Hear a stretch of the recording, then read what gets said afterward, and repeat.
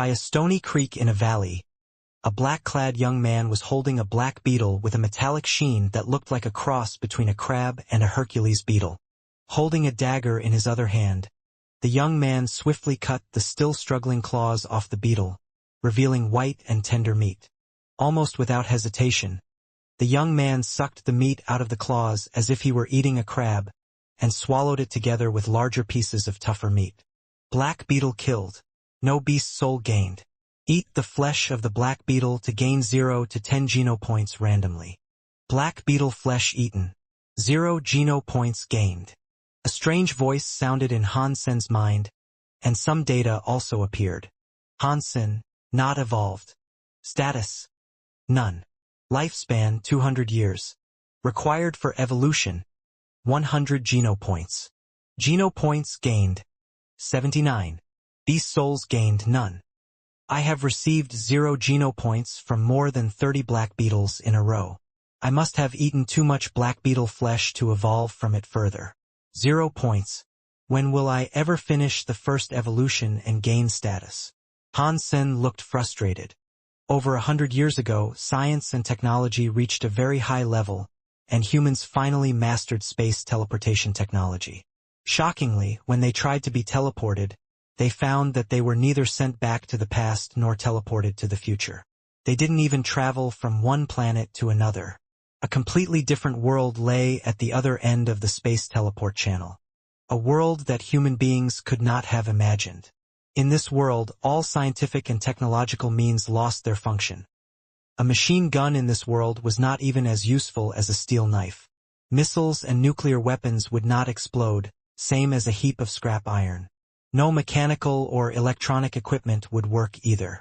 All kinds of horrible creatures inhabited this world.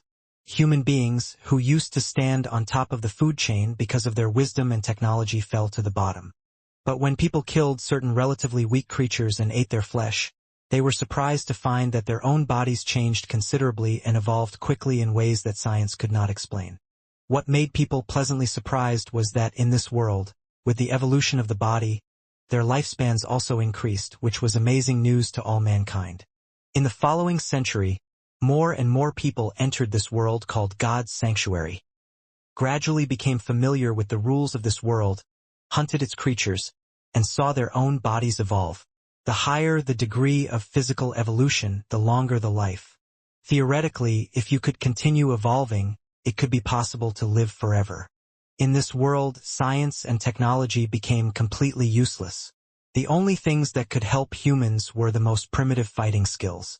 Ancient martial arts, which were almost forgotten in modern society, had an unexpected effect here. All kinds of ancient martial arts had been redeveloped, and after more than 100 years of development, new martial arts schools were formed and became prominent.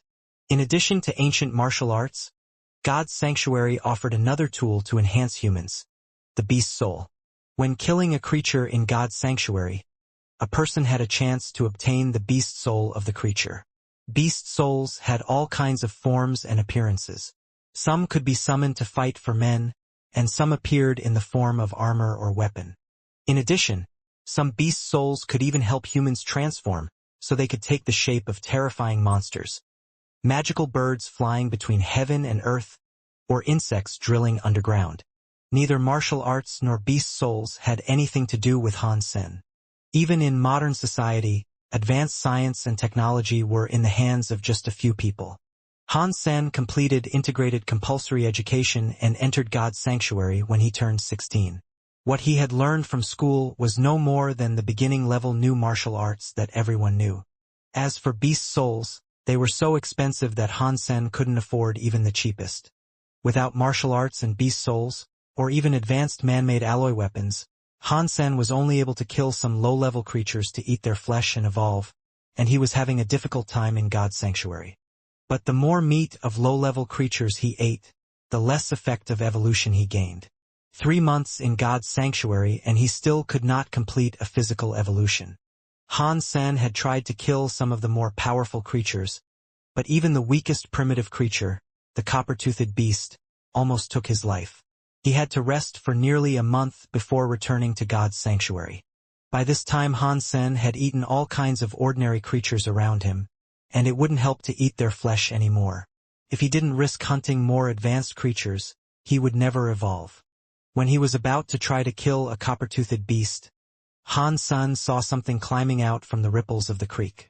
He originally thought it was a black beetle, but immediately noticed something different. All black beetles had black shells, but a bright golden color caught his eye. Han Sen gazed at the creature climbing out of the water. It really was a black beetle, but different from the ordinary ones because of its golden body as big as a basketball. It was like a sculpture carved from gold, and its eyes were crystal clear, like gems. It did not even look like a living thing unless observed carefully. Why is this black beetle so strange? Han Sen stared at the golden black beetle. Recently he had killed countless black beetles and knew everything about them. Their vision was poor, but their hearing was very sensitive. As long as he remained still, even in close proximity, a black beetle would not notice his presence. Han Sen stared at the strange beetle, and unexpectedly, it climbed toward him. Without hesitation, when the golden black beetle crawled next to Han Sen, he held down the golden black beetle's shell with one hand and swiftly cut into its fragile joints with the dagger in his other hand. He made 6 clean cuts vertically and horizontally to remove all 6 claws of the beetle. The golden black beetle struggled and flipped over. Taking this opportunity, Han Sen pierced his dagger into a white mark on its belly and turned it sharply. The golden black beetle suddenly stopped moving. Sacred blood creature black beetle killed. Beast soul of sacred blood black beetle gained. Eat the flesh of sacred blood black beetle to gain 0 to 10 genopoints randomly. Han Sen was stunned by the sudden voice in his head, and he could hardly believe it was true. Sacred blood creature and sacred blood beast soul. Were those even real? The creatures of God's sanctuary were divided into 4 parts. Ordinary creatures, primitive creatures, mutant creatures, and sacred blood creatures. Different genopoints could be gained by eating flesh of creatures of different types. At that time, there were 4 God's sanctuary phases known to men. With each physical evolution completed, access to the next space would be permitted. The more powerful the genopoints used in evolution, the higher the likelihood of surviving in the next space. Sacred blood beast souls were without any doubt the best beast souls. Any sacred blood beast soul could be sold at an enormous price. When Han Sen finally realized what had really happened, he was almost trembling. Holding the dagger to pick open the shell of the black beetle, he filled his mouth with meat as tender as jelly. Flesh of black beetle eaten. 1 sacred genopoint gained. Feeling the flesh turn to energy and hearing the voice in his mind almost brought Han Sen to tears. He grabbed a claw and sucked out all meat from it, feeling waves of energy hitting his body and boiling his blood. There was not much difference between eating a sacred blood black beetle and eating a crab. After sucking the meat clean from all 6 claws, Han Sen started to cut the meat inside the shell. Flesh of black beetle eaten. 1 sacred genopoint gained. Flesh of black beetle eaten. 1 sacred genopoint gained. The strange voice continuously sounded in Han Sen's mind and made him feel on top of the world. As Han Sen was cutting away, he felt his dagger cut into something hard that made a sound like metal. Han Sen stopped. Black beetles and crabs are alike. They look tough, but inside their shells there would be nothing but boneless meat, so how could there be metal? He removed the dagger, pulled aside the meat that had been cut, and saw a corner of black metal. Han Sen cut open all the meat surrounding it, and soon the black metal was completely exposed. At first he thought it was metal, but taking it out, he discovered that it was a black crystal the size and shape of a pigeon egg. Han Sen took the crystal in his hand and didn't feel anything abnormal. The crystal was just like a beautiful, rounded black pebble. But with a closer look, there seemed to be millions of stars shining in it, creating incredible beauty. Here is the easiest area in God's sanctuary, Han Sen thought. Even primitive creatures are hard to find here, let alone sacred blood creatures. How did this sacred blood black beetle suddenly appear? And I've never heard of a sacred blood black beetle before. Black beetles are such low life after all. And this sacred blood black beetle is so outrageously weak. Is its appearance related to the crystal? There was no clue, so he simply ate all the rest of the black beetle meat and was stuffed. He gained a total of 7 sacred geno points. 7 sacred geno points were beyond his wildest dreams. With his background, he needed to risk everything even to kill a primitive creature, let alone a sacred blood creature. The shell of the sacred blood black beetle was also precious material, so Han Sen picked up all the claws and stuffed them into his pocket, together with the upper and lower shells. The shell of ordinary black beetles almost had no value, but the shell of a sacred blood black beetle would probably make a soup that could give him 1 or 2 more sacred geno points. It was the first time Han Sen had eaten a sacred blood creature. Technically he could max out and get 10 sacred geno points. He already had 7 from the meat, and the other 3 should be in the shell. If he were to sell the shell, he could probably afford a nice private aircraft in Levo Interstellar Alliance with the money he received. On the way back to Steel Armor Castle, everyone was pointing at him, gloating and laughing, and no one would come near him. Everyone in the sanctuary was looking at him as if he were a monster. Normally, when an ordinary person went to the sanctuary, even if he were poor, if his martial skills were not too bad, he could always find some companions and kill a few primitive creatures together, and he would be nowhere near as miserable as Han Sen. However, in the entire Steel Armor Castle, no one was willing or had the courage to have anything to do with Han Sen. More than 3 months ago, Han Sen had entered God's sanctuary for the first time. The moment he stepped outside Steel Armor Shelter, he saw a giant white wolf unicorn standing with its back towards him around the corner of the rampart. Without hesitation, Han Sen grabbed his dagger and fiercely stabbed the unicorn in the ass. This stab turned Han Sen and Qin Xian together into the biggest laughingstock in Steel Armor Shelter. Yes, the white wolf unicorn was not a beast, but a human like Han Sen himself. She was just transforming using a beast soul. Qin Xian was also the most powerful woman in Steel Armor Shelter. She was likely to finish her first evolution with sacred geno points and embark on the path of evolution. A new guy stabbing Qin Xian's rear end became the biggest joke in Steel Armor Shelter. Although no one dared to mention this to Qin Xian's face, secretly everyone was laughing their asses off. And Ass Freak became Han Sen's well-known nickname in Steel Armor Shelter. Then Qin Xian declared that whoever spent time with Han Sen would become her enemy. In Steel Armor Shelter, few people could afford to be Qin Xian's enemy. Even if they could afford it, no one would risk antagonizing Qin Xian for the sake of a nobody and ass freak. That was why Han Sen had such a difficult time, but he didn't really blame Qin Xian. It was his fault in the first place. He was too nervous the first time he came to God's sanctuary. Plus he had never seen creatures in his previous world or transformers before, which all led to the unforgivable mistake. Han Sen was already grateful that Qin Xian did not kill him in anger. The only lucky thing was that the teleportation into God's sanctuary was always random, and there were no familiar faces in Steel Armor Shelter, so no one knew his real name. Han Sen returned to his room, made a fire, and started boiling the black beetle claws and shells in a pot. Without tools and know-how, he could only use the most primitive methods to process the shells and extract the geno essence. The shell of a sacred blood creature would take more than an hour or 2 to cook. So Han Sen covered the lid and took out the black crystal to take a closer look. Still, no clues whatsoever. Suddenly, Han Sen caught a glimpse of the caged, green-scaled beast the size of a civet cat in the corner of his room, and suddenly had an idea. Like black beetles, this green-scaled beast was an ordinary creature. Han Sen used to prey on them and bring them back to cook and eat to increase his geno points. But later, green-scaled beasts no longer increased his geno points. So Han Sen didn't eat the last beast and forgot about it. Surprisingly, it was still alive. He grabbed the moribund green-scaled beast from the cage, hesitated for a moment and was about to feed the black crystal to the beast. To his surprise, seeing the black crystal, the dying green-scaled beast gathered all its strength to stretch out its tongue, roll the black crystal back into its mouth and swallow the whole crystal.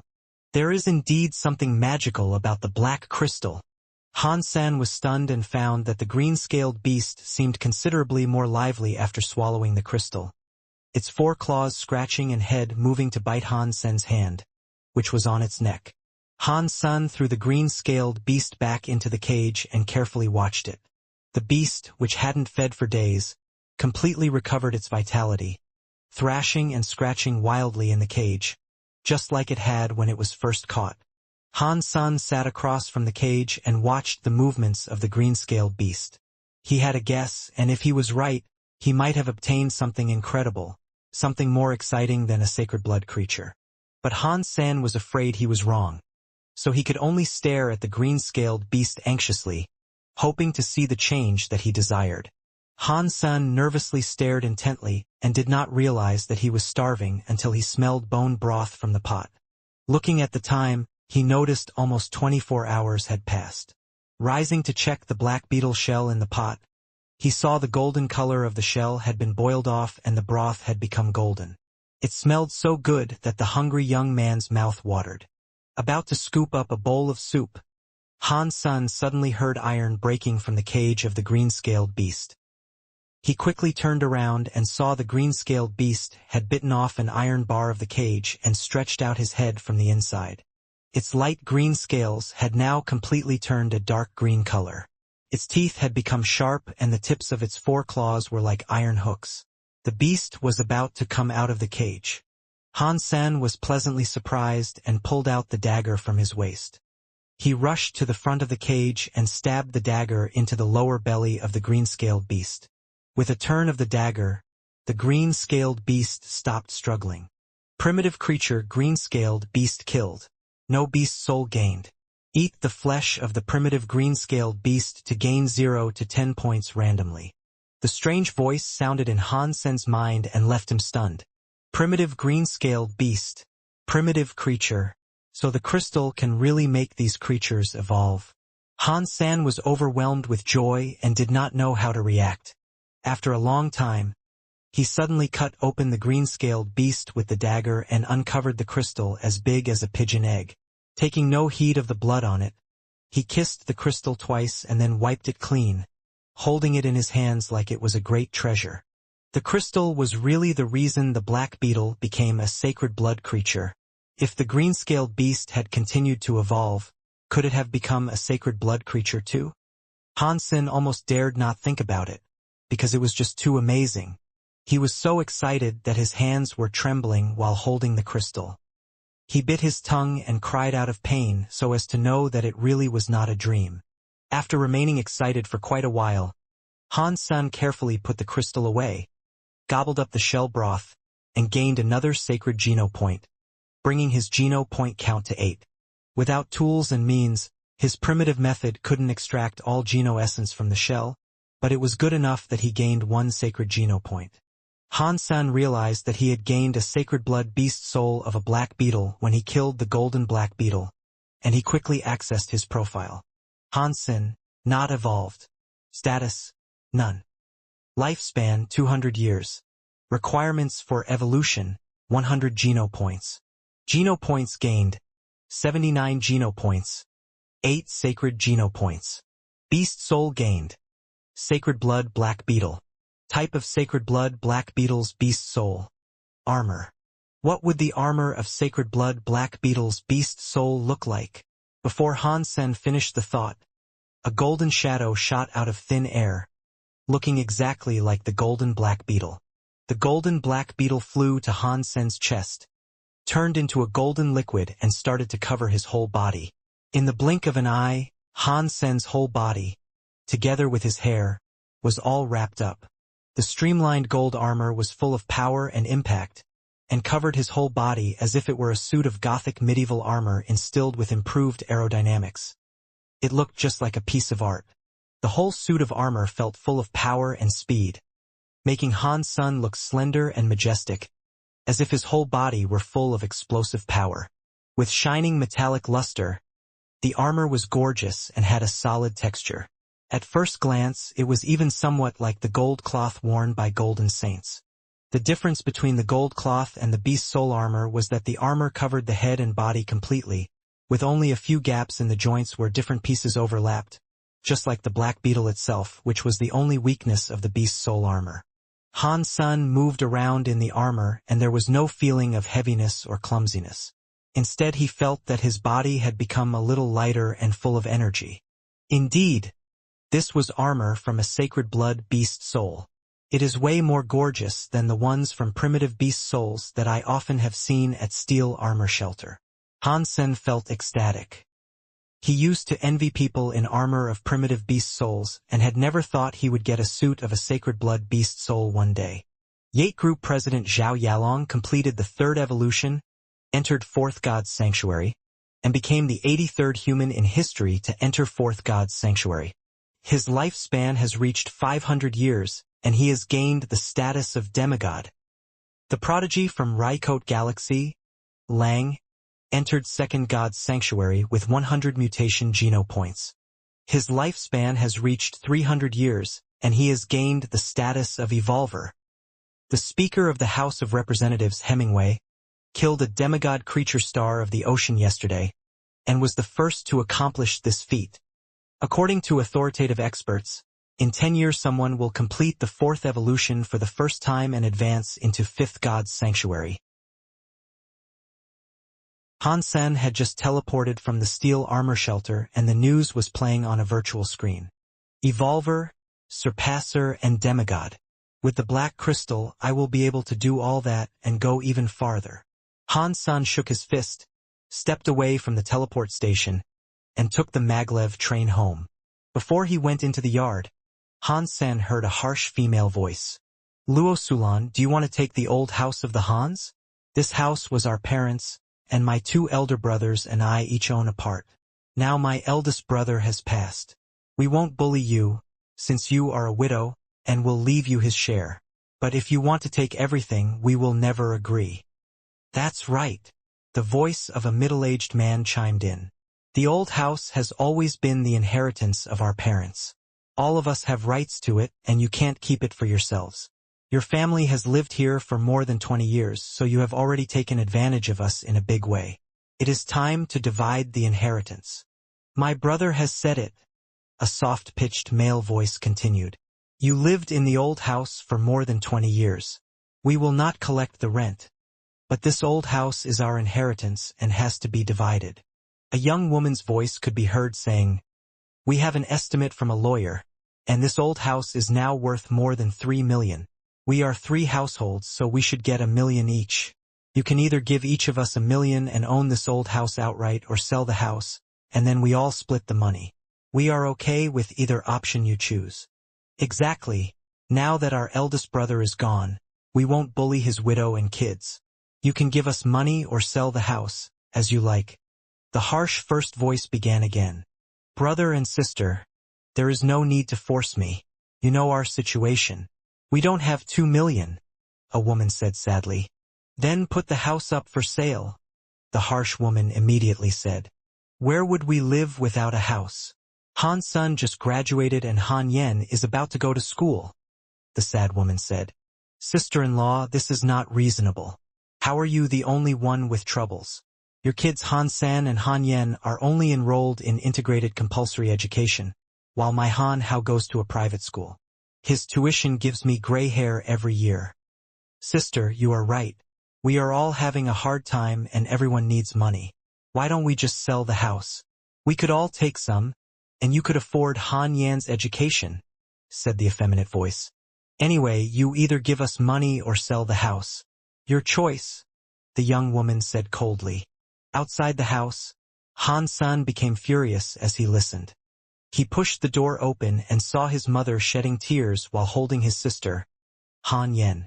The 5-year-old girl curled up in the arms of her mother, her big eyes full of fear. Next to them, 2 men and 2 women were all smiling indifferently. How dare you come here and ask for the old house? Han San pointed to the fierce-looking fat woman and exclaimed in anger. Aunt, you used to be an accountant in the company and brought about tens of millions in bad debts. Did my dad not help you after you begged him? Han Sen, what nonsense. Who caused bad debts? Stop lying. The skinny guy with the effeminate voice cried, pointing to Han Sen. Uncle, you embezzled the company's public funds to invest and lost a few million. Han Sen pointed to the skinny guy. Did you not come to my home and get on your knees to beg my dad for help? And you, uncle, you owed so many gambling debts that you were almost forced to commit suicide. Who helped you? When you were almost beaten to death? Who saved your life? Han Sen pointed to the fat, middle-aged man.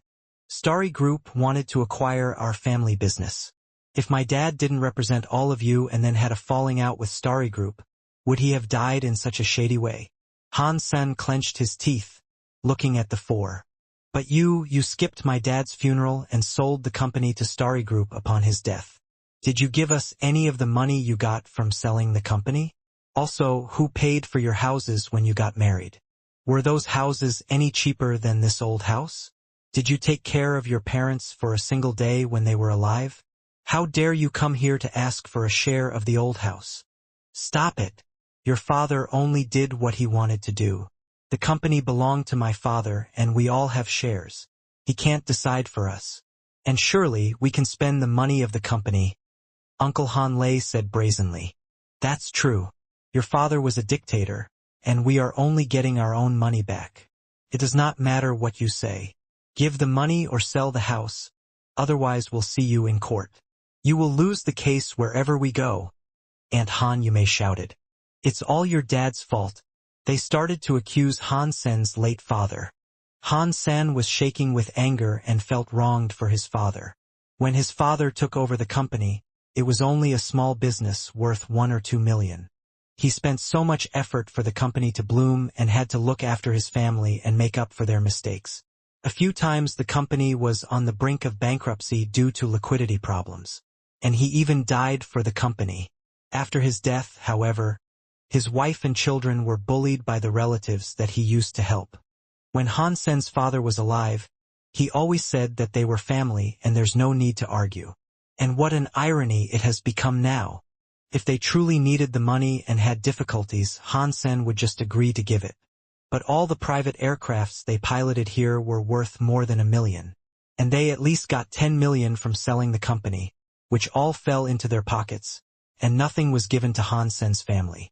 It was simply impossible that they didn't even have 1 million. After making a fuss at Han Sen's home, Han Yume and Han Lei gave his family an ultimatum. They had to come up with the money or sell the house in 1 month.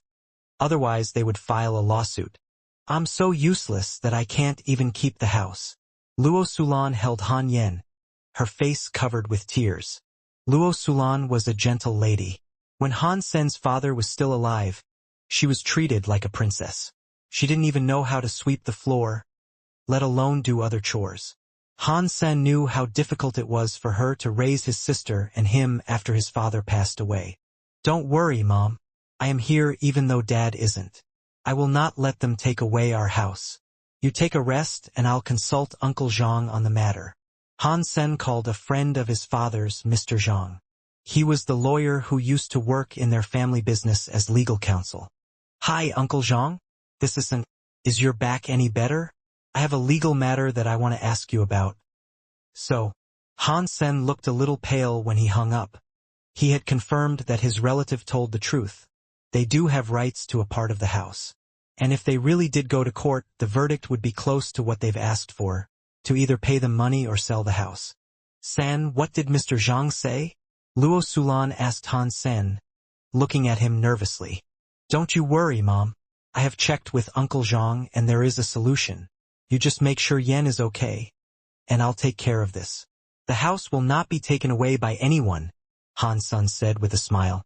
That's good. That's great. Luo Sulan breathed a sigh of relief. Having rested at home for a night, Han Sen took a train to the teleport station and entered God's sanctuary in the morning. Han Sen was teleported to his room at the steel armor shelter. When one was teleported into God's sanctuary, one would appear in a certain room only accessible to him or her. Unless permitted by the owner, others were not able to enter the room. Before finishing the first evolution and entering second God's sanctuary, this was Han Sen's home in God's sanctuary. Now Han Sen had no power or influence. The only solution was to come up with $2 million in a month if he wanted to keep the house. Although he felt it was unfair, without power, there was nothing left to do. $2 million was an enormous amount for a young man who just finished integrated compulsory education. In the past, Han Sen couldn't have earned $2 million in a year, let alone in a month.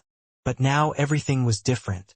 In fact, if he had not already cooked the shell of the sacred blood black beetle, The shell alone would be worth 1 or 2 million. Even without the shell, he still had the black crystal that could make creatures evolve. As long as he had that, 2 million was nothing. Looking at the body of the primitive green-scaled beast on the ground, Han Sen hesitated for a moment before cutting the body into pieces. He then dried the meat, made it into beef jerky and carried it with him in his waistpack. He must first catch a creature before he could use the crystal to make it evolve and trade the flesh of the evolved creature for money. Now that Han Sen owned a suit of Sacred Blood Beast soul armor, he could up his game and start to hunt primitive creatures instead of ordinary creatures. Primitive creatures weren't worth much, and he would waste a day's time waiting for an ordinary creature to evolve into a primitive one. To come up with 2 million, Han Sen would need to sell at least a mutant creature. Primitive creatures were usually seen a dozen kilometers from steel armor shelter. Han Sen had not dared to go that far before, but now he has had his armor.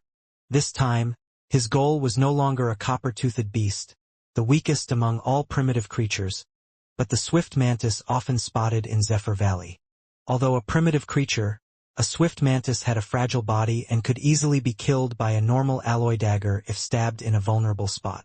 However, a swift mantis was so fast that ordinary people couldn't keep up with it, and its pair of hacksaw-like forelegs could easily split human bones. Once hit by the forelegs, a person would be crippled, if not killed. So few humans would go to hunt this creature. For Han Sen, however, the swift mantis was the best option. It was in the end only a primitive creature, and there was no way it could cut open his Sacred Blood Beast soul armor. If he couldn't be hurt by the mantis, surely he could kill it. The most important thing was that with claws and wings cut off, a swift mantis could no longer fight back but could still live. This way, Han Sen could easily take it back, keep it in his room, and use the black crystal to make it evolve into a mutant creature before he sold its flesh. Of course, if he were able to kill a few swift mantises and got lucky, he might even gain a beast soul. The beast soul of a swift mantis was in the shape of a swift jagged blade, which was a long dagger, a type of weapon Han Sen had mastered. Although the swift jagged blade was only a primitive beast soul weapon, it was the sharpest of all primitive weapons, and could even compare to some mutant beast soul weapons. Because of the danger of hunting swift mantises, few would go to Zephyr Valley, and even fewer had obtained a swift jagged blade. If the rare weapon were to be sold, it would cost more than 2 million. So, if Han Sen could score a beast soul of a swift mantis, there would be no need to sell mutant creature flesh anymore. The closer Han Sen got to Zephyr Valley, the fewer people he could see. Around the valley there was no human activity at all. Han Sen did not dare to go too deep, so he found a hidden place and summoned the Sacred Blood Black Beetle Beast Soul to cover himself in the golden armor. Taking a deep breath, he sneaked towards Zephyr Valley. Han Sen did not dare to go too fast. The valley was covered with trees and wild grass as tall as a man. As the trees and grass swung with the wind, it was difficult to spot any swift mantis that might be hiding there. Even momentary carelessness could lead to broken bones from a mantis attack. Suddenly, Han Sen saw something green, about a foot long, sticking to the grass like a leaf. If he didn't look closely, he would have thought it was part of the grass and would have never imagined it to be a swift mantis that could split a human skull with a single blow. Its pair of sickle-like, jagged forelegs were even longer than its body. Dark green in color, the forelegs were covered in a metal sheen, and were nothing like its fragile body. The rigidity of the forelegs was definitely comparable to the most advanced alpha alloy. Han Sen was lucky that he found the swift mantis before it saw him. Moving towards it, he calculated the nearest he could get to it before being noticed by the swift mantis.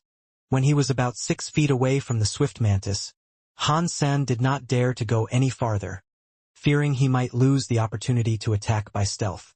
Tightly holding the dagger in his hand, Han Sen rushed out from the grass and cut at the swift mantis' waist in a fast and ruthless strike. But Han Sen had still underestimated the speed and responsiveness of the swift mantis. It had noticed his presence the moment he rushed out. All of a sudden, it rose into the air, gliding with wings spread towards Han Sen in a truly swift move. Its forelegs had cut him in the head before he could even react. Han Sen subconsciously stepped back in shock, yet the mantis forelegs still hit his head. With a sound of metal clashing, Han Sun felt only slight discomfort, as if his head were hit by a stone. And there was not even a scratch on the sacred blood beast soul armor.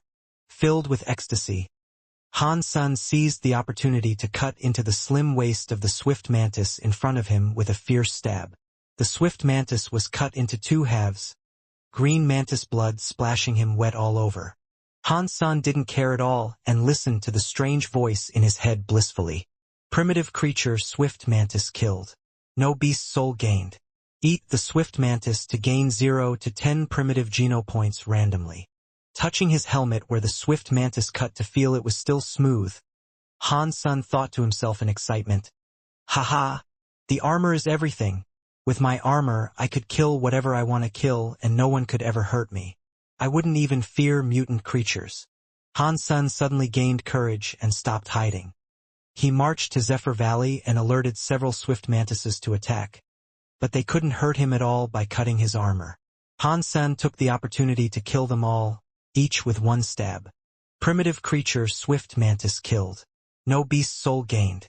Eat the swift mantis to gain 0 to 10 points randomly. Primitive creature swift mantis killed. The voice continuously sounded in his mind, adding to his thrill. He stabbed his way through the valley and killed more 20 mantises in succession. Su Xiaoqiao was on his way to Zephyr Valley as well, quietly mulling over his own bad luck. His parents were the owners of an interstellar conglomerate and were considered both distinguished and aristocrats. He, however, was randomly assigned to Steel Armor Shelter, where he had no friends or even acquaintances. To get an aristocratic title, Su Xiaoqiao could only choose to follow Qin Xian in order to max out on mutant geno points and become an evolver. There were two types of titles in Levo Interstellar Alliance. One was distinguished. Once one became a surpasser, one could be certified as distinguished. The other was an aristocratic. If one could evolve with 100 mutant or more advanced geno points, one could be certified as an aristocrat. Either title involved a lot of benefits in the Alliance, and most importantly they were a symbol of social status.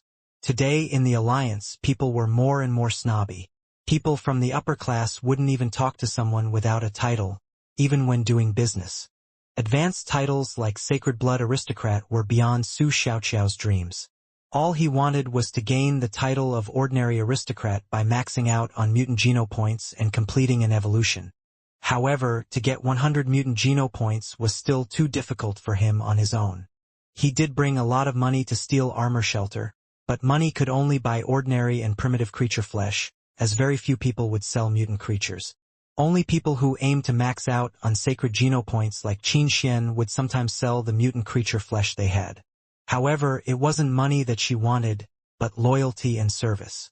Su Xiaoqiao was now running errands for Qin Xian, exploring the places less known to people, and looking for traces of sacred blood and mutant creatures to gather information for her. With the information, she could then gather a team to hunt down these creatures, and the team members would get mutant creature flesh in return. Su Xiaoqiao had been exploring for a month and found no traces of mutant creatures, not to mention sacred blood ones. Running out of supplies, he had to return to Steel Armor Shelter. When he passed Zephyr Valley, he thought there might be mutant creatures around, as the area was so sparsely populated. After he sneaked in the valley, he felt something strange. He didn't see any swift mantises, not even one. A mile into the valley, all he saw were some messy traces on the ground. Someone must have wiped out the swift mantises. Fist Guy or Son of Heaven. No, although there are signs of fighting, there should be more damage if it were a group of people. Surprised, Su Xiaoqiao sped into the valley, wondering what had happened. As he expected, there were many green blood stains from swift mantises along the way. He followed the blood stains and turned a corner. What he saw stopped him in his tracks, appalled. Next to the piled bodies of swift mantises stood a golden figure. In the sun, the figure looked like a robot in gold-cast armor. "Brother, you killed all these swift mantises?" Su Xiaoqiao saw no one except for the guy in golden armor. The dead mantises were still bleeding, so they couldn't have been dead for long. Su Xiaoqiao couldn't believe that someone was able to kill so many mantises in such a short amount of time. Although the swift mantis was only a primitive creature, considering the sharpness of its forelegs and its speed, even those who had maxed out on primitive genopoints didn't dare to provoke it. After all, there were too many weak spots on human body, and no one wanted to risk losing his life or getting severely injured from a mantis cut. There were at least 36 dead swift mantises on the ground. Even Qin Xian would need some helping hands to achieve this. Su Xiaoqiao wouldn't believe that someone could have done it alone. Want some? 1,000 levo dollars each. Han Sen was just considering what to do with the mantises. He was on a killing spree and forgot the fact that there was no way he could eat so much mantis meat. And even if he could eat them all, only the first few could gain him geno points. 1,000 each? Are you sure? Su Xiaoqiao looked at him, surprised. Although many people were able to hunt primitive creatures, they were in short supply, especially the ones that most people had never eaten, like swift mantis. After all, people's energy was limited, and there was a limit to how many geno points the meat from the same type of creature could offer. Only by eating the flesh of a variety of creatures could one keep collecting geno points. Those who were relatively well off would all be willing to pay for the creatures they hadn't eaten yet in order to be able to quickly max out on their primitive geno points. Therefore, the primitive creatures that were easy to kill could bring a few hundred each, while the ones that were difficult to hunt, such as the swift mantis, could sell for 2,000 or 3,000 each and still be in short supply. Su Xiaoqiao calculated and figured that he could double or triple the price if he could transport these mantis bodies back. Yes, 1,000 levo dollars each. Han Sen nodded. It wasn't that Han Sen did not know what the mantises were worth. Without a car or other tools, there was simply no way he could move all these bodies back on his own. And if he left now, the bodies might be stolen when he returned. Moreover, Han Sen did not want to waste his time and energy on this. He had more important things to do, and he could take some loss of the profits. As the wholesaler, he had to leave some profit to the retailer. Sure, I'll take them all. How many are there? Su Xiaoqiao was on board. The swift mantises could bring him more than money. Primitive creatures like the swift mantis that ordinary people couldn't easily access would make great gifts. No one could refuse such a nice offer, as long as they hadn't maxed out on primitive geno points. A total of 43. I'll give you a discount and charge only 40,000. Han Sen was just casually asking and did not expect this ordinary-looking guy to be so rich that he could buy them all. Su Xiaoqiao took out his wallet and pulled out 10 $10,000 notes. Brother, I'll give you 50,000 for these mantises. The other 50,000 is a down payment for whatever good stuff you may have in the future. I'll always give you a good price and would pay even higher for mutant creature flesh. 100,000 was a small amount for Su Xiaoqiao. It would even cost him as much to buy someone a fancy dinner.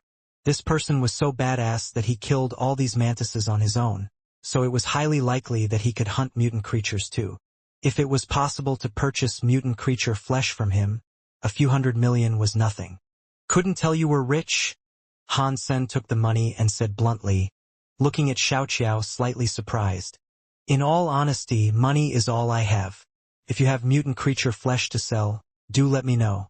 The price is definitely not a problem, Su Xiaoqiao boasted, afraid that he might lose this great opportunity. Great. What's your name and address? I will come and find you if I have something. Han Sen appreciated Xiaoqiao's generosity and thought he might be an ideal buyer for the mutant creature he planned to produce using the black crystal. After all, the black crystal had to remain a secret.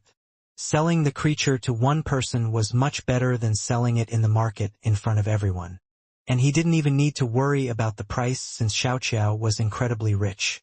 Brother, my name is Su Xiaoqiao and that's my real name. My room number at Steel Armor Shelter is 1046. How about you? What's your name and where do you live? Su Xiaoqiao said. $. That's the only thing I care about. Prepare some money, and I'll go to room 1046 once I have something. Han Sen put the money into his pocket, waved goodbye to Xiaoqiao and left Zephyr Valley. Having been through his father's death, Han Sen did not want to have too many exchanges with others. He just wanted to take care of his mother and sister and do his own thing. Other people or things didn't really affect him. Brother, I'll wait for you. You must come. Remember, the price is definitely not a problem. Su Xiaoqiao shouted at the back of Han Sen while waving his hand. After Han Sen left, Su Xiaoqiao couldn't help but call out, "How could I get these back?" Su Xiaoqiao thought for a while and decided to carry some back in a bag and ask some friends to help him carry the rest. Fortunately, there were almost no humans in Xiahir Valley. When Su Xiaoqiao came back with friends, all the bodies were still there. "Xiaoqiao, is it true that Dollar killed all these swift mantises?" Su Xiaoqiao's friends looked wide-eyed at the pile of mantis bodies. "Of course, although I did not see him hunting. There was no one else in Zephyr Valley at the time and the mantises had just died." "Who else could it be?" Su Xiaoqiao said. "I think it must be a gang of people that killed these swift mantises, and others must have left him to deal with the bodies. I don't believe one person could kill so many mantises. He must be bragging." He was definitely bragging. None of Su Xiaoqiao's friends believed Han Sen killed the swift mantises alone. Han Sen didn't go back to Steel Armor Shelter after leaving Zephyr Valley. In a flash, he killed every swift mantis in a frenzy so that there were none left. "Well, I'll just go hunt a copper-toothed beast. There are plenty of them near Steel Armor Shelter, and there is a high chance of catching a mutant copper-toothed beast, so it wouldn't seem too suspicious if I were to produce a mutant one using the crystal." Han Sen found a habitat of copper-toothed beasts and wanted to catch one that was alone. Only able to find a small group of copper-toothed beasts, Han Sen went ahead and killed all of them but one, taking advantage of his tough armor. Primitive creature copper-toothed beast killed. No beast soul gained. Eat the flesh of copper-toothed beast to gain 0 to 10 primitive geno points randomly. Primitive creature copper-toothed beast killed.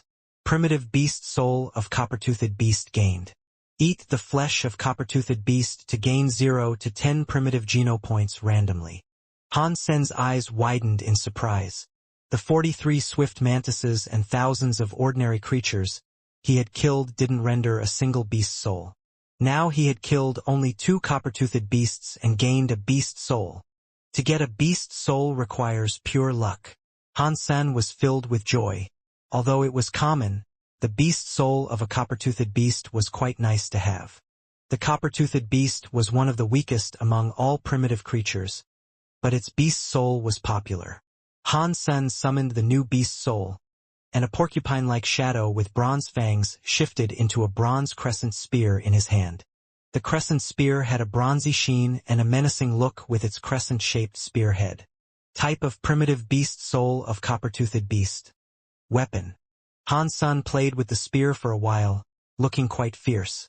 He was taught basic spear skills at school. Han Sen was interested in all kinds of weapons, so he learned well. Han Sen put away his spear before he grabbed the living copper-toothed beast and went back. On his way back, he found a lonely spot to remove his armor. Looking like himself again, Han Sen went back to Steel Armor Shelter, carrying the knocked-out and tied-up copper-toothed beast on his shoulder. At the gate of the shelter, a gang of about a dozen people were marching out, all riding on different tall beast soul mounts, headed by a man wearing steel armor and carrying a blood-red sword on his back. The man was riding a triceratops-like beast soul mount, looking mighty and majestic, attracting envious glances from all around. In Steel Armor Shelter, there are 3 outstanding persons who aim to complete evolution by maxing out on sacred geno points. This man, Son of Heaven, was one of them. Han Sen didn't know his real name and identity, but he was definitely a king in Steel Armor Shelter. Carrying the copper-toothed beast, Han Sen stepped aside to let the gang pass. However, Son of Heaven stopped his mount when passing by him. Crack! Son of Heaven looked at Han Sen and slashed him on the shoulder with a leather whip. The copper-toothed beast fell on the ground, and Han Sen's clothes were ripped apart. A wound started to swell on his shoulder and back. "Who had the nerve to sell you this primitive creature?" Son of Heaven asked in a cold tone, looking down at him condescendingly. In Steel Armor Shelter, everyone knew that Son of Heaven was wooing Qin Xian. Ass freak who stabbed Qin Xian in the rear naturally became his enemy. He was also one of the reasons why Han Sen was miserable. When learning Qin Xian was stabbed, Son of Heaven not only had Han Sen beaten up, but also let everyone know that whoever would dare to do business with Han would become his enemy for life. I hunted it myself. Han Sen stared back coldly, fist clenched but standing still. Not only had Son of Heaven gained a lot of Geno points, but he also had collected many beast souls. Since he had help from his gang, Han Sen wouldn't be able to touch the guy even with his best effort. Even with his sacred blood armor, he would be beaten to death before he approached Son of Heaven. God's sanctuary was different from the Alliance in that there was no law at all. Power was everything. Han Sen would only die in vain. Plus, Son of Heaven was said to be of prominent origin in the Alliance. Even if Han Sen were killed by him in the Alliance, Son of Heaven might not be subject to legal sanctions. Han Sen was not afraid of death. But if he died, what about his mother and sister?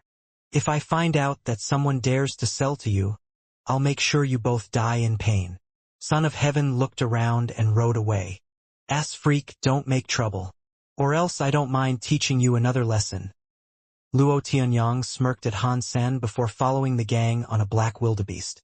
Luo Tianyang, a henchman and old acquaintance in the alliance of Son of Heaven, was one of those whom he sent to beat Han Sen up. Han Sen watched the gang going away with fire burning in his eyes. He picked up the copper-toothed beast quietly and walked towards steel armor shelter, with everyone watching him with derision. Stronger. I need to become stronger. With scorching anger in his chest, Han Sen knew he was far too weak to fight the gang on his own. The black crystal, however, was his biggest opportunity. Son of Heaven, just get rid of him for good, Luo Tianyang said coldly. Son of Heaven smiled and said, Qin Xian is a stubborn girl. She doesn't like people to intervene in her business. Since she did not kill Han Sen, she might be upset if I did. What an unwise woman! Another henchman of Son of Heaven, Peerless Sword, said. It's her honor that you, bro, would chase her, while she just puts on airs. If it weren't for you, I would have killed her already. Don't put Qin Xian down. She is quite something in both God's sanctuary and the Alliance. If she becomes mine, it will be a huge advantage to me. Son of Heaven said grimly. End of discussion. We need to get to Sunset Slope before Fist Guy's gang. That sacred blood creature has to be ours. Han Sen returned to his room, tied the copper-toothed beast to a cage and put the black crystal in front of it. The beast gobbled up the black crystal greedily. After an entire day, Han Sen noticed some changes to the copper-toothed beast. Its fur had been gray-black like a wild boar, and its fangs had been bronze. Now its fur also started to show a bit of bronze luster, and the fangs had become brighter in color. However, this was not a true mutant copper-toothed beast, which ought to look like a bronze statue. Although this one did show some bronze luster, it was still quite different from a mutant one. It seems that the evolution from a primitive creature to a mutant creature is a more complex process than from ordinary to primitive, so it requires more time than one day, Han Sen pondered. After more than 2 days, its bronze color thickened, but the copper-toothed beast still didn't look like it was going to evolve anytime soon. Han Sen had to let the beast evolve at its own pace, and go kill some primitive creatures for money. Plus, he could also use some primitive Geno points.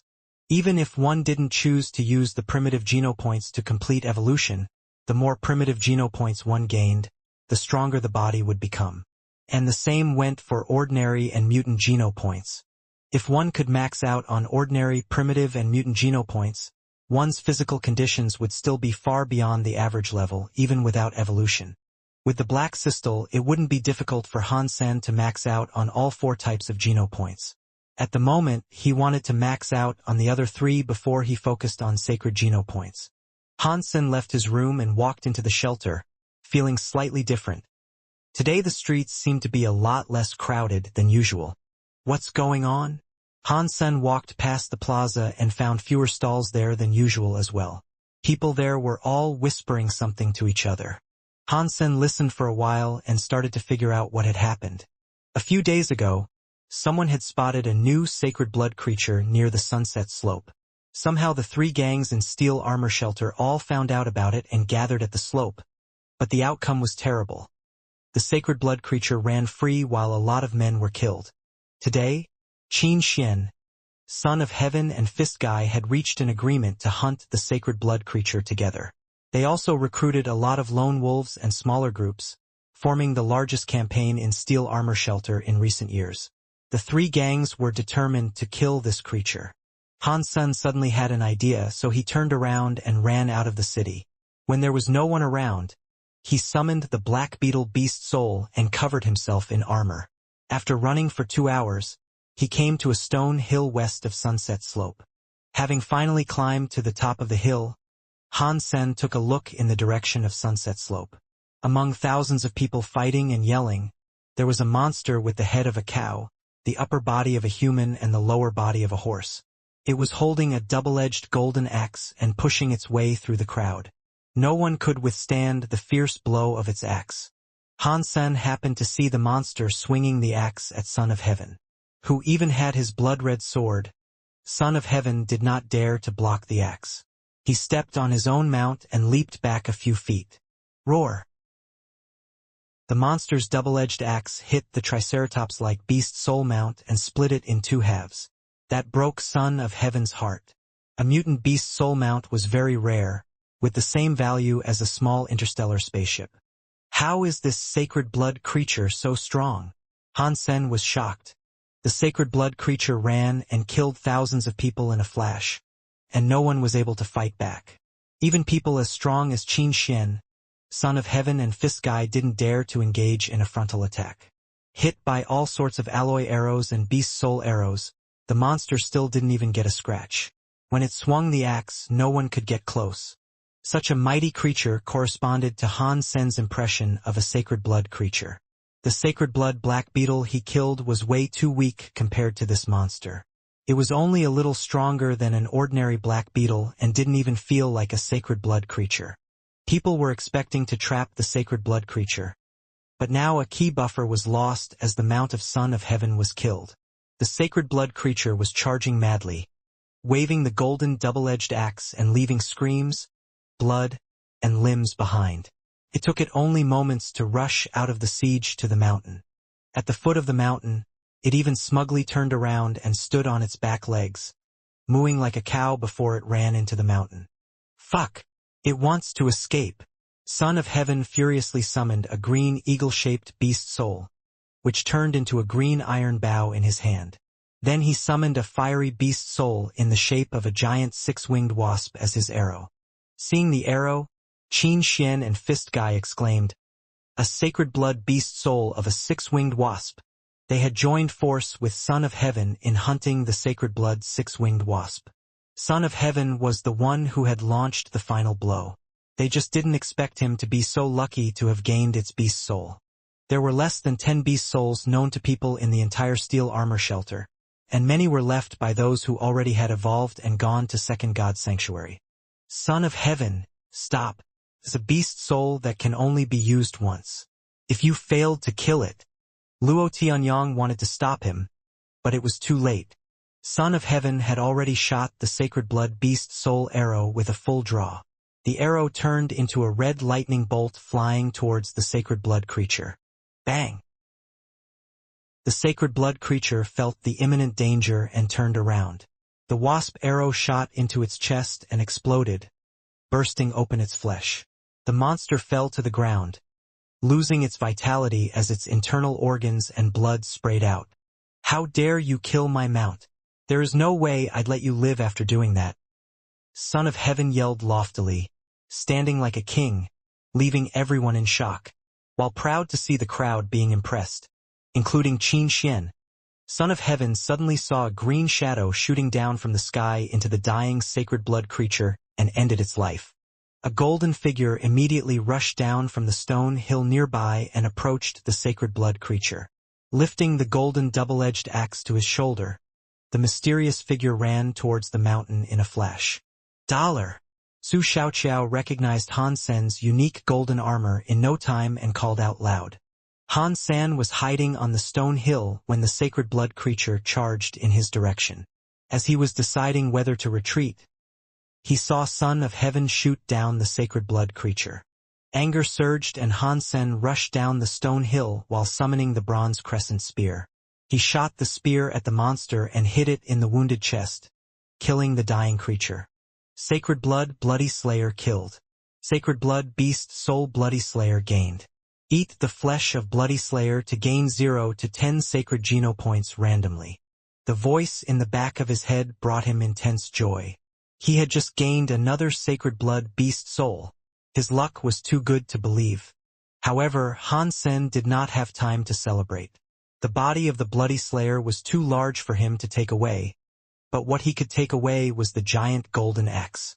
The creatures in God's sanctuary could produce certain treasures through special means. People called these treasures gears. Although gears were just like solid items and could not be summoned like beast souls, they could perform as well as beast souls if they were produced by advanced creatures. The Bloody Slayer was peerless when holding the golden axe, and the axe could easily break normal beast soul weapons and beast soul mounts, so it proved to be an excellent Sacred Blood gear. Han Sen's goal was to get the golden axe, and the beast soul of Bloody Slayer was completely unexpected loot. Watching Han Sen running on the mountain with the golden axe, everyone was stunned. Motherfucker! Son of Heaven let out a raging roar when he realized what had happened. With a black wildebeest summoned as his mount, he rode madly in Han Sen's direction. Behind him, his gang all raced off on their own mounts to chase Han Sen, roaring and rebuking him. Han Sen did not expect the golden axe to be so terribly heavy. With 8 sacred geno points, he was already a lot stronger than before, yet he could still barely walk with the axe, not to mention run. The Bloody Slayer made it seem so light. How could I run off with such a heavy weapon? Hansen looked back and could already see Son of Heaven and his gang only half a mile from him. Although it was too heavy to carry, Han Sen would never leave behind such an excellent Sacred Blood gear. He suddenly thought of his newly gained beast soul of the Bloody Slayer, took a look at it and suddenly cheered up. Type of Sacred Blood Bloody Slayer's beast soul. Shape-shifting. Without thinking, Han Sen summoned the beast soul of Bloody Slayer, and a majestic shadow galloped out, looking just like the monster, only missing the giant axe. The beast's soul ran towards Han Sen and was instantly integrated with him. His body was transformed into a Bloody Slayer and the black beetle armor changed its shape accordingly, still fully covering Han Sen's body as a Bloody Slayer.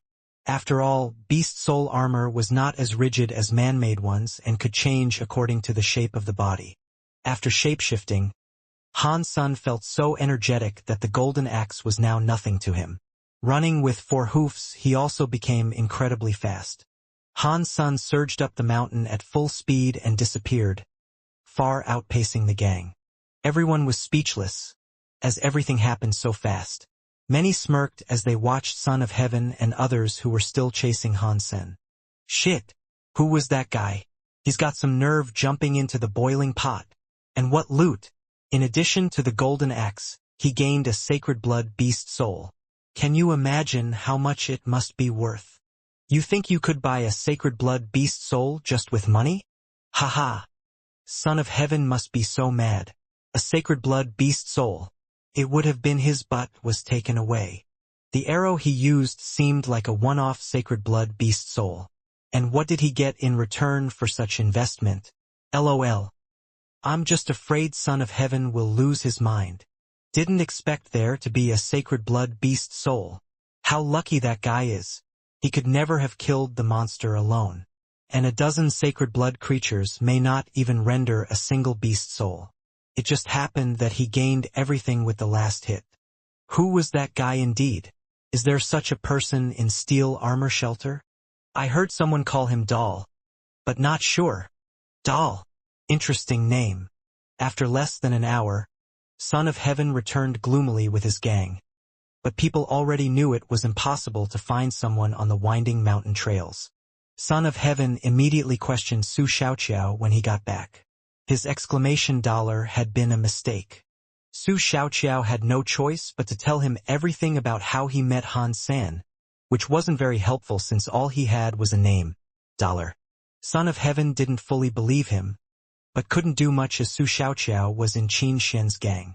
He bitterly led his gang back to Steel Armor Shelter and locked down the shelter, swearing to find Dollar and cut him into pieces. Most people did not learn the name Dollar, while Dal became popular. For a while, Dal, son of heaven, sacred blood creature, and sacred blood beast soul became the most popular topics in steel armor shelter. Han San was digging a pit at the foot of the mountain, planning to bury the giant golden axe there. Although he escaped the manhunt of Son of Heaven by shapeshifting into the Bloodslayer, there was a limit to how long he could shapeshift. As one of the most powerful beast soul types, shapeshifting beast souls could directly impart significant changes to a human body, which could be unbearable for those with weak genes. The stronger the creature one wanted to shapeshift into, the more genopoints and bodies were needed.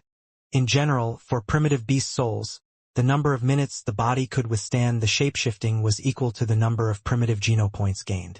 In addition, one mutant genopoint could support 10 minutes of shapeshifting with primitive beast souls, and in turn, 10 primitive genopoints could support 1 minute of shapeshifting with mutant beast souls. Now Han Sen had 8 sacred genopoints, which could last him only 8 minutes for shapeshifting as a Bloodslayer. Even counting the ordinary, primitive, and mutant genes he had gained altogether, he could shapeshift for less than 10 minutes. It was enough for escaping, but if he were to fight a gang of people, he could only kill 1 or 2 before his time was up. No one could see a sacred blood beast soul if it wasn't summoned. Yet the golden axe could not be turned invisible. The person he mainly had offended was Son of Heaven. Yet the campaign was a joint one, and the axe should have been the mutual gain of all 3 gangs. Hence, Han Sen had pissed off all of them and could only bury the axe in that spot for the time being. If I could sell the giant golden axe, it should easily bring at least 2 million. Han San was still excited after burying the axe. A sacred blood gear was not as valuable as a sacred blood beast soul, but still considered almost priceless. If he could sell it, 2 million would be a small amount. As for the sacred blood beast soul, Han Sen had not even thought of selling. This was the bedrock of his survival and success in God's sanctuary, and it would be like killing the goose that lays the golden egg if he were to sell it. Returning to steel armor shelter, he saw Luo Tianyang guarding the gate with others. Everyone who tried to enter the shelter was interrogated. Can you even see what beast souls I have? Han Sen had no fear as he had already buried the golden axe. A young man at the gate stopped him and wanted to do a body search on him, while Luo Tianyang said, "Why waste any time on that scumbag? How is it even possible that he would be Dollar? Fuck off." The young man pushed Han Sen away and turned to search other people. Han Sen looked at Luo Tianyang with a sneer and went into the shelter. Everyone in the street was talking about what had happened at Sunset Slope. Listening to people calling him Doll, Han Sen thought, "Damn Su Xiaoqiao, who told you to call me Doll?" He was happy to know that Son of Heaven was furious and strode back to his room. In another room, Su Xiaoqiao stood in front of Qin Xian, almost in tears. "Xian, you need to believe me. I've told you everything I know. I really did not know Dollar, but only saw him once in Zephyr Valley and bought some swift mantises from him, which I gave to my brothers as gifts. Just ask around if you don't believe me. They even helped carry the mantises back from the valley. I am not blaming you. I just want you to contact Dollar. Tell him I am willing to buy his sacred blood beast soul and gear, and ask him how much he wants," Qin Xian said quietly. "But I really do not know where he is," Su Xiaoqiao said sadly. "Then go find him. Don't let anyone know about this and go look for him secretly. If you manage the task, I'll reward you." Qin Xian showed Su Xiaoqiao out after she gave the order, not waiting for his reply. After he left, Qin Xian frowned to herself. Who could Dollar be? Is he someone in Fist Guy's gang? Or was the whole thing orchestrated by Son of Heaven? If he really is on his own, can I get him on my side? If I can't, it would also be nice to purchase the sacred blood beast soul and gear. Almost at the same time, Fist Guy sent his men to look for Dollar in secret, trying to buy the sacred blood beast soul and gear from him. Although it was a joint action, the only one who suffered a loss was Son of Heaven. If it had not been for his sacred blood wasp arrow, the bloody slayer would have run away and there would have been nothing for Qin Xian and Fist Guy. Now they could share some flesh of the bloody slayer, so it had gone well for them. However, Son of Heaven lost a mutant beast soul mount and a sacred blood wasp arrow. while being robbed of the sacred blood beast's soul and gear. Anyone in his place would have been exasperated. The entire steel armor shelter was looking for dollar, yet no one connected him to Ass Freak. Son of Heaven also put a price on his head, and even offered to pay a reward for any substantive information. The price was so good that even Han Sen wanted to offer himself for the reward. Primitive green-scaled beast flesh eaten. 1 primitive geno point gained. Han Sen squatted in the bushes, watching a deep pond near him while chewing meat jerky made from the green-scaled beast. Up until this point, he had gained 91 ordinary geno points, 26 primitive geno points, 0 mutant geno points, and 8 sacred geno points. The copper-toothed beast was still slowly evolving, so Han Sen could only go out to hunt some primitive creatures, hoping to gain more primitive geno points. Because the black beetle armor would draw too much attention, he could only go deep into the mountains where nobody goes, fearing that Son of Heaven would know where he was.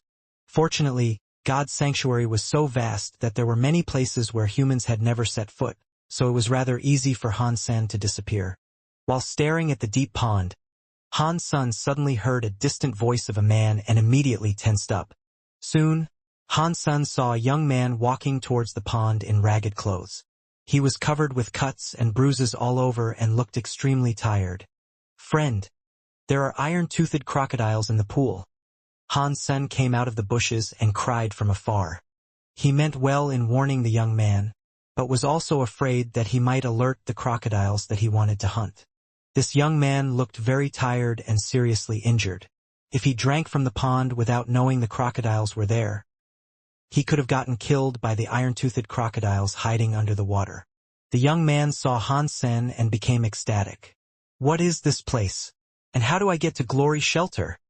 he asked, staring at Han Sen. "Glory Shelter?" Han Sen hesitated, looking at the young man strangely. "We are in Teaks Mountains north of Steel Armor Shelter, and I do not know where the Glory Shelter you mentioned is. I have come so far that I'm now in the territory of another shelter?" The young man whispered to himself, looked up at Han Sen, and said with an almost commanding tone, "Take me to the shelter." Han Sen frowned, as the tone of the young man wasn't very polite. Quietly he said, "You go south from here. If you don't walk too slowly, you can reach the shelter before dark. I have to hunt, so I can't accompany you." Han Sen was preparing to go back into the grass, not expecting the young man to suddenly hit him in the back. Losing balance and falling to the ground, Han Sen knocked his head on a rock and started to bleed. "What are you doing?" Han Sen covered his wound and stood up, glaring at the young man. "All I want is obedience, not bullshit. Take me to the shelter." The young man looked at Han Sen coldly. "Fuck you." Han Sen summoned his bronze crescent spear and poked it at him. Rubbish basic spear skills taught in integrated compulsory education. Even though my beast souls were all ruined on the way here, scum like you can't compare to me. The young man looked at Han Sen contemptuously, raised one palm and slashed it at Han Sen's spear. The young man's hands looked nothing like hands of a man, but rather like they were sculpted out of a whole piece of white jade, giving off an incredible sheen. Crack! The beast's soul spear was cut in half by his palm as easily as a steel knife cutting through wood. Hyper-Geno art! With only half of the spear in his hand, Han Sen was horrified. Science and technology were of no use in God's sanctuary, but ancient martial arts played an unexpectedly important role. With all the Geno points gained, humans were able to perform some mythical ancient martial arts in the real world. Nonetheless, it wasn't the so-called chi but the power of genes that powered the ancient martial arts. So, the more Geno points gained, the more effective ancient martial arts would be. The research showed that ancient martial arts could stimulate and bring out the potential of genes, offering extraordinary power to mankind.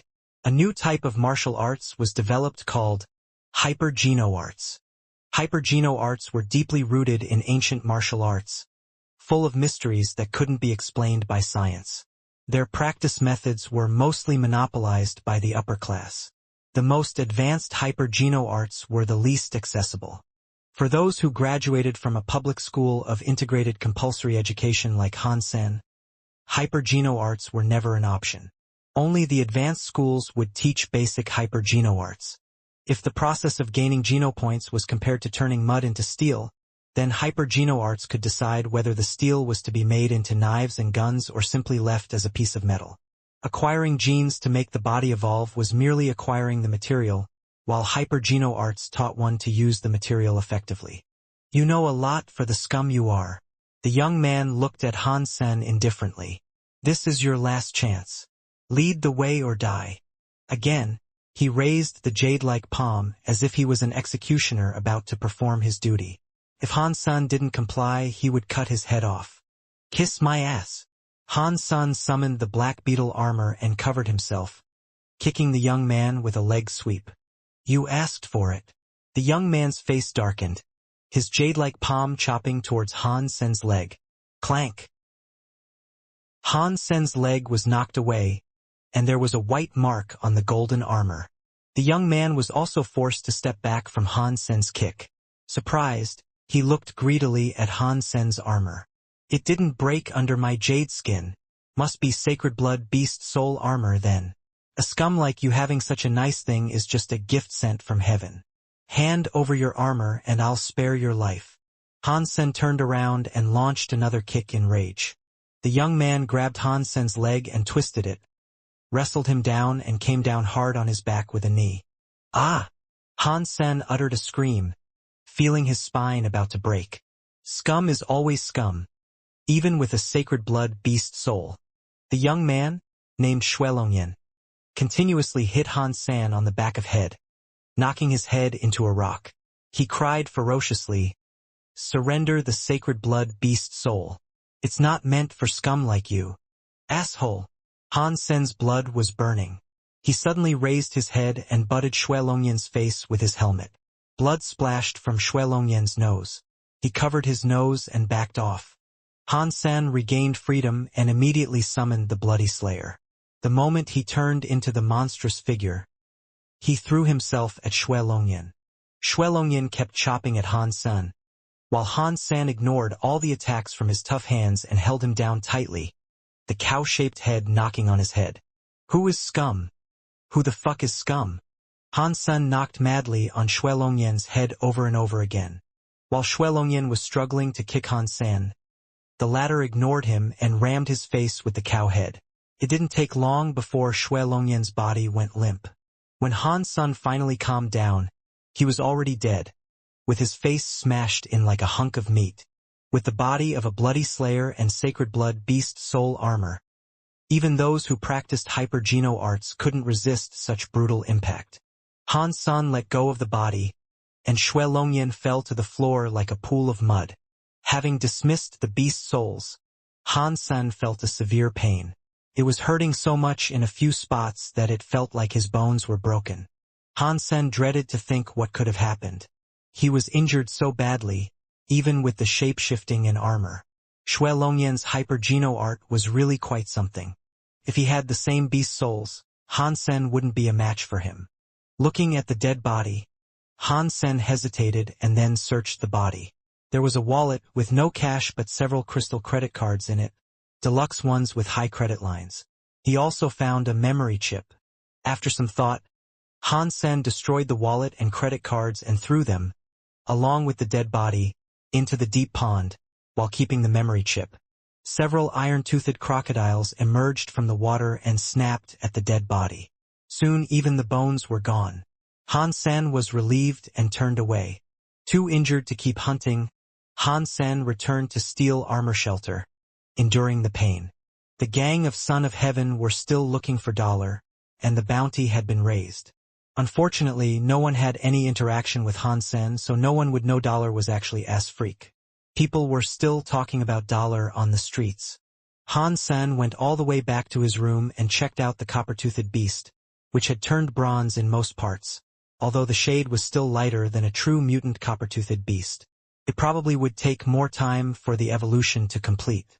Teleporting out of God's sanctuary, Han Sen went to see a doctor. Multiple fractures of the bone were diagnosed, and it took the doctor a long time to fix all of them. Fortunately, Han Sen still had the 10,000 he earned from Su Xiaoqiao, or else he wouldn't even have been able to afford the medical bills. Back home from the hospital, Han's son closed the door and inserted the memory chip into a smart gadget, trying to find out Shui Longyan's identity. Able to cross the mountains and swamps to reach steel armor shelter and having practiced a hyper-geno art that looked very advanced, Shui Longyan would be very a formidable opponent if he still had his beast souls with him and had not been injured. The smart gadget displayed the contents of the memory chip, and Han Sen only had to look for a while before he became wild with joy. Hyper-geno arts? It's a tutorial for hyper-geno arts. Han Sen almost laughed out loud. The hologram stored in the chip was a naked woman making odd movements while reciting arcane incantations. With each movement, she would also give some explanation. Although the woman was extremely beautiful, Han Sen was completely attracted to what she was talking about and had no other thoughts. Jade skin. Isn't this the hypo-geno art used by Shui Longyan? Han Sen had seen the power of jade skin when Shui Longyan used it, and became even more happy.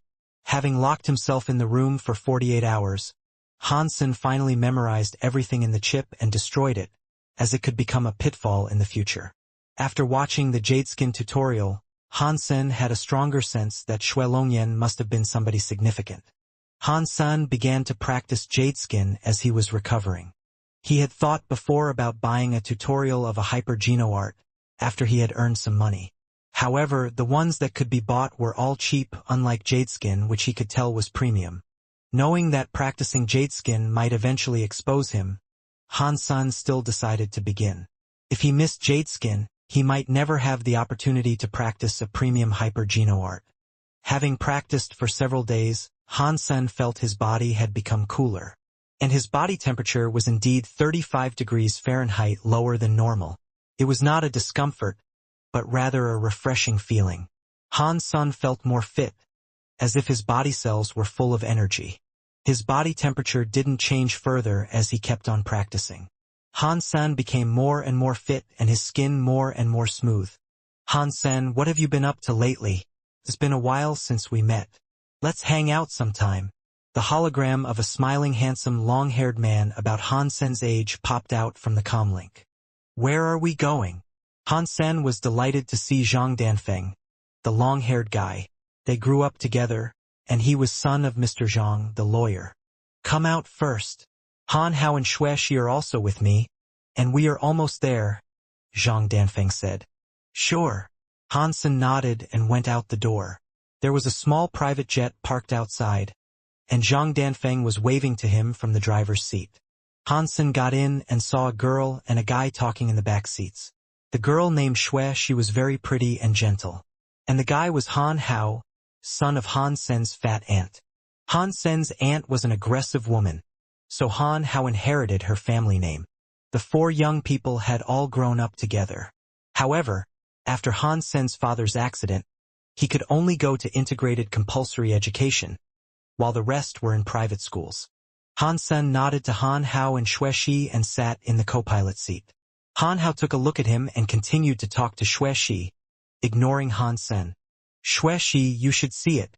Dollar just waved his hand and turned into a monster with horse legs, a human upper body and a cow head in golden armor. Son of Heaven and his gang could do nothing but watch him gallop away. Han Sen was somewhat surprised to see Han Hao sputtering on. He did not know Han Hao was also randomly sent to the steel armor shelter. Han Hao was 3 months younger than him, so he should have just had his birthday and gained access to God's sanctuary. For unknown reasons, if those under 16 were teleported, their bodies would suffer irreversible damage. So according to the Alliance laws, one must be 16 years old to be teleported to God's sanctuary, regardless of social status. Hey Frenzy, where are we going? Han Sen asked Zhang Danfeng. Although Zhang Danfeng was a good-looking man, he became crazy whenever he was in a fight, hence the nickname. Zhang Danfeng's face lit up. Starlight Martial Hall. My idol Tang Jinliu's going to be in an exhibition fight held there. He was the chosen last year, and his broadsword skills are so fierce. Zhang Danfeng was full of yearning. In this era where everyone was focused on evolution, stars no longer came from acting, singing, sports, and esports, but from fighting. In God's sanctuary, once every year the martial hall of each shelter would open at the same time, and those in the top 100 could have their names on the martial stele in the martial hall. The champions from each shelter would be eligible to compete among themselves. And the same happened in all 4 phases of God's sanctuary. The top 10 from each phase could have their names on the sacred stele, which was public to everyone in the same phase, and gain the title The Chosen. And the 10 chosen would become the hottest stars of the year. In recent years, Qin Xian had always been the champion of steel armor shelter, but her name was never on the sacred stele, so she was never among the top 10 of First God's Sanctuary. Ranking number 5 last year, Tang Jinliu was known for his fierce broadsword skills. He was very popular among young people and even more well-liked than the top 4. He was paid as high as 10 million levo dollars for any exhibition match. Knowing his popularity, Han Sen was nevertheless shocked when he saw a full house at Starlight Martial Hall, which could accommodate more than 100,000 people. Many crazy fans were holding signs and calling out Tang Jinliu's name.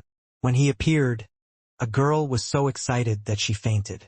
If I could have my name on the sacred stele like Tang Jinliu once in my life, then I'd know I've lived. Zhang Danfeng said admiringly. You will frenzy. Han Sen smiled and said, watching the young people around him going crazy for Tang Jinliu's appearance.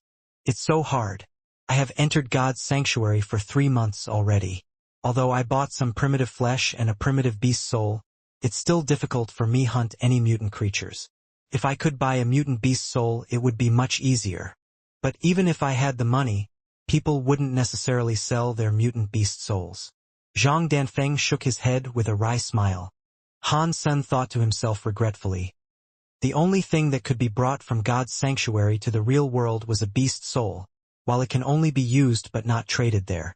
Otherwise I could produce mutant creatures and would gain some mutant beast souls eventually, which could be really helpful to Frenzy. Haha! Then I have better luck than you, Danfeng. I just entered God's sanctuary and have already gained a mutant beast soul. Such a pity you are not in steel armor shelter, or else we could hunt together and I could help you, Han Hao said proudly. You've gained a mutant beast soul already? Tell the truth. Did you hunt it or pay for it? Zhang Danfeng cried, staring at Han Hao. Of course I hunted it myself, Han Hao said loudly. Han Sen laughed to himself. Since he was a kid, Han Hao had always raised his voice when he lied. His parents probably bought him the mutant beast soul with an enormous amount of money. The cheapest mutant beast soul would cost millions, and good ones tens of millions. So that's why his relatives were after the old house. It was a huge expense for them. Although the company had earned a lot of money, they had probably spent it all by now. Tang Jinliu was indeed awesome. Although it was just an exhibition fight, his broadsword skills were so swift and fierce that his broadsword almost became invisible. After watching for a while, Han Sen knew that Tang Jinliu must have practiced premium hyper-geno arts and learned his weapon skills from masters. And he was no competition to Tang Jinliu. Tang Jinliu won the fight and summoned a beast soul to perform, shape-shifting into a 3-meter-tall Tyrannosaurus creature and smashing a huge stone with its head, arousing a burst of screaming. Sacred blood beast soul of raging Dementor. I would do anything for a beast soul like this. Zhang Danfeng stared at Tang Jinliu, who turned into a monster with a watering mouth. This is nothing. This beast soul is nothing like the $1 has. Han Hao sputtered about dollar as if it were himself. It would take a showdown to tell. Tang Jinliu was Danfeng's idol, so he was upset to hear that. I don't know how good dollar was, but his sacred blood beast soul was robbed from others, and it was not a chivalric act. Even if he had a great beast soul, he would not be comparable to Jinliu. Han Sen blushed with shame and thought, oh Frenzy, you didn't know what a hard time I was having. How could I let go of an opportunity like that? Not to mention Son of Heaven was my enemy. Han Sen was hesitating whether or not to tell them that dollar was himself but decided not to. It wouldn't do them any good after all. Rate translation quality. Han Sen kept practicing Jadeskin and recovering after he returned home. Every 2 days he went to God's sanctuary to check on the copper-toothed beast. It took the beast half a month from the time it swallowed the black crystal to become a mutant creature, but it was still the size of an ordinary copper-toothed beast, while the mutant copper-toothed beasts Han Sen had seen were twice that size. In addition to the size, the one he evolved into wasn't much stronger either, not even close to a true mutant one. Han Sen took out his alloy dagger and slashed the beast on the neck, but caused no damage at all. It was his dagger that chipped. So it is somewhat different from an ordinary one. Han Sen shape-shifted into a bloody slayer and snapped its neck by force. Mutant copper-toothed beast killed. No beast soul gained.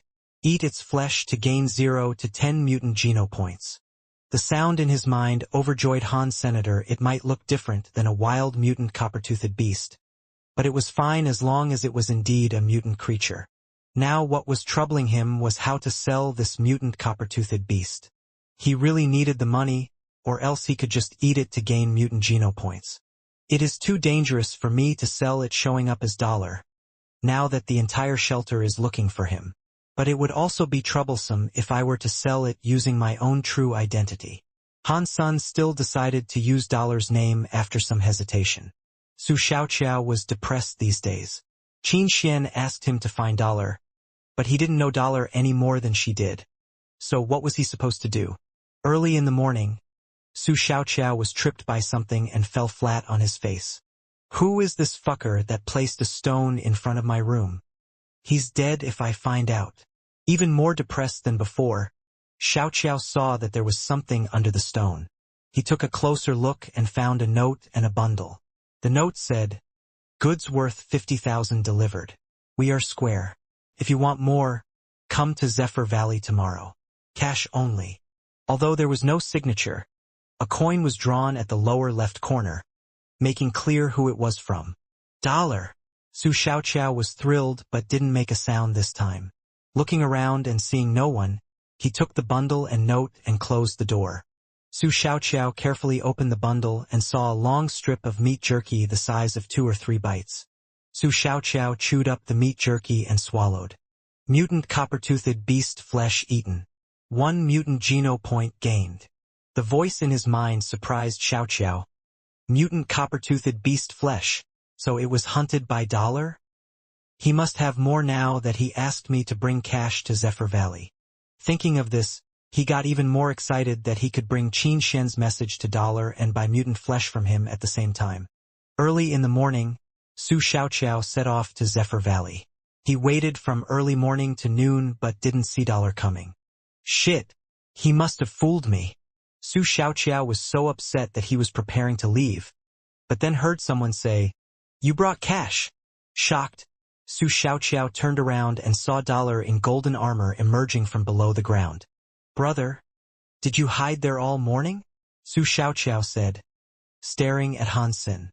"I've been hiding here since last night. You know what's going on right now, and I have to be careful," Han Sen said casually. "I admire you, Dollar, but you really have nothing to worry about.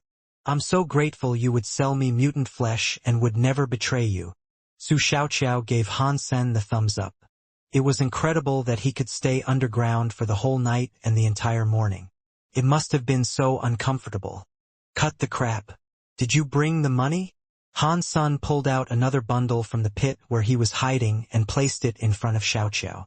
Su Xiaoqiao looked inside the bundle, which was full of the same meat jerky he had eaten yesterday. There must have been more than 5 pounds of it. He excitedly asked, "Dollar, did you make all this from the mutant copper-toothed beast?" "Yep, an entire mutant copper-toothed beast is right here. 2 million, and no bargaining," Han Sen said.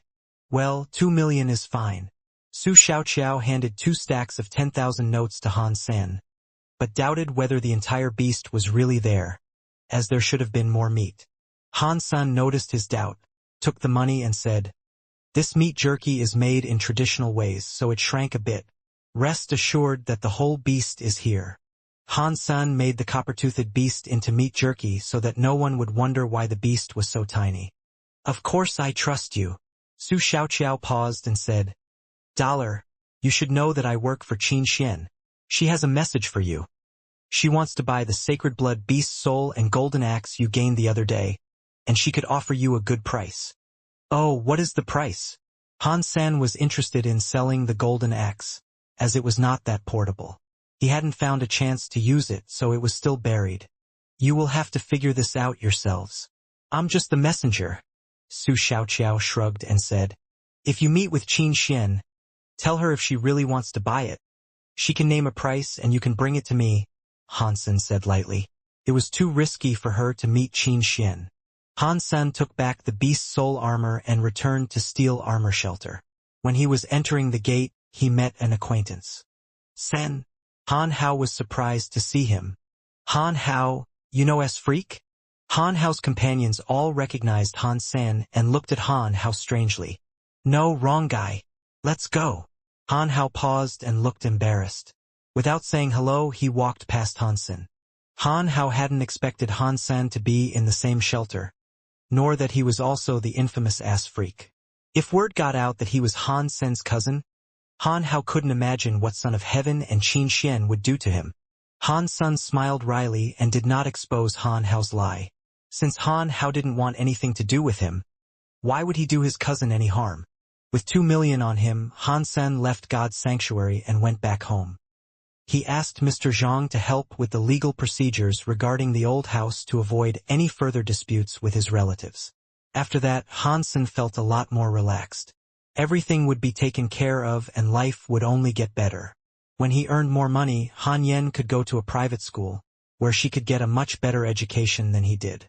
In some elite schools, she could even learn hyper-geno arts and have a much better start. To enter an elite school, however, her family must be aristocratic. So Han Sen must complete one evolution and gain the title. That would be a piece of cake for me. I could even have the title of Sacred Blood Aristocrat if I want. Han Sen's spirits were high. Brother, you here? Han Yen, in floral pajamas and holding a doll in her arms, poked her head through the door and searched for Han Sen. Seeing Han Sen sitting on the bed, she ran over and leaned against him with the doll. Naughty girl. Why are you still up? Han Sen pinched her little nose. Yen wants to listen to a story. It's been forever since you told me stories. And I've missed you so much since you've been gone. Han Yen looked at Han Sen with watery eyes. Han Sen sighed secretly. Since he graduated and entered God's sanctuary, he had almost no time for his little sister, which he felt so guilty about. I'll tell Yen a story right now. Han Sen sat Han Yen on his lap, opened a storybook and read softly, Once upon a time. After Han Sen returned to God's sanctuary, he decided to catch a primitive creature to feed, which, incredibly, would turn to a mutant one in half a month. But Han Sen was more curious to know how long it would take for it to become a sacred blood creature, which is what he needed most. It was still relatively easy to hunt a wild mutant creature, but almost impossible to hunt a sacred blood one. Take the Bloody Slayer for example. He could never have killed it if it weren't already severely injured by Son of Heaven. The moment Han Sen left his room, he was pulled away by someone. Han Sen turned and saw Han Hao, who pulled him to a remote spot.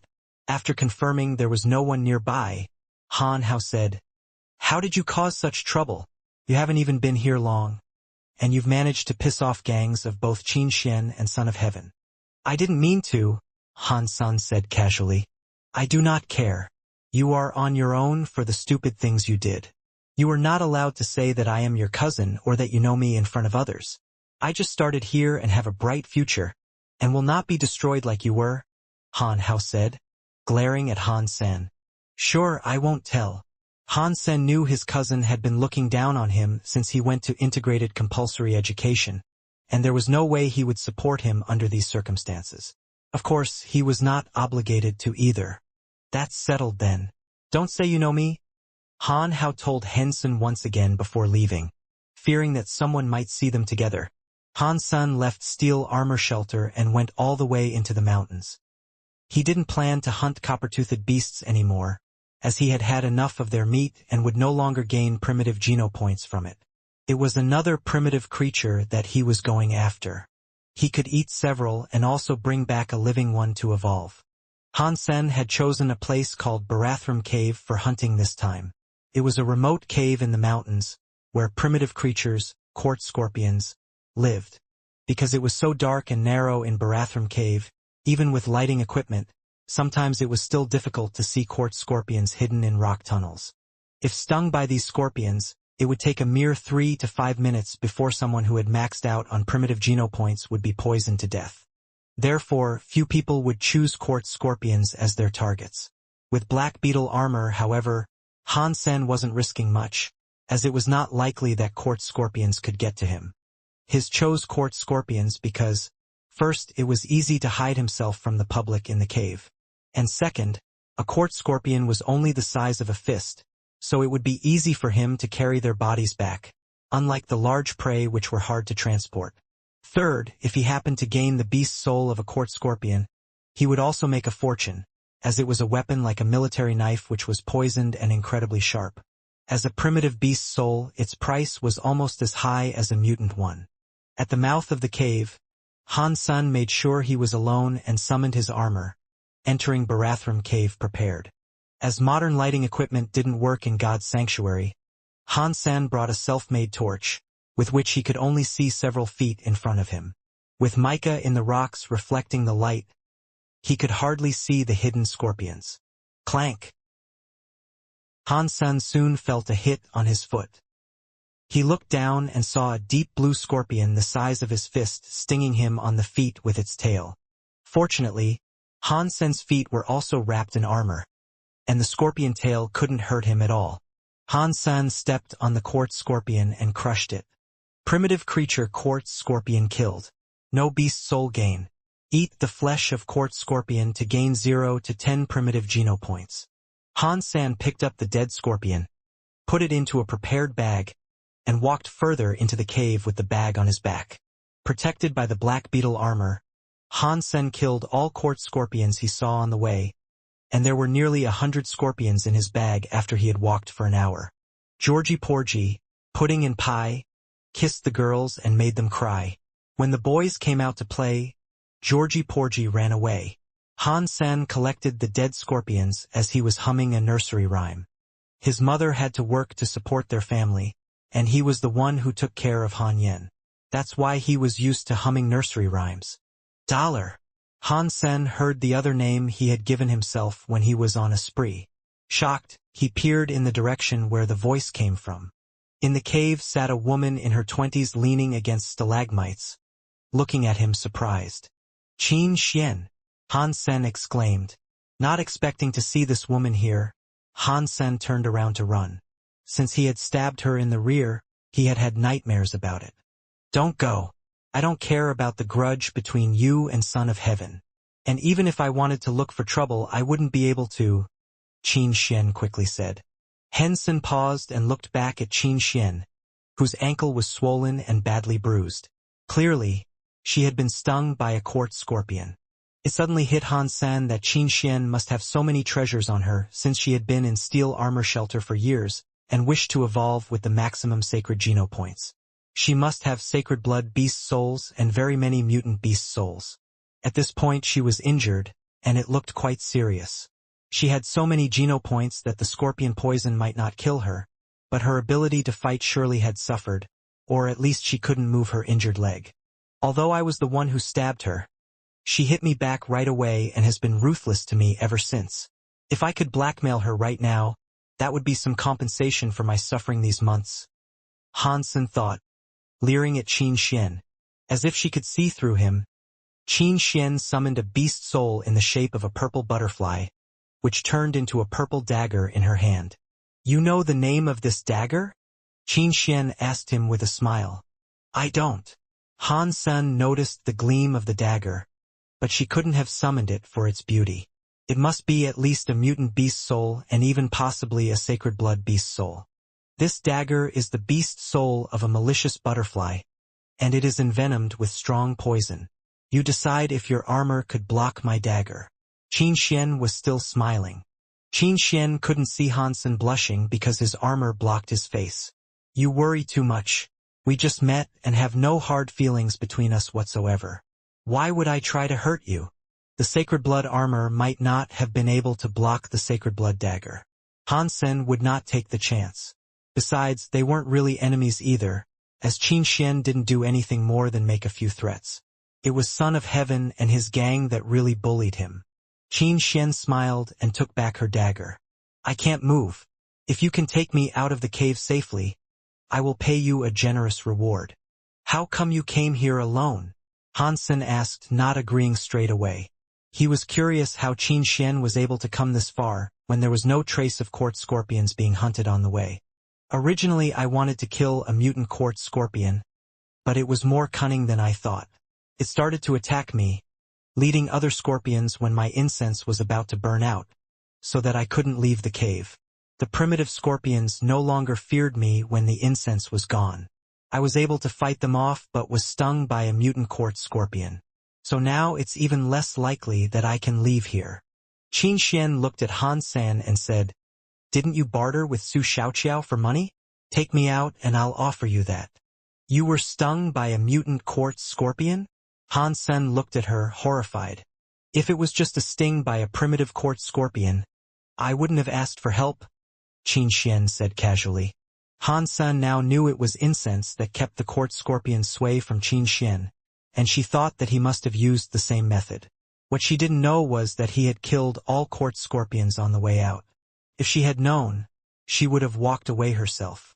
"Did you not kill the mutant scorpion?" Han Sen asked again. "Yes, but I did not get a beast soul. No one could get the flesh either, as it's full of scorpions out there," Qin Xian said. "I'll take you, not for money but for a mutant beast soul." "You are too greedy." Qin Xian glanced at him. "Miss Qin, for you, a mutant beast soul is nothing. Is your life not worth it?" Hansen said. "All right then." Qin Xian looked at Hansen earnestly. "Amazing. You have a deal, Mississippi." Hansen walked farther into the cave. "What are you doing?" Qin Xian frowned. "I'll take you out after picking up the corpse of the mutant court scorpion you killed." Hansen continued to go inside. "There are so many scorpions there. Don't you need incense?" Qin Xian looked at Hansen, puzzled. "Why do men need incense?" Hansen came back with a giant blue scorpion about a foot long in his hand. Qin Xian sighed after looking him up and down. "I was tricked by you. You have already killed all the court scorpions out there, haven't you?" "Smart girl." Hansen poured the dead scorpions from his bag, which soon piled into a heap. Although Qin Xian had guessed it, she was still surprised to see that Hansen had killed so many scorpions. Hansen put the corpse of the mutant scorpion in his bag first before he started to fill it with primitive scorpions. There were still a few that wouldn't fit in there, and he didn't waste those but ate all the flesh until he had cleaned them up. Primitive quartz scorpion flesh eaten. For primitive geno points gained. "I haven't seen anyone quite like you, willing to eat such disgusting things." Qin Xian had never met someone who had such nice equipment but remained so stingy. "Come on." Han San squatted next to Qin Xian, wanting to carry her out on his back. "Since there are no scorpions anymore, I could just walk out," Qin Xian said. "You have promised me a mutant beast soul and couldn't take that back anyway. Why not enjoy my service with your injured leg?" Hansen said. "You are right. Why not?" She bit her bottom lip, got up and carefully climbed onto the back of Hansen. With the armor, Hansen couldn't really enjoy the feeling of her body against his. He walked out carrying Qin Xian with his bag in one hand. She only weighed about 100 pounds, which was nothing for Hansen, who had already gained quite a lot geno points. They emerged from the cave in no time. "Where are you going?" asked Hansen. "Back to the shelter," Qin Xian said. Hansen no longer spoke and carried her towards steel armor shelter. After an hour, he let her down. "It is not too far away from the shelter now, and people pass by here all the time. Wait for a while, and then ask them to bring you back." Hansen extended an empty hand to Qin Xian. "Now, my mutant beast soul. I have asked Su Xiaoqiao to send a message. Would you sell me the sacred blood beast soul and gear?" Qin Xian didn't hesitate before she handed over a mutant beast soul in the shape of a black cat to Hansen. "What is your offer for the golden double-edged axe?" Hansen asked. 2 million. "That is a piece of sacred blood gear, while 2 million won't even get you a mutant beast soul." Hansen frowned. "Sacred blood gear is very nice, but you can't take it to the real world, while beast souls could be used outside God's sanctuary. That explains the price.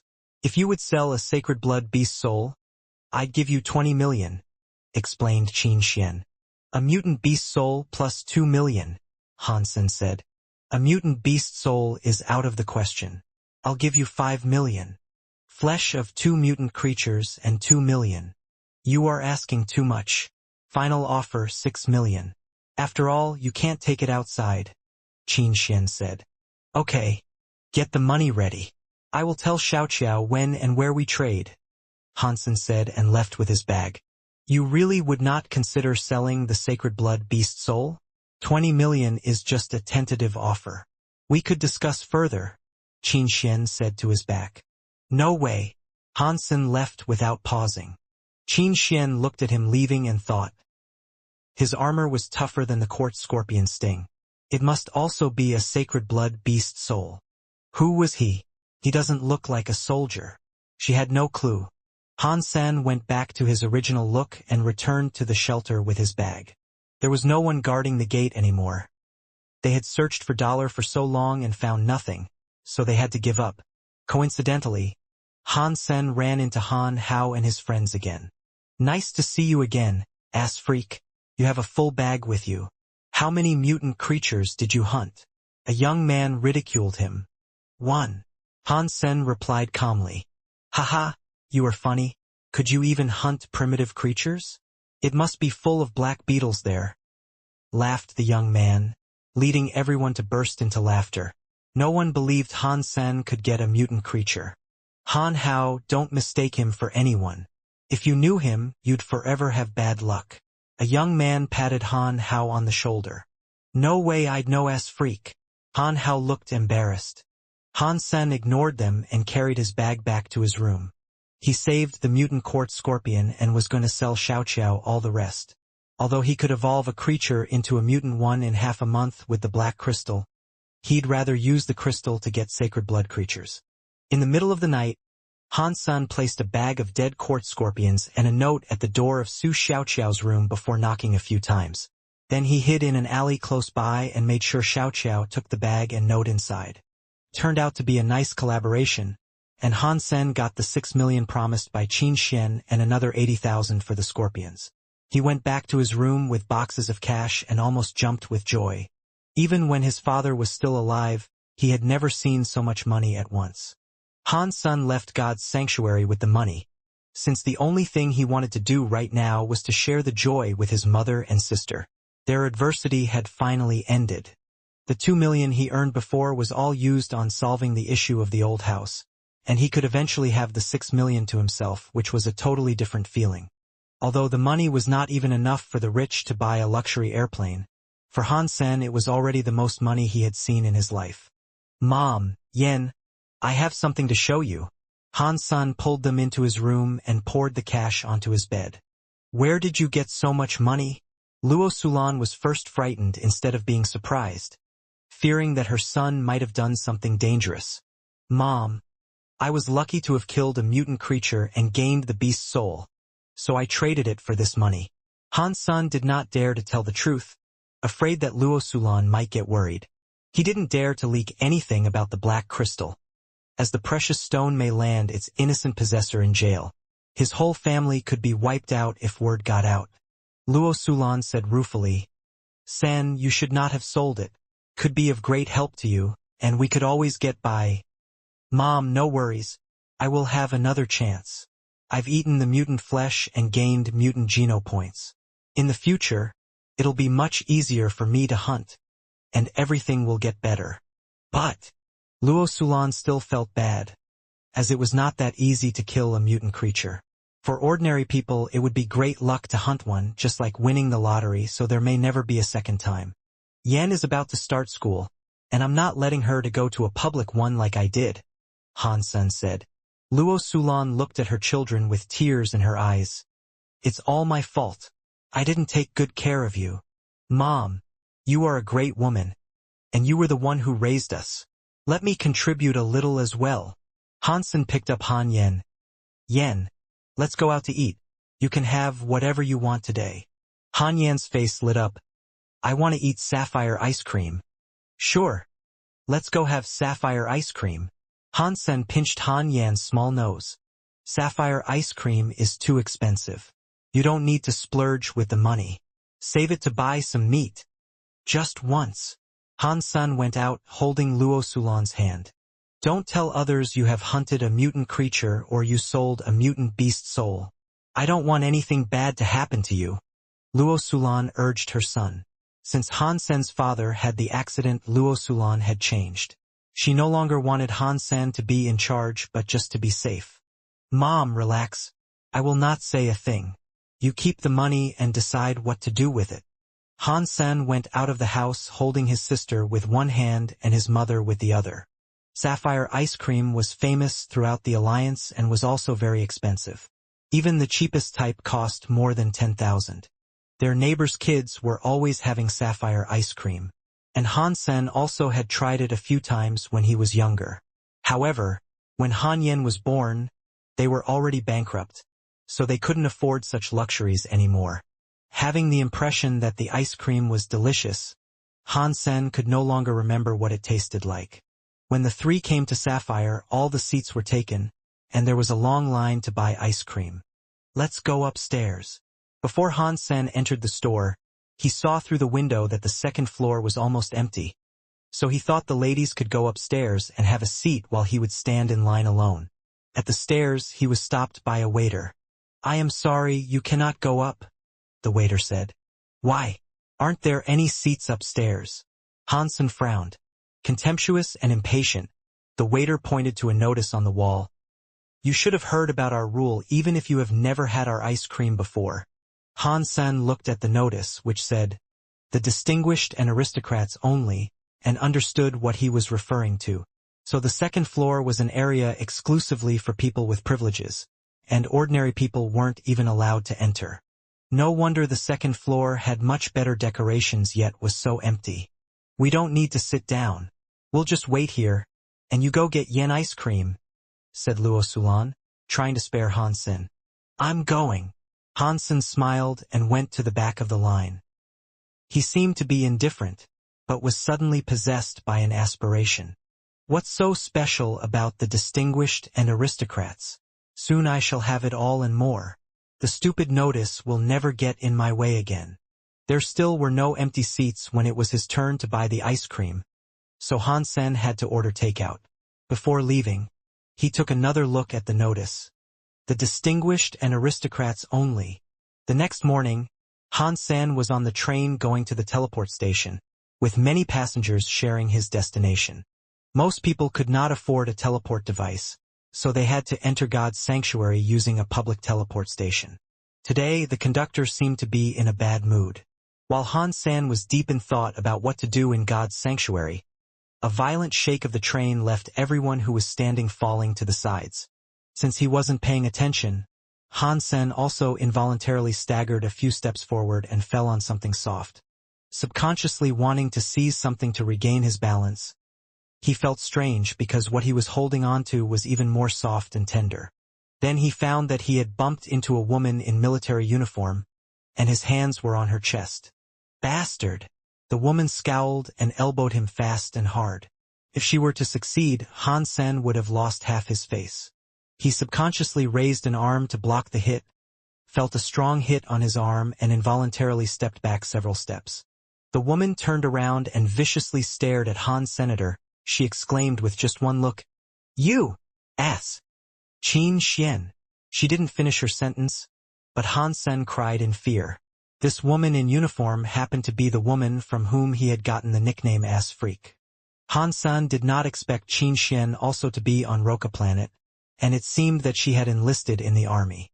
Being in the military was nothing uncommon in the Alliance, as all legitimate residents of the Alliance needed to serve at least 5 years when they turned 20. When Han Sen turned 20, he would also become a soldier, if there were no special reason for him not to serve. Qin Xian recognized Han Sen, but didn't initiate a fight. She just looked at him with a cold and slightly disgusted look. Han Sen thought ruefully, she must think I'm a pervert now. I don't even blame her. I did stab her in the bottom and now, if I were her I'd assume the same. There are so many planets in the Alliance, how is Qin Xian here as well? And what are the chances that I would meet her and did this to her? Hansen thought plaintively. There was no way around it. He would have to let the situation play itself out. In the alliance, wounding others was not allowed. Qin Xian did not want to make a scene, so she just glowered at him and didn't move further. Han Sen had goosebumps from her staring and immediately got off the train once he reached the teleport station. To his surprise, Qin Xian followed behind him. Dogs can't help from eating shit. I thought you were just innocent, while you are by nature a disgusting person, Qin Xian said fiercely. You saw what happened. It was the train and so many others also fell. It was just a coincidence, Hansen said with a wry smile. Would you believe that if you were me? Qin Xian said coldly. What do you want? Qin Xian had identified him as a bastard, so there was no need to explain. You really are brazen, showing no remorse for what you did. It must not be the first time you have done something like this. Seeing that Han San wasn't going to apologize, Qin Xian raged. You think I'll just send you to the police? It's not that easy. I can't beat you up here, but in God's sanctuary, it will be a different story. You are going there, right? I'll wait for you. Qin Xian immediately left and the soldiers saluted her. Good morning, station master. Hansen stumbled and couldn't believe what he saw. He almost wanted to cry. All teleport stations belonged to the military system. A garrison was assigned to each station, and the station master was the garrison's chief executive. Han Sun had heard that the old station master was to be transferred, and he couldn't believe that Qin Xian would be the new station master. Not even in his wildest dreams. Hansen had a bad feeling about the whole thing. As the station master, Qin Xian would know his whereabouts very well. And it wasn't even possible for him to use a different teleport station. There are 3 public teleport stations on planet Roka, but the other 2 were too far away, and he couldn't waste 2 days on traveling. Hansen entered God's sanctuary when Qin Xian went to her office. He decided to wait until she left the shelter before he teleported back home. Hansen gave Qin Xian no chance to intercept him. Taking some meat jerky made from the mutant scorpion, Hansen left steel armor shelter. Did I use up my luck when I found the black crystal? Hansen thought, depressed.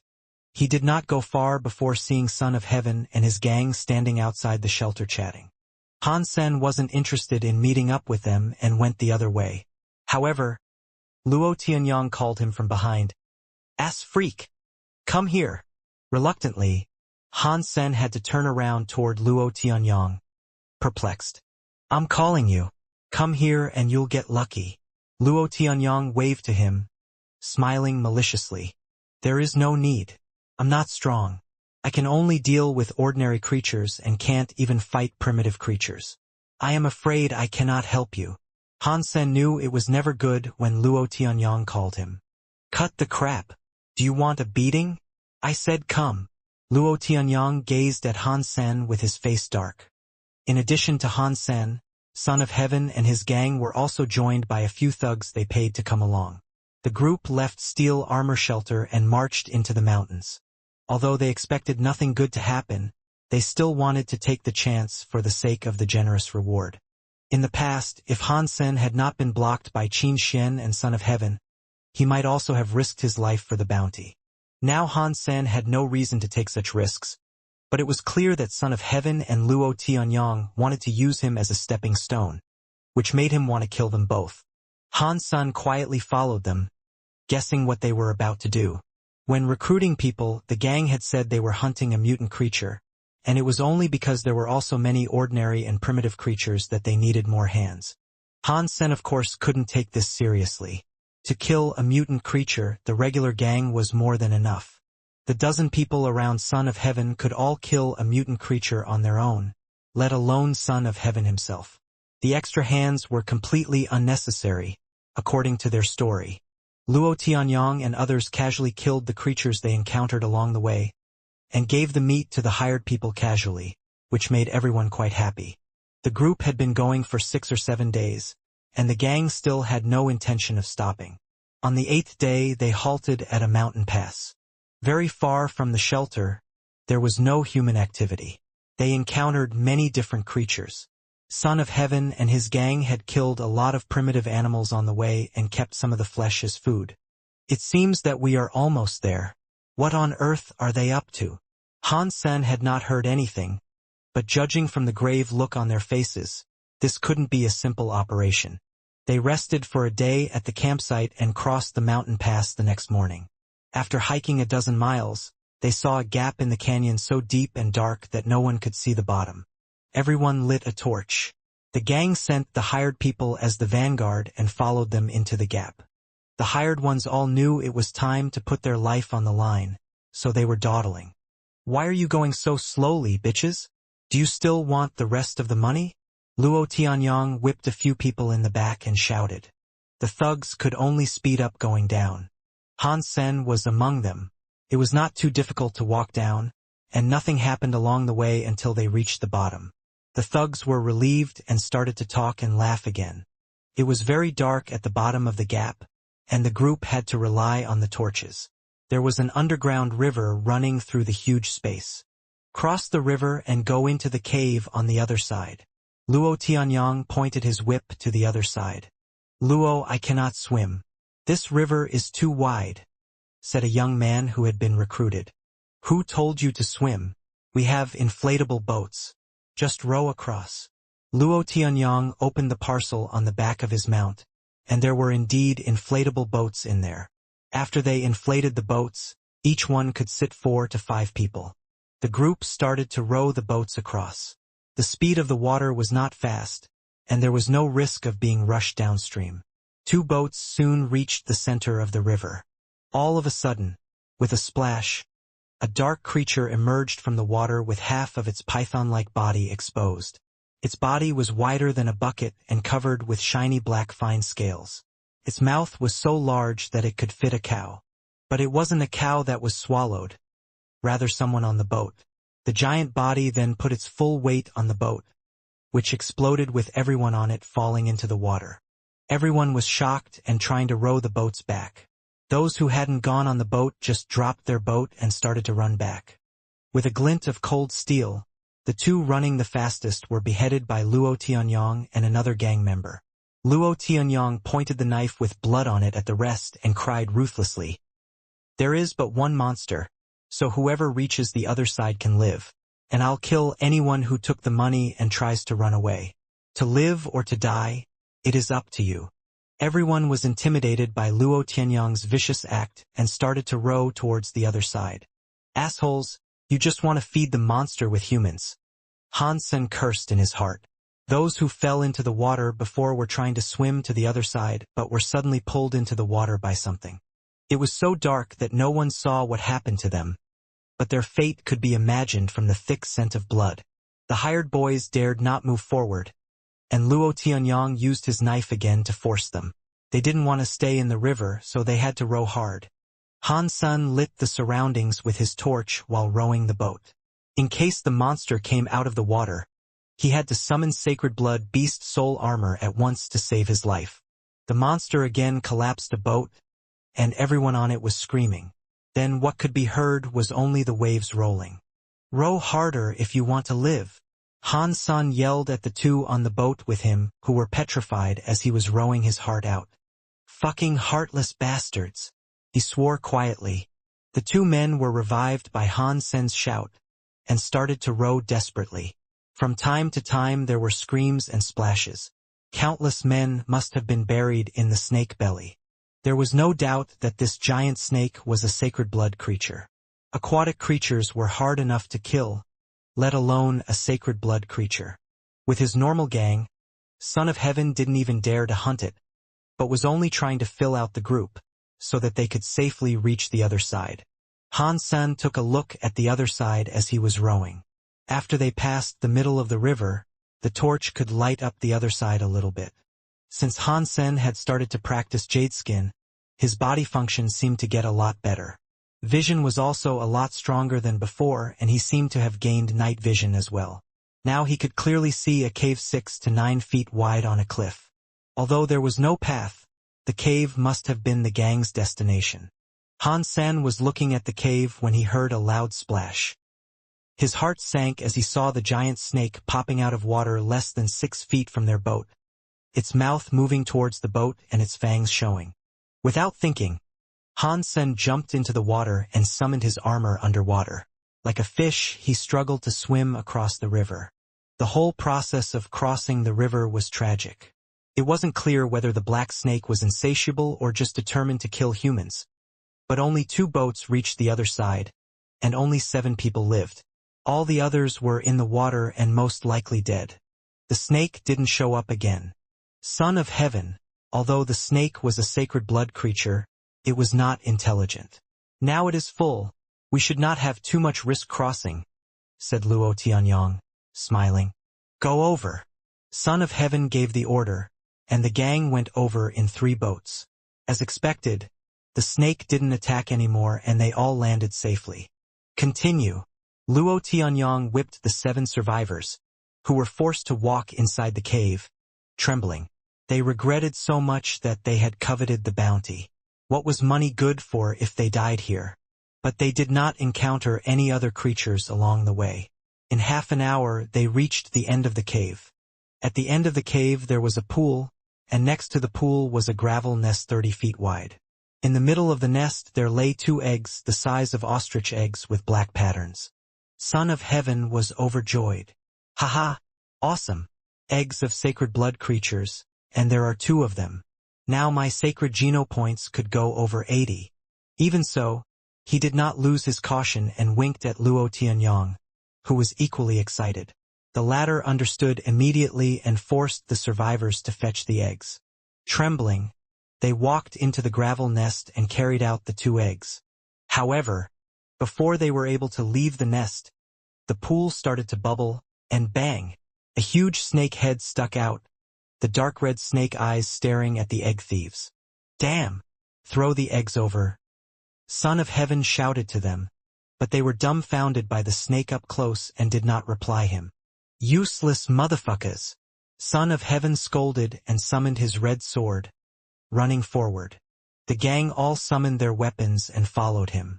Rushing in front of the survivors, Son of Heaven grabbed the eggs and ran towards the mouth of the cave. The snake was originally concerned about its eggs and didn't move. Seeing Son of Heaven running away with them, it went into a rage and left the pool, chasing the gang madly. Block it! Cried Son of Heaven, while he kept running without pause. Luo Tianyong was even more ruthless. He grabbed 2 shivering survivors and threw them at the snake. Catching one in the mouth, the snake swallowed him without chewing. The rest of the gang all followed suit, using the survivors as human shields, which temporarily resisted the snake's attack. They took advantage of it and retreated. Son of Heaven ran fast, holding the 2 snake eggs. It took him no time to arrive at the mouth of the cave. When he was excited, a golden fist appeared in front of him and hit him on the face. He hadn't expected someone hiding behind the cave mouth and was unprepared for the attack. Blood spilling and nose crooked, he fell back with his hand covering his face. The 2 snake eggs suddenly flew out from his arms. A golden figure jumped up, caught 1 egg with each hand, and ran toward the river. Dollar! Son of Heaven fell to the ground, clutching his face. He immediately managed to climb up, saw the unique golden armor and recognized who it was. After jumping in the water, Han-san had swiftly swum to the shore in the chaos, and instead of going into the cave, he hid behind a boulder and waited until the gang entered the cave. He then followed them and watched. When he saw Son of Heaven running with the eggs, Han-sen gave him a hard punch and captured the eggs. Han-sen just regretted that his bronze crescent spear had been ruined by Shuelongyan, or he might have been able to kill Son of Heaven with this secret attack. Han-sen reached the river and suddenly saw waves roaring. A huge black-scaled snake appeared from the river. Fuck! There is another one. Han-sen looked back and saw the other snake chasing the gang. Dollar! You are so fucked. Son of Heaven hated Dollar's guts and gloated that he was stopped by the snake. Han-sen quickly had an idea as the snake in the river glared at him. He pushed hard with his right hand secretly, and then threw the snake egg at Son of Heaven. Catch! We will each keep 1 egg, and let's deal with the snakes together first. Who agreed to that? I will get both eggs and kill you. Thinking Han-sen was terrified, Son of Heaven sneered and caught the egg. But the egg broke when it hit him and the egg was all over him. Son of Heaven was stunned. Roar! The giant snake shrieked and rushed madly towards Son of Heaven, who was covered in egg, leaving Han-san alone. Han-san turned and ran with the remaining snake egg. Jumping on an inflatable boat, he desperately rowed to the other side without looking back. He still had an egg with him, and if both snakes decided to go for him, it would be no fun at all. Fuck your. Han-san heard cursing from behind, followed by all sorts of human voices and the beast's roar. Han-san went to the other side, jumped onto the shore and ran out of the big gap. Without a pause, he ran toward the shelter. After running for a while, Han-san started to get uneasy. In case Son of Heaven and his gang escaped, they would definitely go for him, and he could by no means outrun their mounts. Han-san decided to go into the forest and take a detour so that he didn't risk being caught by them. They had been in the shelter for years, and everyone was fit and had plenty of beast souls. Even though they were no match for the snakes, surely some of them could get away. It was best to be careful. That night, Han-san found a corner to take shelter from the wind and got some firewood. Sealing the snake egg with a layer of mud, he put it on the fire and barbecued it. While cooking, Han-san murmured, "Pure life, before you see this dirty world, let me handle the sin and send you back to heaven. Young obsidian dragon killed. No beast soul gained. Eat it to gain 0 to 10 sacred geno points randomly." Having barbecued it for a while, Han-san heard the voice. "So it was not a snake. Unfortunately, I didn't gain the beast soul," Han-san thought greedily. Soon the egg was cooked and Han-san used a stick to get the egg out of the fire. Breaking the burnt mud crust on the outside, he saw the delicious egg white. Han-san took a bite, and the egg was so much better than a chicken egg. Young obsidian dragon eaten. 1 sacred geno point gained. Han-san ate the whole egg and was so full he couldn't move. He had gained 5 sacred geno points. Adding the 8 points he already had, Han-san now had 13 sacred geno points. It took Han-san 8 or 9 days to reach Steel Armor Shelter. Son of Heaven and his gang had been back for 2 days already when he arrived. There were only 8 in the gang that returned alive, and everyone was injured. Even some of Son of Heaven's henchmen had died. Son of Heaven wouldn't say what they had done, and Qin Xian and Fist Guy failed to find out. Several hired thugs, however, had come back alive after they had fallen into the water. And through them, Qin Xian and Fist Guy eventually learned what had happened. They still had no idea what had happened after the hired men fell into the water, so just took for granted that the gang was hurt by the obsidian dragons. Their guess was only half right, because the egg thrown by Han-san also contributed a lot to the gang's predicament.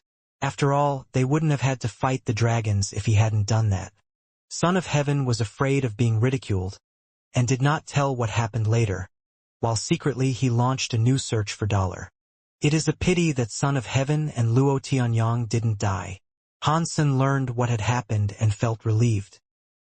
He was afraid that Son of Heaven might suspect something, seeing he had returned alone. Now that there were other survivors, Han-san naturally had nothing to worry about, and caught a primitive copper-toothed beast on his way back to the shelter. If Son of Heaven and his gang came to interrogate him, he could just say he was rushed downstream and got lucky. Han-san was thinking too much, because Son of Heaven did not have the time to ask him and didn't make the connection at all. More than half a month was spent on the expedition.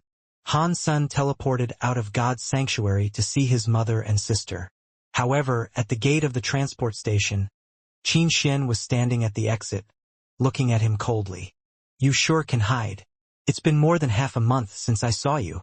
Do you think I'll spare you from the punishment you deserve? Miss Qin, what do you want?" Han-san looked at her, depressed. Qin Xian was now the station master, and there was no way to bypass her. "Easy. Take this and come with me." Qin Xian threw a combat suit at Han-san. "You would not kill me anyway," Han-san thought, taking the combat suit and following her back to the station. They didn't teleport to God's sanctuary but to the combat room in the station.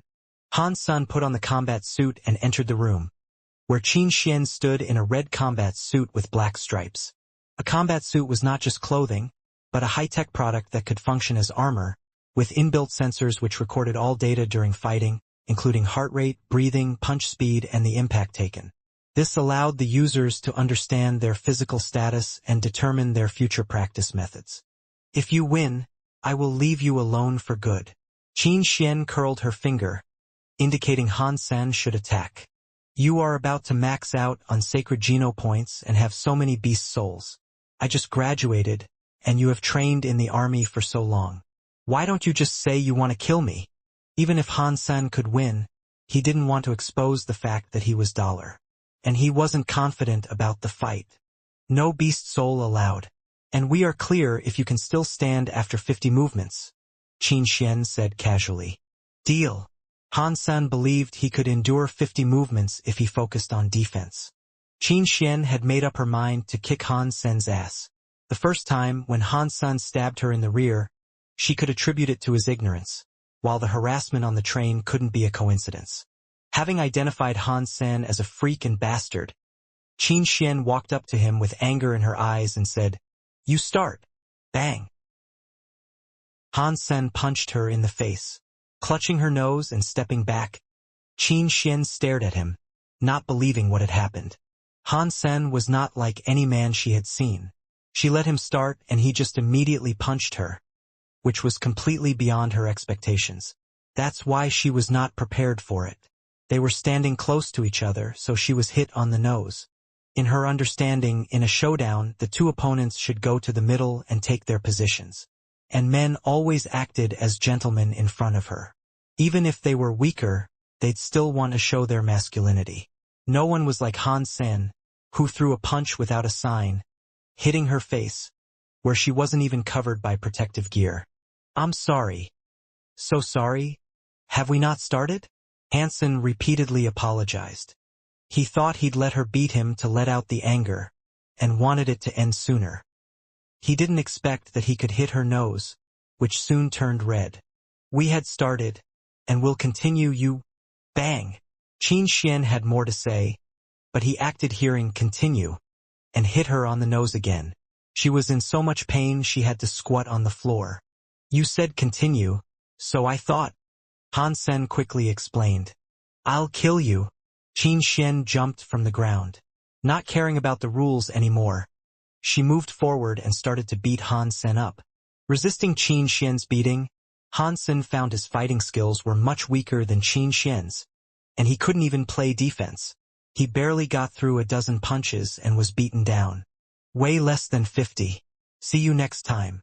Qin Xian turned away, leaving behind Han Sen, who was wounded all over. Han Sen stood up with a wry smile on his face. Wearing a combat suit, he wasn't injured seriously. It was just some pain he would have to put up with. The worst part was he seemed to have enraged Qin Xian even more. After Han Sen left the station to return home, Qin Xian took a shower and was about to delete the video and data of the fight right away. She was the station master and the strongest woman in Steel Armor Sanctuary. There was no way she'd let people see the video of herself being punched in the nose by ass freak. Before deletion, Qin Xian watched it again, and she was momentarily shocked. She thought that the reason she was hit was that Han Sen took advantage when she wasn't prepared. After carefully reviewing it several times, Qin Xian suddenly found that although this was a very important reason, it couldn't fully explain her being hit. Was it? Thought Qin Xian, and repeatedly watched the part when he hit her and compared the data collected by the combat suit.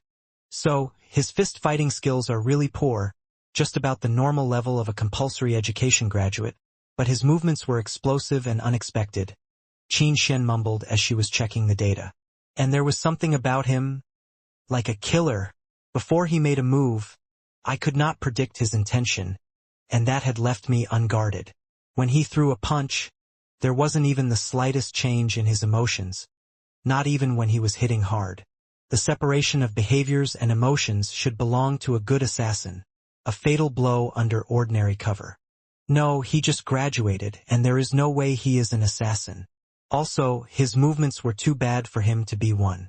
So, this separation was just his innate talent. Qin Xian could only think of this one possibility. What she didn't know was that Han Sen was really poor when he entered God's sanctuary. At the time he offended both Qin Xian and Son of Heaven, No one dared to be with him and no one dared to trade with him. The new graduate started to hunt creatures using an ordinary alloy dagger, without any experience. Even just ordinary creatures posed great threats to a beginner, not to mention that they often came in groups, so Han Sen must have taken an individual creature by surprise and killed it. Once surrounded by a group, he could only wait to die.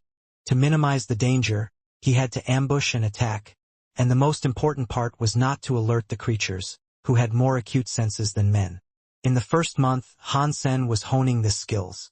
In failure after failure, he learned to hide his emotions and intentions, so that the creatures sensed no danger even when he approached.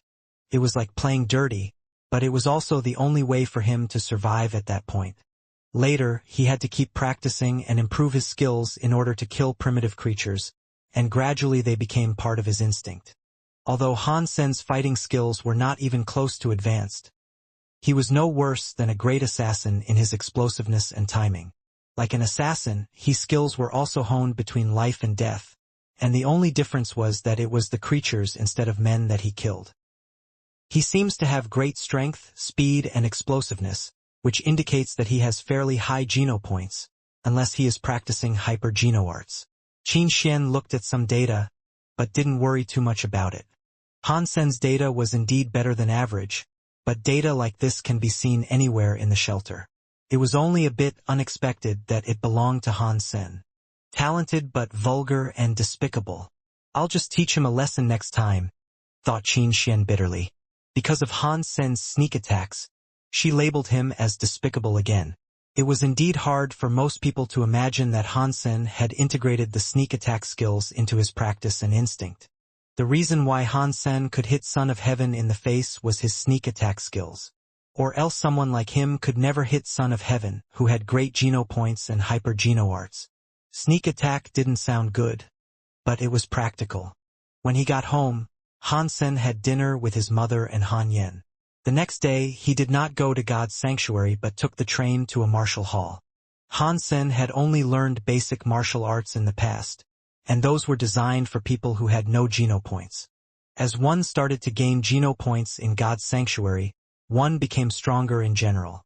With the practice of hyper-geno arts, the body had become even more unique, and this difference allowed people like him to practice certain martial arts that normal people could not practice.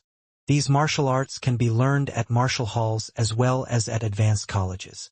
And martial masters who worked at martial halls taught these for a living. Unlike in ancient times, these martial masters did not rely on their inherited fame, nor did they want to leave legacies. Their only goal was to make profit. So, the more money a student spent, the better martial arts were taught. Martial arts all had certain requirements for physical conditioning. If the requirements were not met, it wouldn't be possible to practice. In the past, Han Sen had no money and no significant enhancement in his physical conditioning. Now, with 13 sacred geno points and lots of other geno points, he had become stronger. The practice of jade skin had also helped. Now his physical condition was among the best in his peer group. Ares Martial Hall was famous on Roca Planet. The tuition there was very expensive, but the martial arts taught were very good. The owner of the martial hall was a veteran and was famous back in the days when he was serving. After getting severely injured in a battle, he went back to Roca to open Ares Martial Hall. Everyone called the veteran Old Devil. As long as you paid enough, he would teach you anything, and you could indeed learn some really good skills. Young man, want to learn something? We have elementary classes, intermediate classes, advanced classes, and special classes here. You can learn fist fighting, weapon skills, and even hyper-geno arts here.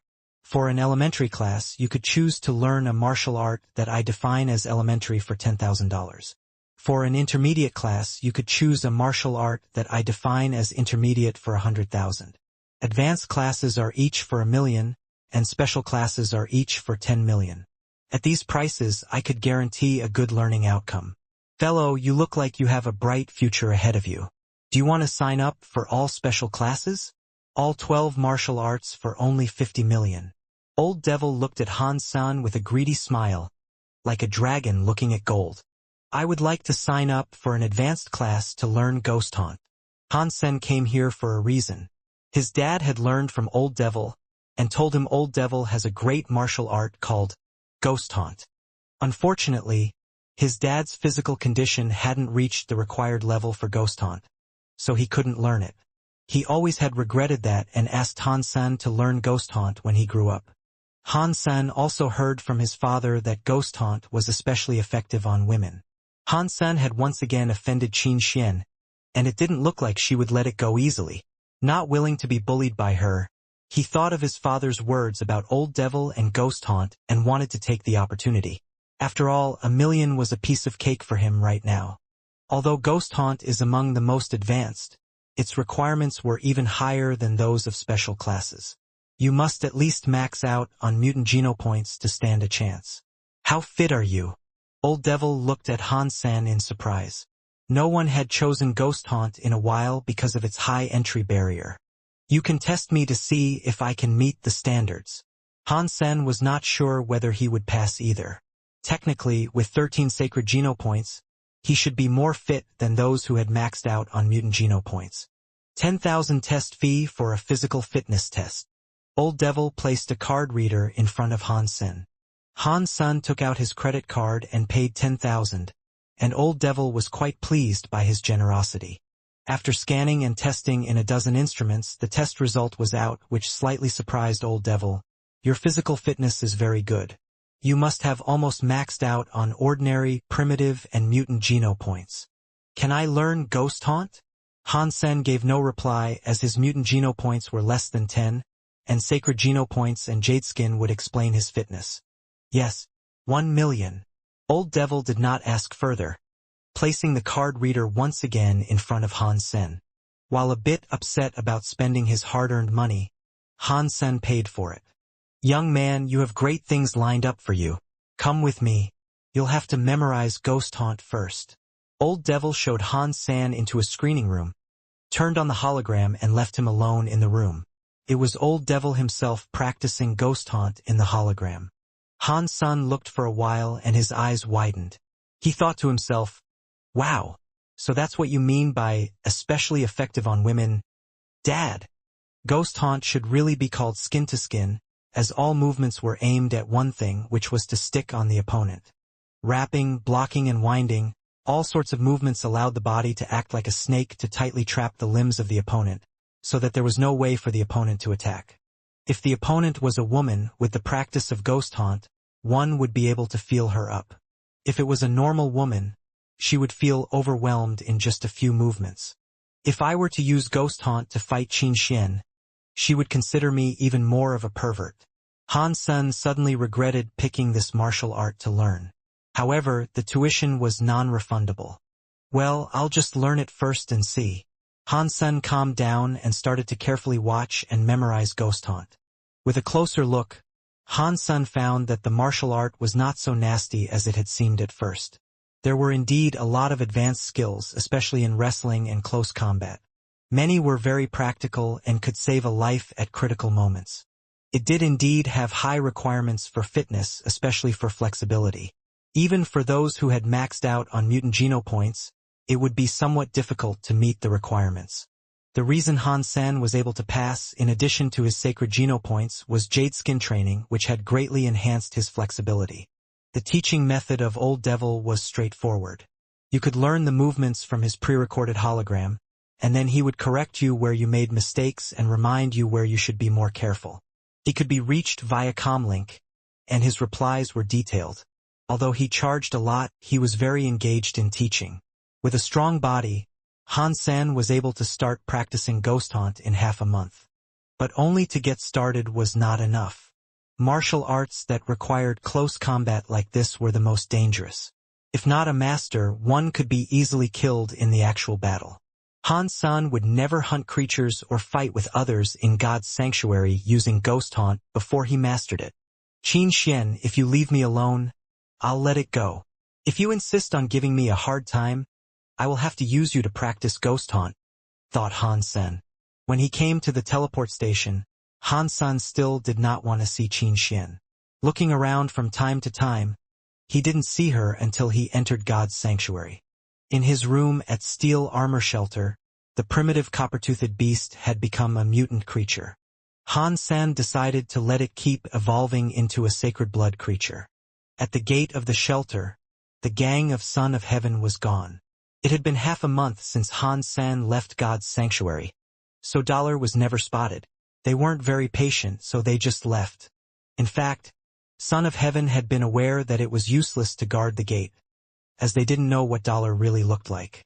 So even if he did walk in front of them, they wouldn't be able to recognize him. Han-san left the shelter and went into the mountains, ready to find a remote place to hunt. After entering the deep forests, human footprints became scarce. Han-san summoned his armor when he was alone and went further into the mountains. Han-san no longer bothered to hunt ordinary creatures. He would just chase them away or ignore them, and was only interested in hunting rare primitive creatures for food. Now Han-san had maxed out on ordinary genopoints and had over 80 primitive genopoints, so he didn't really need commonly seen primitive creatures. Now what he really needed was mutant and sacred blood genopoints. Han-san wanted to complete his evolution with all 4 types of genopoints maxed out. It would be really slow if he used only the black crystal to do this. For primitive creatures, I don't even need to do the hunting. The mutant beast soul I got from Qin Xian was a pet. It should be able to kill some primitive creatures if summoned. Han-san looked at the beast soul in the shape of a black cat that he got from blackmail. Type of beast soul of mutant three-eyed cat. Pet. Han-san summoned the mutant three-eyed cat, and a little black kitty the size of his palm appeared. It was rubbing at the foot of Han-san, looking just like a normal pet cat with its tiny body and wide eyes. Could such a little thing kill those creatures? Han-san picked it up to take a look, not convinced that a cute thing like this possessed great strength. But then he thought size didn't necessarily matter. Since it was a mutant beast soul, it must be able to hunt primitive creatures. Seeing some primitive triangular-scaled beast wandering nearby, he ordered the cat, "Go kill the triangular-scaled beast." The little guy meowed and got up its nerve to streak toward the triangular-scaled beast, biting it on the tail. The triangular-scaled beast hesitated and looked back at the cat. Throwing up its tail, the triangular-scaled beast then whipped the cat away like a basketball. The mutant three-eyed cat screamed and ran behind Han-sen's feet, shivering. "She tricked me. No wonder she didn't even blink when she gave me this. It's a useless beast soul." Han-san stared at the cat hidden behind him with widened eyes. Han-san tried a few times more, and the cat was indeed of no use, not even able to beat the weakest primitive creature, a copper-toothed beast. Chased around and running, it was not like a mutant beast soul at all. Suddenly, Han-sen thought of the type of beast soul. According to his knowledge, the beast souls that can be summoned to fight on their own were normally either fighters or mounts, while he knew nothing about pet beast souls. What the heck is a pet beast soul? It's not just for fun, right? I was really tricked by Qin Xian. What am I going to do with it? Han-sen's heart sank, and he killed the copper-toothed beast that was chasing the cat. When he was about to take the cat back, it started to meow around the body of the copper-toothed beast with its mouth watering. "Go ahead." Han-sen looked at the mutant three-eyed cat curiously. Normal fighter beast souls and mount beast souls didn't have to eat, and they could just recover in a vacuum once injured. Receiving the approval from Han-sen, the cat rushed to the corpse and started gnawing. But it was clear that its teeth and claws were not sharp enough to break down the skin. Depressed, Han-sen peeled the skin off, sliced the meat with a dagger and fed it to the cat. And this little thing sure could eat. The copper-toothed beast was at least twice its size, and it managed to eat all the flesh. Lying on the ground with a full belly, the cat could barely move, and Han-sen was almost worried about it. Helplessly shaking his head, Han-sen took the cat back and decided to research the use of a pet beast soul on Skynet when he got back home. Mutant creatures were not so easy to find. Han-sen had been in the mountains for more than half a month, and did not encounter any mutant creatures. He did find quite a few primitive creatures new to him, and now had more than 90 primitive genopoints. Hunting alone in the mountains was quite boring, so Han-sen would summon the cat to play with and feed for fun when he was resting. The protection from the black beetle armor allowed him to practice ghost haunt even when hunting primitive creatures.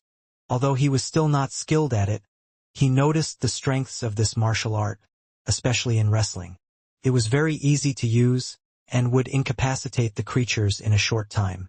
However, close combat can be dangerous, and there were a few times when he used the wrong movement and could have been killed by the creatures. For over a month in the mountains, he had not found a single mutant creature, while he made a lot of progress in using Ghost Hunt. Later, Han Sen no longer needed to rely on his armor when hunting primitive creatures. One of his biggest gains was that he finally maxed out on primitive genopoints.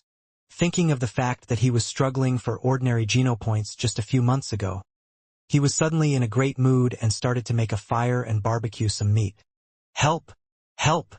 Han San was sharing the barbecue with the mutant three-eyed cat he named Meowth, when he saw a guy in ragged clothes running toward him, crying for help.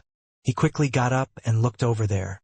With just one look, Han San abandoned the meat on the ground, took back Meowth and started to run. "Buddy, please help me. I'll give you money however much you want," cried the man while running. "You can keep your money." Han San did not turn his head and ran desperately. You first needed to be alive to spend money, and there were at least 100 Mamo beasts chasing him. Although Mamo beasts were only primitive creatures, they each weighed more than a dozen tons and had the toughest skin. If hit or trampled by one, his internal organs would probably be shattered even with his armor on, not to mention there were so many of them. Even if Qin Xian, Son of Heaven and Fist Guy were all here, they'd have run under such circumstances. "Buddy, not so fast. Give me a hand and I will thank you." Behind Han Sen, the man was out of breath. "I'm in danger as well. Just pray." After running for a while, Han Sen saw a cliff ahead of him with green vines hanging, grabbed a vine and started climbing up. The benefits of the gained geno points and practice of Ghost Hunt were showing. Han Sen was in the air with just a bit of climbing and jumped on a large stone platform extending from the cliff. Seeing Han Sen climbing up, the man also ran over and wanted to follow him. The man was either too weak or too tired, so he slipped down after a few tries. "Buddy, help!" With the Mamo beast less than 30 feet from him, the man was about to cry out. "Hang on!" Han Sen grabbed the vine the man was holding on to and started pulling hard. Overjoyed, the man climbed with all fours, leveraging Han Sen's strength. When he was 30 feet from the ground, he heard Mamo beasts running into the cliff. Han Sen and the man felt as if even the mountains were trembling. With pulling and climbing, the man was finally on the platform. Once on the platform, the man lied down as if he were paralyzed, while breathing heavily, unable to speak. "Friend, what on earth did you do to them?" Han Sen looked down at the Mamo beasts running into one another. They wouldn't even leave after they got up, roaring at the platform. But they couldn't climb up as they were even bulkier than elephants. "Do not mention it. Worst luck ever." The man calmed down, fished out a packet of cigarettes from his pocket, lit one and offered one to Han Sen. "You saved my life and I, Lin Beifong, will always remember. I will show my gratitude after returning to the shelter. Best with cash."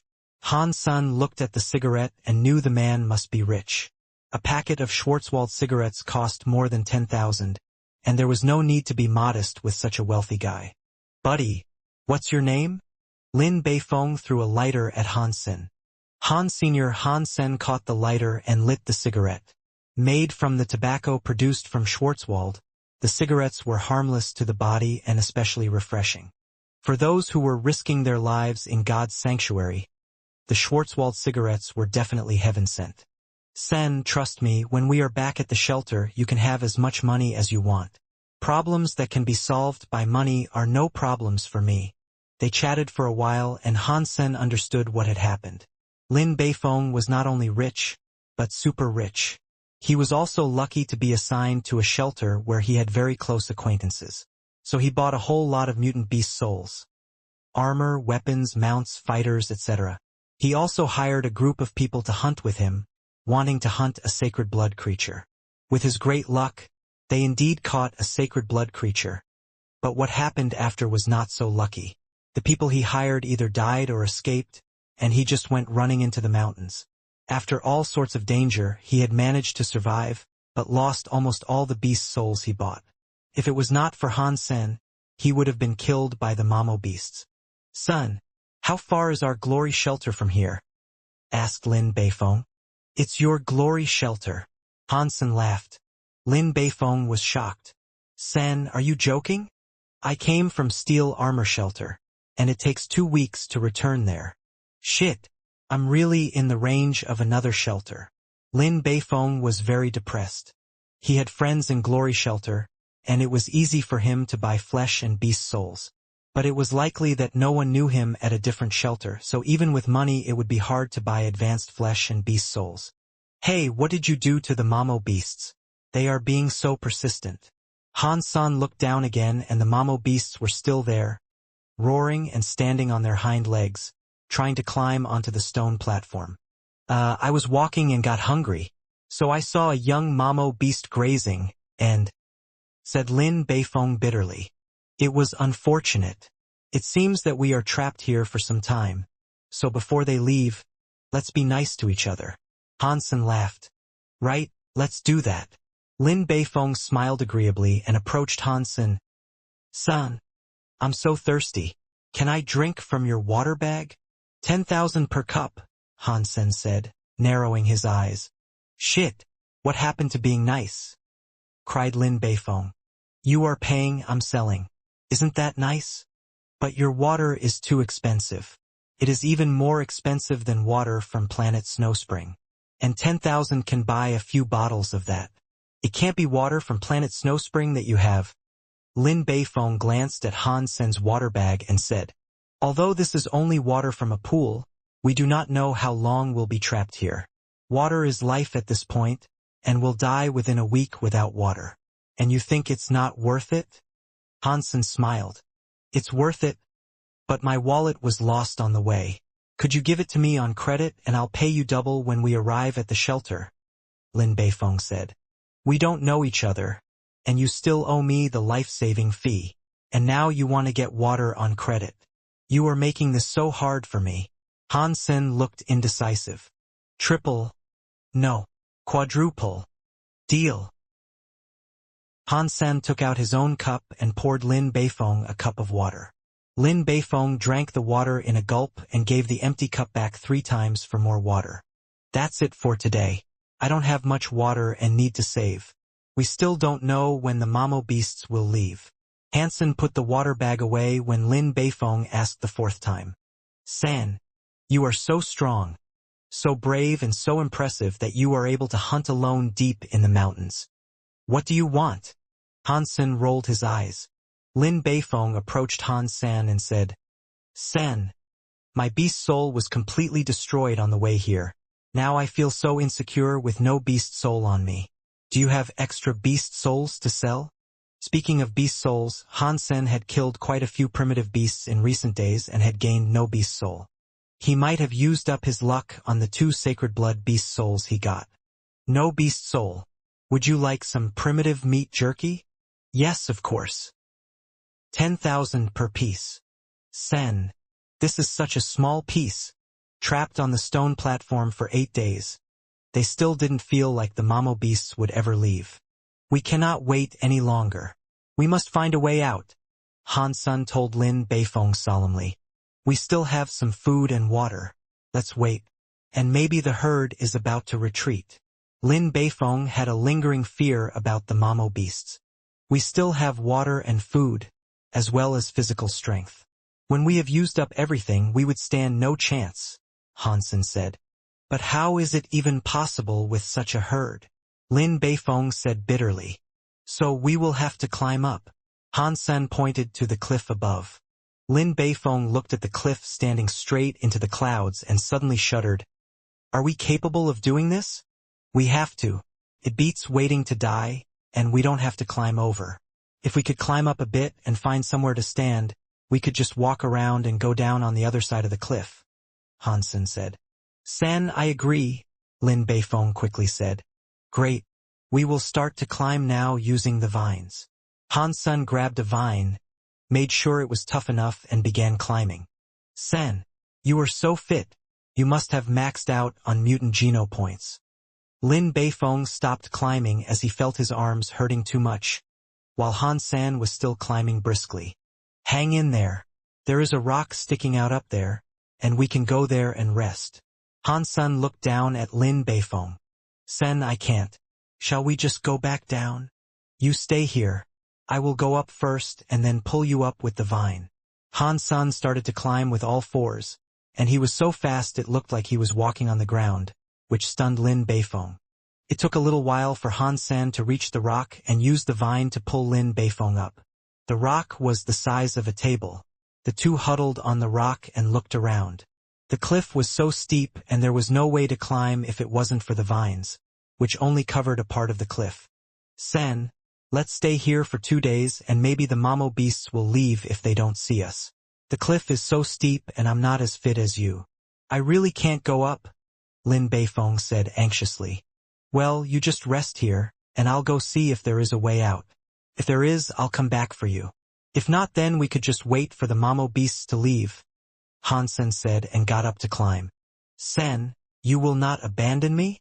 Lin Beifeng grabbed Han Sen's clothes like a little girl. Don't worry. How can I abandon you when you owe me so much money? Han Sen patted Lin Beifeng on the shoulder and climbed away.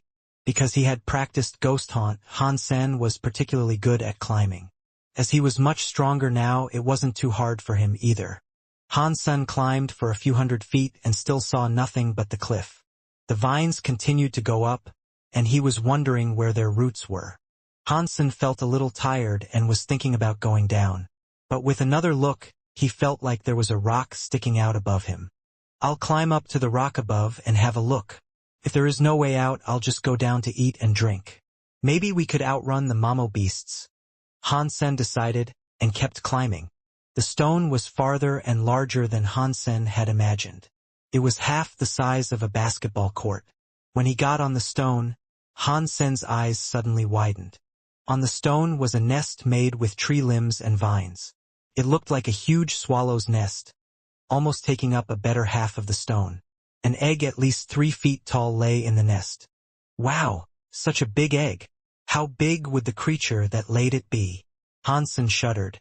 The creature was not here now, but he dared not think what would happen if it came back. Being big did not necessarily mean it was advanced. Mamo beasts were huge but merely primitive creatures. However, the ability to make a nest and lay an egg on the cliff proved the creature was no average creature. Could very likely be a sacred blood creature. If the egg belonged to a sacred blood creature, Han Sen would not want to miss it. After some hesitation, Han Sen approached the egg and cut a hole in the eggshell with the tip of his dagger. Fishing out a straw from his pocket, he stuck it in the hole and started sucking. Suddenly the sweet juice filled Han Sen's mouth. Sacred blood creature Stormbird's egg eaten. No sacred geno point gained. Although no sacred blood geno point was gained, the fact that the egg was indeed a sacred blood creature left Han Sen in joy. It was such a huge egg, with at most only 10 sacred geno points, that he was not surprised that he hadn't gained a point with just a mouthful. And he already had some sacred geno points and couldn't have all 10 points, so he could only get 6 or 7 if he was lucky. But sacred geno points were so hard to get that even just a few more would help. Han Sen was desperately sucking the liquid with the straw that he used to drink from his water bag when he was hiding from the creatures that he didn't have to move. It was unexpectedly handy as well for sucking the egg juice. The egg was so big that when Han Sen finally heard the cue that he was gaining 1 sacred geno point, he was so full that he could drink no more. Han Sen pulled out the straw, and then sealed the hole with mud. Putting the straw back, he descended using the vine. Sen, what took you so long? Is there a way out? Seeing Han Sen coming from above, Lin Beifeng, who had been worried sick, asked immediately in a low voice so as not to alert the Mamo beasts below. No. It is as steep as a mirror, and we have nowhere to go. Han Sen shook his head. Then we have no option but to wait for the herd to leave, Lin Beifeng said disappointedly. It's all right. We still have some food and water left. Han Sen was really taking his time now as he couldn't finish drinking the raw egg anytime soon, and he wouldn't leave before that. They huddled on the stone to spend the night, and the next morning Han Sen climbed up to eat more egg. He made sure there was no creature in the nest before he went up and broke the seal to drink from the egg. Sen, why are you climbing up again? Lin Beifeng wondered when Han Sen came down. There are sacred blood creatures above, and I was having a feast up there. Do you want to go together? Hansen laughed. You can keep it. Lin Beifong glanced at him and didn't believe a word he said. Even if there really were sacred blood creatures, Hansen was more likely to be their food. Hansen climbed up every day to steal some egg juice and never met a sacred blood creature returning to the nest. Hansen thought the egg's parents might have been hunted already. But to be safe, every time he finished drinking from the egg, he would return to where Lin Beifong was instead of staying inside the nest. Lin Beifong just assumed that Hansen was going up to find a way. When they had waited for 2 or 3 days, Lin Beifong looked down, and with the fog he wasn't sure if the Mamo beasts had left. San, how about we go down a bit and check if they have left? Lin Beifong couldn't handle the heat during the day and coldness at night on the cliff anymore. Let's wait for 2 more days to be safe. If they see us now and guard the place for another week, we will run out of food. Hansen's genopoints were higher, so he had heard the Mamo beasts leaving the previous night. But he didn't want to go now, as he hadn't finished the egg. Lin Beifong felt that made sense, so he held on. However, after 2 days, Lin Beifong still saw Hansen making his daily climb. The vines only covered a small part, and if Hansen was just exploring the way, he should have done that already, so why did he keep climbing? What is it? Lin Beifong wondered. Yet he still did not believe there could be sacred blood creatures. Sen, why is it that you climb every day? Lin Beifong could not help but ask. I told you, there are sacred blood creatures and I'm going up to eat, replied Hansen. Would you take me with you? Lin Beifong did not believe Hansen's words but was very curious. Okay. Hansen smiled, grabbed a vine and started climbing. Lin Beifong followed him up, but he was so weak that he stopped halfway and asked, Son, I've got to stop. Where are you going? We are almost there. Wait here and I'll pull you up. Hansen climbed up like a gecko. In a short while, Lin Beifong saw a vine thrown from above. Tying himself to the vine, he borrowed Hansen's strength and climbed. When he reached the stone, Lin Beifong was stunned by the size of the egg. My God! Such a big egg. Is it sacred blood? Yes. This is a sacred blood creature's egg. Hansen nodded. Gee, it really is a sacred blood egg. Sen, you are amazing. Lin Beifong was pleasantly surprised. He smashed the egg with a fist and wanted to drink. Stretching his tongue out and waiting, Lin Beifong saw no egg juice flowing out and smashed a few times more, making a big hole in the eggshell. Where is the egg juice? Lin Beifong looked blankly inside the hollow eggshell. I drank it. Hansen blinked. You drank it? Lin Beifong looked at Hansen. A few days ago, I told you that and invited you to join me. I thought you didn't want to come. Hansen spread out his hands. Lin Beifong regretted so much that he was ready to kill himself right then. Sen, I had no way of knowing you were telling the truth. Who could have imagined a sacred blood egg on the cliff? If I knew, I would have come, even if I had broken all my limbs. Beifong, don't worry. I'll inform you next time I find a sacred blood egg. Hansen smiled and patted him on the shoulder. Sen, next time such good things happen, you must remember to let me know. Money is not a problem, and I promise I will never say no to you again. Lin Beifong was upset. I promise. Hansen made such an effort to bring him up just to hear these words from him. People like Lin Beifong made great customers. Lin Beifong sighed for a while, smashed the eggshell and carried it with him. He wanted to see if he could boil some sacred genopoints from it.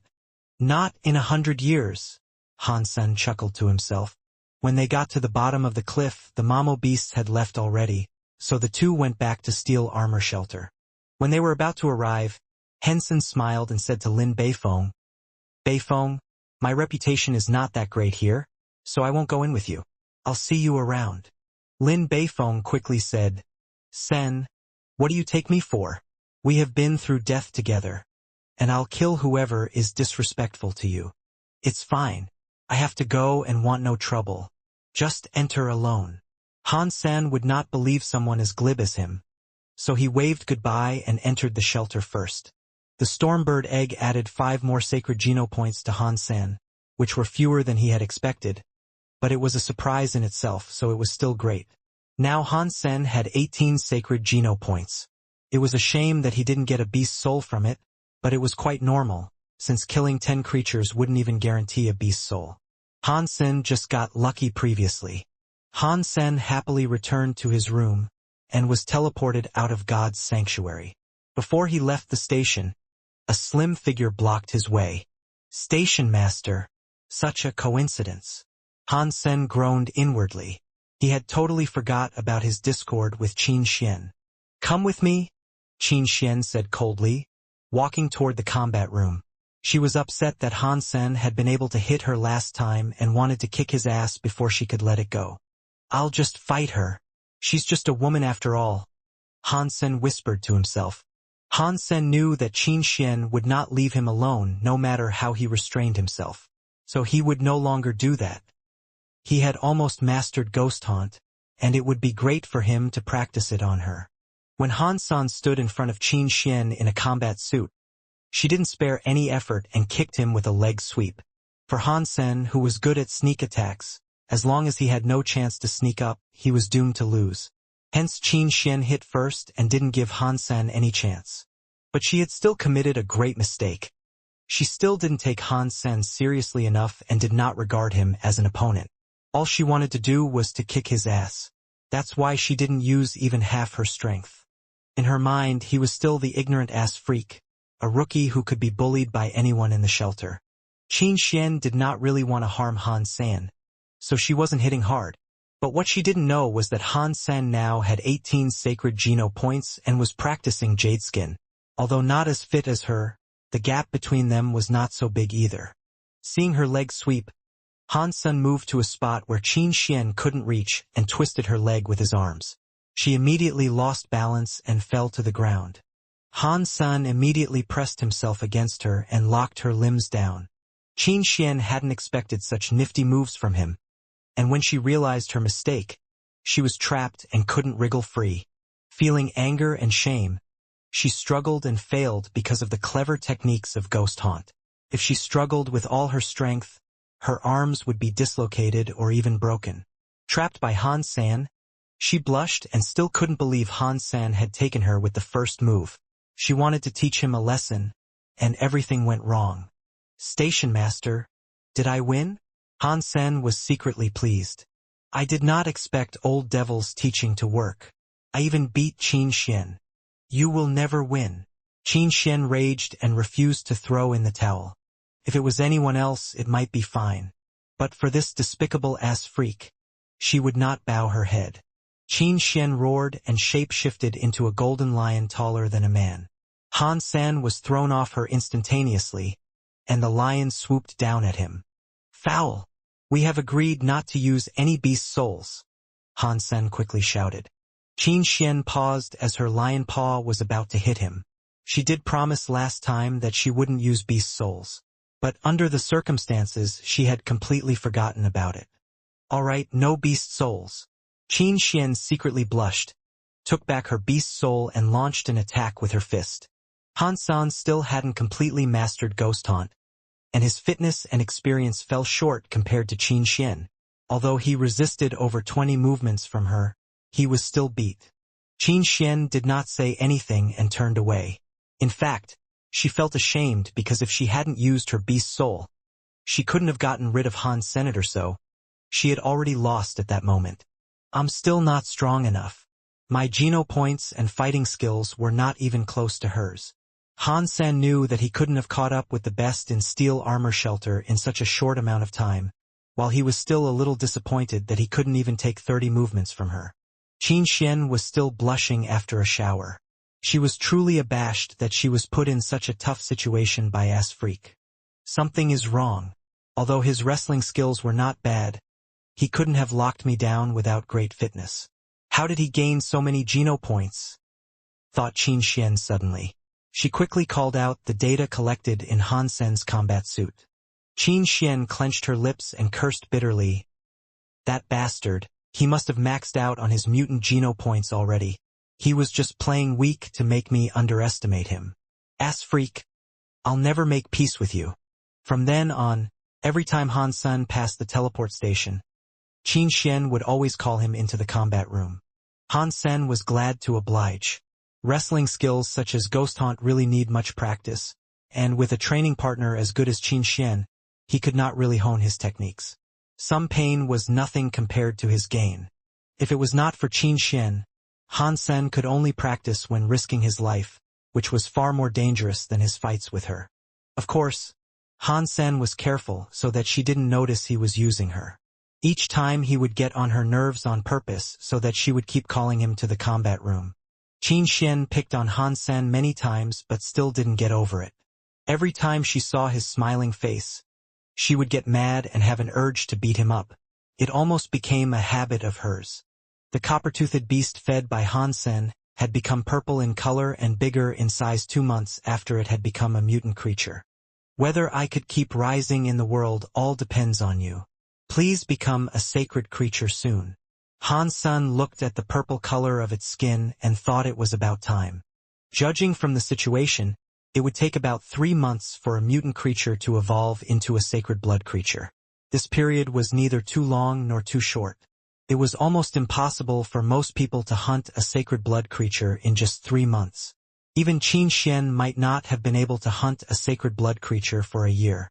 Now with this black crystal, Han Sen could have an entire sacred blood creature to his own every 3 months, which was simply incredible. Just give me enough time, and I could easily evolve with all 4 types of genopoints maxed out. By then I will gain the title of Sacred Blood Aristocrat for sure. Han Sen was getting excited. He did not see Qin Xian at the teleport station on his way home. She could be either tired of this game or simply busy. Outside the station, he saw a girl standing at the roadside and stopped walking. It was Xuexi, the girl who grew up with Zhang Danfeng and him. Xuexi was from a single-parent family, and her mother had raised her by working at Han Sen's father's company. With no one to babysit her, her mother had often brought her to work, and she had always played with Zhang Danfeng and Han Sen. Later, Han Sen heard that Xuexi's father was still alive and found her mother and her. After his dad's incident, Han Sen didn't have the energy to learn more about her family. But he did hear that she was an illegitimate daughter and her father only took her back after his wife passed away. Sen! Xuexi also saw Han Sen and exclaimed, "Why are you here?" asked Han Sen, puzzled. "Sen, I'm over 16 and can enter God's sanctuary now," Xuexi chuckled and said. "So fast." Han Sen was startled. In his mind, Xuexi was a little girl, and now she could even enter God's sanctuary. "I'm only a few months younger than you. Don't think of me as a child," Xuexi said discontentedly. "Indeed, how time flies." Han Sen looked at her well-developed body and smiled. She was no longer a little girl. Xuexi blushed as Han Xian looked at her. When she was about to say something, there was a roar of an engine, and they saw a well-dressed young man coming down from a private aircraft parked on the roadside. The young man was about 20 years old, and that private aircraft alone was worth more than 10 million. "Sister, I said earlier to use our private teleport equipment. It's just inevitable that we should meet some annoying people at a teleport station." The young people did not even look at Han Sen and went straight to Xuexi. "Brother, he is my childhood friend," Xuexi quickly explained. "Well, we should go back." The young man ignored her explanation, took her hand and led her on the aircraft. "Son, I'll come back," Xuexi said to Han Sen softly before she went. The young people returned to warn Han Sen. "People like you aren't worthy to be her friend. Leave her alone or you'll be sorry." "Are you talking to me?" Han Sen glanced at him. "You don't believe what I said?" The young man suddenly stepped forward and quickly hit Han Sen's lower abdomen with a knee. He was very close to Han Sen and he was incredibly fast. His knee suddenly came toward Han Sen. Han Sen looked calm, but secretly sneered. "Nothing is better for wrestling than ghost haunt. Even Qin Xian dares not let me get close now." Leaning to one side, Han Sen avoided his knee and stuck a leg behind his leg on the ground. Han Sen's also clamped the young man's neck and pulled hard. Bang! The young man suddenly lost his balance and fell to the floor. Lying on the ground, he looked at Han-san in shock and forgot to get up. He didn't expect his hit would be in vain, and couldn't believe he was pulled down by Han-sen. "Sen, what happened?" Seeing things going wrong, Shueshi ran down from the aircraft and quickly helped the young man up. "Nothing, just a ritual between men. It is late and I need to go. Let's eat together sometime." Han-sen smiled, waved goodbye and went to the train station. "Brother, you all right?" Shueshi asked the young man. "Interesting. Really interesting." The young man watched Han-sen leaving with a strange smile. Seeing the young man smiling, Shueshi was suddenly anxious. "Brother, don't pick on him. He didn't mean it. He could make me fall even when he didn't mean it. If he meant it, then would I, Fang Jingqi, be killed?" he said with his eyes narrowed. "Brother, that's not what I meant." Shueshi panicked and did not know how to explain. "No worries, sister. As he said, it was a ritual between men and I shall return the favor." Fang Jingqi stared frantically in the direction where Han-sen went. "In a few days, please invite him to dinner at home." "What?" Shueshi looked at Fang Jingqi and could not believe her own ears. Han-sen didn't go far to hunt these days. He was on his own, so unless he went somewhere no one would go, it wasn't likely he could find mutant or sacred blood creatures before the gangs of Qin Xian, Son of Heaven or Fist Guy did. Han-san went on the Skynet and logged into a forum called Polar Night, whose members were people from different planets currently struggling in God's sanctuary. Here, people from the same shelter could exchange information and needs. Although the Alliance had a similar official site, it was much easier for people to go on Polar Night because all you needed was a username. On the official site, you'd need to register with your real identity. Not wanting anyone to know his identity, Han-sen went to the section of steel armor shelter, where there were a lot of posts, roughly 1,000 or more per day. He went through the postings, most of which were buying or selling information, and then there was some recruiting information. For example, the rich would spend money to hire some people from the same shelter to protect or help the child. Recently, Han-sen's luck had been poor. Not only couldn't he find any mutual creatures or sacred blood creatures, he also failed to gain any beast souls. So he decided to work for money. Han-sen browsed for a while and saw a job posting that paid well. He was surprised to see it was Lin Beifeng who posted it. Han-sen hadn't seen him since the last time they met. It was unexpected that he had also posted in steel armor shelter. Lin Beifeng was not only recruiting good men, but also making offers for beast souls and mutant creature flesh. He wanted all the good things and was willing to pay for them. People who answered his thread were mainly just onlookers. After all, the demands for mutant creature flesh and beast souls were so high that no one would sell easily. Han-sen browsed a while and turned to other threads, and soon he found a satisfactory job. There were several young people who had just entered God's sanctuary hiring a skilled hunter to help them kill primitive creatures. The requirement was to be able to deal with 10 primitive creatures and protect them at the same time, alone.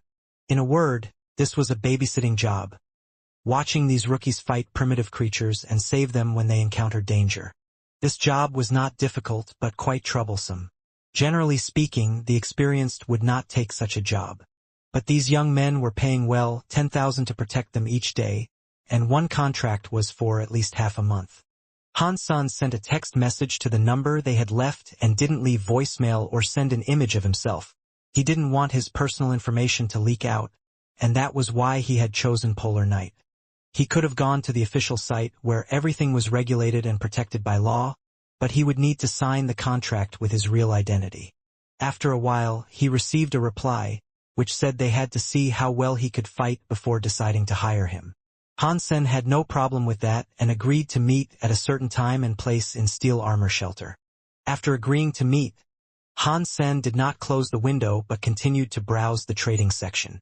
After his bronze crescent spear was destroyed, he had wanted to hunt himself a weapon beast soul, but he had had no luck with a beast soul at all.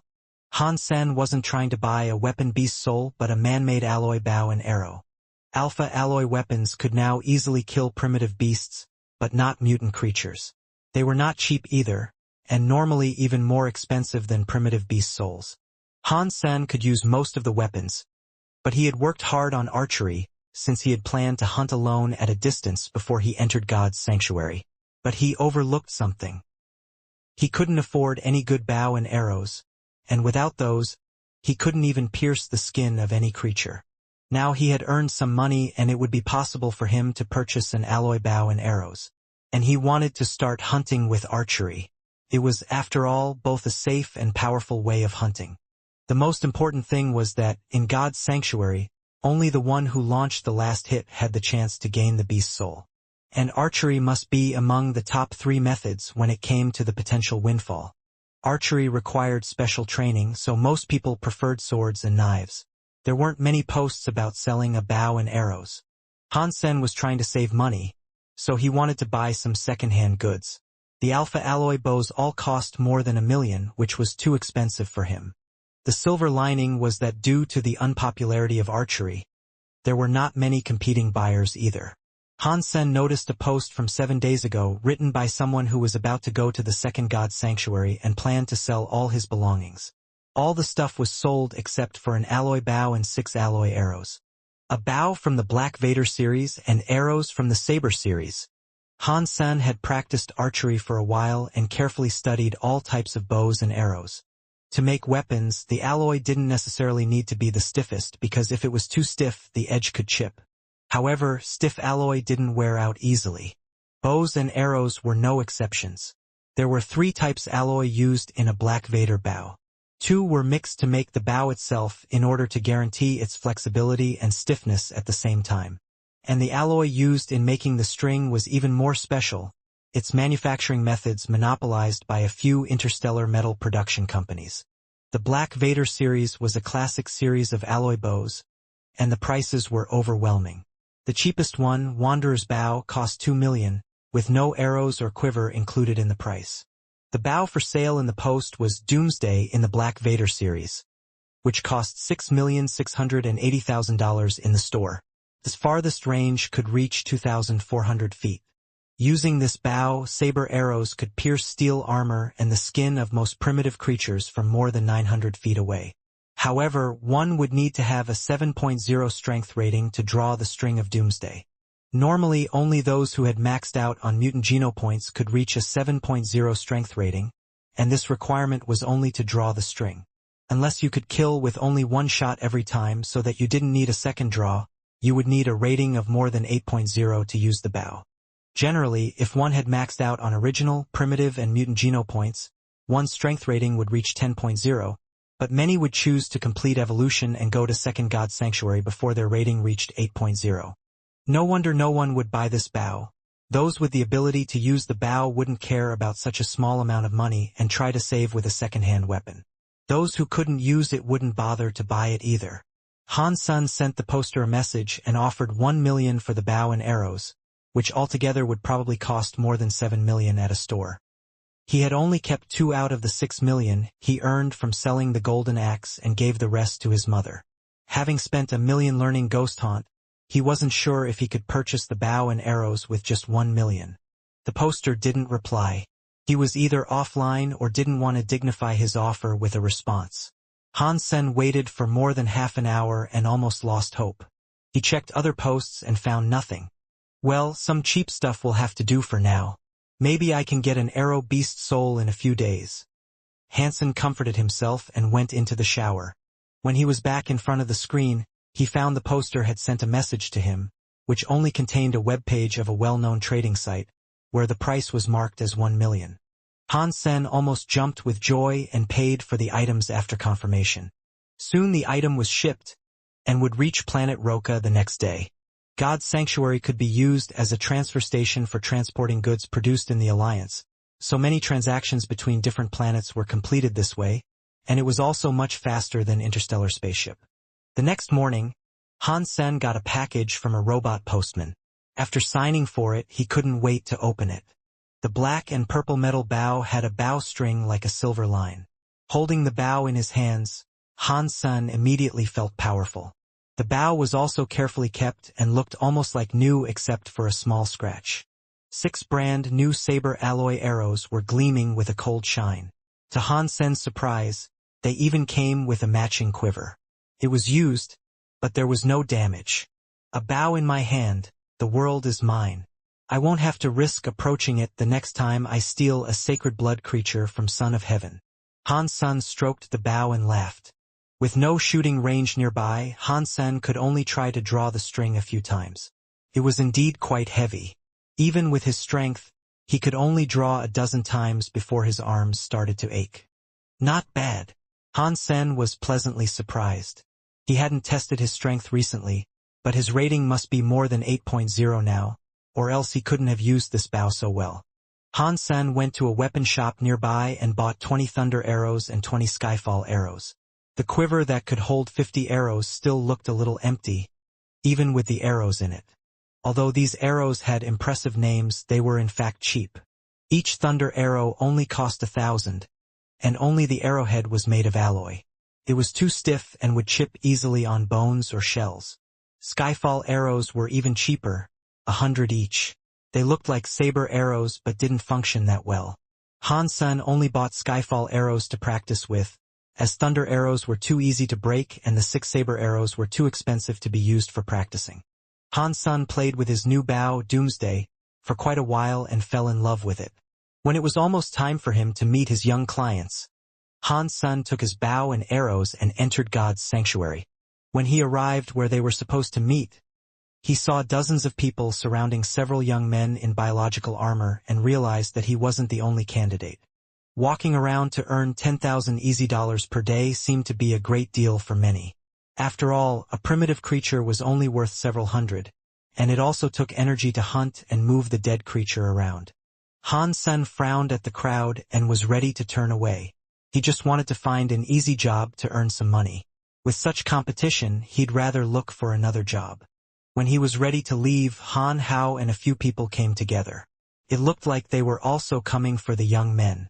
Well, ass Freak himself here, looking sharp with the bow and arrows. Did you come to protect the masters as well?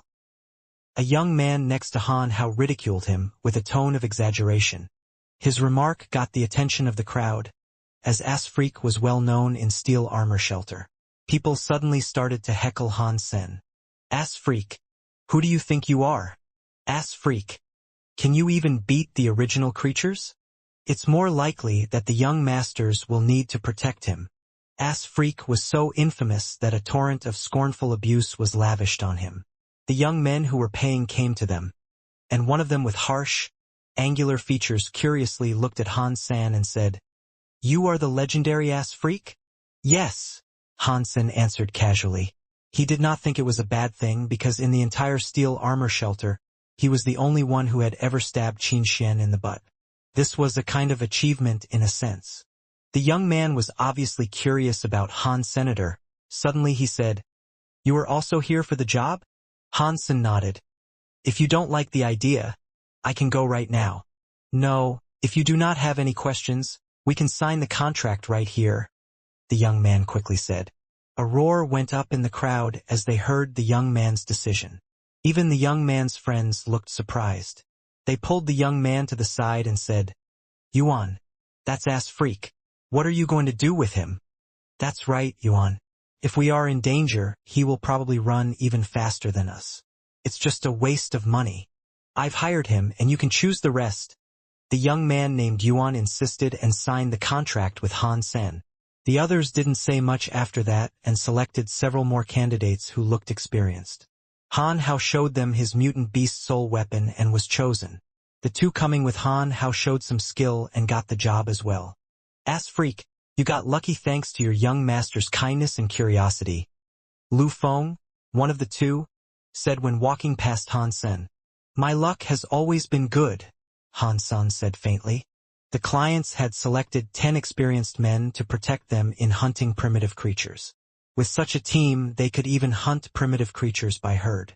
Those who had been hired were in a good mood and tried to flatter the clients all the time. They clearly understood the background of these young men who were paying them. The clients actually had very good fighting skills, and they must have graduated from posh schools.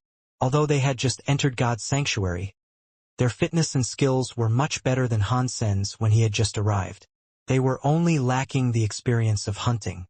When the clients were hunting primitive creatures, Han Sen was just practicing archery on the side. Initially he had chosen to practice archery because it was less demanding than other weapons. He was unlikely to be able to learn advanced techniques of sword or knife fighting in the public education system, while all he needed for archery was accuracy. Han-san was still getting to know the performance and characteristics of Doomsday, so he had selected some of the trees nearby as his targets to practice on. "Ass freak, you are just taking up space. Why are you shooting in vain and ignoring our clients?" Lu Feng was confused by Han-sen's behavior and looked at his shots contemptuously. "You can't even shoot something within 60 feet. Han-san did not look at Lu Feng or reply to him. He was just trying the arrow and did not focus on one target, and that was why his shots looked messy. Just let him be. It was just a charity act. Our clients didn't expect him to help at all." Other hired hands laughed. "That is true. Just be grateful, ass freak." Lu Feng spit and joined the rest. "Do not say you know me?"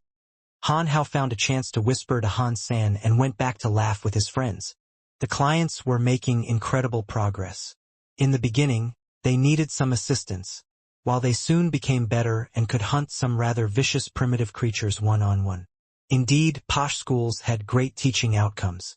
Those who were in integrated compulsory education wouldn't dare to hunt primitive creatures alone with no previous experience. It went so well that everyone lost their vigilance. When the clients were hunting 3 primitive spotted beasts, one of the beasts played dead and attacked a young client when he approached it. Han Hao and others didn't expect this, and the spotted beast was too close to the client for them to rescue him. In an instant, the claws of the spotted beast were on the delicate neck of the young man. The young client was horrified, regretting that he wasn't wearing his alloy helmet. But it was too late for that. Everyone watching screamed in horror. Whoosh! An arrow flew by the client's face and hit the spotted beast in the left eye. The beast whimpered and fell to the ground. Han Hao and the rest swarmed to the spotted beast and cut its corpse into pieces. "Ass freak! Why did you shoot the arrow? You almost hurt Qing." Lu Feng turned around and scolded Han Sen. Other people all followed him. Criticizing Han's senator, they were secretly ashamed, but instead of self-reflection, they chose to blame Han's senator in their view. Han Sen just shot the beast by pure luck, because Ass Freak could never be so good at anything. "Get lost!" Yuan suddenly shouted with a dark face. "Did you hear that, Ass Freak? Yuan just asked you to go," cried Lu Feng. "I'm letting you go." Yuan stared at Lu Feng coldly. "I paid you to protect us, and what did you do when Qing was in danger? Nothing. And you even tried to blame the only person who did his job. All of you, get lost, and I don't want to see you again. Yuan, you can let us go, but according to our contract, this is a breach. You will have to pay us the rest of the money," sneered Lu Feng. "Just go." Yuan threw a few stacks of money at them and didn't look at them again. Lu Feng and the rest picked up the money. Although they were angry, they didn't dare to harm the clients because they knew who these young clients were. They gazed at Han San and said, "Misters, we are far from the shelter, so please be careful, as you are trusting someone unreliable." "He is 100 times more reliable than you," Yuan replied. The hired ones didn't dare to express their anger in front of Yuan, so they just left. "Ass!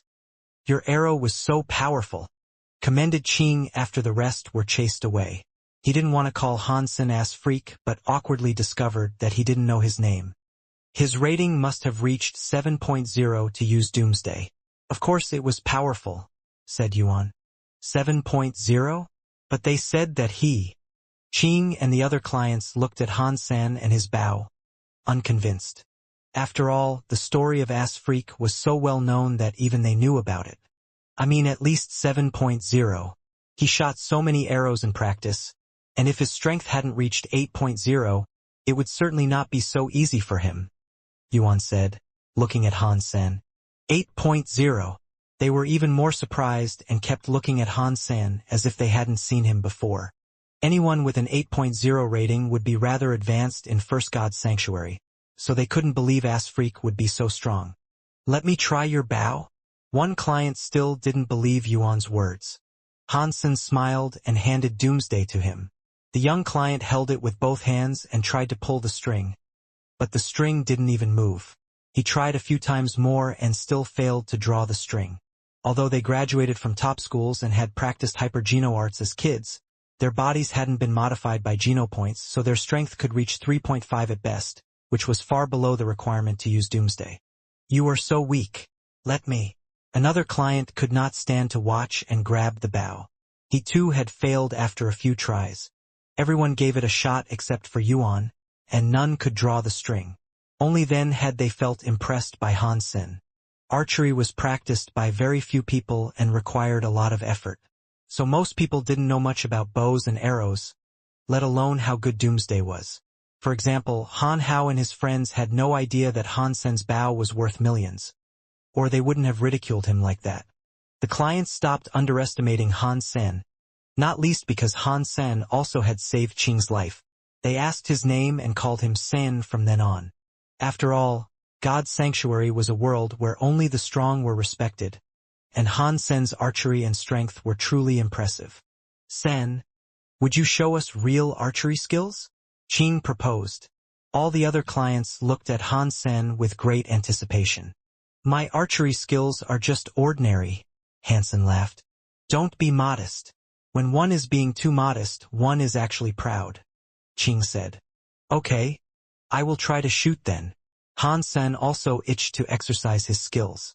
Since he received Doomsday, he hadn't tested its limits yet. The clients were overjoyed. Han Sen looked around and walked to a hillside. He aimed at something and slowly drew a saber arrow. As he drew the string, blue and swollen veins popped on his arms. The arrow left the string in the blink of an eye and disappeared in the woods. Did he miss? Qing and others didn't hear any prey being hit and thought he had missed. "It is too far away. The woods must be at least 400 yards from here." "It is understandable to miss," said Qing. "Come on, let's go and find out," Hansen said and walked down the hill into the woods. The clients followed with suspicion. 100 meters into the woods, they saw a spotted beast nailed on a tree with an arrow through its head. No wonder we did not hear a thing. The arrow directly destroyed the nerves of the spotted beast, and it didn't even have time to shriek. Everyone was so impressed.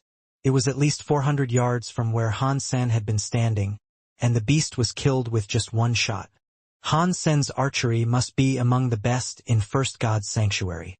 After that, all the clients worshipped Hansen and did everything he said. Han Sen protected them for half a month and received 150,000 in cash. The clients wanted to sign a long-term contract with Han Sen, but he declined.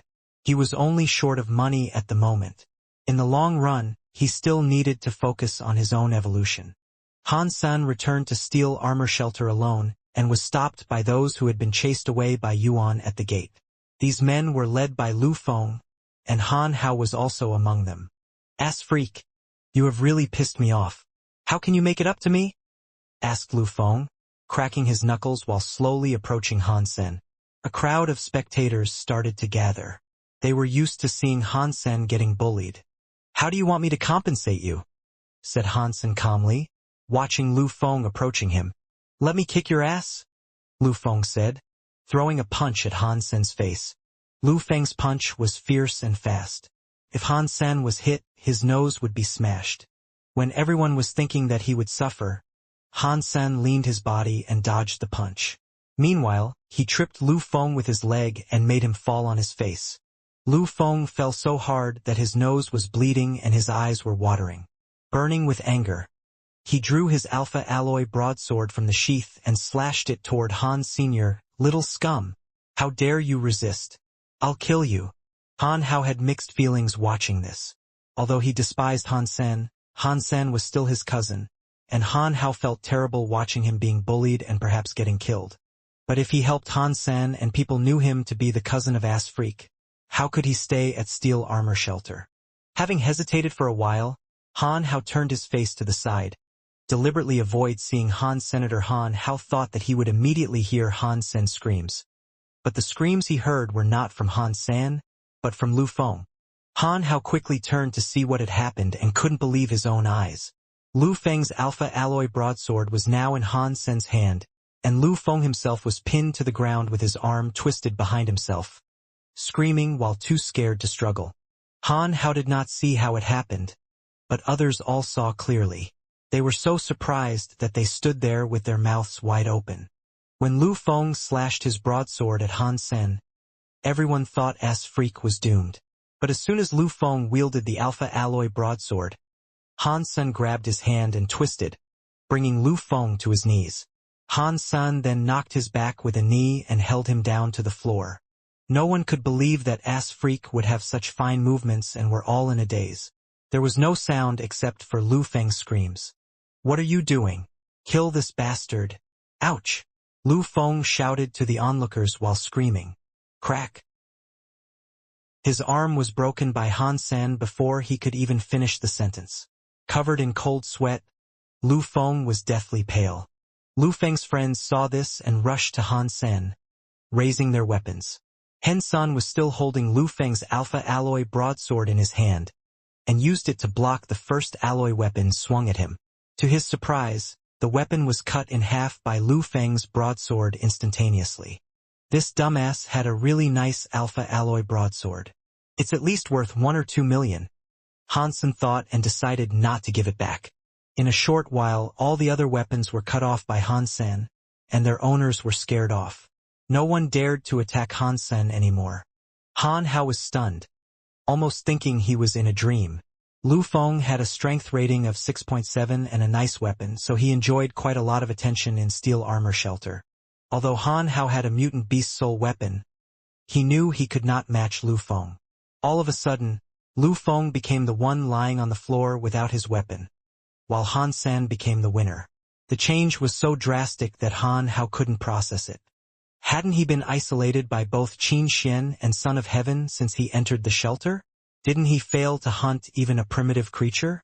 Didn't he? Han Hao looked at Han Sen blankly, with a variety of complex emotions entangled in his mind. Han Sen did not continue the fight with the rest, but went back to take Lu Feng's sheath away, hung the sheath on his own belt, and returned his new broadsword to his new sheath.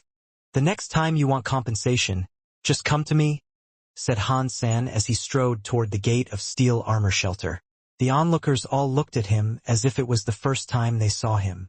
"Stop!" Someone approached riding a beast soul mount when Han Sen was about to enter the gate. It was Luo Tianyang, son of Heaven's henchman. "Luo, Ass Freak broke my arm and seized my broadsword. You have to avenge me," shouted Lu Feng in delight at the sight of Luo Tianyang. "Douchebag." Luo Tianyang first glanced at Lu Feng and then at Han Sr. "I was wondering who was so daring to hurt my guy. So, it was you, scum." Luo Tianyang took out his alloy whip and whacked it at Han Sen. Han Sen paused and wielded his broadsword at the whip. When the two weapons collided, Han Sen and Luo Tianyang both shuddered. Luo Tianyang suddenly shouted, "How come you have such strength?" Luo Tianyang's own strength rating had reached 9.6.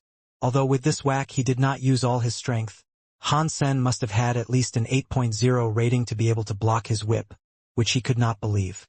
This person must die. Luo Tianyang suddenly had an urge to kill Han Sen and was about to raise his whip again. When he looked at Han Sen, however, he stopped and his whole body became tense. Han Sen had put away the broadsword and held Doomsday in his hands. Drawing the string to the fullest, he pointed the arrowhead at Luo Tianyang. Although Luo Tianyang did not recognize Doomsday, thanks to his rich experience of fighting, he could smell danger from Han Sen and his bow and stayed completely still. The two were into a deadlock. Luo Tianyang did not dare to move, and Han Sen did not have the confidence to kill Luo Tianyang with only one shot. Even time seemed to stand still. The onlookers were completely shocked. When Han Sen beat Lu Feng and his friends, they simply couldn't believe it, and now he was even well matched with Luo Tianyang. Luo Tianyang was one of Son of Heaven's henchmen. His strength rating was near 10.0, and even he didn't dare to move with Han Sen's arrow pointed at him. Anyone with a strength rating of more than 9.0 would be among the top 100 in Steel Armor Shelter, where there were more than 100,000 people. That someone like this could be scared by Han Sen was an overwhelming fact to all. No one knew how Han Sen could gain such strength when isolated by both Qin Xian and Son of Heaven. "Han Sen, put down your bow," said Qin Xian. leading her gang, who were all riding beast soul mounts. Han Sen put away his bow and arrow. His strength was still weaker than Luo Tianyong, and Han Sen was not sure if he could shoot his opponent when Luo had his guard up. Keeping the posture was consuming his energy very fast, and the deadlock was not good for Han Sen. "Miss Qin, I'll kill this bastard for you," said Luo Tianyong, whipping at Han Sen, who had already disarmed himself. Han Sen seemed to be prepared for this and was about to block the whip with Doomsday. Before he acted, a beast soul bronze sword was thrown over and hit the whip. The strength of the throw was so fierce that the whip fell from Luo Tianyong's hand. "I will discipline my guy, and you can mind your own business." Qin Xian looked at Luo Tianyong coldly and summoned back her sword before she rode into the shelter. "Follow me." Qin Xian turned back and commanded Han Sen. Han Sen quickly caught up with her and followed her gang into the shelter. The entire steel armor shelter was suddenly in an uproar. As Freak beat Lu Feng and his friends, was well matched against Luo Tianyong and was, most importantly, declared by Qin Xian to be her guy. All the news had driven everyone mad. No one understood what had happened. It was all guesswork. Did they develop a love affair from the stab? I have to learn from Ass Freak and stab a beautiful and capable woman in the ass. Maybe I can become rich and powerful. Qin Xian looks so serious, but she is actually a flirt. Rumors spread across the entire steel armor shelter, and Han Sen was once again put under the spotlight. However, Han Sen's strength was not really the focus. People cared more about whether he was Qin Xian's boy toy. Even Qin Xian's gang would look at Han Sen weirdly. "You know archery?" asked Qin Xian after she called Han Sen to a halt. "I used to practice," Han Sen shrugged. "You can use Doomsday, so you must have worked hard on it," said Qin Xian matter-of-factly. "You can join Bullseye and follow me in the future." "No," Han Sen refused. Qin Xian bit her lips and said snappily, "You just offended Luo Tianyong. Without my protection, do you suppose he'd let you live?" "Thank you for your kindness, but I will deal with it myself," Han Sen said indifferently. "You should have known who I am. My men are more or less related to the military, and Bullseye belongs to me. Follow me and you will gain great advantages when applying for military schools." Qin Xian suppressed her anger and said to Han Sen, "I never wanted to go to a military school." Han Sen knew that he could apply to a military school for further education after he finished integrated compulsory education. However, all military schools had high requirements of fitness.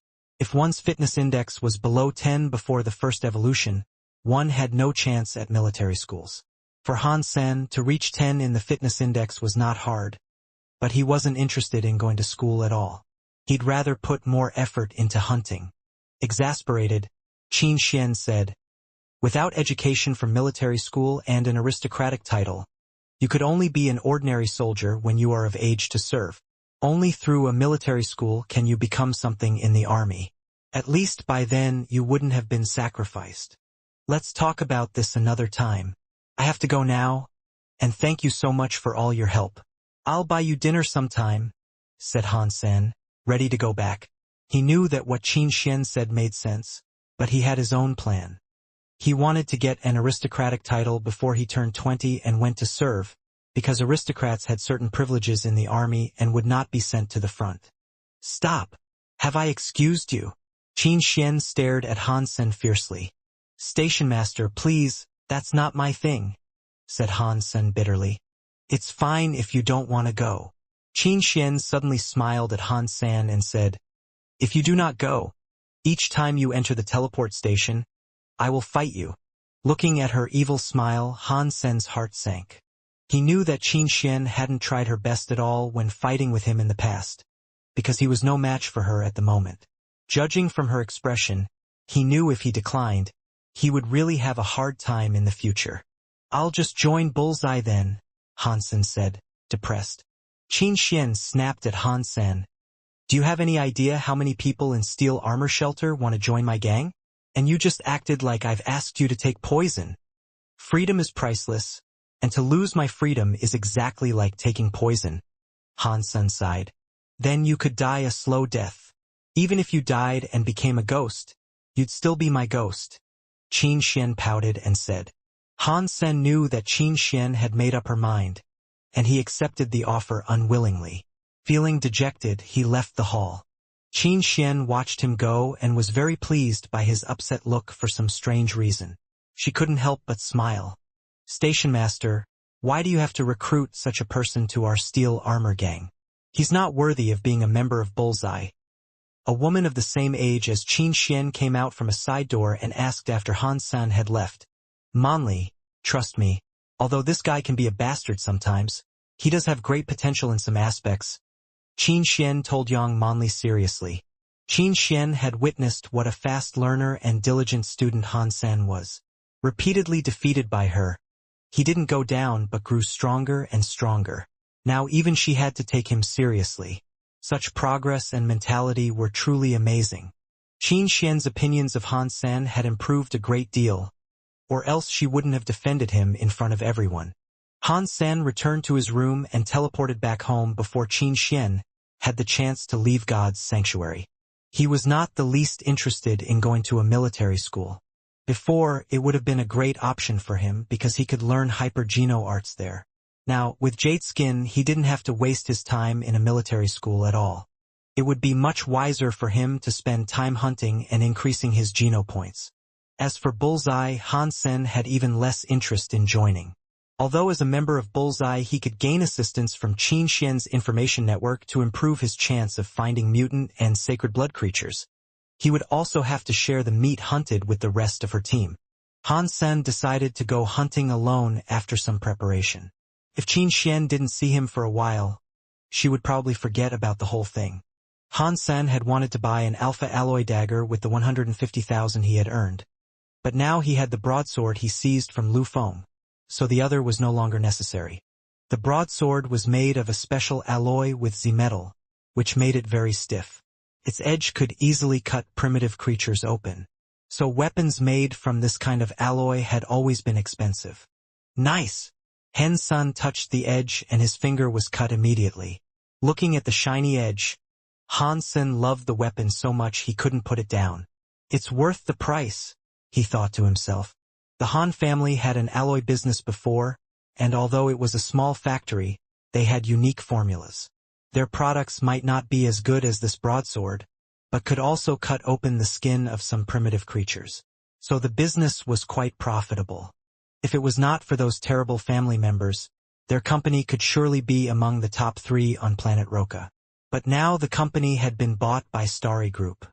Han Sen was too young back then, and to this day he still didn't quite understand why Starry Group had to acquire their company. He knew his father's death must have had something to do with Starry Group, but he had no ability to find out the truth, so he had to lay low. Son, today I have something important at work. Can you take Yen to school? Luo Sulan knocked on the door and asked Han Sen. School has started already? I did not know that. No worries, Mom. I'll take her, Han Sen quickly said. School started a few days ago, and you were in God's sanctuary, so I didn't want to bother you, said Luo Sulan. Which school is it? Asked Han Sen. It is St. Paul, and I used to the money you left to pay the tuition. Luo Sulan felt slightly uneasy, as she had spent almost all the money on Yan's school. Great! St. Paul is the best on planet Roka except for the posh schools. Han Sen was very happy. He didn't have an aristocratic title for the moment and couldn't send Yen to a posh school, but a good private school is still much better than integrated compulsory education. After chatting with his mother, Han Sen took Han Yen on a maglev train to school. The entrance of St. Paul was almost blocked by private aircrafts, and some of them were deluxe. Almost all rich people without an aristocratic title would send their children to St. Paul, and almost all students here were from affluent families. Walking his sister to school, Han Sen saw a middle-aged fat guy getting off an aircraft with a flirtatious woman on his side and an 8-year-old boy in his arms. He paused, as the middle-aged fat guy happened to be his uncle, Han Lei. What are you doing here? Han Lei was surprised to see Han Sen here. Taking Yen to school, replied Han Sen. Yen is coming to St. Paul? Han Lei looked at Han Sen and Han Yen, unconvinced. Since a few days ago, Han Sen said, ready to walk Han Yen into the school gate. Han Lei thought for a while, and ran in front of Han's senator. He grabbed Han Sen's wrist and raged. I knew it! My elder brother managed the company for so many years. He must have embezzled lots of money. You were just lying to me about not being able to come up with 2 million, while you are now spending millions to send yen to St. Paul. I'm telling you, this money belonged to the whole family, just like the house. We must split it or I'll... Or what? What can you do about it? Han Sen looked at Han Lei coldly. He was completely disappointed in his relatives and wouldn't give them a cent more. Boy, watch it. I'm your uncle. Han Lei flinched with Han's son watching him, but he didn't plan to let Han Sen walk free. Uncle. Han Sen smiled dismissively. Well, please go home and review the legal documents we signed and see if you have the right to anything we own. From now on, do not think you can take a penny from us ever again. The reason why Han Sen gave them 2 million so promptly was to draw a line between his relatives and his real family. To get the 2 million, his relatives all signed a document prepared by Mr. Zhang which made it impossible for them to take anything from Han Sen's family in the future. That is fraud. I'll go find your mom right away. How dare you hide money from us? Cried Han Lei angrily. Uncle, don't even think about it. I have the right to kill a trespasser. Han Sen looked at Han Lei gloomily. Little brat, how dare. Han Lei threw a punch at Han Sen furiously. With a blank expression, Han Sen grabbed Han Lei's arm and threw Han Lei over his own shoulder. Han Lei shouted out in pain. Uncle, if you want to die, welcome to our house. Han Sen stared at Han Lei coldly. Han Lei opened his eyes wide. As if he didn't know Han's senator, the look on Han Sen's face had terrified him. Han Lei was an evolver, although just by maxing out on primitive genopoints. He didn't really do much in Second God's Sanctuary, but he was still an evolver. It was abnormal that Han Sen, who hadn't evolved at all, could give him a shoulder throw easily. His nephew suddenly looked like a different person. Han Sen suddenly smiled and pulled Han Lei up. I'm sure my aunt doesn't know about this woman and child. I think I should talk to her, Han Sen whispered, while Han Lei was still shocked by his sudden change. You think my wife will believe you? Han Lei said madly. That doesn't matter, as long as she believes this. Han Sen showed Han Lei the comlink on his wrist. He turned the video camera on the moment he saw Han Lei. You! Shocked, Han Lei reached to grab the comlink. Han Sen only moved slightly to make Han Lei fall again. Uncle, we can negotiate a price, and I can sell you this. Han Sen smiled and was about to pull him up again. Han Lei grinned and suddenly reached to twist Han Sen's hand, ready to break it and seize his comlink. Han Sen flipped his hand and held Han Lei's hand down, making him kneel on the floor and howl like a pig. Uncle, it seems that you have no intention to negotiate. I'll have to show it to my aunt then. Han Sen released Han Lei's hand and turned to leave. Wait. Han Lei quickly stopped Han Sen and gritted his teeth. 10,000. I'll give you 10,000, and you delete it. Han Sen turned away. 200,000 or I'll go to my aunt. Okay. Okay, said Han Lei, limping over to take hold of Han Sen. Thanks then. Cash or bank transfer? Han Sen asked with a faint smile. Han Lei unwillingly transferred 200,000 to Han Sen. Well, now can you delete it? Of course I will delete it, but only when I'm in a good mood, Han Sen said and walked away. Brat, you lied to me. Han Lei became furious and raised his fist. However, he froze at the sight of Han Sen, as his nephew's movements had really left a strong impression. Uncle, I received your money, so I will certainly delete it, but I did not say when I will do it. So you'd better keep me in a good mood. Han Sen patted Han Lei on the shoulder and stopped smiling. He whispered, Also, do not let me see you in my home again, otherwise I will kill you. Han Lei shuddered, and for some reason, he knew Han Sen meant it. Shit, the brat has become so evil. Han Lei cursed as Han Sen moved away. Ashamed that he was terrified by a boy, Han Lei was still nervous deep down and changed his mind about going to Han Sen's home. After sending Yen to school, Han Sen was in a great mood. On his way back, he saw a physical test center and went in, wanting to know his current physical fitness level.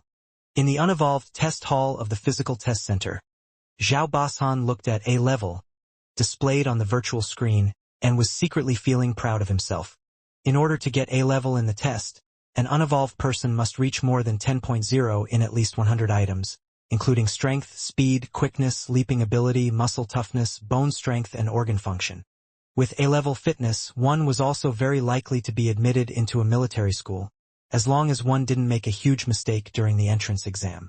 In his fantasy, Zhao Bashan had already graduated from a military school with stellar scores and become a captain of an interstellar warship, directing battles in the space and receiving respect and worship after all his victories. I didn't do that well in the live combat test. If I had done better, I might be assessed at AA level. Maybe I'll try again. Zhao Bashan went back, but found the test hall he had used was occupied. Zhao Bashan thought the testing process was quite short, so he decided he might as well wait there. But after he had waited for quite a while, the person inside still hadn't come out. So slow. This person inside must be stupid? If I had gone to a different hall, I would have finished by now. Zhao Bashan was quite upset but not willing to give up. Zhao Bashan gave it some thought and paid to observe the test. Suddenly, the holographic image was projected in front of him. I wonder how dumb this person could be to take so long. Zhao Bashan looked to the golden figure in the holographic image. That person in the image was about to take the final test, the robot channel. The robot channel was the last part of the entire test. In the 300-foot-long one-way channel, one had to beat a combat robot with biochemical alloy shell every 6 feet, and the performance of combat robots was stronger and stronger toward the end. As an unevolved, being able to cross the 180-foot line was pass, 210-foot line was good, 240-foot line was excellent, 270-foot line was advanced, and going all the way was super. Zhao Bashan had earned a good score himself, but he might be able to pass the 240-foot line if he put in more effort. This is weird. How come it took him so long? Zhao Bashan felt strange, as all the tests before this one should have taken the same amount of time. What he didn't know was that Han Sen actually took each test twice, the first time without beast souls and the second time with beast souls, so as to know his abilities under different circumstances. That's why it took Han Sen so long. In fact, Han Sen had already been through the robot channel twice. This time, he summoned Black Beetle armor and Bloody Slayer at the same time and wanted to try the robot channel one last time under his best conditions. When Zhao Bashan saw clearly the golden figure, he was amazed by how great the Bloody Slayer and Black Beetle beast souls looked. Shit! This guy wants to use beast souls to take the robot channel test. Well, even so he could hardly go all the way, unless... While Zhao Bashan was still thinking, the majestic golden figure had rushed toward the robot channel. Boom! What happened next rendered Zhao Bashan speechless. The golden figure ignored all combat robots trying to block him and forcefully went through with his strong body. The combat robot, which was much heavier than the man, was knocked away immediately. The golden figure was like an armored vehicle, brutally hitting his way through the combat robots. Even the robot's biochemical alloy shells were smashed. Nothing could stop that figure. 30 feet, 60 feet, 90 feet, 180 feet, 210 feet, 240 feet. Zhao Bashan knew that the performance of the combat robots placed behind the 240-foot line was beyond the ability of average unevolved persons. But they were smashed by the golden figure as if they were a pile of clunkers. The robot channel that was viewed as a cruel test by most unevolved became an easy path for the golden figure. Unmatched strength. All combat robots in the channel, including the last one, were knocked away within seconds. Zhao Bashan opened his mouth and didn't recover from shock for a long time. When he looked at the virtual screen, it already changed to SSS level. OMG! Who is this fierce fellow? Zhao Bashan saw the door of the test hall open and the person in the hall was gone. Zhao Bashan immediately chased him out, but the center was so crowded and he had no idea who that person was. The video! Zhao Bashan ran back to the hall, paid to play the recorded video and made a copy. Having watched the video a few times, he regretted that he didn't see the golden figure's performance before the last test. Zhao Bashan suddenly had an idea. He logged into his account and uploaded this copy to the official forum, and named it 788-foot, robot channel conquered. In the beginning, Zhao Bashan's video didn't attract much attention. After all, there were so many videos online about the robot channel test. 7.88 seconds was also considered a gimmick, as those who could pass the test within 10 seconds would be among the very best of the unevolved. Even stars like Tang Jinliu could finish the test in just under 10 seconds and couldn't improve any further. If someone really finished it within 7.88 seconds, he or she would surely be a star. Therefore, it would be impossible for it to be uploaded by an unknown account.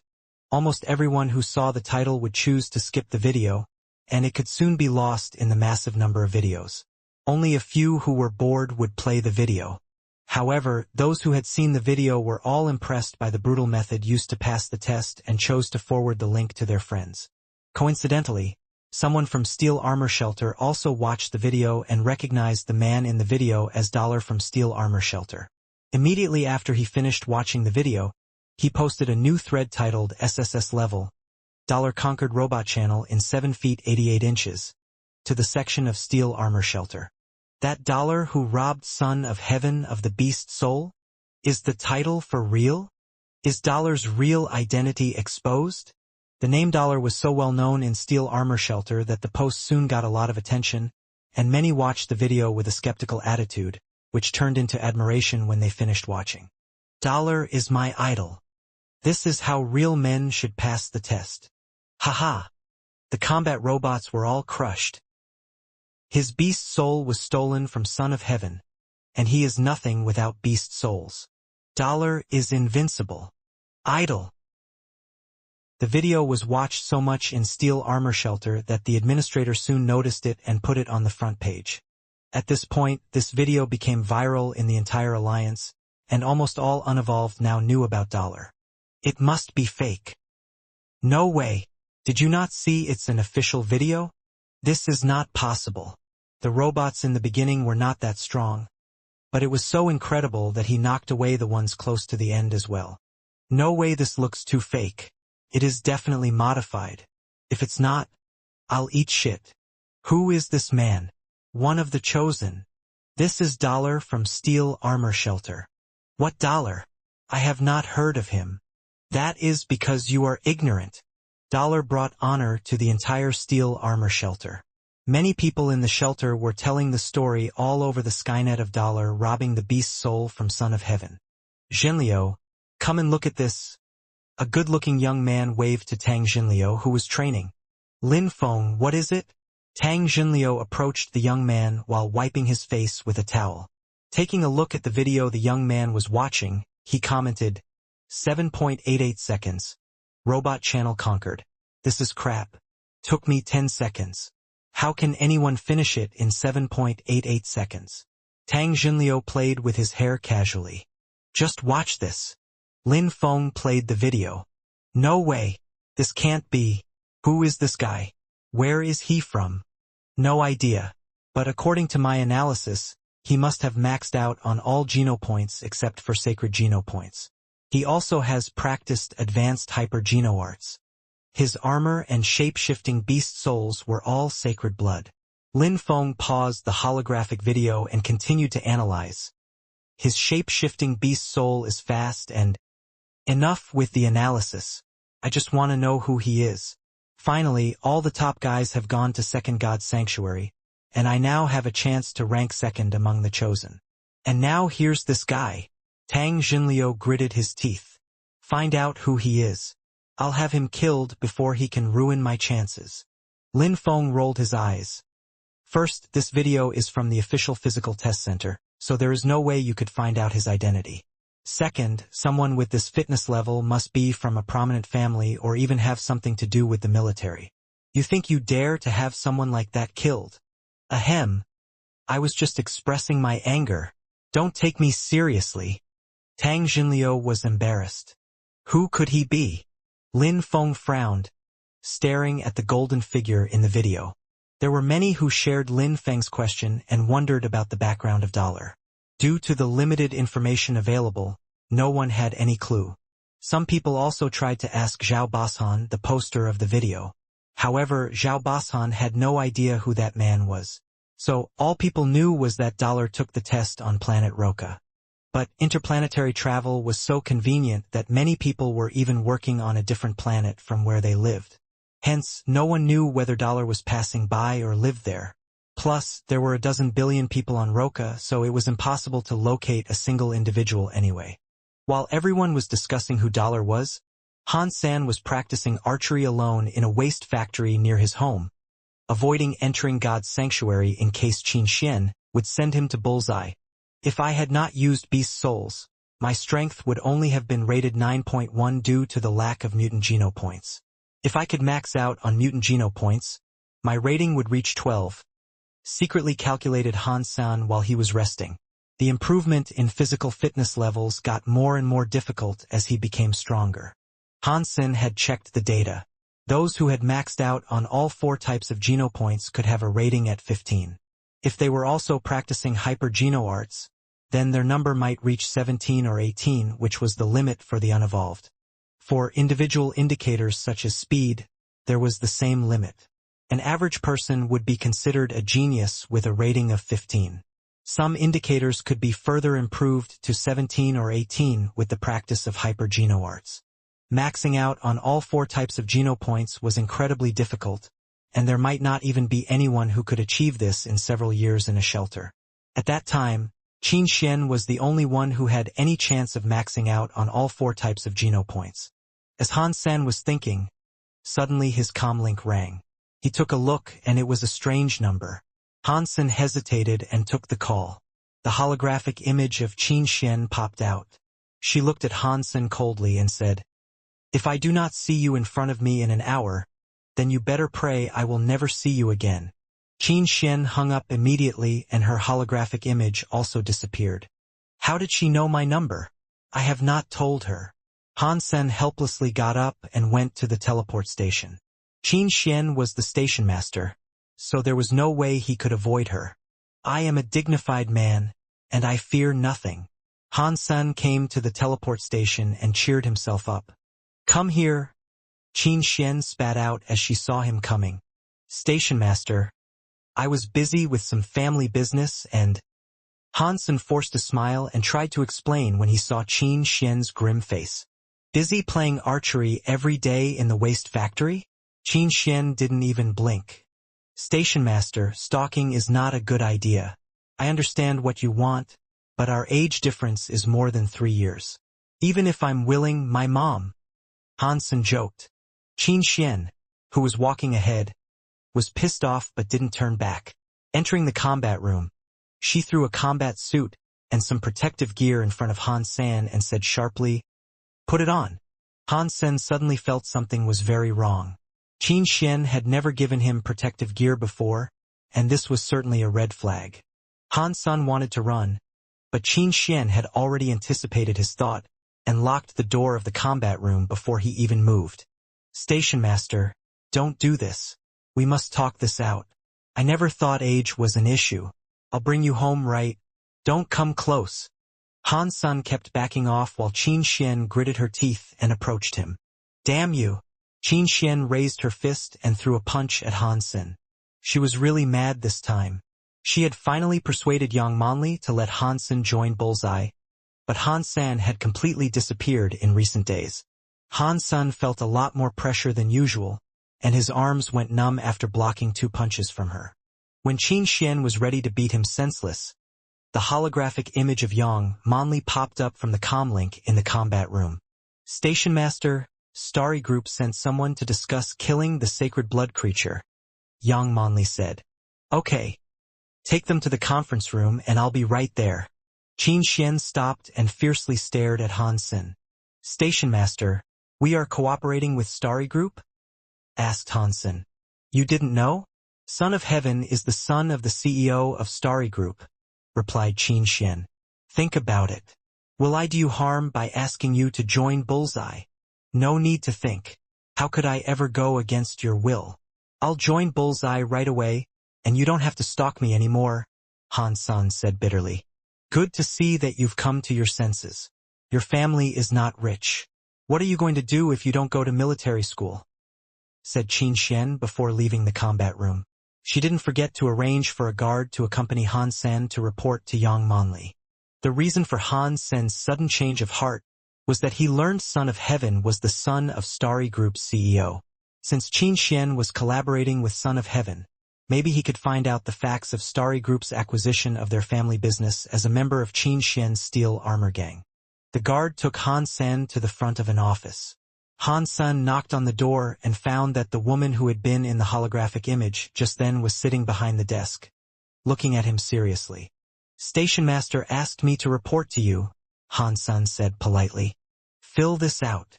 Yang Manli showed no expression and passed a sheet to Han Sen. Han Sen took it and saw it was just a basic information form. He filled it out and gave it back. You can go back. Show up at the training camp of Bullseye tomorrow morning at 6 o'clock. Remember, I don't like people who are not punctual.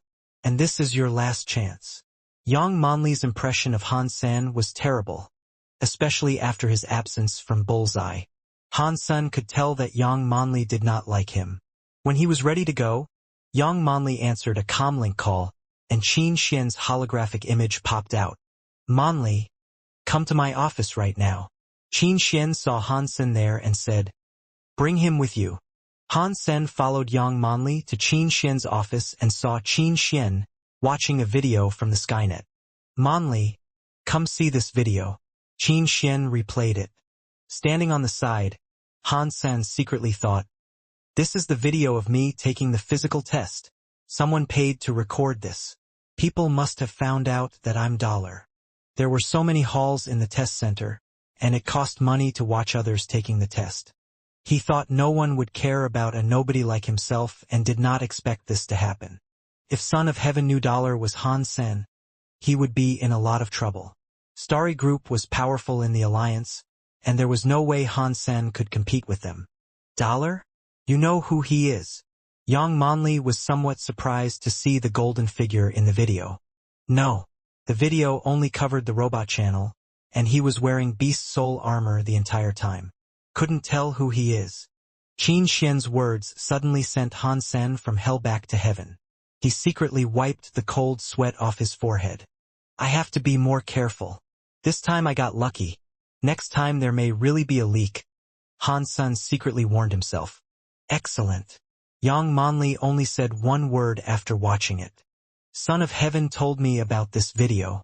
After watching this, we can be certain that Dollar's armor is a sacred blood beast soul. And he must be from a prominent family because he is definitely practicing an advanced hyper-geno art. Another clue was that he took the test on planet Roka. We must find him. He can be of great value to us, Qin Xian said. Yang Manli thought about it and said, there are no prominent families on Roka. Maybe he was just passing by and has left by now. I agree. Let's give it a shot. He's worth it, said Qin Xian. Han Sen was frightened that Qin Xian and Yang Manli might find out the truth. Han Sen cleared his throat and said, Dollar was just relying on his sacred blood beast souls. He had no real skills. There's no need to look for him. Yang Manli gave Han Sen a hard look and said, what do you know? The ability to get the beast souls is enough proof of his ability. Also, those beast souls can be of great use to Bullseye. What ability? Han Sen thought. It's just pure luck. Manli is right. His armor brings amazing defense, and Bloody Slayer has strengthened his physical strength and speed. Coupled with his practice of advanced hyper-geno arts, he must be able to contain most sacred blood creatures, and that's very useful to us, said Qin Xian. If we have him in our gang, we won't have to collaborate with Son of Heaven and Fist Guy anymore to hunt sacred blood creatures. Yang Manli said with great hope. Wow, you just wanted me to risk my life as your tank. How vicious, thought Han Sen, drinking from a cup to cover up his fear. Agreed. So, do your best to find him? Qin Xian nodded. But since he's from a prominent family, even if we find him, he may not be willing to join us. Yang Manli sighed. Qin Xian blinked and joked. I know you like a strong man like him. Try to seduce him. Ahem. Han Sen choked on the water he was drinking. Yang Manli gave Han Sen a fierce glare, and Han Sen quickly took another sip from his cup. I don't mind seducing him, I'm only afraid he isn't man enough. Ahem. This time, Han-san choked so hard that he was almost in tears. Yang Monli looked at Han-san with disgust. Fortunately, Dollar won't be a scum like him. Hey! Yelled Han. Senator Yang Monli shut the office door and completely ignored him. Station master, your minion is too arrogant. I'm your guy and she shouldn't talk to me like that, Hansen said with anger. Transfer me to another team. I don't want to be in Bullseye where she is the leader. Han-san was a little worried that Yang Monli would see that he was Dollar if he stayed close to her for a long time. Qin Xian patted Han-san on the shoulder. You were a scum, but you can change. Follow Monli's lead. Although you may never be like Dollar, you could stop being a scum. There is still hope. Sending Han-sen out, she did not give him a chance to speak again. Han-sen left the teleport station, went back home and checked out the video on the Skynet.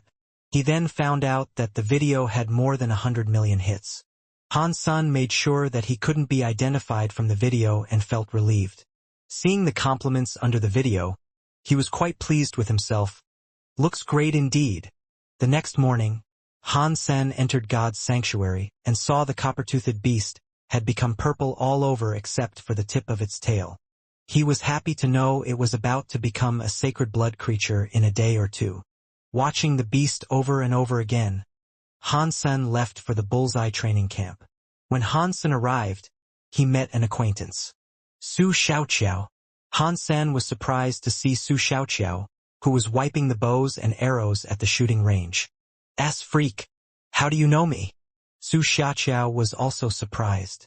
How do I not know you? Everyone was calling Dollar Doll. Because of you. Han-sen smiled while secretly hating Xiaoqiao. Thanks to him, Han-sen had such a strange nickname. Su Xiaoqiao was very proud. If it wasn't for me, Dollar wouldn't be as popular as he is now. Good job. Han-sen gave him a thumbs up, while thinking, you little bastard. Brother, why did you choose to enter Bullseye? Su Xiaoqiao asked Han-sen. Because you can stand away from the creatures to reduce risks. Safety first, laughed Han-sen. Great minds think alike. Su Xiaoqiao felt like he finally met someone who understood him. The only good thing about Bullseye is safety.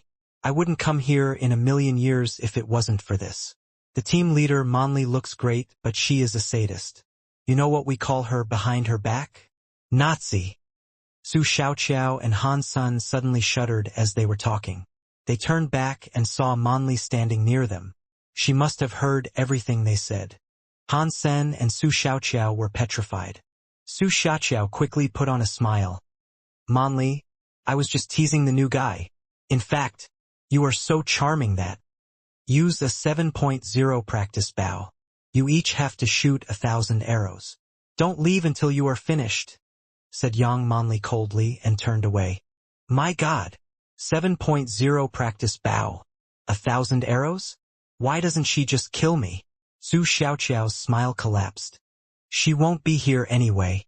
She wouldn't even know how many arrows we shoot, said Han-sen. Brother, you are too naive. Of course Nazi has thought of this. There are people who are in charge of counting arrows.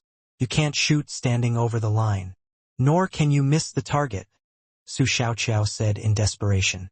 We will take our time then. She didn't say when we have to finish. Han-sen patted Su Xiaoqiao on the shoulder. With a strength rating of 9.1, 1,000 arrows with a 7.0 practice bow could be a difficult task. But it wasn't the end of the world. However, for Su Xiaoqiao, who only had a strength rating of 7, it was different.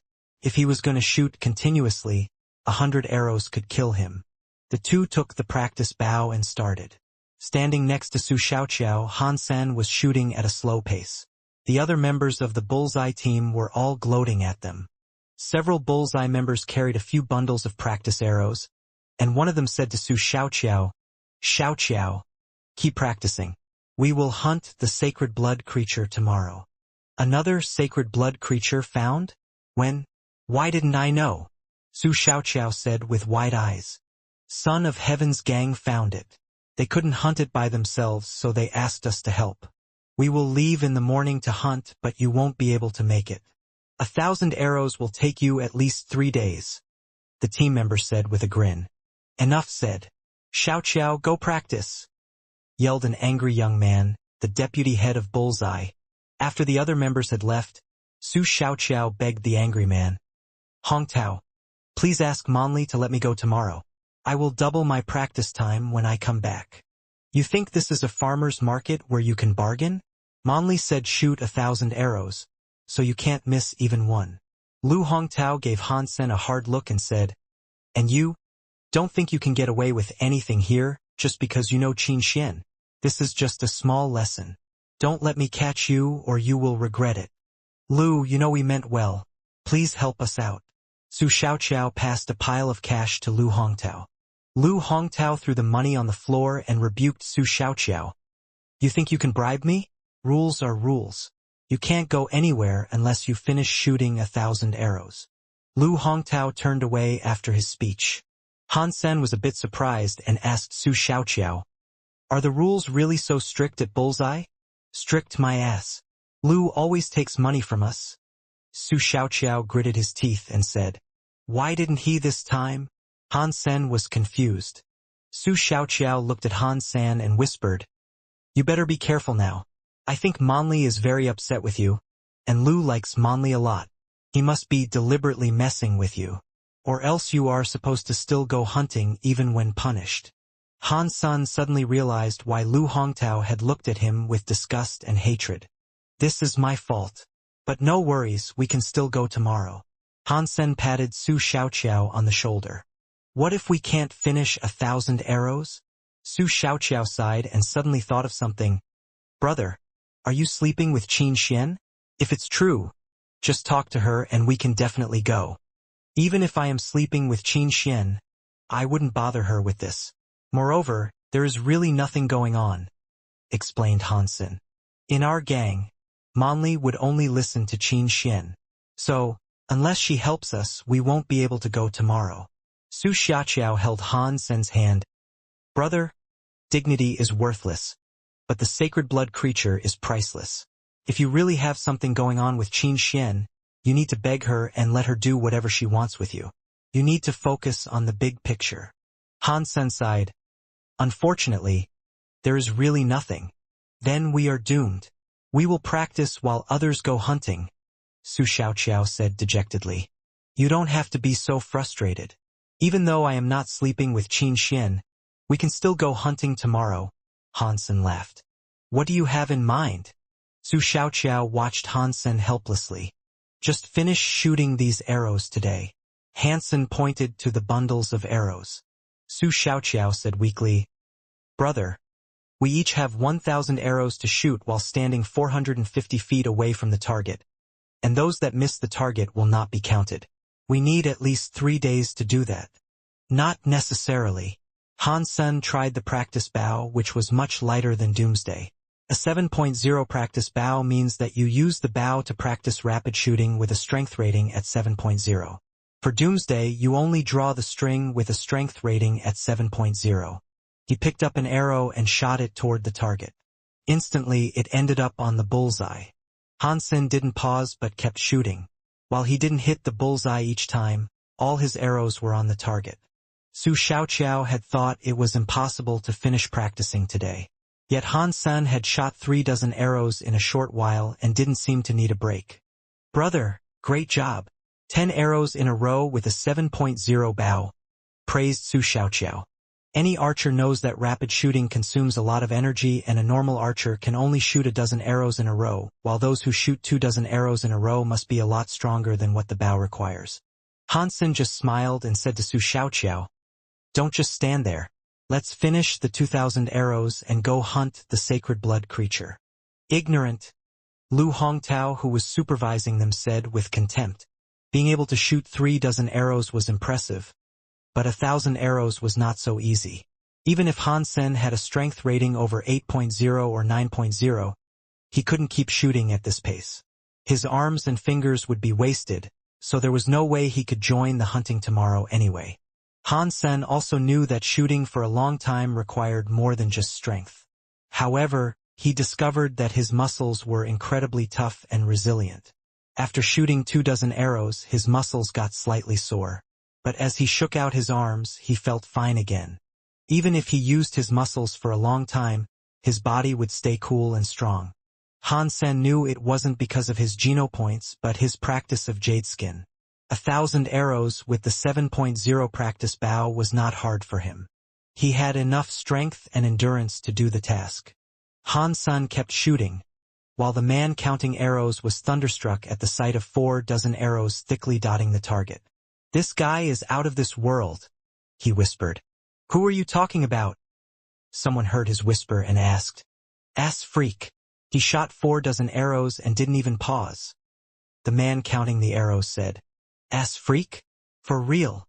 Come and see if you don't believe me." Soon a few Bullseye members came to watch Hansen shooting.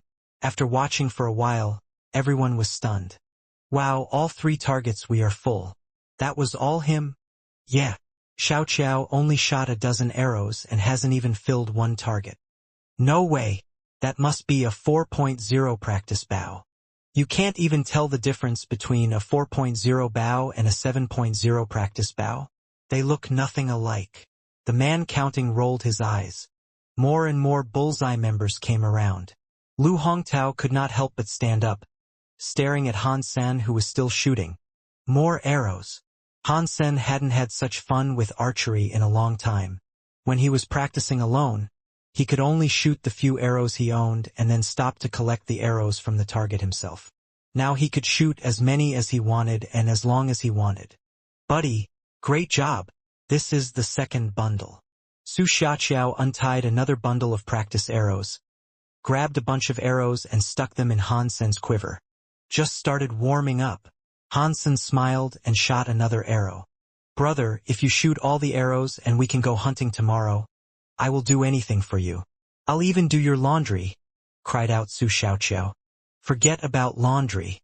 How about cash?" laughed Han Sen. "Talking about money would hurt our friendship," replied Su Xiaoqiao. Han Sen paused every 50 arrows and used only his right hand to draw the string, instead of using both hands in turn. "What is the noise outside?" Yang Monli heard it getting more and more noisy outside her office as she was reviewing the data of the sacred blood creature sent from Son of Heaven. Yang Monli asked twice, but no one answered.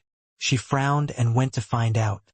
Almost the entire Bullseye team was at the shooting range, cheering from time to time. Yang Monli took out a telescope. Most of high-tech products lost their function in God's sanctuary, but primary instruments like the telescope still worked. Yang Monli, starting to feel skeptical, put down the telescope and went to the shooting range.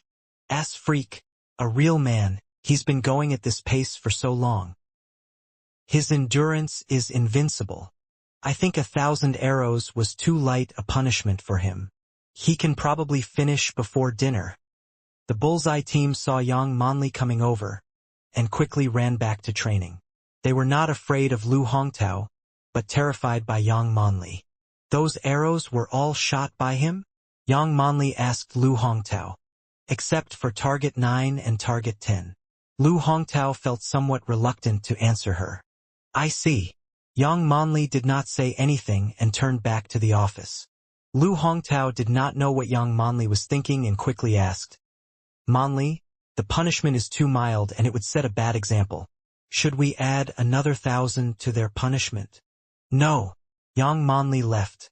Back in the office, Yang Monli took out Han Sen's profile and reviewed it.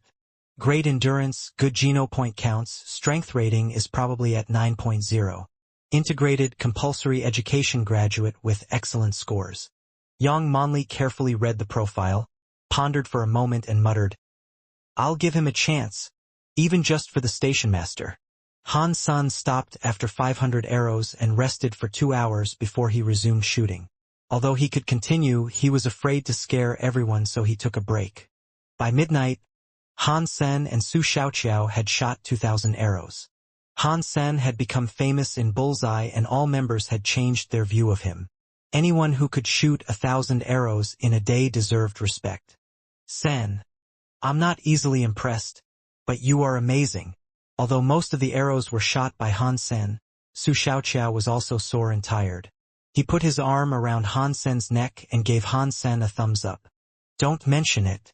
Do you know what kind of sacred blood creature we are going to kill tomorrow? Asked Hansen. I'm so handsome that Monli's assistant couldn't resist my charm and told me everything, Su Xiaoqiao said triumphantly. So what is it? Hansen didn't care for his bragging. It seems to be a flying creature. There aren't many archers in Son of Heaven's gang, so they want our help, replied Su Xiaoqiao.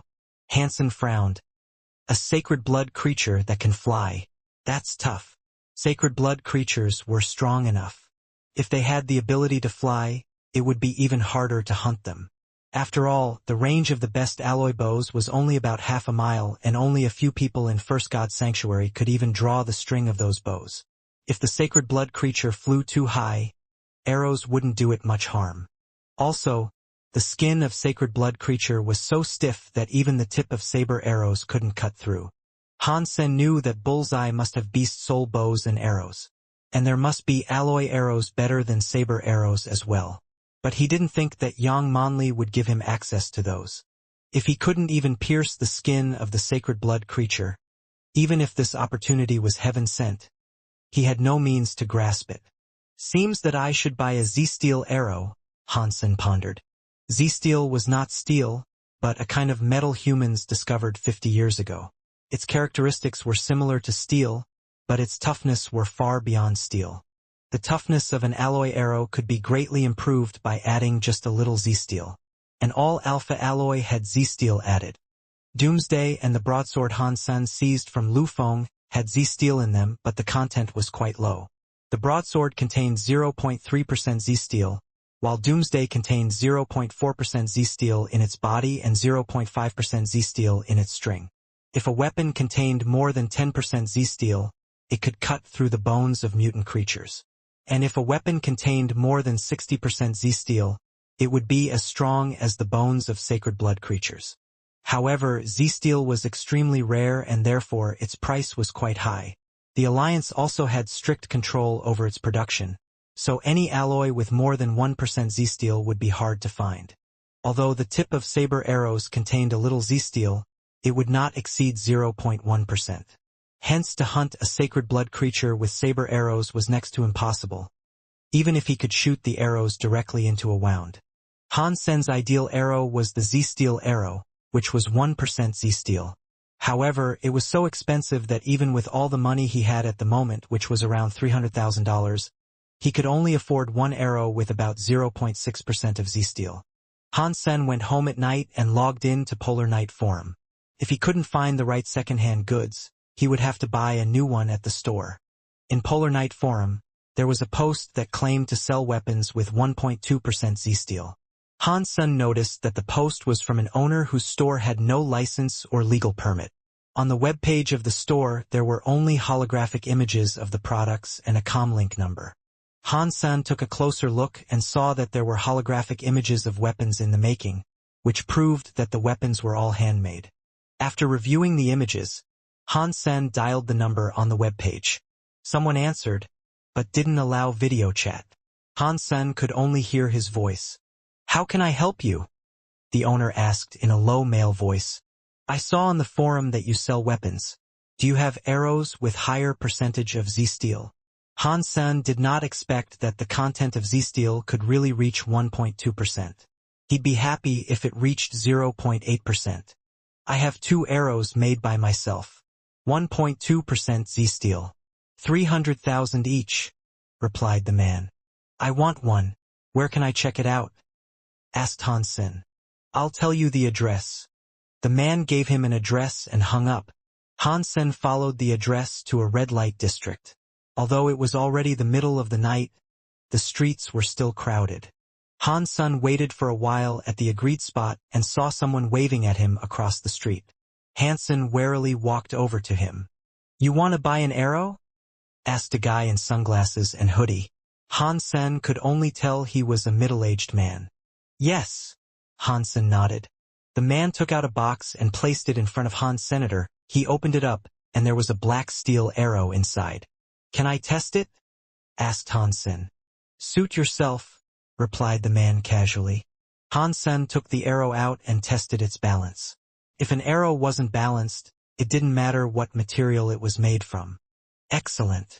Han Sen found this arrow had better balance than saber arrows. If the bow was strong enough, this arrow would always maintain stability. The man nodded and did not say anything. Han Sen pulled out his broadsword and asked the man, "Can I test it with my own weapon?" Without his permission, Han Sen didn't dare to test it that way. But technically speaking, if the arrow contained more than 0.7% Z-steel, his broadsword wouldn't even leave a mark on it. The man looked at the broadsword in Han Sen's hands and again said, "Suit yourself." With his permission, taking the arrow in one hand and the broadsword in the other, Han Sen fiercely slashed the broadsword at the arrow. Clang! Han Sen checked the arrow and was pleased to see there were no mark on the arrow, while his broadsword was chipped. Although he wasn't sure if the Z-steel content reached 1.2%, he knew it was great stuff. Great stuff. I'll take it. Hansen took out the $300,000 he had brought with him and paid the man. Of course, it was made from the bearing steel of old interstellar warships, hence the Z-steel content is a standard 1.2%. Also, the machine-made weapons are no match for my products. Let me know if you need something in the future, the man said and disappeared in the back lane. Han Sen returned home and tested the arrow more thoroughly. It was truly great, similar to the name-brand arrows, and only 1/10 of the price. I was really lucky to find a true craftsman. Han Sen hadn't had high hopes because a lot of sellers of handmade weapons only produced mediocre products. For weapons like arrows that required a lot of skills to make, it was even less likely to find good ones from independent sellers. Han Sen was very satisfied with this arrow. Just the tip of the arrow showed incredible craftsmanship, as it must have been manually polished to be so sharp. Han Sen had briefly learned weapon making at school, but his work was not the high caliber of this weapon maker. It is a good arrow, but unfortunately I can only afford one.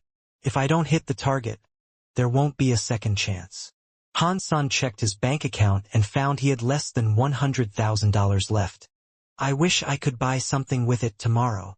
Han Sen slept for a while and teleported to God's sanctuary early in the morning. In Qin Xian's steel armor gang, Bullseye was the smallest team. Few people among civilians were interested in archery, so most Bullseye members had military background and could enter military schools if their scores qualified. When they entered God's sanctuary, they would report with the military force into the shelter they were assigned. Qin Xian's steel armor gang was the military force in steel armor shelter. The alliance didn't have much power over God's sanctuary, but it still maintained some control. In each shelter, the largest gang typically had military background. Qin Xian led her people to the agreed place, and Son of Heaven's gang was already there. Compared to Steel Armor Gang, Son of Heaven's gang seemed rather unorganized. Luo Tianyang gave Han Sen, who was in the crowd, a cold stare, and judging by his look, Han Sen knew their business was not finished. After the two sides joined, Son of Heaven's gang led the way, marching into the mountains. Bullseye's place was at the end of the line, and Han Sen and Su Xiaoqiao were walking behind everyone else. Sen, I think we should each bring a shield to protect ourselves, Su Xiaoqiao said. You're rich. Just buy a suit of Z-steel armor, said Han Sen. Z-steel is so heavy and not as portable as beast soul armors. And even primitive beast soul armors are tougher than Z-steel armor, unless the Z-steel content exceeds 10%. You know, we could only find weapons with at most 1% Z-steel. So beast soul armors are in general much better.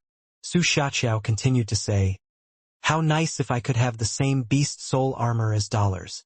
That's the only sacred blood beast soul armor I've seen in steel armor shelter. I wonder what beast soul it was. From its look, I think it must be a fierce and mighty beast soul. Another Bullseye member jumped in. That goes without saying. It must be a from phenomenal sacred blood creature. Others agreed. Han Sen chuckled silently and wondered what they would say had they known the armor was from the weakest creature, Black Beetle. The two gangs had marched more than half a month before they reached a mountain Han Sen had never been to. On the way, Han Sen had truly understood there was strength in numbers.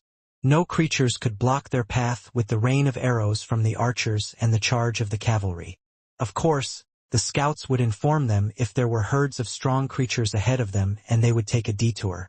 At the destination, Bullseye hid on a cliff and was ready to shoot the sacred blood creature drawn out by Luo Tianyang's team. The rest went under the cliff and was ready to chase the creature. In addition to Bullseye, Son of Heaven and his henchmen also stayed on the cliff. Han San knew they must also be good at archery because he had witnessed Son of God almost killing the bloody slayer with an arrow before he snatched its beast's soul. Son of Heaven looked at Han San coldly as he had heard rumors about Han San being Qin Xian's boy toy, which annoyed him.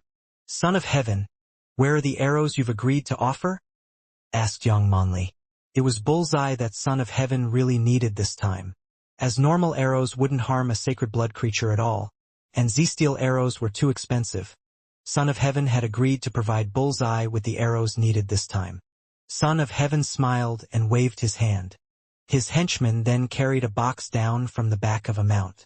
They opened the box and it was filled with starlight arrows, each worth more than 1 million. It was made by Starry Group with 1% Z-steel. Monli, here are 100 starlight arrows we agreed on. Would you distribute them among your best archers?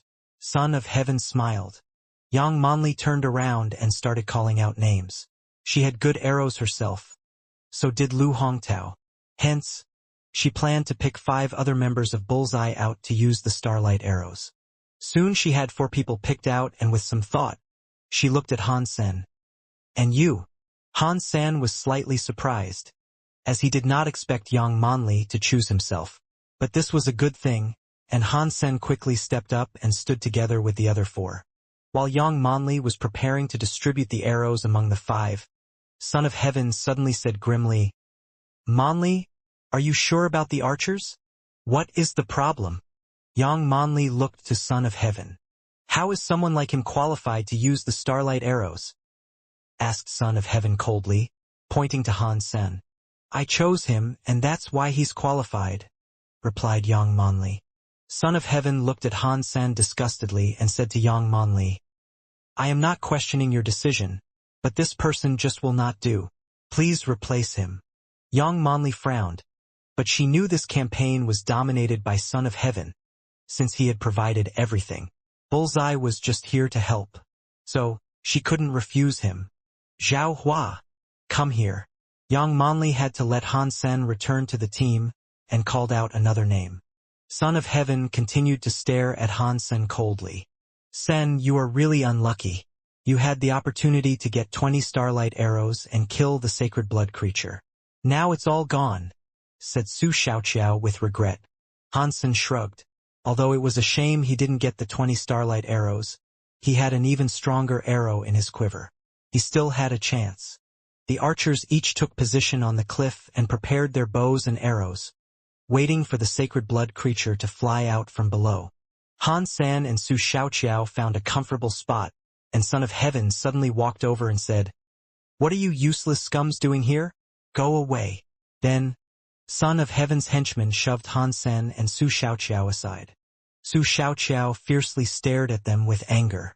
Han San tugged on his arm and said, It doesn't matter. Let's go over there.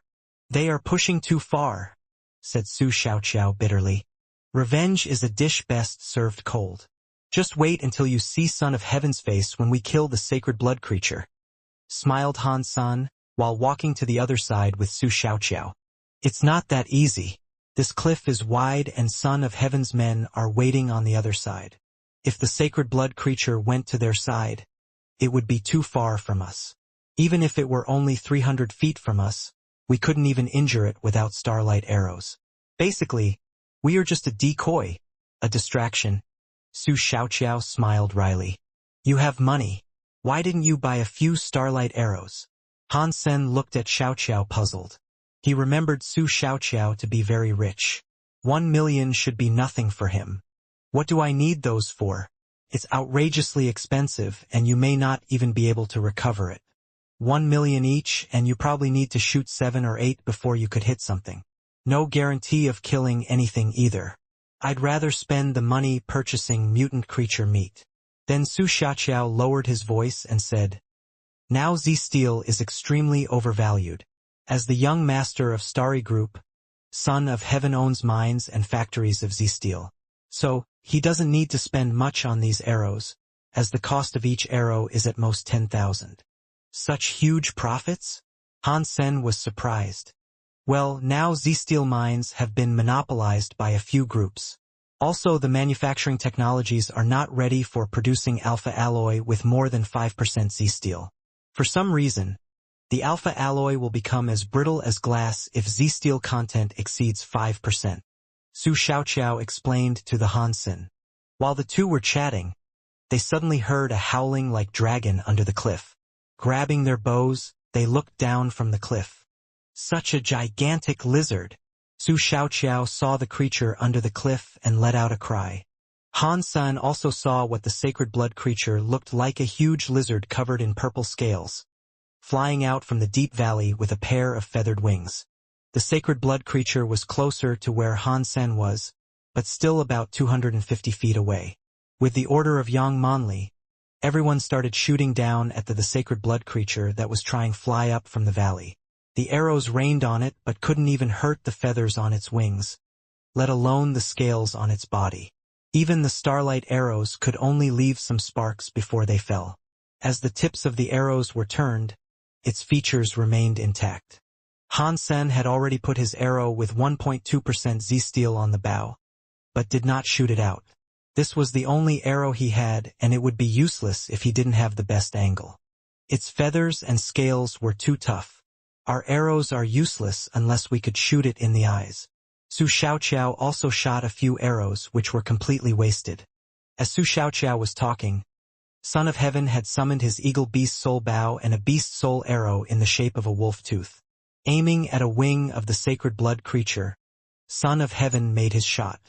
Han Sen saw that the beast soul arrow Son of Heaven used this time was much inferior to the sacred blood six-winged wasp arrow he used last time, so it must either be a mutant or primitive beast soul.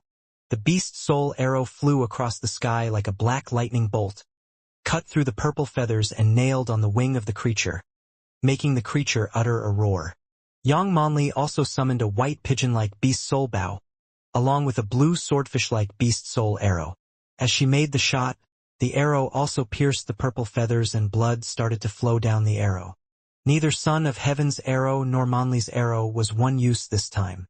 After the arrows hit the target, they summoned them back to their hands. This means infinite arrows. Beast soul arrows are so much better than Z-steel arrows in this sense. Han Sen was green with envy, wishing he could grab the beast soul arrow from Son of Heaven's hands.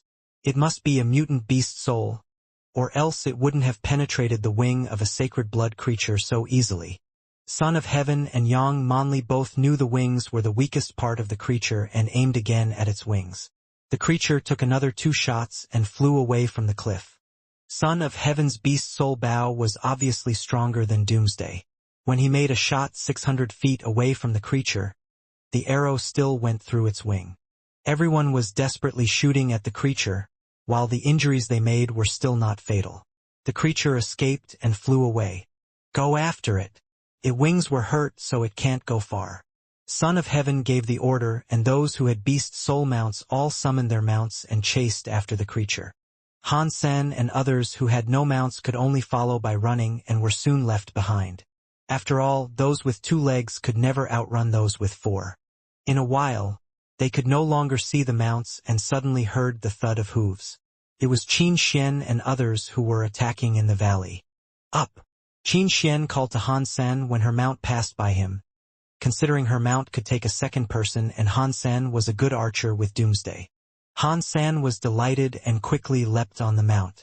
He thought his chance had gone, but now Qin Xian would take him so he had a second chance. Qin Xian followed the hoof prints and went ahead. Sitting behind her, Han Sen had to put his arms around her to keep himself on the mount. She was in beast soul armor so he couldn't really feel a thing. In addition to the hoof prints, there were also traces of blood on the ground, which must be from the sacred blood creature's wounds, proof that they were in the right direction. After 8 hours of chasing, Qin Xian finally saw Son of Heaven, Yang Monli and others ahead of them. Son of Heaven stopped in front of a mountain and looked up at the top of the mountain. Qin Xian and Han Sen approached. The mountain was like a sword plugged into the ground, standing at least half a mile high. And the sacred blood creature was crouching on the mountain top, howling from time to time. This mountain is too high. Even the beast's soul arrows couldn't possibly hurt the creature. Seeing Qin Xian, Yang Manli said. Son of Heaven also looked to Qin Xian and saw Han Sen sitting behind Qin Xian with arms around her waist. Suddenly he had an urge to kill Han Sen. We must try to climb up to kill it as soon as possible, or we can chase it down. With the self-healing ability of a sacred blood creature, its wounds will heal in a few hours and we could no longer kill it by then, said Qin Xian, staring at the mountain top. Then we will climb up and kill it. Son of Heaven put away his mount. This mountain is too steep. If we were attacked halfway, we would die. Yang Manli objected. We could send a few people up and we will watch here. If it attacked, we would shoot it dead. Son of Heaven said calmly. Who should go up? Qin Xian looked at Son of Heaven and frowned. Obviously, whoever going up will be in great danger and no one would not want to take the risk. Only Manli and I could threaten it with arrows. And we need you, Qin Xian, to stay and give orders. The rest should all go up. We've come too far to give up. Whoever goes up can have a bigger share of its meat, so it is fair, right? Son of Heaven's gaze swept across the faces of the men in front of him and turned cold when it met Han Sen. Son of Heaven's proposal was a risky one, but it was indeed their best chance to kill the sacred blood creature. The creature was now lying on the mountain top bleeding, its wings hardly moving. If they missed this opportunity, they might never be able to kill it. Finally, Qin Xian agreed with Son of Heaven, but she decided to go up the mountain, leaving Son of Heaven and Yang Manli, the only two mutant beast soul arrow owners, at the foot of the mountain. Xian, no need to go up yourself. Just give orders from down here, Son of Heaven advised. There are no orders to be given. Since I have no mutant beast soul arrow, I might as well go up. Qin Xian started climbing as she spoke. The crowd was divided into 7 groups, and each group was climbing toward the mountain top from a different direction. Han Sen immediately followed Qin Xian. He noticed Son of Heaven's cold stare at him and knew Son of Heaven was about to stab him in the back. Probably it would be Han Sen himself instead of the sacred blood creature who got shot at first. Hence Han Sen had made up his mind to follow Qin Xian everywhere, so that Son of Heaven had no chance to play dirty. Indeed, Han Sen was right. Son of Heaven had the idea of shooting Han Sen dead from the moment he proposed everyone to climb up. On the slope, Han Sen would have nowhere to hide and thus be doomed. But now Han Sen was always following Qin Xian. If Son of Heaven made any move, Qin Xian would save Han Sen for sure. However, Son of Heaven didn't give up just for this. Instead, he now had an even stronger desire to kill Han Senator. All he needed was a moment when Qin Xian went away from Han Sen. Although the slope was steep, the groups were all equipped with a full set of climbing tools and they soon climbed halfway. The sacred blood creature was severely hurt. When it noticed the climbers, all it could do was howling at them as it was unable to go down and attack or fly away. As Qin Xian and others approached the top of the mountain, the creature tried to fly away by flapping its blood-stained wings, while it immediately fell. All groups were overjoyed and started to shoot at it with arrows. Although they couldn't harm the creature, it was infuriated. Suddenly, the sacred blood creature flapped its injured wings and pounced on the closest man. The man had no place to hide on the slope and helplessly hacked his blade at the sacred blood creature. His blade cut the creature on the head but didn't even leave a trace on its scales. The man himself was bitten by the sacred blood creature and torn into 2 halves. His blood sprayed everywhere, which scared people off. Everyone started to climb down. It would be hard to go down the mountain, but luckily they had secured ropes on the slope when they were climbing up. Everyone just ended up using the ropes to slide down. Seeing the sacred blood creature being lured down and madly chasing after the climbers, Son of Heaven and Yang Manli quickly raised their bows and continuously shot their arrows at the creature. Son of Heaven shot 2 arrows and both missed. He was more interested in shooting at Han Sen than the creature. However, Han Sen was sly and kept following Qin Xian, giving him no chance to make an insidious attack. Coward! Son of Heaven secretly cursed and again shot at the sacred blood creature. At this point, Everyone knew that the sacred blood creature was a spent bullet. It had bled too much and could hardly fly. If it came down now, it wouldn't be able to fly back up. Despite the casualties, they were going to kill this sacred blood creature. Not able to find a chance to kill Han Sen, Son of Heaven had to take it out on the sacred blood creature. Arrow after arrow, the sacred blood creature was in more pain and howled harshly. Flapping its bleeding wings, the creature wanted to return to the mountain top, but it was hurt too badly to fly. With its desperate flapping, it was still falling. Suddenly, it flew to the slope and gripped on a stone with its claws as its fingers cut 4 holes in the stone as if it were butter. The sacred blood creature gripped harder and started to climb up the mountain. We cannot let it climb up. Qin Xian summoned her beast soul and shape-shifted into a golden lion, climbing up using the holes left by the creature. Han Sen was anxious. If Qin Xian went away, he would become the target of Son of Heaven. Han Sen reached out to grab the lion's tail and was suddenly dragged up. Qin Xian gave him a fierce gaze, but he pretended not having seen it and still held on to her tail. Qin Xian had no time to beat Han Sen up and just chased after the creature at full speed.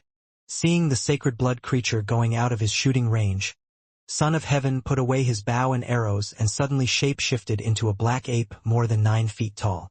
Son of Heaven quickly ran to the slope and started climbing at a speed much faster than the other climbers. It was as if he were running on the ground. "Let go!" cried Qin Xian. She couldn't keep up with the sacred blood creature as Han San was tugging at her tail. Han San quickly let go of her tail. Son of Heaven was in a rush to kill the sacred blood creature, so he had no time to harm Han Sen. Son of Heaven is a real asshole. He has such a strong mutant beast soul, yet he still sent us up and put us in danger. Han Sen felt jealous as he saw the ape climbing up at an incredible speed. He did have the bloody slayer, but its strengths were its galloping speed on the ground and the dexterity of its human hands. For mountains as steep as this one, the bloody slayer could never climb up with its 4 hooves. Son of Heaven soon went ahead of Qin Xian the golden lion and was directly behind the sacred blood creature. The creature that was already on the mountain top clawed at Son of Heaven as it saw him. Han Sen found a place that was not so steep and held Doomsday in both hands while watching the fight on the mountain top. Pulling out a skyfall arrow from his quiver, he shot it at the sacred blood creature. He barely hurt the sacred blood creature with his arrows and 2 were shot at Son of Heaven who was fighting the sacred blood creature. Of course, skyfall arrows wouldn't hurt Son of Heaven either. It was so badly made that it wouldn't even pierce the skin of mutant creatures. Han Sen was just warming up.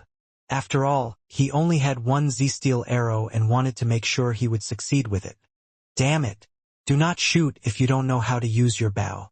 Put away your useless arrows, growled Son of Heaven who had been shot twice by Han Sen. Qin Xian rushed to the top and started to attack the sacred blood creature. Others also climbed back to the top and started shooting at the creature. Although the sacred blood creature was dying, it was still powerful. Howling on the mountain top, it forced everyone back. Neither Son of Heaven nor Qin Xian could approach it. Suddenly, Son of Heaven shape-shifted back into his own body. He had only shape-shifted for an hour, although he could have shape-shifted longer than that with his genopoints. As Han San was wondering what Son of Heaven was trying to do, he saw Son of Heaven summoning his red beast soul sword and slashing it at a bloody wing of the creature. Qin Xian also shape-shifted back into herself, summoned her malicious butterfly dagger, and stabbed it at the creature. Several others on the mountain top also used their own weapons to attack the sacred blood creature. The creature was injured heavily and Son of Heaven made a foot-long wound on its wing. The creature was bathed in its own blood. Qin Xian took the chance to stab her dagger into the creature's wound, and its blood suddenly turned black as it was poisoned by the dagger. "Attack harder. It is almost dead," yelled someone, and then everyone stepped up their game. Han Sen saw clearly from where he was standing that the henchmen of Son of Heaven did have incredible skills. They moved around on the slope as though they were walking on flat ground. If they hadn't been there to distract the creature, Son of Heaven and Qin Xian would not have succeeded so easily. Seeing that the sacred blood creature was almost gone, Han Sen grabbed Doomsday and stared at the creature, looking for a chance to make the shot. If he made the last attack before the creature died, he would have an opportunity to gain its beast's soul. Although the chance was very slim, an opportunity was still better than nothing. Son of Heaven took the risk and climbed up himself for the last attack as well. Whoever made the last hit could keep the beast's soul for him or herself. That was a default rule in the shelter. The reason was that only those who made the last attack would know if they had gained the beast's soul or not. And no one would know if they were lying. Crack. Son of Heaven's sword was slashed into the neck of the creature and made a cut so deep its bones were exposed. More blood started to gush out. The creature once again suffered a fatal hit and went mad. It gathered all its strength and swept its wings across the crowd, forcing everyone to back off. Trembling, it flew up again toward a different mountain. Everyone knew from how bad it was bleeding that it was going to die very soon. Son of Heaven quickly summoned his own mutant beast soul bow and arrow, shooting at the creature in the sky. The arrow penetrated its wing. The sacred blood creature couldn't take it anymore and started to fall with its wings helplessly flapping. It was falling too fast and it was too late for others to shoot at it. Son of Heaven was overjoyed, as even if the sacred blood creature fell and died, he was still the one who attacked last and had a chance at its beast's soul. Suddenly, an alloy arrow was shot from the slope and disappeared in the creature's wounded neck. Son of Heaven suddenly raged, and everyone else was shocked. In the blink of an eye, the sacred blood creature had fallen at the foot of the mountain and died. Sacred blood creature, purple-winged dragon killed. Sacred blood beast soul of purple-winged dragon gained. Eat the flesh of purple-winged dragon to gain 0 to 10 sacred blood geno points randomly. The voice sounded in Han Sen's mind. Han Sen almost shed tears for happiness. However, he managed to fake disappointment, helplessness, and frustration. Everyone on the mountaintop was looking at him, especially Son of Heaven. If he could kill with his sight, Han Sen must have died a million deaths. Although there was the default rule, Han Sen made up his mind not to admit he had gained the beast's soul, or Son of Heaven would definitely kill him. People who saw his disappointed look did not entirely buy it, but did feel better somehow. After everyone had come down from the mountain, Son of Heaven seized Han Sen's collar and asked, "Have you got the beast's soul?" No. Han Sen insisted that he had gained nothing. Son of Heaven was skeptical and tried to beat Han Sen up, but Qin Xian stopped him. "Son of Heaven, my guy broke no rules. He said he didn't get it. And even if he did, you have no right to ask him to hand it over to you," said Qin Xian, her face grim. Han Sen was in her gang. If he was beat up by Son of Heaven, she would have no authority in the future. Son of Heaven stared at Han Sen for a long time before he walked toward the dead body of the purple-winged dragon, pulled out Han Sen's arrow, and snapped it into 2 halves. After wrapping up the dead body of the purple-winged dragon, everyone returned to Steel Armor Sanctuary, and Qin Xian called Han Sen into her office. "Did you get the beast's soul?" Qin Xian stared at Han Sen. "Station Master, I really did not get the beast's soul. Had I known this, I would never have shot the arrow," said Han Sen wryly. Qin Xian didn't believe him. "Stop acting. If you have gained the beast's soul, I will not take advantage you either. If you want to sell it, I'm willing to pay. I can even pay you up front." "Station Master, I'd be a fool if I don't want to earn the money. I really did not get the beast's soul. If I could show you, I would." Han Sen looked depressed. Qin Xian felt Han Sen's emotions were authentic. She frowned and said to him, "Forget about it then. Do not go anywhere alone and stay in Bullseye these days. Son of Heaven might try to kill you." "I will behave," Han Sen nodded. Back to Bullseye, Su Xiaoqiao put his arm around Han Sen's neck and asked, "Son, I heard that you made the last attack. Did you get the beast soul?" "I wish, but unfortunately I don't even own a primitive beast soul, let alone a sacred blood one." Han Sen shrugged and said, "Right, beast souls are very hard to come by. We can't all be as lucky as Dollar." Su Xiaoqiao sighed and said, he did not have too much doubt. After all, the probability of gaining a beast soul was too low. "Recently you must be careful not to leave the shelter. Although you did not get the beast soul, Son of Heaven wouldn't let you off the hook easily, said Su Xiaoqiao. I know. Han Sen patted Su Xiaoqiao on the shoulder, thinking, he seems a nice guy. Back in his room, Han Sen could not help but smiled and started to review his new beast soul. Type of sacred blood, purple-winged dragon's beast soul. Flying. The introduction was brief, but reminded Han Sen of so much he had heard about this type of beast soul. A flying beast soul meant the beast soul could turn into wings that could give its owner the ability to fly like a bird. Flying across the sky without the need for tools such as aircrafts was certainly a dream coming true. The most important part was that with the ability to fly, one's survival would become so much easier in God's sanctuary. A flying beast soul also allowed one to go where ordinary people couldn't reach. Flying beast souls were super expensive, even more so than the shape-shifting beast soul of the same level. Also, flying beast souls were so rare in God's sanctuary that you might not even be able to buy one even if you had the money. Amazing! A sacred blood flying beast soul. I wonder how many of these exist in the entire first God's sanctuary. Han Sen was so excited that he almost jumped up. Primitive flying beast souls had a low speed and didn't allow the users to go very high. Could only bring people 10 feet above the ground. Mutant flying beast souls were better but still slow and clumsy. Sacred blood flying beast souls were much better than the others. But Han Sen had never seen even mutant flying beast souls in Steel Armor Sanctuary. Of course, this had something to do with the fact that there were less flying creatures near Steel Armor Shelter. The room was too small for Han Sen to summon the wings. When he calmed down from excitement, his eye fell on the copper-toothed beast that had turned completely purple and shiny as if it had been polished. Sacred blood. The copper-toothed beast has evolved into a sacred blood creature. Han Sen was filled with unspeakable joy, staring at the beast. For 3 months, Han Sen had been anxious about the result, but now he knew it for sure. Every 3 months, he could have a creature evolved into a sacred blood creature.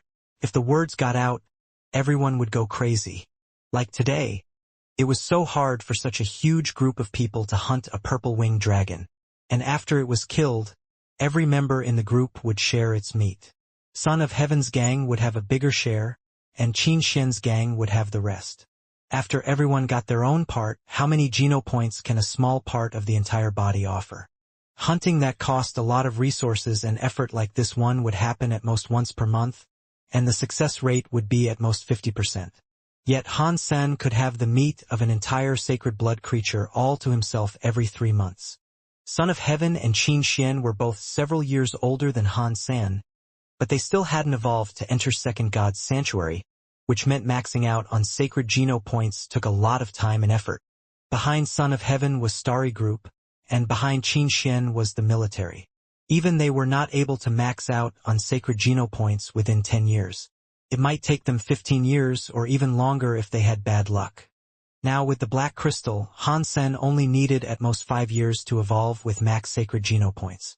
Han Sen's first reaction was not to kill the copper-toothed beast and eat its meat, but to go to the square to buy a living primitive creature. He did not want to waste any time before he started to feed the next sacred blood creature. Also, he didn't dare to go out hunting, fearing Son of Heaven's revenge. Taking the primitive creature he had bought back to his room, Han Sen didn't hesitate before he killed the sacred blood copper-toothed beast. It was far less strong than a wild sacred blood creature and was easily slaughtered. Sacred blood copper-toothed beast killed. No beast soul gained. Eat its meat to gain 1 to 10 sacred geno points randomly. Although there was no beast soul gained, Han Sen was still over the moon. He quickly set up a pot and was ready to make a stew. Meat of copper-toothed beast eaten. 1 sacred geno point gained. Meat of copper-toothed beast eaten. 1 sacred geno point gained. 2 days later, Han Sen finished a big pot of copper-toothed beast meat and even sucked the bones clean. He threw the bones into the fire so that there was nothing left. A total of 7 sacred geno points was added to his former 18 points. Now Han Sen had 25 sacred geno points and his fitness had been further improved. He felt as though he had endless strength. Looking at the primitive shrieky beast he kept in the cage now, Han Sen couldn't help but smacked his lips.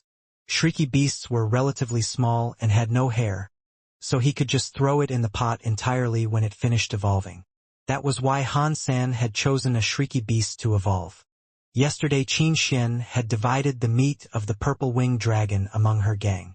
All she had was a smaller half of the body, so all each person would get was just a slice, about 1/1000th of the body, which wouldn't be of much use at all.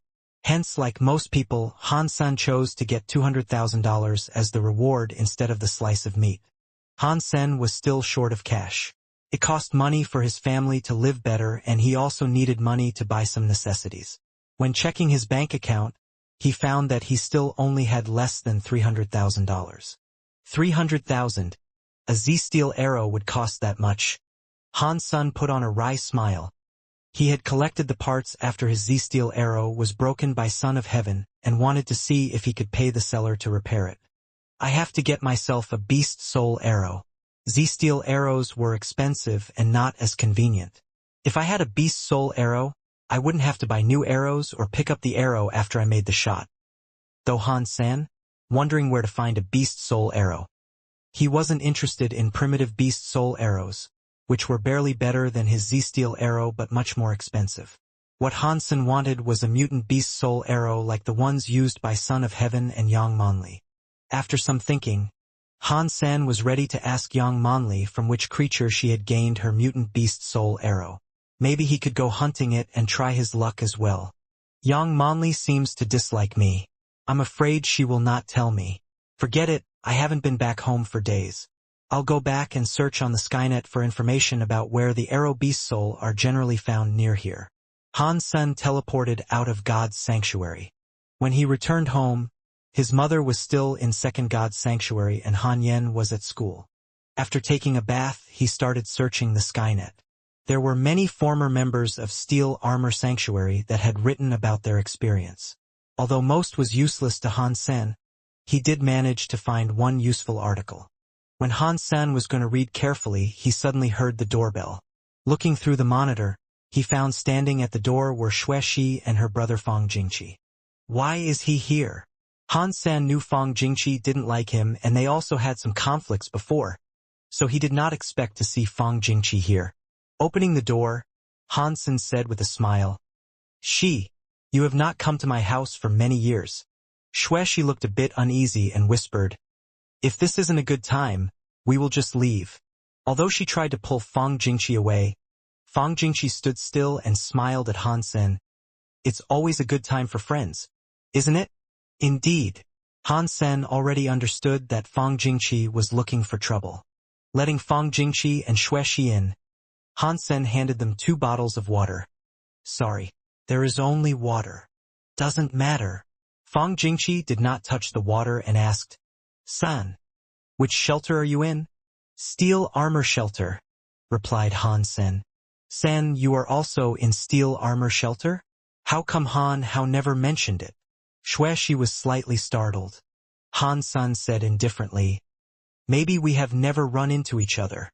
Xue Shi clearly didn't buy it, but she didn't continue to ask. Fang Jingqi said, "It so happens that a classmate of mine is also there. His name is Fist Guy. Have you heard of him? One of the 3 major leaders." "It'd be hard not to hear about him," said Han Sen. "Awesome." Fang Jingqi smiled at Han Sen. "Last time you treated me with a ritual, so today I have a gift for you. Not sure if you are interested." "I don't like gifts.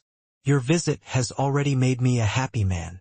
Looking at Xue Shi's upset face, Han Sen shook his head and said, he didn't want to cause any trouble and put her in a difficult place.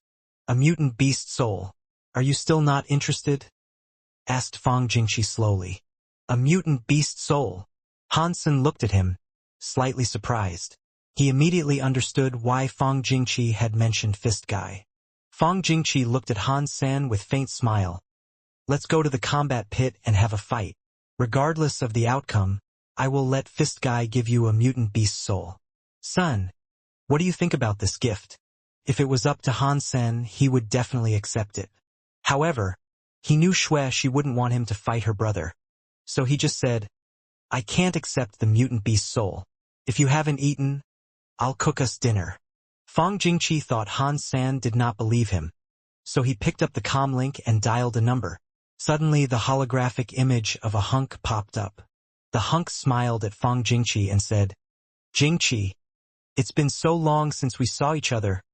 Fist guy, I need your help. I have a friend in steel armor shelter and want you to take care of him. Would you give him a mutant beast soul?" asked Fang Jingqi with a smile. "If others asked me for this, I would tell them to fuck off. Since it's you asking, just send your friend to me in the shelter. And remember you owe me one," replied Fist Guy. After hanging up, Fang Jingqi looked at Han San and asked, "Now, are you willing to accept my gift?" Han San knew Fang Jingqi had misunderstood him. He smiled back at Fang Jingqi. "Let's not to go to the combat pit. Would you play a small game with me here at home?" She shot Han Sen a look of disapproval, but this time Han San did not respond to her. Han San knew a guy like Fang Jingqi would not give up unless he was defeated. "What game?" frowned Fang Jingqi. "Have you ever played Red Hands?" Han Sen asked with a faint smile. Fang Jingqi turned down the corners of his mouth. "Of course, but that's such an easy game." Red Hands was a game played between two players. One player, the slap P, placed their hands palm down, hovering above the other players, the slapper, hands. The slapper hovered their hands below the slappies, palms up. The two players' hands should be touching each other. The slapper was on offense and attempted to bring his hands over to slap the backsides of his opponent's hands. This must be done with sufficient speed, because the slappy's goal was to pull their hands away and out of the area where the hands overlap to avoid the slap. If the slapper missed the hands of the slappy during the slap, then the roles must switch. If our hands touch, it would be easy. How about we play with our hands not touching? Han Sen was still smiling. "No problem," laughed Fang Jingqi. Red Hands mainly tested one's reflexes, and Fang Jingqi was confident that his reflexes were superior to Han Sen's. Also, Fang Jingqi was glad that the rule of this game was that as long as the slapper was able to hit the slappy, their roles would never change. Fang Jingqi wanted to take advantage of this rule and slap Han Sen so hard on the hands that he couldn't raise his arm. So, as long as the slapper's hand moved, it would be counted as a slap and he could not take it back. Han Sen first set the rules down. "Okay, I will let you slap first." Fang Jingqi was very confident and reached out his arms. Han Sen did not reach his arms out but smiled at Fang Jingqi. "Jingqi, you said there would be a mutant beast soul?" Fang Jingqi was not stupid. Although he did not care about a mutant beast soul, he didn't want Han Sen to take advantage of him either. He said, "A mutant beast soul is for a fight in the combat pit. Since we are now playing Red Hands, let's consider it a prize. You could win it if you could slap me." "Jingqi, this is not fun, and I don't want to take advantage of you either." Han Sen pondered and said, "Forget about the beast soul. Let's change the prize to $10,000. Every time you are able to slap me, I will pay you $10,000 and vice versa. What do you think?" The mutant beast soul pet Meowth that Han Sen got from Qin Xian was useless and ate a lot. Han Sen had thus learned a lesson and asked for cash as he didn't know what beast soul it would be. "Fair and square. I'm beginning to like you, but 10,000 is too little. How about 100,000? Fang Jingqi looked at Han Sen. Han Sen shook his head. "We are all friends. Losing too much might hurt our relationship." Shi quickly said, "Right, it's just a game. No need to bet too much money. 10,000 is already too much. Since you are afraid to lose, then we will stick with 10,000. Fang Jingqi shrugged. Han San did not say anything, but kept smiling at Fang Jingqi. Now in his eyes, Fang Jingqi was not a person, but a walking ATM. Fang Jingqi came to him just when he was worried about money. All he needed to do was accept. If the opponent wasn't too much stronger than him, Han Sen believed that he could win most people at playing Red Hands. His understanding of his opponents and timing were among the very best. Before he got the black crystal, that was how he made his living. Fang Jingqi, who thought the game was only about reflexes, wouldn't be his match at all. "I'll let you be the slapper first." Fang Jingqi again reached out his hands. He didn't think Han Sen stood a chance. Judging from Han Sen's age, he was in God's sanctuary less than 1 year, so he couldn't have gained many Geno points. In addition, the situation of his family wouldn't allow him to buy the meat of advanced creatures either. Fang Jingqi himself had already been in God's sanctuary for several years and had gained many Geno points. So, his fitness and reflexes must be far better than Han Sen, and Han Sen wasn't likely to be able to hit him. All right. Han Sen reached his hands under Fang Jingqi's hands and kept a little distance from them. Han Sen kept his hands still and then asked, "Can I start?" "Yi." Han Sen's hands slapped on the back of Fang Jingqi's hands before Fang Jingqi could finish his reply. 10,000, Han Sen said. Write it down. Write it down. Fang Jingqi gritted his teeth and said to Xuexi. Xuexi quickly opened the holographic note board on her comlink and drew a line. Again. Fang Jingqi reached his hands out. "Can I start?" Han Sen asked again. Fang Jingqi just nodded, staring at Han Sen's hands wholeheartedly without blinking. With the lesson learned, Fang Jingqi swore he would not be tricked by Han Sen again. Han Sen didn't rush this time and turned to speak to Xuexi. Do you want to hear a funny story? Now? Xuexi was surprised. Han Sen nodded and started. A lovely puppy was traveling in the desert. It had brought enough water and food, but still died after 2 days. Can you guess why it was? Was there a sandstorm? No, the weather was fine. Because it was lost? There was plenty of water and food, so it would not die even if it got lost, Han Sen said. I cannot guess. Why did it die? Xuexi didn't want to guess anymore because she was nervous about the result of Red Hands. Because that cute puppy could not find a utility pole in the desert, so its bladder exploded, laughed Han Sen. Xuexi blushed. Sen, that's so corny. Vulgar. Fang Jingqi said with his face grim, and suddenly felt a pain on the back of his hands. Snap. Fang Jingqi regretted his own carelessness as his face turned red. He also blamed his loss on Han Sen's slyness.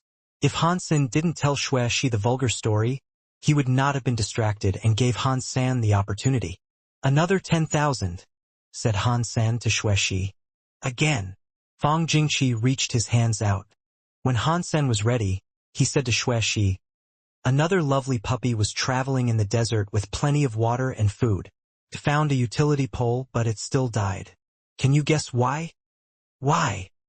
She thought about it seriously but did not think of an answer. I was asking you. Han Sen ignored Fang Jingqi and turned to look at Xuexi. I don't know the answer, Xuexi said. All right, I'll tell you. It is because there was a sign on the pole that said no peeing zone. Then the puppy's bladder exploded again. She burst out laughing. Fang Jingqi knew that it was Han Sen's trick to get him distracted. But he couldn't stand Han Sen ignoring him and said to Han Sen, would you rather tell stories than? Snap. Han Sen's hands once again slapped him on the back of his hands, which had turned red after 3 slaps. However, Fang Jingqi's face was redder than his hands. Come again. Fang Jingqi gritted his teeth and stretched out his arms again. Han Sen put his hands back and continued his story. Another lovely puppy was traveling in the desert with plenty of water and food, and it found a utility pole with no sign on it. But it still died. Can you guess why? Fang Jingqi was focused on Han Sen's wrists. Neither talking to nor looking at Han Senator, he would give Han Sen no chance to distract him this time. After Han Sen told Xuexi the answer, Fang Jingqi was still staring at Han Sen's wrists. Little brat, you will learn your lesson when it's my turn to be the slapper, thought Fang Jingqi. Seeing Fang Jingqi was still focused, Han Sen sighed and said, Jingqi, you are so calm. I've been the king of red hands for 2 decades and no one could escape my storytelling yet. You are indeed impressive. Cut the crap, Fang Jingqi said and suddenly changed his expression. It was too late. His hand was once again slapped hard by Han Sen. Fang Jingqi bristled with anger. He hadn't expected to be tricked by Han Sen again. Again! Fang Jingqi clenched his teeth and squeezed the word out, making Xuexi anxious on the side. Han Sen put his hands in position and didn't tell a story this time. He said to Fang Jingqi with a faint smile, Did you think I won just because you were distracted? Fang Jingqi ignored Han Sen, as if he couldn't hear anything Han Sen was saying. I won't move even if the sky collapsed, thought Fang Jingqi, determined to win this round and kick Han Sen's ass. When he became the slapper, he'd be the one telling Xuexi stories and hitting Han Sen on the hands. Having noticed Fang Jingqi was still focused, Han Sen sighed and said, Jingqi, you are indeed a genius in playing red hands. I will now focus and use up to 30% of my skills to deal with you. Seeing Han Sen putting on airs, Xuexi laughed out loud. Fang Jingqi was still staring at Han Sen's wrists. Attention! I will use the secret skill of Red Hands King. Han Sen suddenly roared. Well, I'll keep still and see what tricks you have. Fang Jingqi sneered and thought. Snap! Fang Jingqi couldn't escape when Han Sen made the move, although he was paying full attention this time. Again! Fang Jingqi refused to concede defeat and wondered why he didn't dodge the slap. It must be some tricks used by Han Sen. Let's call it a day. As the king of red hands, I don't want to bully you. Han Sen looked up and sighed. You think I cannot afford to pay? Next round. Fang Jingqi wanted to slap Han Sen in the face so bad. But he wasn't a sore loser. Don't blame me then. Han Sen stretched out his hands. Snap. Again. Snap. Again. Snap. Snap. Snap. Fang Jingqi went berserk, not accepting the truth that he simply couldn't move his hands away fast enough. Han Sen was nothing but cunning. How could he lose when he was paying attention? However, Fang Jingqi could not avoid the slap no matter how hard he tried. Snap, snap, snap. Crisp sounds kept ringing in the living room. Xuexi was shocked. She didn't expect Fang Jingqi to lose, let alone to lose in such a miserable manner. She had been worried about Han Sen but found that she really should be worried about her brother. When Fang Jingqi left Han Sen's home, his hands were swollen like trotters and his face was pale from anger and shame. Jingqi, come to play red hands when you have time. Han Sen waved goodbye to Fang Jingqi with a stack of cash in hand. Fang Jingqi almost fell from the aircraft when he heard Han Sr. I'll be damned if I ever play red hands with you again. Han Sen had more comments, but the aircraft made a loud noise and went away at full speed. $1 million easily earned. Should have agreed with him and made the bet 100,000 each round. Han Sen licked his lips and took the money back to his room. Han Sen returned to his room and continued to read the article he had found on the Skynet. It was a post written by a Steel Armor Shelter member from a long time ago. He was once chased by a creature and had to run into Dark Swamp. Han Sen knew about Dark Swamp. It was more than 200 miles in the southwest of Steel Armor Shelter and had lots of poisonous creatures in it. Almost no one would choose to go there. Even the big gangs did not dare to set foot in Dark Swamp. According to the poster, he was in a critical situation and had to escape into Dark Swamp. Fortunately, he eventually passed through Dark Swamp and got out. It had taken him nearly 6 months to go through the swamp, as one could easily sink into the mud. He also had to constantly change his route to avoid all sorts of dangerous creatures. It was indeed a miracle that he could come out. The poster shared a lot of his experience in the Dark Swamp. Once he had walked into a forest where the trees were sparse but very tall and thick, whose trunks would take several people to wrap their arms around. The soil under the trees was covered with a variety of beautiful flowers. As the poster thought he had walked out of the swamp, he found that it was only a strange area in the swamp. Hanging from the trees were a lot of huge hornets' nests, and even the smallest among them were the size of a queen-size bed. Each hornet flying from the nests were the size of a bat. He had killed a hornet, so he learned from the voice in his mind that the name of the hornet was Black Stinger, a type of primitive creature. And he was lucky to get its beast soul, which was in the shape of a sharp and poisonous arrow. The beast soul arrow was later purchased by someone with a high price. Although he didn't dare to go into the forest but chose to walk around it, he saw from afar a hornet's nest as big as a house hanging on an especially tall tree. The black stinger flying from that nest was in a red color. He guessed that those red hornets should be mutant black stingers. He had also posted the pictures of the black stinger beast soul that he had taken before he sold it. Indeed, it was a black arrow with an arrowhead the size of a mouse, glowing with a dark luster. You'd know it was poisonous from the look of it. That would be great to have, thought Han's senator if it was before. He wouldn't dare to think about going to dark swamp. But now he had beast soul wings so he could fly into the swamp. In case of any danger, he also had his armor and bloody slayer. So this trip shouldn't be too risky. According to the poster, the poisonous creatures lurking in the mud were the most dangerous ones, and there were not many flying creatures there. He himself had only seen a few primitive carrion birds. I still don't know where the forest is in the swamp. It would take too much time to search for it after I got in the swamp, thought Han San, who then put the trip on hold and dialed the blacksmith's number and asked him to meet. When they were both at the agreed place, Han San showed the blacksmith the broken arrow and asked him if he could repair it. The blacksmith said indifferently, "Nope, you could weld the parts together with any welding machine, but the toughness and stability wouldn't be the same. The arrow is wasted. Do you recycle the material? It has 1.2% Z-steel, which is worth something, right?" asked Han Sen. $5,000, the blacksmith said. "I bought the arrow for 300,000, and the Z-steel is only worth 5,000? asked Han Sen with his eyes wide. "Or you can keep it," the blacksmith simply said. "Fine, 5,000 it is."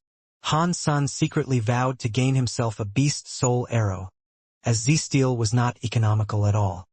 He had already known from Su Xiaoqiao that the manufacturing cost of Z-steel was in fact not high, and it was only expensive because of the monopoly. Han Sen gave the arrow parts to the blacksmith, who gave him a 5,000 bill in return.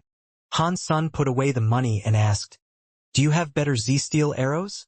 When he shot the arrow at the purple-winged dragon, the arrow only went 3 or 4 inches deep and the dragon still died from falling. If they were on the flat ground, he could by no means kill the dragon, so Han Sen was not satisfied with this arrow. "No, I have a dagger with 5% Z-steel though. You want it?" replied the blacksmith. "How much?" Han Sen knew that 5% Z-steel was the limit of the contemporary technology. Alpha alloy would become as brittle as glass if the percentage of Z-steel was higher than that. 300,000, said the blacksmith. 300,000 for an arrow with 1.2% Z-steel, and the same price for a dagger with 5% Z-steel? Han Sen looked at the blacksmith, puzzled. "It was much more difficult to make the arrow than the dagger," the blacksmith explained. "Deal." Han Sen handed over the money after inquiring about the size of the dagger. The blacksmith's price was high, but much more reasonable than the prices in regular stores, where a dagger with 5% Z-steel would easily cost a few millions. Also, blacksmith's craft was excellent, as this arrow was a lot better than starlight arrows. "I don't have it on me. Come with me," the blacksmith said and went into the alley. Han Sen followed him through a few blocks and then into a dilapidated underground warehouse, where Han Sen saw a lot of manufacturing machinery and equipment, including a large punching machine, which could crush a small aircraft. Through the warehouse, the blacksmith showed Han Sen into a room. This room looked like an armory and Han Sen was dazzled. A variety of weapons were neatly arranged inside, their shining blades exuding a thirst for blood. The blacksmith grabbed an 8-inch dagger and threw it to Han Sen. "This is the one. Take it and leave." Han Sen's eyes were attracted to the knife on the north wall of the room. The style of the knife was ordinary, but it was the only weapon on the north wall, while the other 3 walls were fully covered with different weapons. "How much is that knife?" asked Han Sen curiously. 100 million, the blacksmith said coldly, pushing Han Sen out. 100 million? What material did you use to make that? Han Sen could not help but ask. 75% Z-steel, the blacksmith said. "Next time you need to buy something, come here directly." 75% Z-steel? He must be exaggerating. With the current technology, we can't even produce alloy with more than 5% Z-steel. Han Sen whispered to himself. He didn't say anything though, since he wouldn't buy it anyway. Back home, Han Sen carefully reviewed the dagger. Pulling it out from the wooden sheath, Han Sen suddenly felt a cold breeze. The dagger was 8 inches long, its blade green with ripple patterns. The angle of the blade was very small, about just 20 degrees. The edge of the blade was as thin as onion skin with double blood grooves. The handle was made of high-tech materials with ergonomic design, so it had a comfortable grip. Han Sen drew the alpha alloy broadsword out and slashed the dagger at the broadsword to test the hardness and toughness of the dagger. Alloy with 5% Z-steel should be much stronger than this broadsword, so it shouldn't chip. Crack! The broadsword was chopped into halves by the dagger and half of the blade fell to the ground. My God! Han Sen was taken aback. He then remembered that the blacksmith had said, this dagger was made from the cutting blade of a manufacturing machine, so it was meant to cut alloy. Checking the blade of the dagger, Han Sen found absolutely no damage. Shit! My broadsword! Han Sen suddenly realized that he had destroyed a weapon that could be sold for $1 million in the store and let out a scream. He had thought that the dagger might leave a mark on the broadsword but didn't expect the dagger to be so sharp that it could cut off the broadsword.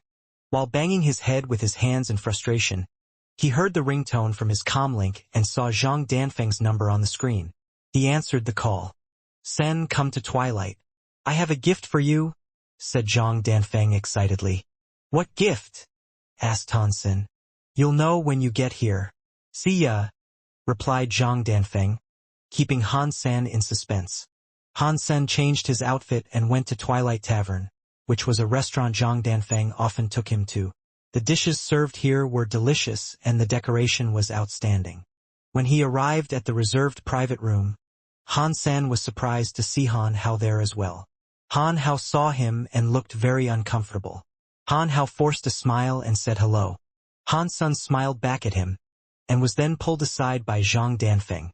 Being a private person, Han Sen thought it was quite alright if Han Hao didn't want to have any contact with him, and he had no hard feeling about it.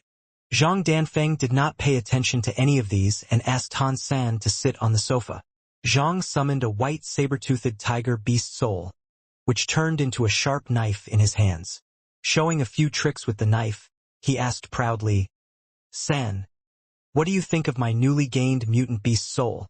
One word, awesome. Han Sen gave him a thumbs up. Han Sen had wanted a mutant beast soul weapon for a while, but he had no luck with beast souls recently. Old friend, now I have a new knife, so I want to give my old weapon to you, if you don't mind. Zhang Danfeng slipped Han Sen an alpha alloy broadsword.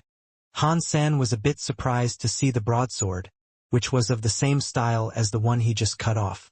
This broadsword? Han Xian was touched. Zhang Danfeng was such a dear friend that he would just give away a weapon worth $1 million to him. Before Han Sen had time to say something, the door of the private room was pushed open and a fat woman draped in jewels squeezed herself in. Son, I saw you when you came up here. You said you had important things to do when I asked you to go Mr. Who's banquet.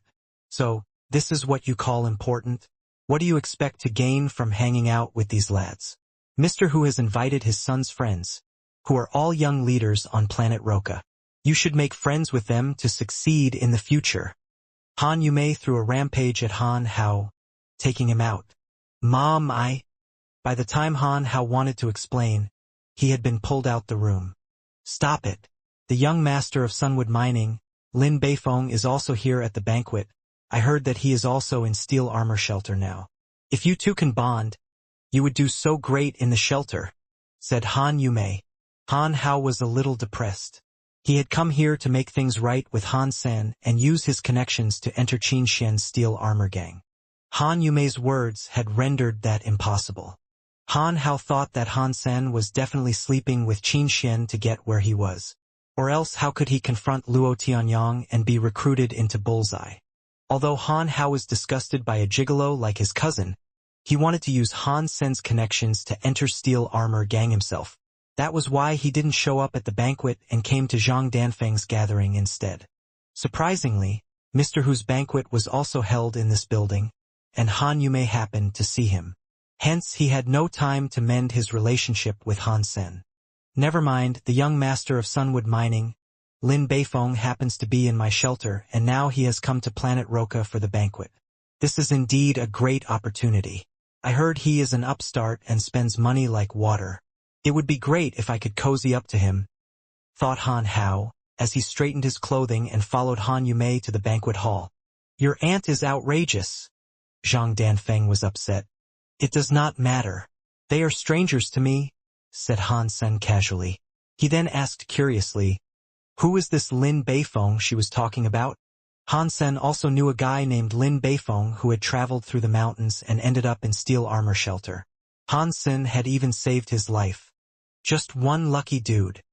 Zhang Danfeng started to tell Han Sen about Sunwood Mining. Sunwood Mining used to be a small company with several mines, and later they bought a garbage planet to deposit their waste, where they ended up finding a lot of precious minerals. Within 20 years, by selling the rare minerals they discovered on that planet, Sunwood Mining had become a prominent interplanetary mining group, the boss of which was Lin Beifeng's father. Lin Beifeng had just entered God's sanctuary and was already known for his generosity. Many were trying to make friends with him for that. Such good luck, Han Sen sighed. Such is life. He must have outperformed billions of other sperms to be who he is. Zhang Danfeng smiled and said, but Sunwood Mining has no facility here on planet Roka. What is he doing here? In the banquet hall of the same building, the social elite were chatting and drinking, many of whom had already entered Second God's sanctuary in their 30s. However, the focus of the banquet was the 16-year-old teenager. If Han Sen were here, he would recognize the teenager was Lin Beifeng who he had saved. Lin Beifeng was entertaining all guests gracefully. From his good manners, no one would think he was nouveau riche, and several socialites were attracted by him. Han Yume and Han Hao had wanted to speak with Lin Beifeng, but they found no chance as there were too many people who were more powerful than them at the banquet and everyone wanted to talk to Lin Beifeng. Naturally, they didn't dare to offend these people by cutting in. The banquet was over. When Lin Beifeng was stepping outside the building, they finally found an opportunity and wanted to approach him. At the time, Han Sen and Zhang Danfeng also happened to come over.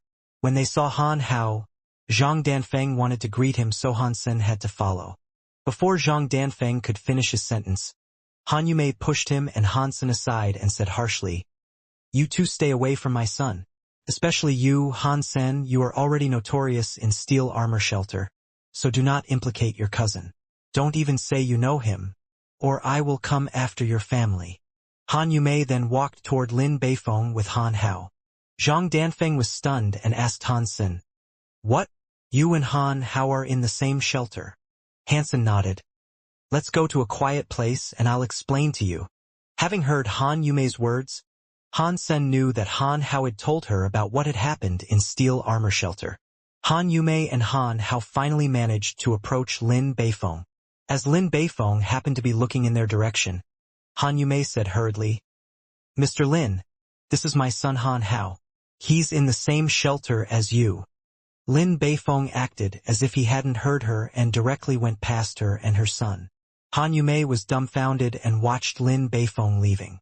Lin Beifeng walked faster and faster toward Han Sen and Zhang Danfeng who were just leaving.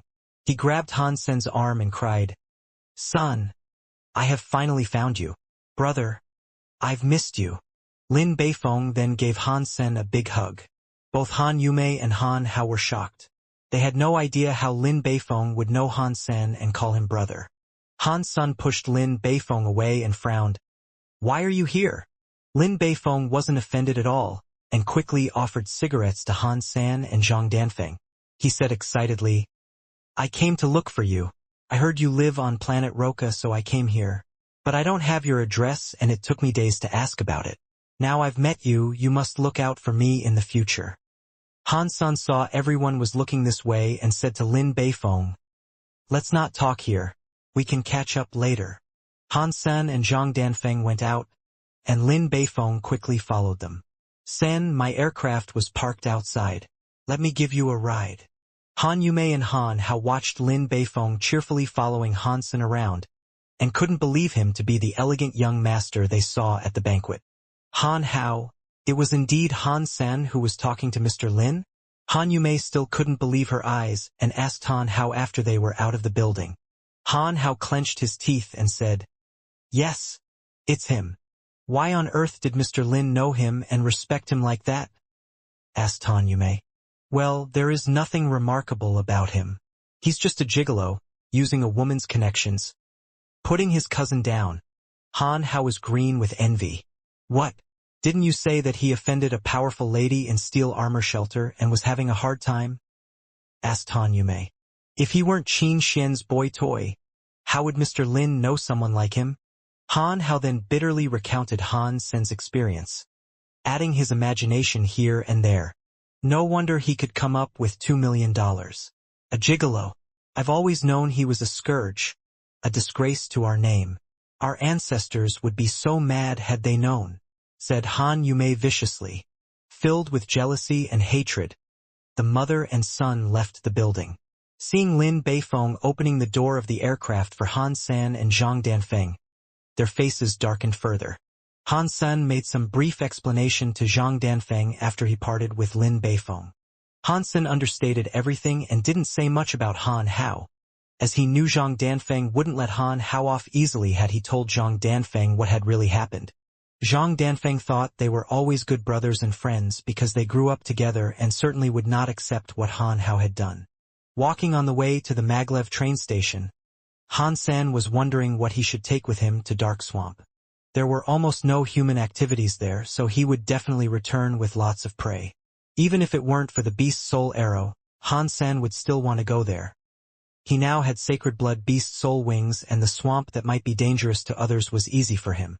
Han San suddenly heard a glitch sound and all the lights started flashing. Surprised, he looked up and saw a meteor-like fireball quickly falling from the sky toward his direction. Warning! Warning! Unidentified flying object detected. Bang! After the alarm of the planet's defense system sounded for a few times, the fireball hit a tall building followed by an explosion. It turned dark as the electricity was out. Even the earth seemed to have shaken a bit. Han San looked up to the collapsed building and saw a strange spherical aircraft crashed into the building with half of its body sticking out, surrounded by burning flames and thick smoke. People were screaming, crying, and running around. This area was a school district and the building hit was a school's main building. Those running from the building were mostly students about 10 years old. Because it was a public school in the integrated compulsory education system, it was not equipped with a good security system. After the explosion, there was no immediate response. The electricity had been cut off for some reason and the automatic fire protection system was also paralyzed. In the dark, people could only see the fire at the impact site. Hen San saw the appearance of the aircraft and suddenly clenched his fists. He had seen aircrafts like this one before. A spherical aircraft was beyond current human technologies and could only be produced by the only enemy of mankind in the interstellar era, Shuras. Shura was the name given to them by mankind, and their true name could only be described in their own language. Shuras looked like men except that their males had one horn on their head and their females had two. Both Shura males and females wore masks from childhood. Their masks and horns symbolized their identity. Human beings had fought them for centuries in the space. In the beginning, because both Shura's physique and technology were superior, men kept losing in the battles against them. About 200 years ago, mankind discovered God's sanctuary and started to gain genopoints in this other world. So humans' physique had been greatly improved. Gradually, humans were able to hold the line and face off Shuras. Planet Roka was a commercial planet and was nowhere near the war zone. Han Sen felt incredible to see a Shura aircraft here. He grew up on planet Roka and had only seen Shuras and Shura aircrafts on the news and Skynet. When Han San was staring at the aircraft, he saw a 7-year-old girl who was hung on the collapsed building with her clothes caught on a steel bar sticking out from the building. She tried to climb back into the building by grabbing the steel bar, but she was not strong enough. Struggling, her clothes caught on the steel bar were about to tear. Face covered in tears and hands covered with dust and blood. She was almost desperate. Even if she could get inside the building, there was fire anywhere and there was no way she could survive. The little girl gradually lost her strength and her clothes was slowly tearing. From such a height, even an adult who had max mutant genopoints would fall to death, not to mention a kid. Bam! Next to the little girl, the door of the Shura aircraft suddenly opened and out came a Shura with a single golden horn on his head, and a white mask that covered all his face but his eyes. The Shura was in a broken suit of alloy armor and bleeding dark green blood all over. The blood of Shura was different from that of human and was as green as bile, which was another way to tell if someone was Shura. Han Sen was shocked by the look of this Shura. The decors and materials of the Shura masks had a lot of meanings behind them, but Han Sen didn't really know much about that. However, just by the look of his golden horn, Han Sen knew the Shura was not ordinary. Shura's horns were their most prominent symbol of identity. Their horns were in 4 colors: black, white, gold, and purple. The black-horned were civilians, the white-horned were elites, the golden-horned were aristocrats, and the purple-horned were royalties. From this random aircraft had walked out a Shura aristocrat, which surprised Han Sen. The Shura held in his hands a black katana. The Shuras all had great physiques. Any adult Shura could match a human evolver in a hand-to-hand fight. Stronger Shuras could even reach the level of surpassers. The Shura came out from the aircraft and saw little girl crying. With a cruel gleam in his eyes, he raised his katana and slashed it toward the little girl's head.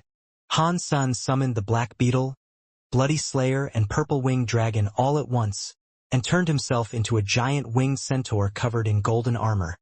And even his wings were covered in golden armor. Boom! The huge wings brought him to the middle of the building almost instantaneously. Taking the girl with one hand, Han Sen grabbed the blade of the Shura's katana with his other hand. Blood suddenly flowed out along the blade. Fong Mingquan had been very depressed recently. As a reporter, he had been in charge of a program about God's sanctuary on Skynet. Although it was not super popular, the program was gaining momentum and he was considered a minor celebrity. Because of a decision made by the management, he was transferred to a remote planet, Roka. His job was so-called new market development, which actually meant that he was pushed out because he was in the way of others. As Fong Mingquan understood, now his program belonged to a recent graduate who was related to a board member. Knowing nothing, the kid had screwed the show up and many loyal audience were asking to transfer Fong Mingquan back, which didn't change anything. Fong Mingquan knew clearly that he could never go back. Planet Roka had very few resources and was far away from the economic center, so there was really no breaking news to be covered. For the few months he had been here, Fong Mingquan were wasting his time doing interviews of minor celebrities who thought too highly of themselves, which completely disgusted him. How can I leave this shithole? Fong Mingquan was wandering aimlessly in the street, holding a small metal jug and sipping liquor from it from time to time. Although he was upset, Fong Mingquan still kept looking around out of professional habits. Suddenly, darkness fell and there was a huge explosion and fires. As a good journalist, Fong Mingquan turned on his recording device. A Shura aircraft. Fong Mingquan saw the aircraft and his heart started pounding. He hurried off to the nearest high-rise as he kept shooting with the recording device.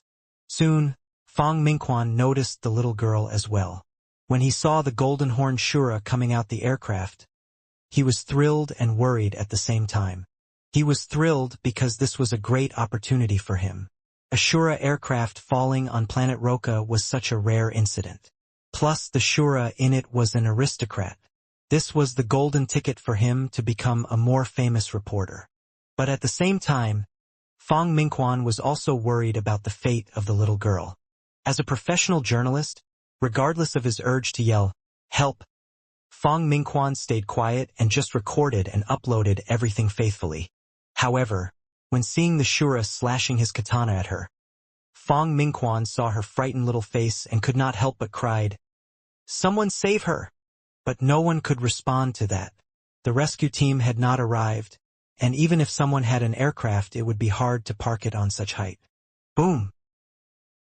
A pair of golden wings cut into the frame and a majestic figure took the little girl into his arm, his other handing catching the blade of the Shura. Blood dropped down from the katana, and Fong Mingquan felt as if his heart had stopped. Someone rescued the child. Fong Mingquan burst out a cry. Han Sen was shocked when he caught the blade of the katana. His sacred blood armor couldn't even block the sharp katana and his palm was still cut. Although the cut wasn't deep, he realized this Shura was a tough opponent. Han Sen flew back several yards flapping his wings, holding the little girl in one arm. He suddenly felt a chill from behind and quickly turned around. The Shura was raising his katana and was about to cut it at Hansen. Hansen gritted his teeth and span around in the air, barely escaping the Shura's attack. The Shura jumped up and stepped on the wall, throwing himself at Hansen. Does he has some genes from a flea? Hansen thought and flew to a building nearby, broke a window and put the little girl inside. Hansen took a look inside the room and found it to be a classroom with dozens of children inside, shivering in the corner. Damn! Before Hansen could figure out a solution, the Shura was already in his face with the katana in hand, hatching it down at Hansen. Hansen could dodge this attack, but when he was ready to move, he suddenly froze. Behind him was the classroom full of children. If he dodged, the Shura would enter the classroom. The Shura was on a human planet, and there was no way he could survive here with so many enemies around him. He would choose to kill as many as he could before he were to die. By no means would Hansen let him enter the classroom. Facing the katana, Hansen only leaned to his side to protect his vital organs, while throwing a punch toward the Shura's face. The Shura was slightly surprised, as he did not expect Hansen to stay where he was. Although the Shura didn't put all his strength into this attack, his katana still cut through the sacred blood armor into Hansen's shoulder, making a squeaking sound when its blade met the bone. At the same time, Hansen's fist also hit the Shura in the face, forcing him to bend his body backwards. The material of the Shura's mask was made of extreme tough material and did not crack at Hansen's punch. The Shura caught the alloy framework in the wall with his toes, and swung back to reach for the katana stuck in Hansen's shoulder. Not wanting to give his katana back, Hansen blocked his palm with one hand and punched at the Shura's throat with the other hand. The Shura returned a punch at Hansen's chest, and soon it became a fist fight. In a short while, Hansen started spitting up blood. Why didn't he dodge? Since he could fly, he could have dodged the attacks, wondered Fong Mingquan. Sharing his thought were the audience watching Fong Mingquan's webcasting. Fong Mingquan's new program didn't have much popularity yet, but there were still some old fans who had followed him here. Seeing the webcasting was on, many of them had chosen to watch. When they saw the Shura was to kill the little girl, they were all praying that someone could save her. And when Hansen showed up, they were all thrilled. However, what they didn't understand was why Hansen didn't choose to dodge the katana and thus lost his advantage. He could have dodged as he could fly. Fong Mingquan suddenly realized something and focused the lens behind Han Senator. Everyone suddenly saw that the room was a classroom with dozens of shivering children in it. Fong Mingquan and the audience had thus realized why Hansen didn't dodge. If he had dodged, the Shura would have entered the classroom and caused unimaginable damage.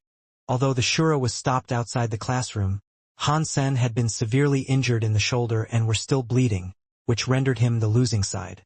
But this was an adult Shura with a golden horn. Even if he hadn't practiced any skills yet, his physique would be as strong as an evolver, if not stronger. Dollar. It's Dollar. The audience recognized him and left many comments under, reminding more people that it was Dollar. Fong Mingquan had long recognized Dollar. After all, he was working in journalism.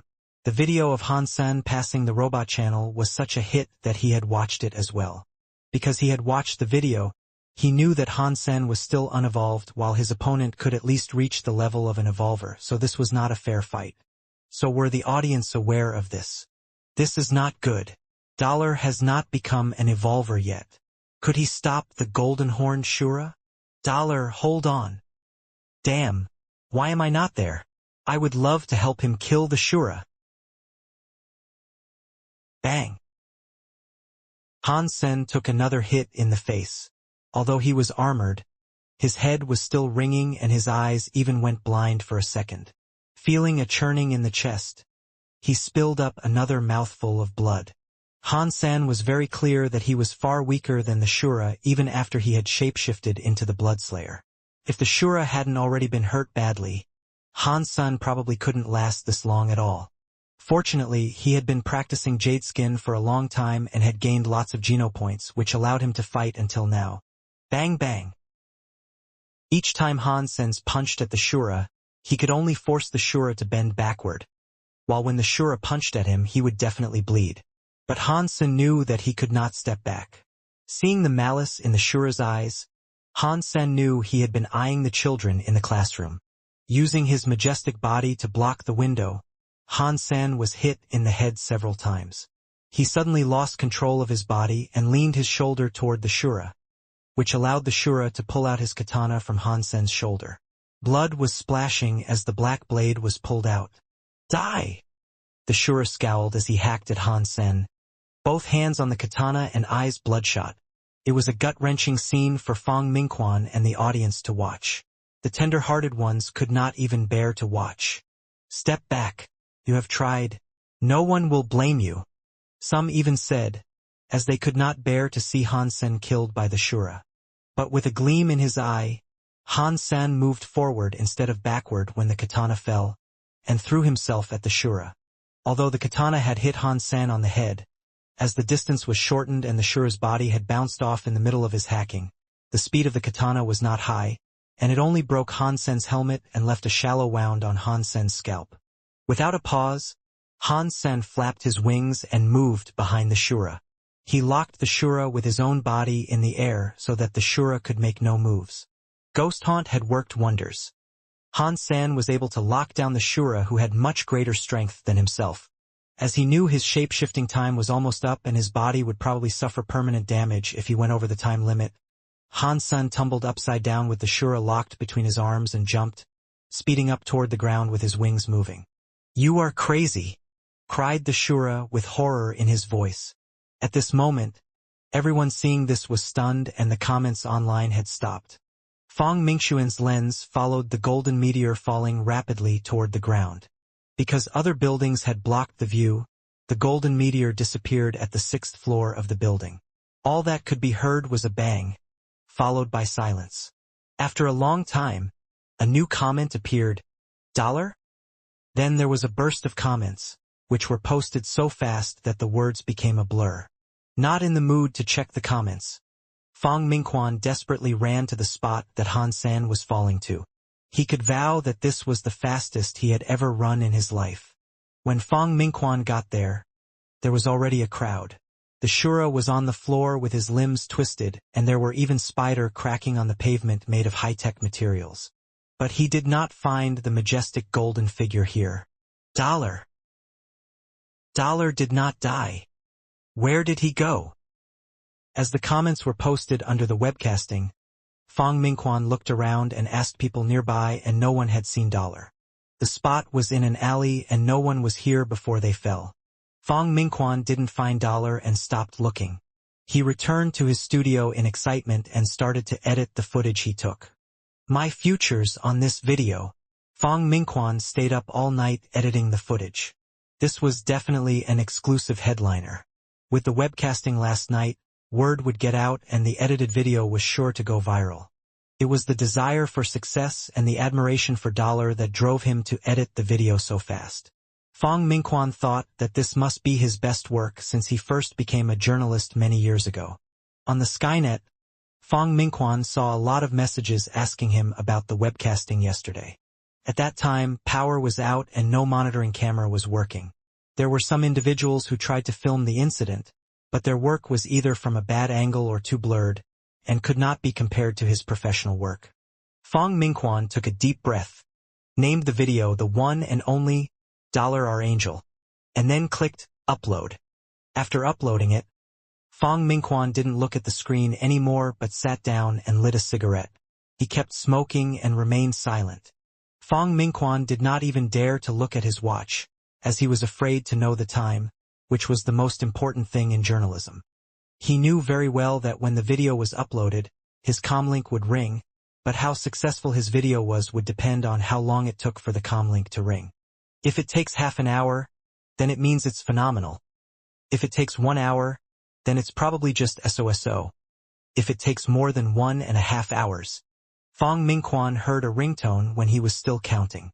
Fong Mingquan suddenly rose to his feet and stared at his comlink on the desk. A familiar number was flashing on its screen. 8 minutes and 43 seconds. Fong Mingquan clenched his fists and teeth excitedly, crumpling the cigarette case in his hand. Fong Mingquan only started to relax after 3 minutes. Ignoring the ringing comlink, he lay on the couch and watched it ring as he smoked. He enjoyed this feeling, for only at times like this did he feel alive. The one and only Our Angel didn't have voiceover and was less than 3 minutes long. It started with the little girl when she was about to fall. Her frightened face with tears, her widened eyes, and her blood-stained little hands grabbed people's attention from the beginning. The next moment, when people were still worried about the danger facing the little girl, out from the aircraft walked not her savior but death itself. When the Shura wielded his katana at the little girl, no one could sustain their anger and despair. Suddenly, a golden figure appeared in the scene. The huge golden wings looked like they belonged to an angel. When the little girl was taken into his strong arm covered in golden armor and the katana was stopped by him, everyone was overjoyed, their eyes welling up with tears. The following scenes were carefully edited. The Shura and Han-san exchanged some blows and Han-san broke a window so he could carry the girl into a room. The Shura was attacking Han-sen frantically but the latter did not dodge or run back. Fong Mingquan inserted the scene of dozens of students shivering in the classroom here, so that everyone would understand why Han-sen had chosen to stay there. Fong Mingquan refined the fighting scenes and highlighted Han-sen's selflessness and bravery. He also edited out the less impressive scenes. While in fact Han-sen was miserable and much weaker than the Shura, in the video it looked like it was just a tough luck loss. The final scene was the suicidal fall. The entire video was very smooth, with the passionate background music added by Fong Mingquan. All the viewers wanted to fight the Shura themselves, even if it meant risking their lives. And the female viewers were covered in tears after watching the video. This video really went viral. In just a few hours the entire alliance knew about it, and the hits had climbed up to a few 100 million. A strong and cruel Shura aristocrat, a golden angel, and the little faces that were full of fear all formed a story that moved every viewer in less than 3 minutes. Dollar's name was famous now in the entire alliance, as this video was far more popular than the video of Robot Channel, which did have its limitations. Men and women, young and old, everyone was spellbound by this video, and Dollar had become a bigger hit than the 10 chosen this year. This kid has some guts, just like me when I was his age. Fuck Shuras. Poor children. They are lucky, because there's an angel guarding them. Dollar, you are my one and only. Dollar, you are my angel. More people were concerned about Dollar's life and death, because the video did not include the result and ended with a bang from the fall. Everyone was concerned whether Dollar and the Shura had both died, but Fong Mingquan did not plan to publish that, as other reporters must have written about it already and it would not make a difference whether he wrote about it. In the meantime, the hero was also watching this video edited by Fong Mingquan. That's really me? Han-sen couldn't believe he looked so good. The way the video was edited made him blush a little. At that time, he was only doing what he could to help the children out. Although the fall in the end looked tragic, he was in fact able to kick the Shura off him and fly away when they were about to hit the ground. It was not quite as risky as it looked. The Shura was already badly injured and had died from the fall.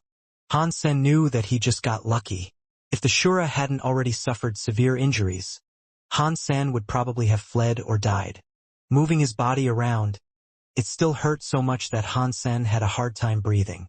He didn't dare to go to the hospital, but luckily it wasn't too bad, for none of his vital organ was hurt. Having taken some medicine, he was recovering slowly but steadily. Han-sen had gained something from it as well. The katana belonging to the Shura was taken home by Han-sen, which was so much better than the weapons made by human. Shuras were much more advanced in making alloy weapons than human. Han-sen had heard since a long time ago that Shura's katanas were awesome. Even the Blackhorn Shuras used better katanas than Z-steel weapons. Now what Han-sen had was a katana from a Golden Horn Shura, which should be the best of the best. There was simply no product of the same level as this katana. Han-sen wielded the katana and felt that it was frighteningly sharp as it felt as if it could break the air. The video was so widespread that Han-sen was also worried that people might recognize the katana and thus himself to be Dollar. So he had decided to make some changes to the katana, which were mainly to change its color. He spray painted the katana in a golden color so it looked as if it were made of brass. He also ordered a cheap but flamboyant sheath on the Skynet so no one could tell it was a Shura katana when it was in the sheath. In fact, Han Sen did not intend to use it in front of others. These were just precautions he took. Han Sen had also wanted to replace the hilt of the katana to make it even less recognizable, but was unable to remove the hilt. However, he found a bead embedded in the hilt and took it out. To his surprise, the bead was hollow. Inside the bead, there turned out to be a small memory chip. Han Sen inserted the chip into his device, trying to figure out what was stored there. What he didn't expect was that there was a Shura's martial art recorded in the chip, which was called Bladestorm. The description said it was the top secret of a Shura aristocratic family. Can a human learn Shura's martial arts? Wondered Han's senator after reviewing Bladestorm. He was convinced that he could learn it as long as his physical fitness level was high enough. Han Sen started to try and practice Bladestorm and didn't encounter too much obstruction, which meant his physique had reached the prerequisite of Bladestorm. Bladestorm sounded like weapon skills, but it could also be used without any weapon. The key was to fully explore the potentials of one's body in order to launch swift and powerful strikes. If one became skilled in Bladestorm, one could launch those strikes with any part of one's body. Han Sen hadn't recovered at the moment anyway, so he didn't go back to God's sanctuary and stayed home practicing Bladestorm. Lin Beifeng was the only one who called daily to check when he would go back to Steel Armor Shelter and start to hunt. Qin Xian thought he was just hiding from Son of Heaven, so she didn't call. Han Sen checked his ringing comlink and it was Lin Beifeng again. He hesitated before picking up. Sen, how come you are still not in God's sanctuary? I've been waiting for you, lamented Lin Beifeng. Han Sen didn't even turn the video chat on because he was depressed enough just by listening to Lin's voice. I will not hide from you. The truth is that I am recently preparing for a big campaign, Han Sen said mysteriously. What kind of campaign do you have in mind? Count me in, said Lin Beifeng eagerly. I won't disclose the details now, but at least we'll be able to hunt mutant creatures.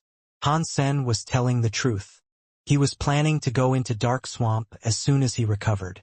He couldn't guarantee sacred blood creatures, but there would surely be mutant creatures.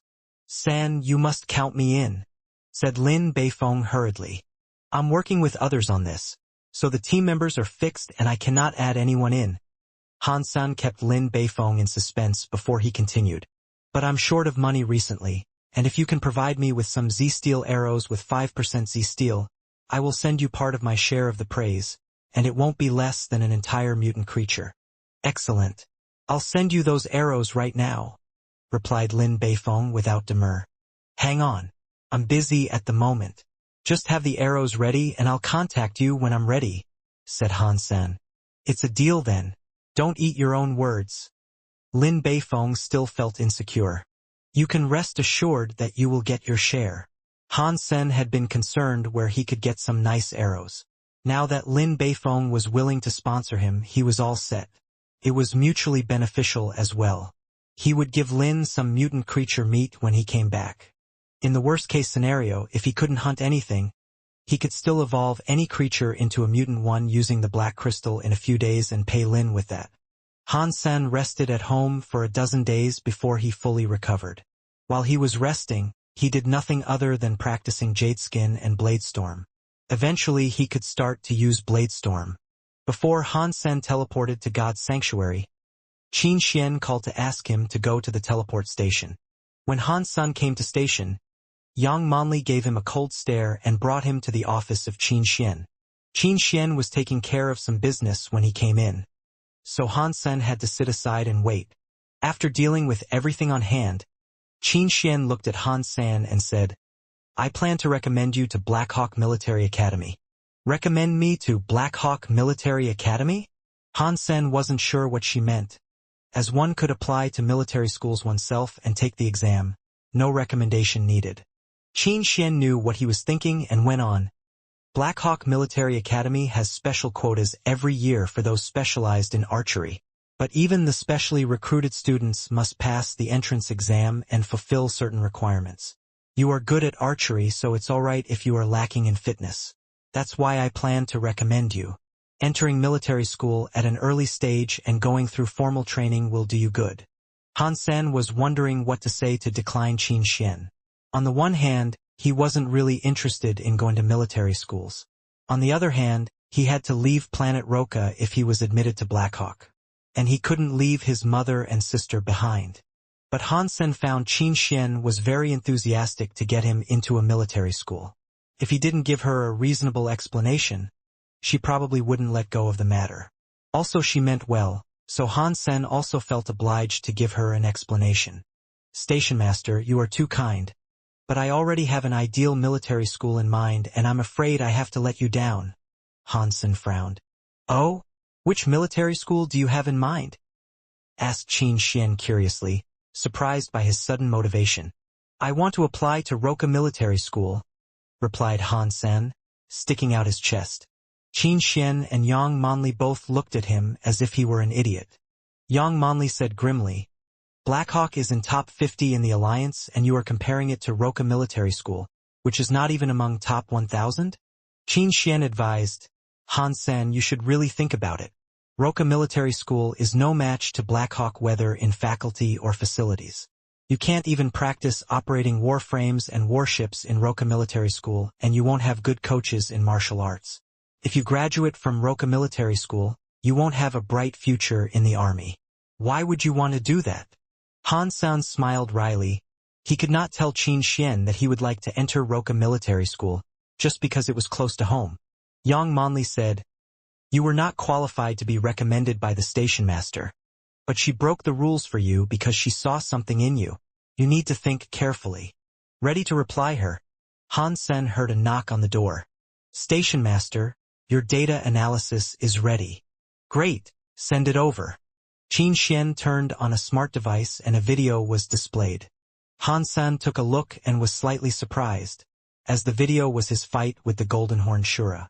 It was not, however, the edited version, but Fang Mingxuan's original footage.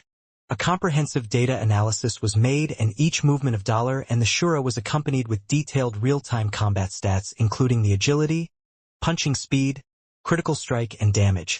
There was also the scene of the dead Shura in the end. When the display was over, Qin Xian asked Yang Manli, What do you think of dollar? Stupid, was Yang Manli's reply. Han Sen, who was secretly proud and ready for Yang Manli's compliments, almost choked on his own saliva. Please explain. Qin Xian did not seem to be surprised. Yang Manli said, Dollar's strength and speed are very good. Although we do not know his exact fitness rating, he is definitely among the top in First God Sanctuary when he shapeshifts. However, his strength and speed are still much weaker than the Shura. We could even estimate that he would have died 1,000,000 times if the Shura weren't badly injured already. Qin Xian nodded, agreeing with Yang Manli. Yang Manli continued, Dollar's wings look like advanced flying beast soul. Judging from his speed, it's very likely a sacred blood beast soul. With such a flying beast soul, a fleet-footed shape-shifting beast soul, and great speed, he is the ideal archer. He should shoot arrows from afar instead of engaging himself in a stupid fist fight. Qin Xian smiled. You are right, but it was an emergency and it looked like Dollar wasn't good at archery. He has never used bow and arrows before and has always been fighting head-on, the complete opposite of this one. Yang Manli knew Qin Xian was referring to Han Sen and said, If Dollar can become an archer, he will be the best archer in First God's Sanctuary. His moving and flying speed will help him maintain his distance from the enemy, and his strength will allow him to shoot fast and powerful arrows. That's why he would be perfect. Yang Manli did not mention Han Sen at all. Apparently, she doesn't think Han Sen could even be compared to Dollar. Moreover, Yang Manli might think Dollar's way of fighting was somewhat stupid, but it didn't change the fact that he was a respectable man, unlike Han Sen, who was a coward with some talent. Qin Xian sighed. Unfortunately, there was a blackout in the area because of the damage caused by the Shura aircraft. So we didn't get anything that can reveal the identity of Dollar. Although we have Dollar's blood sample, everyone's genes are changing rapidly these days as they gain genopoints. So, by comparing the DNA in the sample and in our database, it's almost impossible to find out who he is. He has appeared on planet Roka twice. Maybe it's not a coincidence. Yang Manli thought about it and suggested, I have checked the population on planet Roka, and there isn't anyone that fits the profile. Roka is just a fifth-tier commercial planet. It's highly unlikely that someone like Dollar lives there, even less likely than winning the lottery. Qin Xian shook her head. Han San was secretly relieved that the two did not associate the unambitious Han San with Dollar at all. He was afraid that the wings might remind them of the purple-winged dragon, but his caution proved to be unnecessary. The beast's soul wings didn't look the same as the dragon's wings, and they were also covered in the black beetle armor, so it was difficult to associate the two together. Qin Xian asked Han San to give Black Hawk more thoughts, as he would benefit a lot from such experience. Han San left Qin Xian's office thinking to himself, Qin Xian is really kind, but how can I leave Mother and Yen now? Before I turn 20 when I have to serve, I need to constantly go home and take care of them. In the meantime, I must earn enough money so that when I'm off to the army, they could live a good life without care. After he got home, Han San contacted Lin Beifeng and asked him to send the Z-Steel arrows over. He wanted to go to Dark Swamp as soon as tomorrow.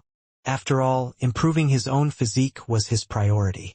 Yang Monli was right about the fact that the beast souls he owned now would make him a great archer. And right now, what he lacked most was a good beast soul arrow. Sen, I have 10 sniper arrows with 5% Z-Steel. Please take them. Lin Beifeng put a box of 10 sniper arrows in front of Han Sen. I'll take 2 and I'll give them back to you if I'm able to retrieve them, Han Sen said. Take them all. You can give me a bigger share of mutant creature meat in return. It would be even better if there is sacred blood meat. Lin Beifeng smiled and said, Don't be greedy. All I can spare is probably 1 mutant creature. You can take the rest of the arrows back. Han San took out 2 arrows and pushed the rest back in front of Lin Beifeng. Sen, just take them all. You can give them back after. These arrows are nothing to me. Don't you know what business my family does? Lin Beifeng insisted, offering Han San the arrows again. Your family owns Z-Steel mines? Han San looked at Lin Beifeng, surprised. Lin Beifeng shook his head. We do not have Z-Steel mines, but we do have some collaboration with groups that produce Z-Steel alloy. We have a mine of a rare mineral, which is a must to increase the percentage of Z-Steel to 7 or above. This mineral is very expensive and those groups are always in demand of it, so they sell me Z-Steel weapons at production cost. These didn't cost me much, and feel free to let me know if you need anything in the future. You rock. Han Sen gave Lin a thumbs up.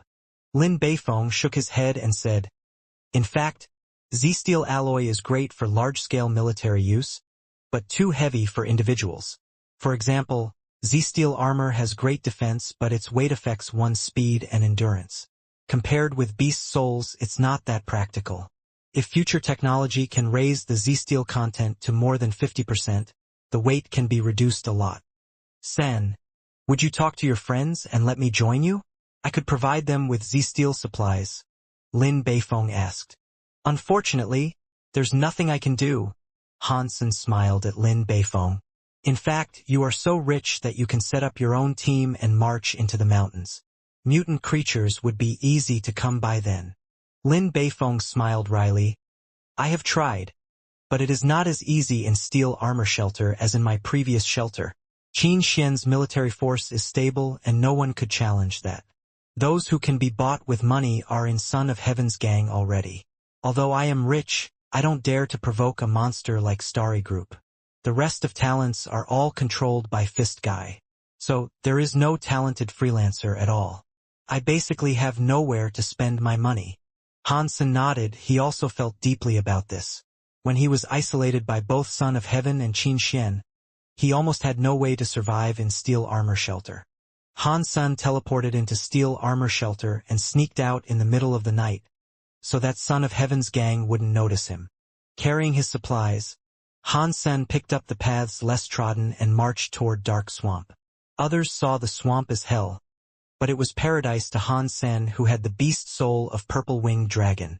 Without any surprise or risk on the way, Han Sen successfully entered Dark Swamp. He saw no one near the swamp, let alone in the swamp.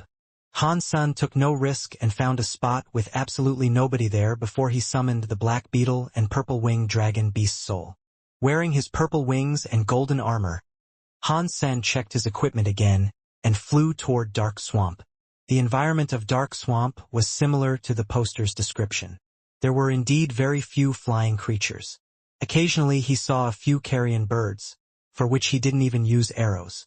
If any bird dared to get close, he would cut them into two halves with the Shura katana. There were many poisonous beasts and insects in the swamp. Having flown less than a day, Han Sen saw a mutant creature. It was a scary-looking three-footed toad the size of a truck crouching in the mud, covered in lumps and exuding green gas. Han Sen was not interested in it at all. Even if he killed this thing, it was too huge for him to carry its meat out, and it would take him months to finish eating the meat, which was not worth it for a few mutant geno points. This is indeed a paradise. After flying for more than 2 hours, Han Sen saw another mutant creature. Surrounded by a group of black and white snakes, a blood-red snake king was swimming in the reeds. Han Sen did not approach it but hovered in the air, flapping his enormous wings. The snakes did not notice his presence at all. Pulling out a sniper arrow from the quiver, Han Sen put a thread into the hole on the knocked the arrow and aimed at the foot-long snake king. Suddenly, Han Sen narrowed his eyes and the sniper arrow flew across like a lightning bolt. The blood-red snake king was just opening its mouth, about to swallow a mouse-like creature. Just when it opened its mouth, a black shadow disappeared there and went into its stomach, piercing its belly. The snake king suddenly twisted its body in agony, hissing desperately. The black and white snakes surrounding it all went crazy, but could not find where the enemy was. The snake king bleated heavily through its pierced belly and stopped struggling after a while. Mutant ghost-toothed snake king killed. No beast soul gained. Eat its meat to gain 0 to 10 mutant geno points randomly. The wonderful voice sounded in Han Sen's mind. He excitedly pulled the thread and dragged the body of the ghost-toothed snake king up in the air. That thread was not much thicker than a hair, but as a high-tech product, it was very strong and could bear more than a ton.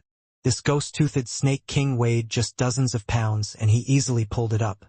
Han Sen found a safe spot, picked up some branches and made a fire. Boiling a pot of water, he threw some pieces of snake king meat into the water and cooked slowly. The snake was not too big. After thoroughly boiled, there were only about 2 bowls of soup left. Han Sen poured them out from the pot and gobbled the meat up. Ghost-toothed snake king meat eaten.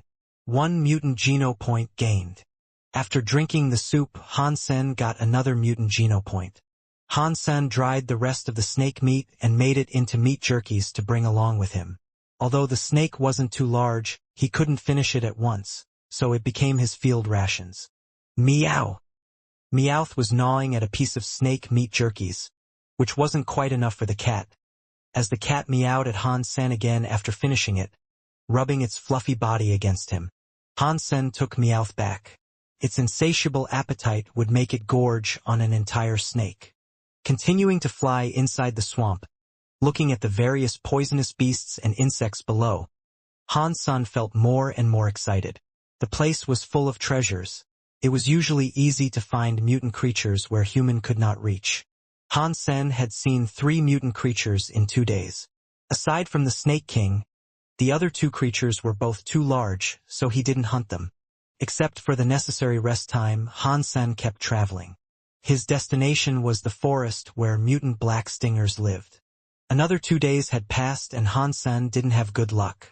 All he saw was a mutant creature that looked like a crocodile, but that guy was more than 10 yards long and very strong. Han Sen didn't bother and flew past it. On the 5th day since Han Sen entered Dark Swamp, he finally got lucky. In a not-so-large lake, the water was so clear that the bottom of the lake can be seen in the sun. The lake was only about 3 to 6 feet deep. In the lake, Han Sen saw groups of big silver fish, each about a foot long, with a jagged dorsal fin stretching from head to tail. And among the groups of silver fish, there were occasionally 1 or 2 golden fish of the same size, flashing their golden scales in the sun. Han Sen was so excited that he almost jumped up. There were 7 or 8 golden fish in the lake and they were all mutant creatures. Ha! Dark Swamp is truly my paradise. Han Sen took Doomsday off his back, knocked a sniper arrow, and shot it at a golden fish in the water. The sniper arrow was shot into the water on the back of the golden fish. With a clank, the arrow slipped aside, leaving only a white mark on the golden scale, which wasn't even pierced. Han-san quickly pulled the sniper arrow back with the thread he attached to it. The golden fish that was under attack madly scurried in the lake. Failing to find the enemy, it knocked several silver fish dead. The jagged dorsal fin on its back was so sharp that it could probably cut steel. Han-sen frowned as he didn't expect that even arrows with 5% Z-steel couldn't pierce the scales of the golden fish. Considering the size of the golden fish, Han-sen could certainly eat an entire fish per day. With so many fish here, it was the perfect opportunity to increase his mutant geno points. I need a good arrow, a beast soul arrow. Han-sen was upset. If he had a beast soul arrow now, he could shoot all these golden fish dead in a short while. Han-sen hovered above the lake and carefully observed these golden fish. After a while his eyes lit up. He flew away to cut off a long branch and stirred it in the water. The alarmed silver and golden fish started to swim in all directions swiftly. Han-sen was thrilled. Because their dorsal fin was too stiff, these fish could hardly bend their bodies. Therefore, although their speed was high, they could hardly change their directions or jump. Han-sen was thrilled as he could now approach the lake and didn't need to worry about being attacked by the fish. Z-steel arrows could not hurt the fish, but he had a katana that was sharper than Z-steel arrows. If he was close enough to a fish, he could probably kill it with the katana. The katana was, after all, 4 feet long and considered a short weapon. Hence Han-sen cut off a 6 feet long branch as thick as his arm and fixed the shurikatana to one end of the branch, making a long spear. Han-sen hovered closely to the surface of the lake and observed for a long time. When a golden fish swam up to the surface, Han-sen swiftly poked the katana down like how a fisherman would spear a fish. The katana cut through the scales of the golden fish into its body. Han-sen was overjoyed. He pulled the katana back and flew back up in the sky. After all, the katana was fixed on a branch. If he continued to fight with the golden fish, the brittle branch might break and he didn't want the katana to fall into the lake. The injured golden fish scurried madly in the water, hurting numerous silver fish in its way. Soon, it lost its strength and floated to the surface upside down. Mutant sawfish killed. No beast soul gained. Eat its meat to gain 0 to 10 mutant geno points randomly. Han-san took out the dead fish and was so happy that he almost moaned out loud. He decided to strike while the iron is hot and used the same method to hunt 3 more mutant sawfish before the sun went down. Ha! For mutant creatures in one day. This is my blessed land. Han-san found a safe place by the lake and cut off all the meat from the mutant sawfish. He cooked some and used salt to preserve the rest. Mutant sawfish meat eaten. 1 mutant geno point gained. Mutant sawfish meat eaten. 1 mutant geno point gained. Delicious fish in his mouth and wonderful news in his ear. Han-san felt over the moon. Meow! Meowth was circling around the fire rapidly. In the fire, there were pieces of jelly-like sawfish meat. When heated up, the oil oozed from the fish, sizzling with a strong and fresh fragrance, making one's mouth water even from afar. Han-san threw a large piece of cooked sawfish to Meowth and took one for himself. The fatty fish almost melted in his mouth, making him want to swallow his tongue. Sawfish, as a mutant creature, had way more tasty meat than ordinary fish. Even fish like groupers were a far cry from it. Even just barbecued plainly with just some salt and pepper. The sawfish didn't have a fishy smell at all. It was purely sweet and delicious. If this could be brought outside God's sanctuary, it would probably become the king of all fish. The ordinary dish wouldn't even have any market. 1 mutant sawfish could probably be sold at tens of millions. Such a shame. Han-sen threw another piece of sawfish at Meowth. Mutant creatures could not be brought away from God's sanctuary. Also, he didn't have the energy to take all the sawfish he had hunted out of Dark Swamp. There were more sawfish in the lake than he had imagined. He had killed 15 these days. After eating several, his mutant geno points could no longer increase from eating sawfish. Since he couldn't bring it all out, he decided to feed it to Meowth. My mutant geno points are 31 now. Such a fruitful trip. Dark Swamp is too dangerous for ordinary people, so there live so many mutant creatures. Probably I could even max out on my mutant geno points on this trip. Han-san was in a great mood and rewarded Meowth another piece of fish. The rest of the sawfish meat was made into jerkies by Han's senator before he left. He took another look inside the lake to check if there was any fish that he had missed. Seeing another mutant golden sawfish, Han-sen killed it in the same way. Mutant sawfish killed. Beast soul of mutant sawfish gained. Eat its meat to gain 0 to 10 mutant geno points randomly. It took Han-sen several seconds before he realized what had happened. He almost jumped up. It had been a long time since he had gained any beast soul, and he suddenly gained one now. A mutant one. Han-san could not wait to see which type the sawfish beast soul was. If it was an arrow, he would be so satisfied. Type of mutant sawfish beast soul. Spear. Hen-sen was slightly disappointed, but overall excited. Although it was not a beast soul arrow, spear was still a popular type of weapon, especially a mutant beast soul spear. Summoning the mutant sawfish beast soul, Han-sen suddenly had a gold spear in his hands. The spearhead was an inch long with sharpened cutting edge on both sides. The spear was frightening even by its look. Han-sen wielded the spear and felt that it was heavy but easy to use. The sharp spearhead had cut down a thick tree with just a casual slash, as if he were cutting tofu. Whoever pisses me off in the future will have to deal with this spear. Han-sen tried the spear for a while, and didn't put it away until he had sweat on his forehead. A mutant beast soul weapon had already made his trip to Dark Swamp a success. This spear was enough to make an ordinary household rich. After all, beast soul weapons did not need to be repaired and was easy to carry. Unless it was destroyed completely, it would recover on its own, unlike Z-steel weapons that needed fixing if chipped. Although he had gained a lot, Han-san still hadn't reached his main goal, which was to gain a much-needed mutant beast soul arrow. So, he carried the rest of the jerkies and flew into the Dark Swamp again. The poster was only trying to escape and couldn't tell the directions. Hence it was difficult to find the forest he mentioned. Fortunately, Han-sen had the ability to fly so he could see far from the sky. In the next 2 days, Han-sen was not so lucky. He did not encounter mutant creatures, but ran into swarms of poisonous insects several times. Watching countless insects moving under him like flood and leaving nothing alive behind them, Han-sen could not help but shuddered. If he couldn't fly and were attacked by these insects, it wouldn't even matter if he was fit or not.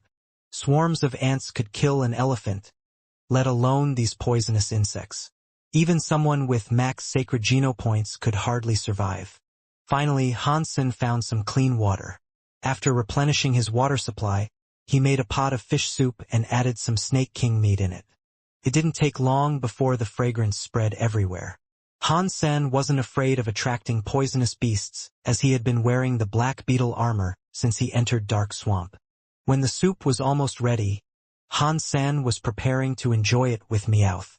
Suddenly he heard a bird call followed by a whistle. A huge black bird flied down from the sky, its wings a few dozen feet long and claws sharp as metal hooks. Hansen was shocked. Damn!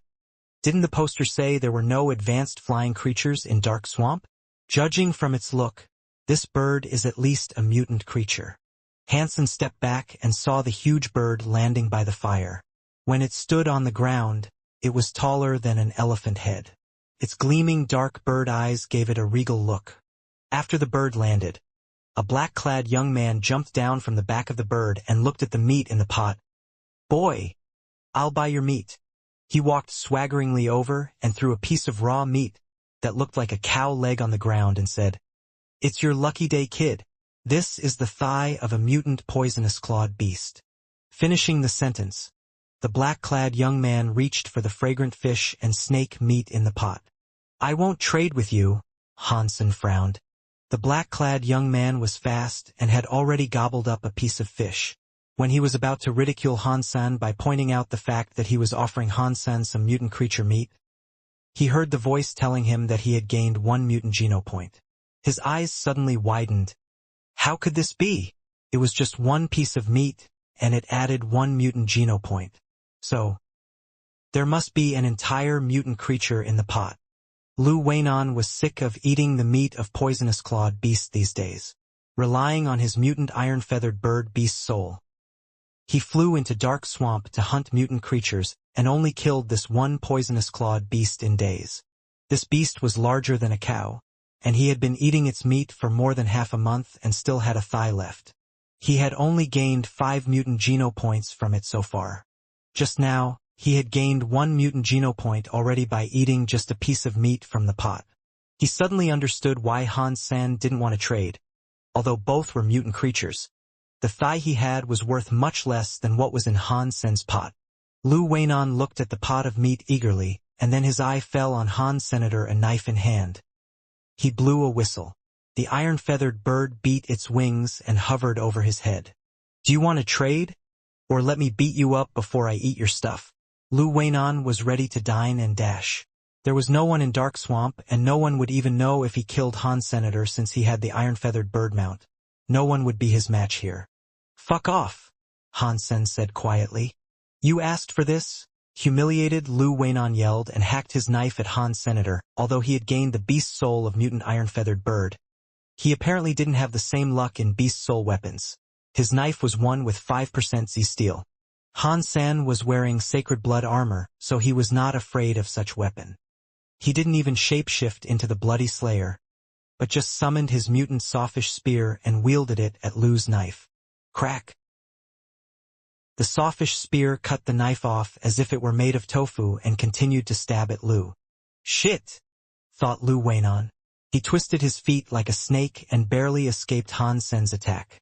Without a pause, Lu Weinan quickly ran back with strange but smooth body positions. Han Sen missed several stabs in a row, and Lu swiftly jumped on the back of his bird mount and rose in the air. "How dare you challenge me? I'll just kill you," said Lu Weinan triumphantly, taking his bow and arrow to shoot at Han Sen, who was on the ground. Wings suddenly grew from Han Sen's back, and he rose in the air higher and faster than the iron-feathered bird. Damn! Lu Weinan was dumbfounded. How could he know this guy could also fly and even had wings instead of a mount? Subconsciously, Lu Weinan ordered the iron-feathered bird to go higher. Even if what Han Sen had were mutant beast soul wings, he wouldn't be able to fly too fast or too high. The iron-feathered bird should be able to get rid of him. But soon Lu Weinan found himself completely wrong. His enemy could fly not only very high, but also very fast, catching up with him in the blink of an eye. Who is this monster? His wings couldn't be sacred blood, right? Lu Weinan almost burst into tears. He didn't expect his enemy to be so strong. With his wings and his golden armor and spear, Han Sen looked more like an angel than a human. Having caught up with Lu Weinan, Han Sen poked the spear at him.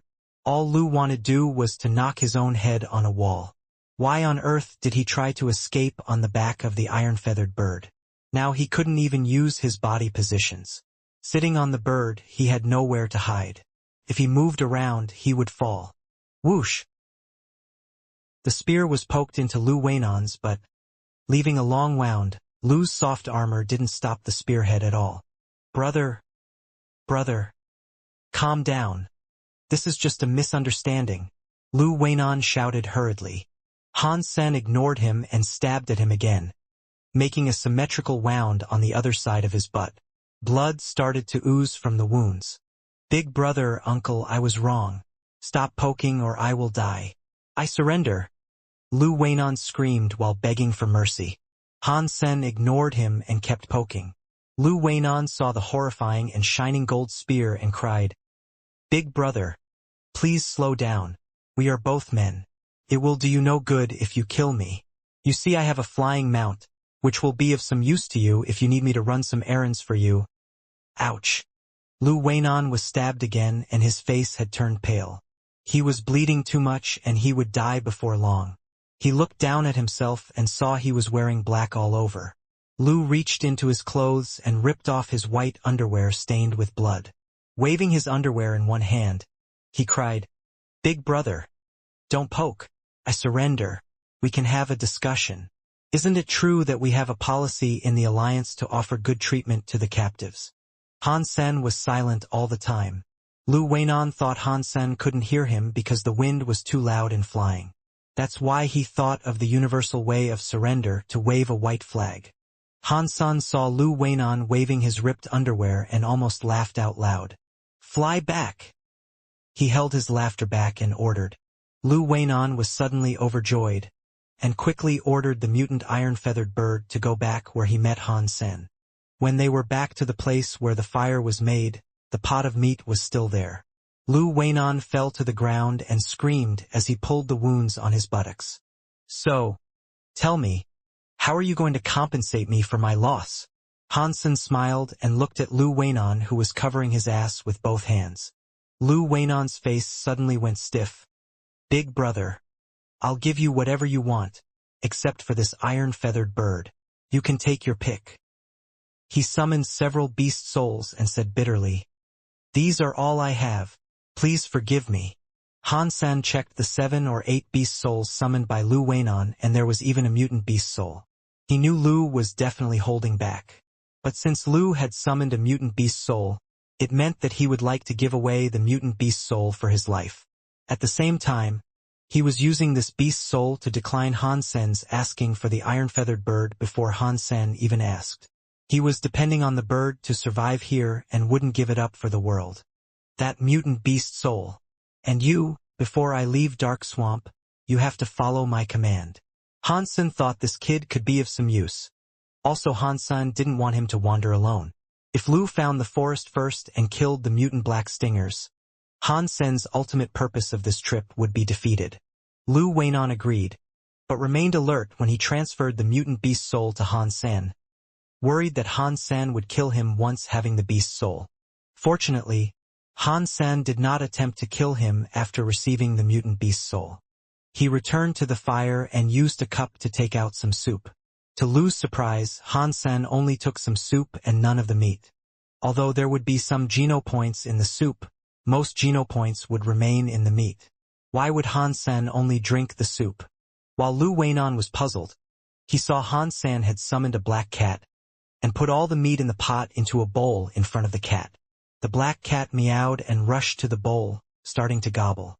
Lu Weinan's mouth twitched. He just realized that the meat he just tried to snatch and paid a huge price for turned out to be cat food. Where did this guy come from? Feeding mutant creature meat to a cat. What kind of people would do that? Lu Weinan now really wanted to bang his own head on the wall. He just risked his life fighting for cat food.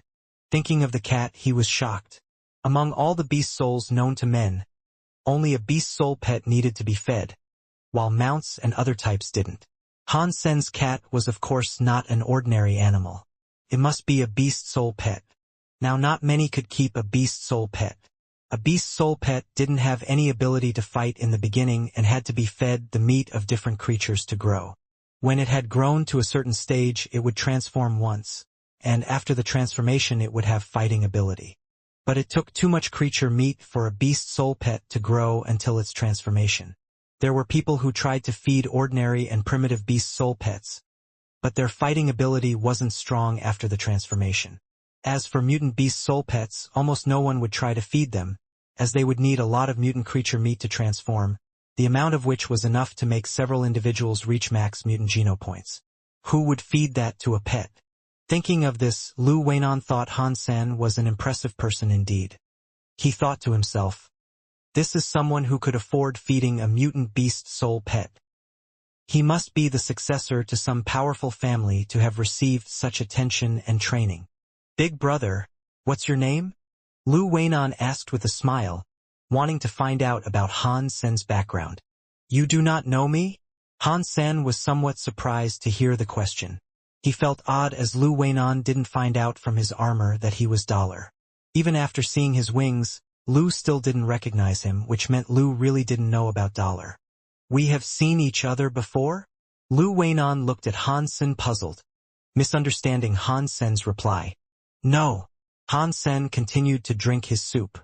Lu Weinan suddenly understood that Han Sen was saying that he should have recognized Han Sen, which meant Han Sen was someone famous, which convinced Lu that Han Sen was from a prominent family, or else he wouldn't have made such an arrogant remark. Lu suddenly looked at Han Sen more eagerly. Han Sen just thought that dollar was so viral on the Skynet, so most people should have heard of him. When did you come to Dark Swamp? Han Sen looked at Lu Weinan and asked. Lu Weinan became very enthusiastic and told Han Sen everything he knew.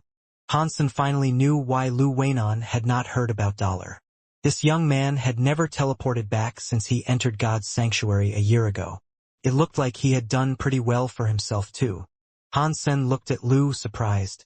He could not believe that Lu Weinan would be so capable. Lu Weinan knew what Han Sen was thinking from his looks. He blushed and quickly said, "We the Lus specialize in practicing body positions. There is no one that could compare with us in this field. Although I my humble self have no special capabilities, I would love to carry the torch. Since I entered God's sanctuary, I've been pushing my limits until I reached the threshold transcendence. Be concise." Han Sen gave him a cold stare. Ahem. The truth is, we the Lus have great skills of escaping that were handed down in the family, and we knew how to run from danger. Lu Weinan cleared his throat and said. Han Sen now remembered that Lu Weinan's body positions were strange indeed. If Lu Weinan hadn't fled into the sky using his bird mount and lost his advantages, Han Sen wasn't sure whether he was able to hurt Lu. For the month you have stayed in Dark Swamp, have you seen a forest where the trees are very tall but sparse, and under the trees there were flowers? Asked Han Sen. Lu Weinan thought about it and then shook his head. I have not seen such a place. I don't think there are tall trees in Dark Swamp. Not knowing if Lu Weinan had told the truth, Han Sen did not ask again. He rested for a while, and hit the road again with Lu after dawn. Lu Weinan's wounds on the butts had not recovered yet. Luckily, he had a flying mount, so he was fine. Every time when it was time to eat, Lu Weinan would stare at Han Sen feeding Meowth with dried fish piece after piece and sigh secretly, feeling himself inferior to a cat. Maybe luck had finally come. At the end of the day, when Lu was complaining that they hadn't seen a single mutant creature the whole day, Han Sen spotted a black hornet, the size of a fist in the grass. Black stinger. Han Sen was surprised and quickly made a gesture to Lu Weinan to remain silent and watch the hornet from here. Watch the poisonous hornet. Do not disturb it, and do not let it leave your sight. Han Sen said and flew into the sky to look around, as it was often foggy in Dark Swamp. He saw no tall trees or hornet nests in 20 miles. It seems that the black stinger's nest is not near. Follow it and we may be able to find its nest, thought Han Sen as he flew to Lu Weinan's side and gestured him to quietly follow the black stinger. Lu Weinan guessed what Han Sen wanted to do, and the two silently followed the black stinger. Fortunately, they could both fly, so it wasn't so hard to keep up with the black stinger. Following the black stinger, they flew dozens of miles, and started to see more and more black stingers. Before long, Han Sen suddenly saw a huge tree standing in the swamp. Under its canopy hung a huge black hornet nest the size of a hot air balloon. Swarms of black stingers flew in and out the nest, and there were at least tens of thousands of them, filling Han Sen and Lu Weinan with dread. Big brother, you do not mean to kill all these hornets, do you? Looks like they are all primitive creatures. There are so many of them and they can fly. It'd be hard for us to get out safely. Lu Weinan swallowed and said. Han Sen was happy to see the towering old trees and the flowers on the ground. He thought, the poster did not lie. There is indeed such a place. After watching for a while, Han Sen said to Lu Weinan, let's go farther. Lu Weinan had to follow Han Senator. They didn't dare to approach the nests, so they flied high in the sky. The flower field was dozens of miles long and there were tall trees everywhere. There was a huge hornet nest on almost every tree. No one knew how many black stingers there were in this area. It was scary just to think about it. Soon after, Han Sen saw a giant tree that was more than twice as tall as the others. The hornet nest on this giant tree was the size of a castle, and there were scarlet black stingers the size of a pigeon flying in and out from time to time. Lu Weinan looked at the nest eagerly and said, are those scarlet hornets all mutant creatures? How many of them must there be? Han Sen was also a bit dumbfounded. The poster said he had seen one. Although Han Sen had guessed there should be more than one, he didn't predict that there would be a whole nest of them. There must be a beast soul among so many mutant black stingers. Han San was excited, realizing it was difficult to handle so many mutant black stingers at the same time. The needle of the mutant black stinger was blood-red and at least 2 inches long. It looked very sharp as well. No one could resist the poison on it if stinged. After all, they were mutant creatures. Han Sen didn't want to depend on his sacred blood armor completely. Once the armor was pierced, he would be risking his life. The only fortunate fact was that the closest primitive hornet nest was a mile away. So the primitive black stingers didn't dare to get too close to this area. Comrade Lu, it's time to test your loyalty. Han Sen patted Lu Weinan on the shoulder. Lu Weinan suddenly changed his expression. Big brother, you do not want me to lure the mutant black stingers away, right? I will die. Do not be so pessimistic. Well, you do not really need to go there yourself. Just use your iron-feathered bird to attract their attention, and I'll use that opportunity to ruin their nest. When the mutant hornets run wild and scatter around, we could just kill some of the single ones. Han Sen said with a smile. Han San said before Lu Weinan could say anything. Do a good job, and I will give you 2 mutant hornets when the plan goes through. Think about it, boy. In order to keep Lu Weinan in line, Han Sen promised him the reward first. Lu Weinan suddenly swallowed the reply he had, patted his chest and said, It's my honor to risk everything for you. Tell me what to do, big brother. 2 mutant hornets could gain him quite a few mutant geno points. Very good. I am seeing great things in you. You are responsible for directing your iron-feathered bird to poke at the nest and attract most hornets away. But don't let the bird fly too high. If the hornets couldn't follow, they would return to the nest. Try to keep them away as long as possible, and I'll take care of the rest, Han Sen said. Lu Weinan looked surprisedly at Han Sen. Even if I can get most of the hornets away from the nest, there are certainly some remaining inside. Are you going to be fine walking over like this? Lu Weinan did not expect that Han Sen would risk approaching the nest himself, which was far more dangerous than his part. He wasn't in direct danger by using the iron-feathered bird to lure hornets away. If things got bad, he could also take the beast's soul bird back. The fortress-like hornet nest was connected to the tree trunk, and it wouldn't be easy to take down. I have a plan. Just buy me some time and do not let those hornets come back too fast, Han Sen said calmly. As long as the majority of mutant black stingers were lured away, he wasn't afraid of a dozen that might still be in the nest. Will do. Lu Weinan hid behind a boulder with Han Sen and commanded his iron-feathered bird to seize a large stone with its claws and flew above the nest. Bang! The iron-feathered bird dropped the stone at the nest, and the 3-foot-long stone made a big hole in the nest. With a buzzing sound, mutant black stingers rushed out from the nest madly toward the iron-feathered bird like a scarlet cloud. Lu Weinan quickly commanded the iron-feathered bird to lead the mutant black stingers away. Han Sen was watching the nest closely all the time and saw almost no mutant black stingers around the nest. When the mutant black stingers were led dozens of yards away, Han Sen suddenly summoned the beast souls of the purple-winged dragon and bloody slayer. With the mutant sawfish spear in hand, he flew toward the nest, looking like a winged centaur warrior from the myth.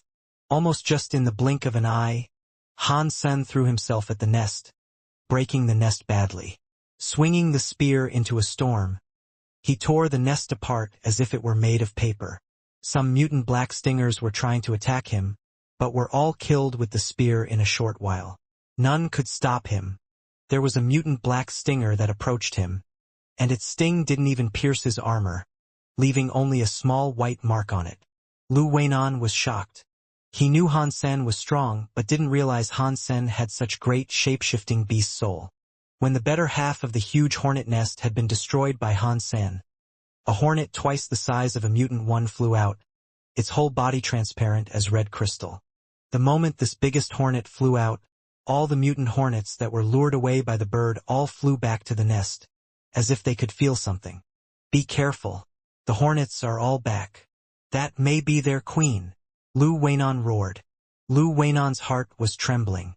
The swarm was only about 600 feet from Han Senator with the speed of the hornets. They could make it back in seconds. In addition, the queen hornet, which could be sacred blood, was eyeing Han Senator. His situation was critical.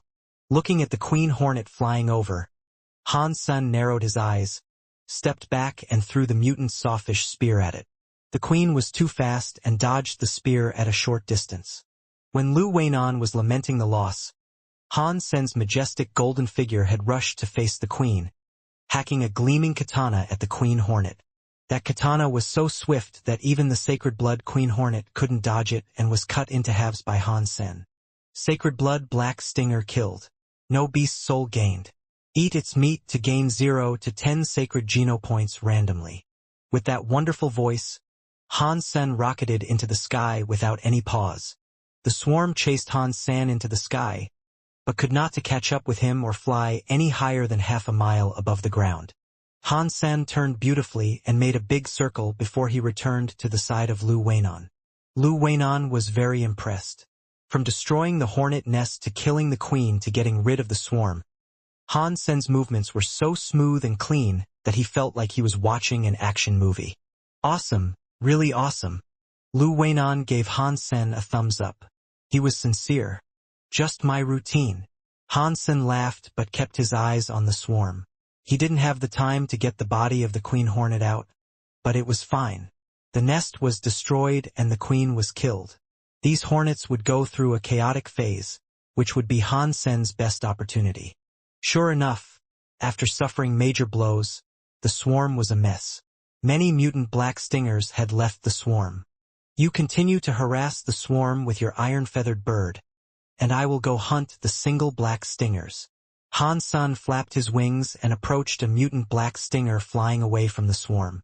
Although his shape-shifting time was up, Han Sen was still able to use Bladestorm with the Shurikatana to kill the mutant black stinger.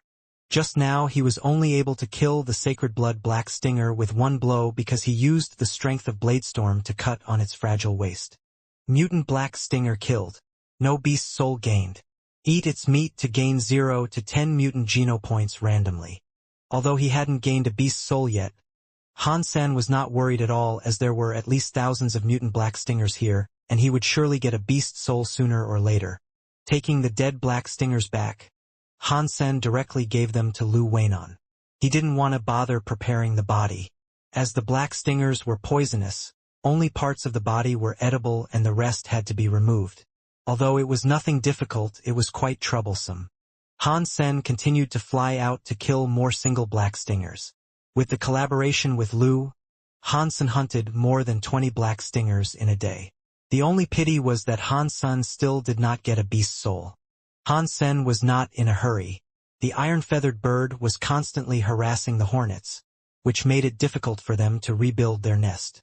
The two men had enough time to hunt. For several days, Han Sen had been hunting mutant black stingers. On the fourth day, he finally heard the voice saying, "Mutant black stinger killed. Beast soul of mutant black stinger gained. Eat its meat to gain 0 to 10 mutant geno points randomly." Finally, Han Sen thought in ecstasy, though not showing it on his face or summoning the black stinger beast soul. He did not want others to see Dollar shooting arrows and thus connect Han Sen with Dollar. These mutant black stingers are quite enough.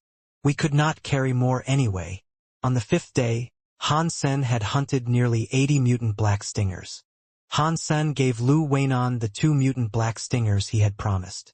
Lu used the bird to lure the swarm away several times and had done a good job. Han Sen was quite satisfied. Great! Lu Weinan nodded, regretting not having asked for more mutant black stingers. Han Sen had dozens of them and all he got was 2. But even so, it had been a great trip, much better than his own gain in Dark Swamp. Use the iron-feathered bird to drive the hornets away one more time and I will go get the body of the queen, said Han Sen. Lu Weinan quickly nodded, and Han Sen retrieved the 2 parts of the queen hornet. Lu enviously watched Han Sen putting the body away. Not knowing if the queen hornet was sacred blood, he was still coveting it. Han Sen quickly prepared the queen hornet's meat, took out the poisonous and inedible parts and made a pot of broth. Eating it up, Han Sen heard the voice 4 times. Sacred blood black stinger meat eaten. 1 sacred geno point gained. Sacred blood black stinger meat eaten. 1 sacred geno point gained. The Queen Black Stinger had contributed 4 more sacred Geno points. This is the end of our collaboration. You take care. Han Sen took his own mutant black stingers and got up to leave. These days he ate a lot of mutant black stingers and now had 47 mutant Geno points. With 4 more sacred Geno points from the Queen, his sacred Geno points were now 29. It had been a fruitful trip and now he needed to prepare the dead mutant black stingers he had and trade them for cash. Brother, can we continue to collaborate? I'll follow your lead. No question asked. Lu Weinan quickly got up and said. He had tasted sweetness from this collaboration and trusted Han Sen as well. He would never suffer losses from working with such a person. Looking at Lu Weinan, Han Sen pondered and said, I do not have much time to hunt together. If I'm recruiting people to join me, I will tie a piece of cloth with my name on it to the crooked tree on the west side of Steel Armor Shelter. If you are interested in participating, just go to Zephyr Valley and wait for me. Brother, you have not told me what your name is? Lu Weinan quickly asked. Go back and go on the Skynet. You will find out. Han Sen smiled, took his own package and flew away. Han Sen returned to Steel Armor Shelter, expecting trouble from Qin Xian, as he had disappeared for so many days. However, he did not see Qin Xian at all. Not just Qin Xian, there was almost no one on the streets. The entire Steel Armor Shelter seemed empty. Finally seeing a man hurrying through the street, Han Sen quickly stepped forward and asked, Friend, what's happening? Where is everyone? It's you, ass freak. The man recognized Han Sen at first glance. Han Sen rubbed his own nose. Friend, can you tell me where everyone went? The man was very easygoing. He smiled and said to Han Sen, Where can they go? To the martial ring, of course. This year's martial arts contest has already begun. People are talking about it in God's sanctuary and on all the planets in the Alliance. You don't know about it. Ahem. I have been sick recently and almost missed such a great event. Can I still register now? Han Sen asked. Haha. You must be hiding from Son of Heaven. The man smiled. Hurry. You can still make it. Thanks so much for the information. Han Sen thanked the man and trotted back to his own room. Putting away the package full of mutant black stingers, he hurried to the martial ring in the shelter. There was no doubt that the martial ring was the most magnificent building in the shelter. It looked like the Colosseum in Rome and could accommodate at least 100,000 audience. What was different from the Colosseum was that it was built with metal, which made it look like a steel monster. Han Sen ran to a gate of the martial ring. There was a gate every 60 feet around the round martial ring and each one of them could be used to access the ring. Now, almost everyone in Steel Armor Shelter was already in the martial ring. Han Sen picked a gate at random and placed his palm on the metal gate, where a string of numbers suddenly appeared. 88,888. Han Sen was surprised and then realized this must be his code, as he should be the 88,888th person to enter the martial ring. The martial arts contest was also arranged according to these codes. Only those entering the martial ring for the first time would be assigned this number. So the next time he came in, there wouldn't be a second number. As the metal gate opened, Han Sen went through a path that felt like a tunnel. When he came out, he was in a venue larger than where the Olympics were hosted. The stands were full of people. Above the ring floated a huge crystal stele full of groups of codes. There were 100 codes in each group, which meant these 100 people were arranged in the same match. Han Sen had learned at school that the martial arts contest in each shelter operated automatically and humans couldn't interfere in it. The preliminary round was conducted in groups of 100 people, and only the last one who stayed on stage was qualified to go to the next round. This was indeed a strict selection. Since so many people had registered, the match had only come to group 50-something on the third day of the preliminary round. So Han Sen probably wouldn't have to do anything until tomorrow. Han Sen looked around, searching for Qin Xian and others. Before he could find Qin Xian, he ran into Son of Heaven's gang. Don't let me see you in my group, or you will be dead.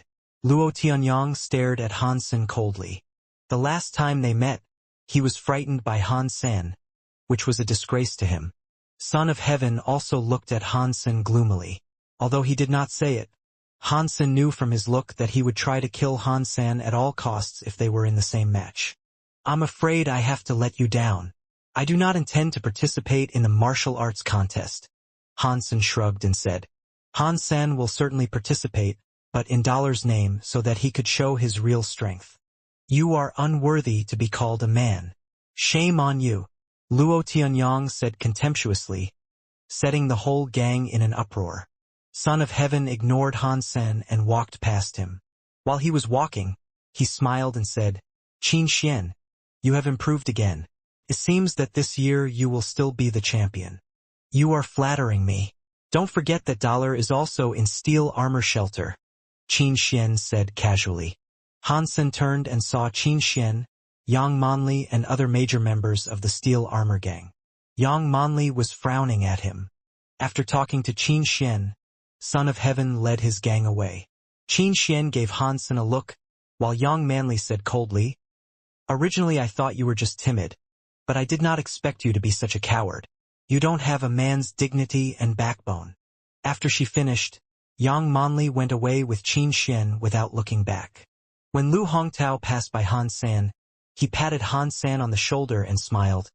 Han-sen, you did the right thing. A man can take temporary setbacks. Step back to enjoy a better view. Right? There is no need risking your life. But anyone could see Lu Hongtao's disdain and contempt. It was all written in his face.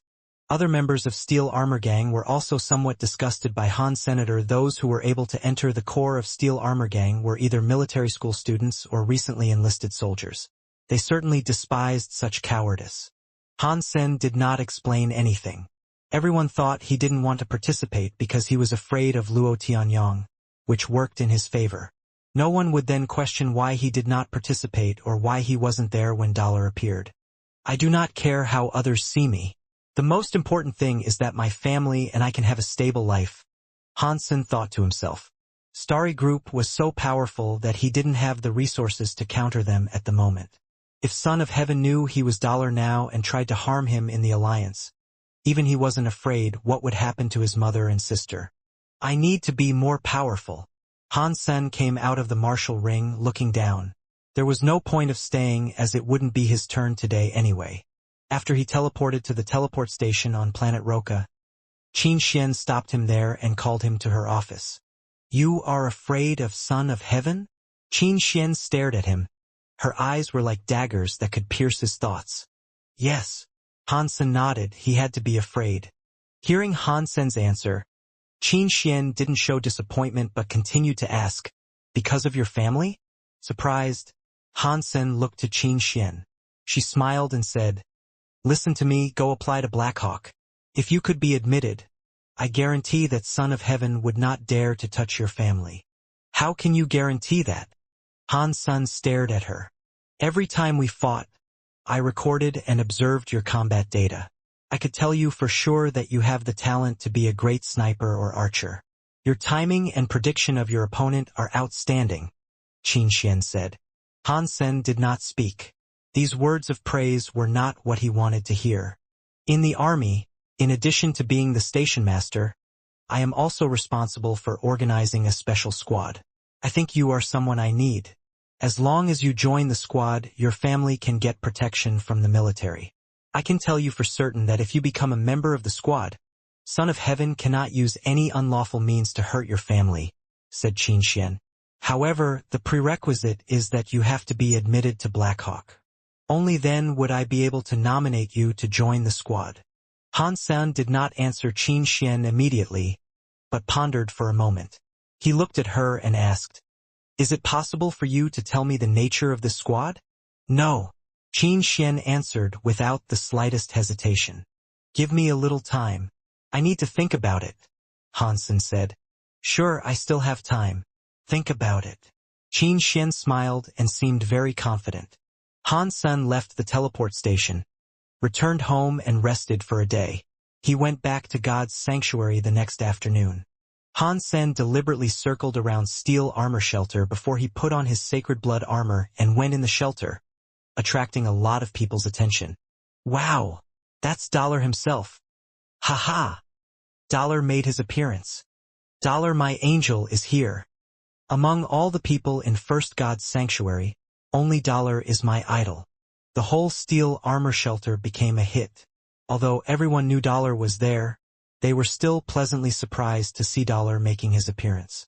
Han Sen did not speak, but walked toward the martial hall. Soon, behind him gathered a lot of people. Some that had already participated in the contest returned to the martial hall following Han Senator. They all wanted to see Dollar fighting in person. The preliminary round was almost finished and there were just a few people on the stands. However, the martial hall became full again soon after Han Sen had arrived. Han Sen checked the martial steel and there were 2 more groups before him. He then found a front seat to sit down. It didn't take long for Son of Heaven, Fist Guy and Qin Xian to arrive. Watching Han Sen closely, Son of Heaven would have killed him if they were alone. Dollar, can we talk? Qin Xian approached Han Sen and asked. What is it? Han Sen replied in a hoarse voice.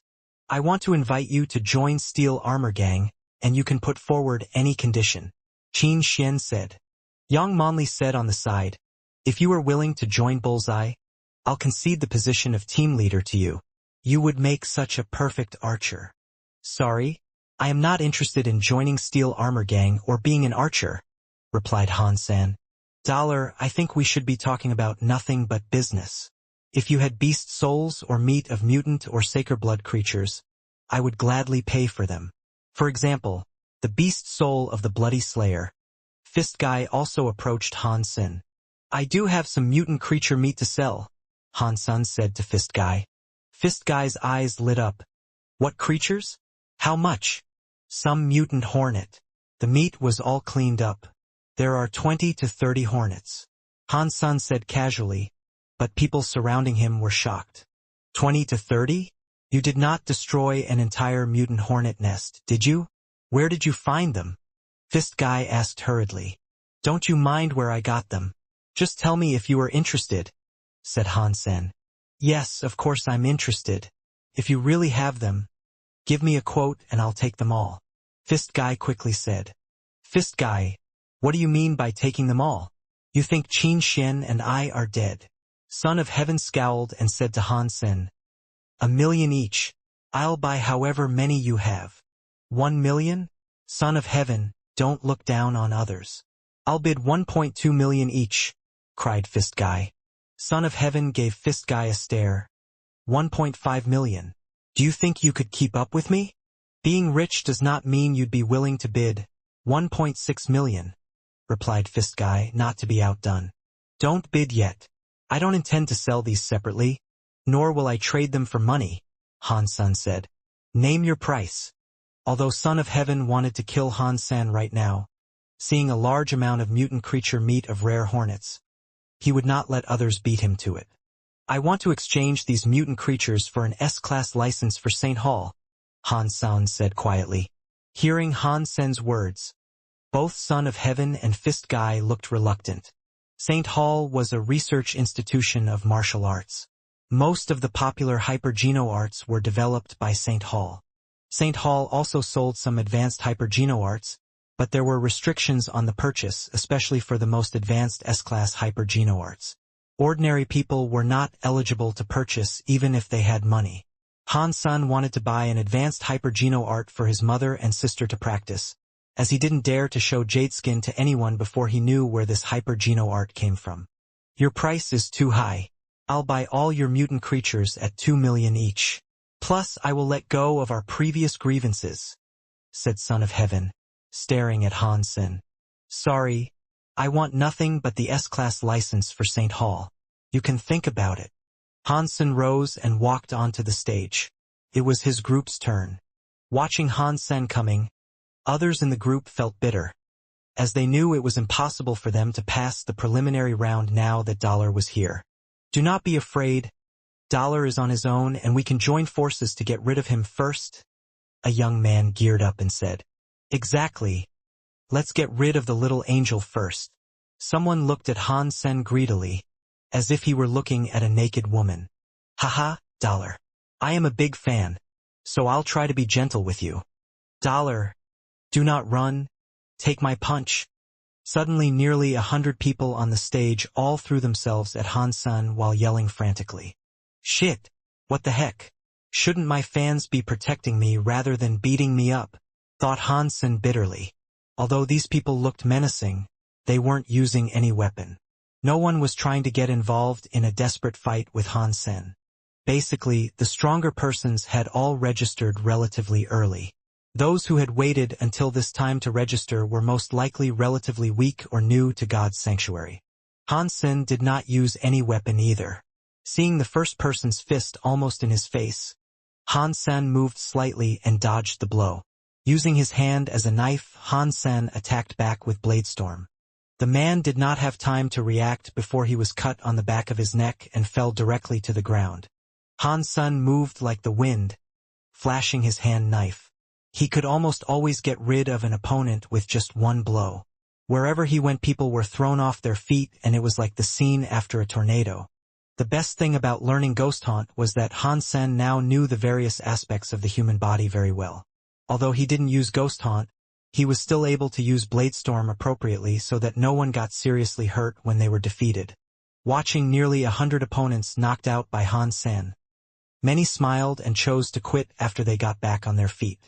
Dollar is out of this world. Dollar, my angel. You are so handsome. I want to bear your children, Dollar. On the stands, the audience was roaring in excitement. When the last opponent got off the stage, Han Sen was pleased with himself while waving at the audience. He thought, it seems I also have the potential of being a star. Should I say give me 10 more now? Never mind, what's 10 to me? I've already defeated 100. Han Sen automatically got into the next round. Just when he walked out of the martial hall, he saw a few young girls running to him, offering him a pen.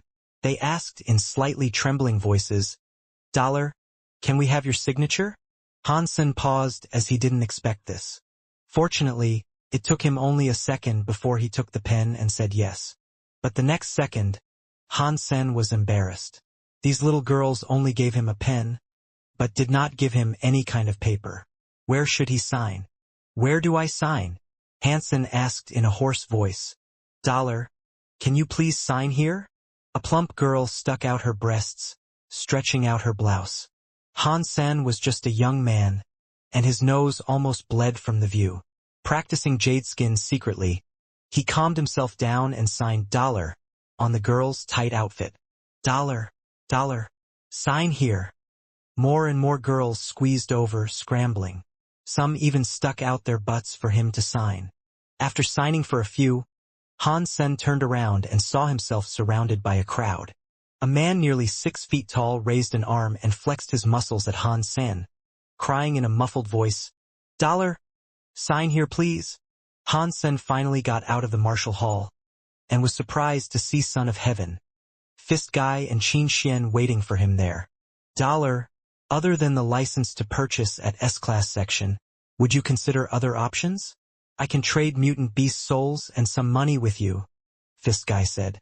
Sorry, I won't consider anything else, Han Sen said. Son of Heaven stood aside and did not speak. Although he had what Han Sen wanted, he was not willing to trade it for mutant creature meat.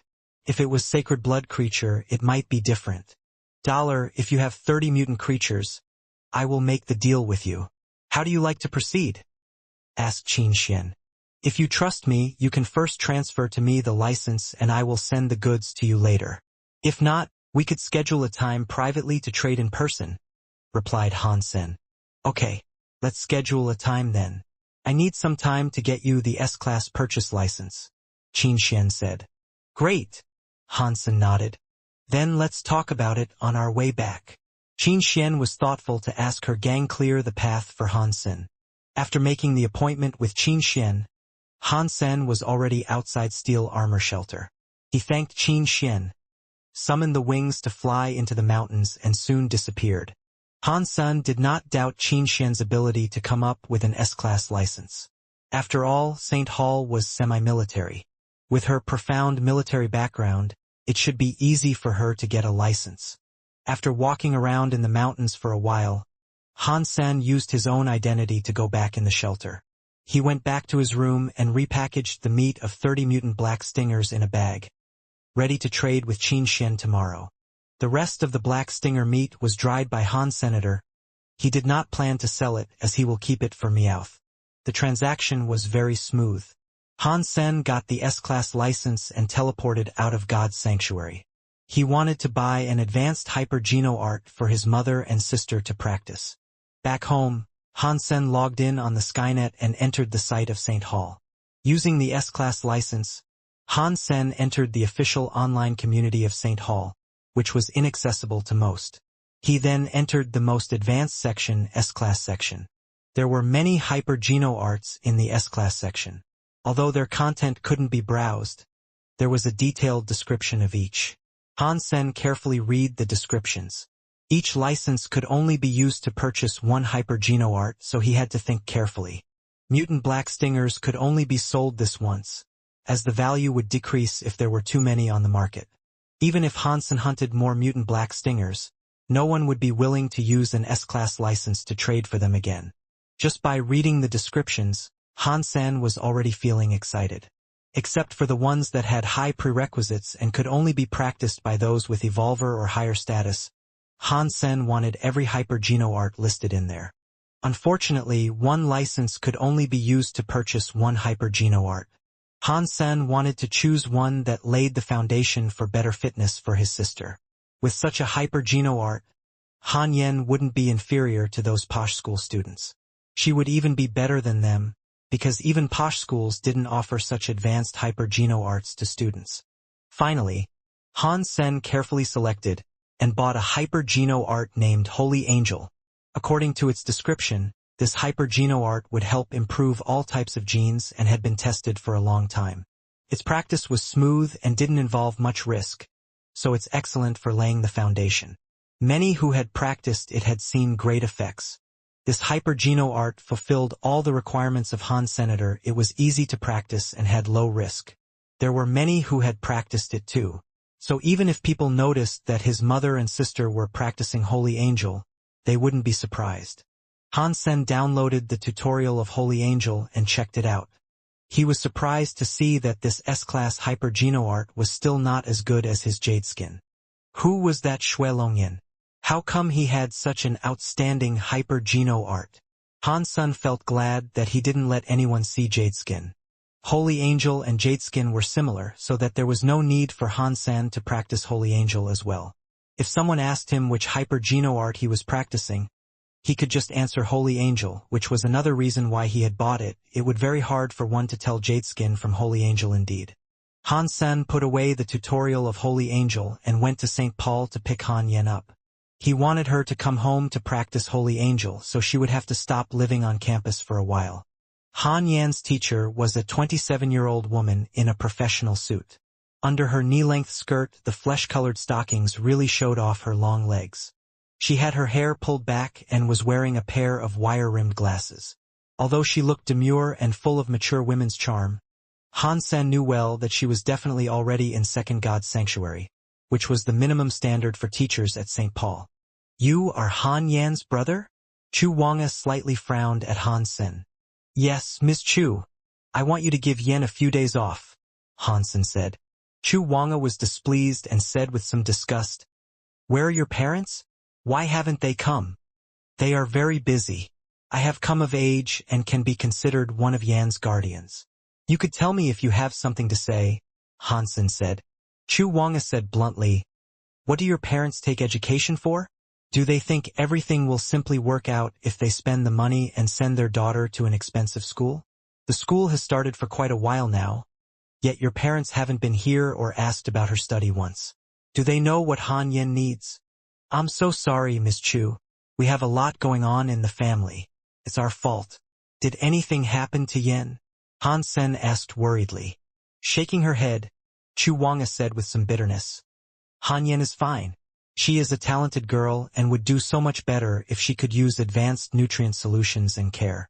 Now, she's only using an ordinary nutrient solution package and does not have a physician assigned to her, which has affected her grades.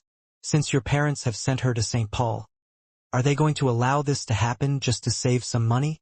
The families that could afford tuition of St. Paul must have tens or hundreds of millions in their accounts. Chu Wanga didn't realize that Han Sen's family might be short of money. Han Sen knew what she was saying. Nutrient solutions couldn't improve one's genes like the meat of creatures in God's sanctuary did, but it could offer all the nutrients needed by the human body. In this sense, it could also improve one's fitness, though not as greatly as the meat would. The more advanced the nutrient solution was, the more benefits it could bring to one's study and body. Han Sen had used some when he was a kid, but as his family went down, he had to stop. A physician was someone responsible for conditioning a student's body. If there was any accident in the process of studying, the physician would timely condition the student's body and use scientific methods to keep the student always at his or her best. Both purchasing nutrient solutions and hiring a physician would cost a lot of money. The several million Han Sen gave to Luo Sulan were just enough to send Han Yen to St. Paul. So the nutrient solution package they bought for her was the cheapest type, which only cost 100,000 per month. Hence the result was not ideal. The physician and conditioning equipment Han Yen had been using were shared ones at school. Miss Chu, you are right. We will buy Han Yen the premium nutrient solution package next month, and please assign a good physician to her as well, Han San said. Fairly satisfied with Han Sen's reply, she nodded and said, "That's more like it. Although it costs more, Yen is an outstanding girl, so it would be a waste if you don't cultivate her well. Now what she uses is worse than all her classmates. But she still has good grades, which goes to prove her talent." Chu Wanga paused and said, "If possible, think of a way to buy her an advanced hyper-geno art. The one provided here is too basic, so the result might not be limited." "Okay, Ms. Chu, I will think of a way." Han Sen now started to believe that Chu Wanga did think Han Yen was special. Encouraging Yen to practice advanced hyper-geno art wouldn't do the teacher any good. While she could probably earn a referral fee from recommending nutrient solutions and physicians, the most expensive nutrient solution package cost $1 million per month. A senior physician plus professional equipment would cost a few $100,000 per month. Han Sen had no money before, but now he could earn a lot. Of course he would want the best for his sister. Chu Wanga put away her things and rose to feet. "Let's go. Yen should be out of class soon. Let's pick her up and I'll give you a ride home." Han Sen said no need, but Chu Wanga clearly saw him as a teenager. Han Yen was ecstatic to see Han San, but she remembered to greet her teacher politely before she ran into her brother's arms. Holding Han Yen in his arms, Han Sen followed Chu Wanga out of the school. At the school gate, he saw two familiar persons waving at them. One of the familiar faces was Fang Jingqi. Han Sen had never seen him again since playing red hands with him and was surprised to see him here today. As for the other person, Han Sen felt like having seen him somewhere, but the guy was in a high-collar windbreaker, a hat and a pair of oversized sunglasses, which made it difficult for Han Sen to tell who he was. The man wearing sunglasses was waving at them, but Han Sen soon found out that the man was not waving at him, but at Chu Wanga. As soon as Han Sen and Chu Wanga were out of the school gate, Fang Jingqi and his friend came over. The man wearing sunglasses started to talk to Chu Wanga immediately. They seemed by know each other well. Fang Jingqi was reluctant to smile at Han Senior. "Han Sen, I did not expect to meet you here. Who is this beautiful little girl?" "This is my sister Han Yen. I came to pick her up." "I'll let you guys talk," Han Sen said. "You did not come in an aircraft? Let me give you a ride," said Chu Wanga when she saw Han Sen leaving for Maglev Station with Han Yen in his arms. The man in sunglasses said reluctantly, "Since you all know each other, let's go to dinner together." "I will not bother you. I have some errands to do, so I'll go back first." "Miss Chu, we will just use the train," Han Sen said. "No way. Your parents are outrageous." Chu Wanga did not see Han Sen as an adult. Indeed, he was just about 17 and was young and comely, which made him look more like a teenager than a man. "You and Yen can come with us to eat first, and I will give you a ride home after." As a teacher, Chu Wanga was an authority figure, not taking no for an answer. "Han Sen, since Miss Chu has put it this way, just join us for dinner. We are all friends, right?" Fang Jingqi smiled and advised. It seemed that he suddenly had an idea. In fact, Han Sen was not going to refuse as Chu Wanga had already picked Yen up and walked toward her aircraft. The man in sunglasses seemed a bit unhappy, but he did not dare to show it in front of Chu. Han Sen and Han Yen were on Chu's aircraft, while the man in sunglasses was on Fang's aircraft. Just when he sat down, the man in sunglasses asked Fang Jingqi, "Jingqi? Who is that kid? Why did Wanga care about him so much?" "That kid is a boy toy liked by many women. Probably Wanga is into him as well," Fang Jingqi said with a straight face. "Jingqi, Roka is basically your planet. You are just going to watch Wanga falling into his lap?" said the man in sunglasses. Thinking about Han Sen's look, he agreed that he had nicer skin than many girls and believed what Fang Jingqi told him. In fact, Han Sen just had nice skin because he was practicing jade skin. "What can I do about it? They are both consensual adults, so I can't really beat the kid up for that. I am afraid that Wanga wouldn't let me either." Fang Jingqi shrugged and said, "You are so weak, man. Just wait and see how I scare him off without really hurting him." The man in sunglasses curled his lip and said, he took his sunglasses off and it chanced that he was Tang Jinliu, the 5th among the 10 chosen last year. "Great. I'll see how you do it," Fang Jingqi said with suspicious sparkles in his eyes. He thought, "Brat, you've given me a lot of troubles these days. I'll let you suffer a bit to ease my anger. Han Sen is a formidable opponent and I'll see how you are scared off by him." Since Fang Jingqi suffered in Han Sen's hand last time, he had been afraid of Han Senator this time. However, he could use Han Sen to make Tang Jinliu suffer. Tang Jinliu was quite something, but Fang Jingqi could still make correct predictions about him. However, he really lost his confidence when playing red hands with Han Sen. If Tang Jinliu and Han Sen were in a fight, Fang Jingqi did not think that Han Sen would win. But if it was just games played at dinner table, Fang Jingqi believed Tang Jinliu would be miserable. Fang Jingqi also wanted to see Tang Jinliu completely defeated by Han Sen, so that Tang wouldn't brag about himself all day, as if everyone should worship him because he was the chosen. The place they were heading to was a club exclusive to the distinguished and aristocrats. Han Sen and Yen weren't qualified to enter, but since the rest of the party were all VIPs there, they could be the plus ones. Inside the private room, Tang Jinliu took off his sunglasses and hat, smiled and reached out a hand to Han Sr. "Haven't introduced myself. My name is Tang Jinliu." Tang thought to himself while smiling, "Tang Jinliu, the star is here. You must be stunned by my name. It would be great if you and your sister happen to be my fans and ask for my signature. My name is Han Sr." Hansen shook his hand and said, unimpressed. He did recognize Tang Jinliu, but he wasn't really interested in stars. He was always busy making a living, and had no time to gather information about the stars.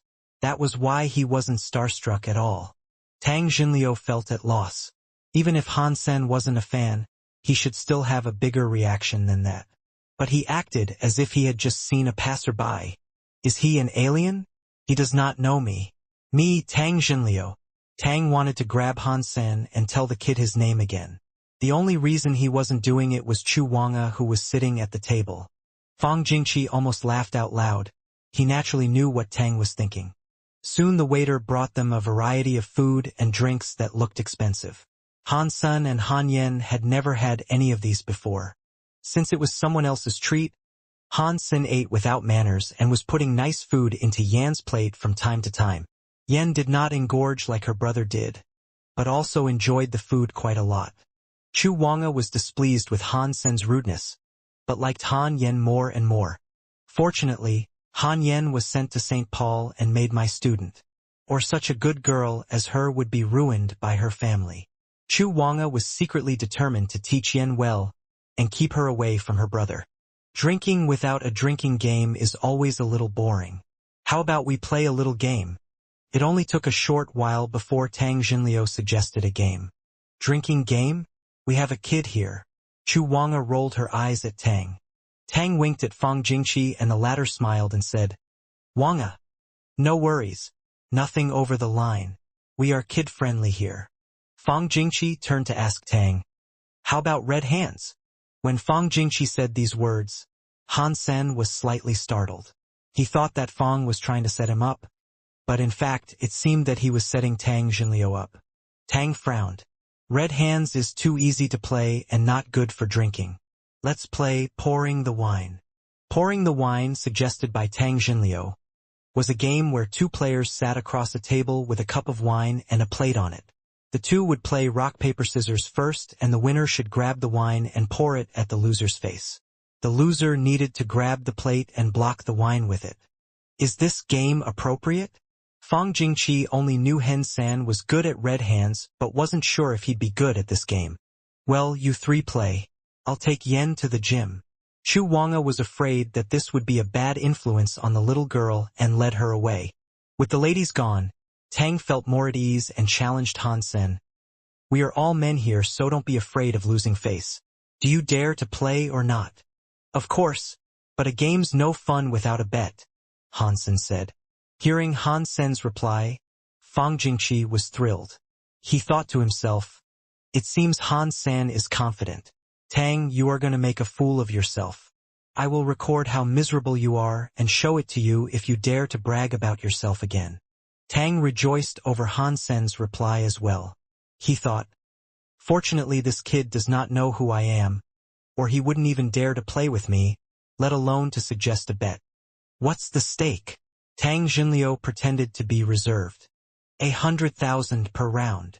Han San was just concerned about the money to pay for Yan's nutrition solutions and physician. More than 1 million per month was simply beyond an average household's means. He didn't even have the number for the first month in his account and had to sell mutant creature meat back in God's sanctuary to come up with it. But all he had left was mutant black stingers, and he didn't really want to sell more after the 30 he sold to Qin Xian. If the same creature appeared too often, its value would drop and people might think it was easy to hunt that creature. So, Han Sen did not intend to sell mutant black stingers anymore unless he had to. Good. I really like playing with a straightforward guy like you.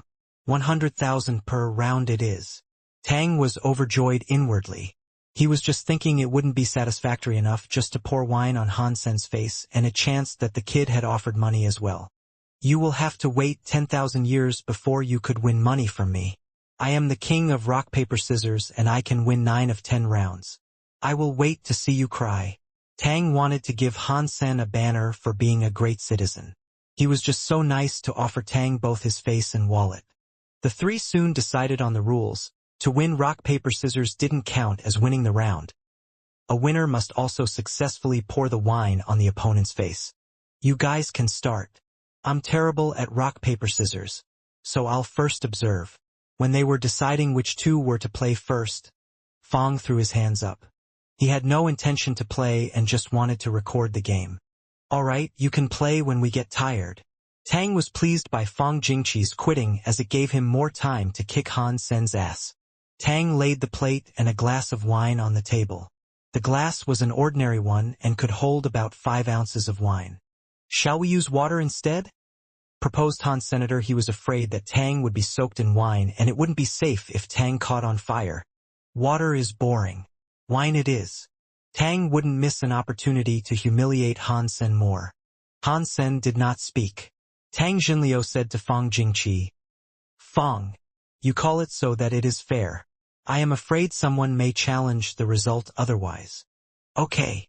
Fang Jingqi agreed, stood between the two, cleared his throat and called, rock, paper, scissors.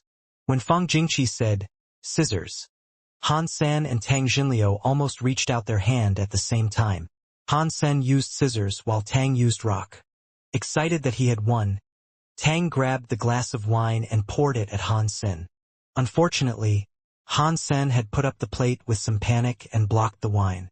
Could Han Sen actually be bad at this game? Fang Jingqi hesitated as he did not expect Han Sen to lose. Looking at Han Sen's smiling eyes, Fang could not help but wince. No, Han Sen is ruthless. He is just trying to get more from Tang.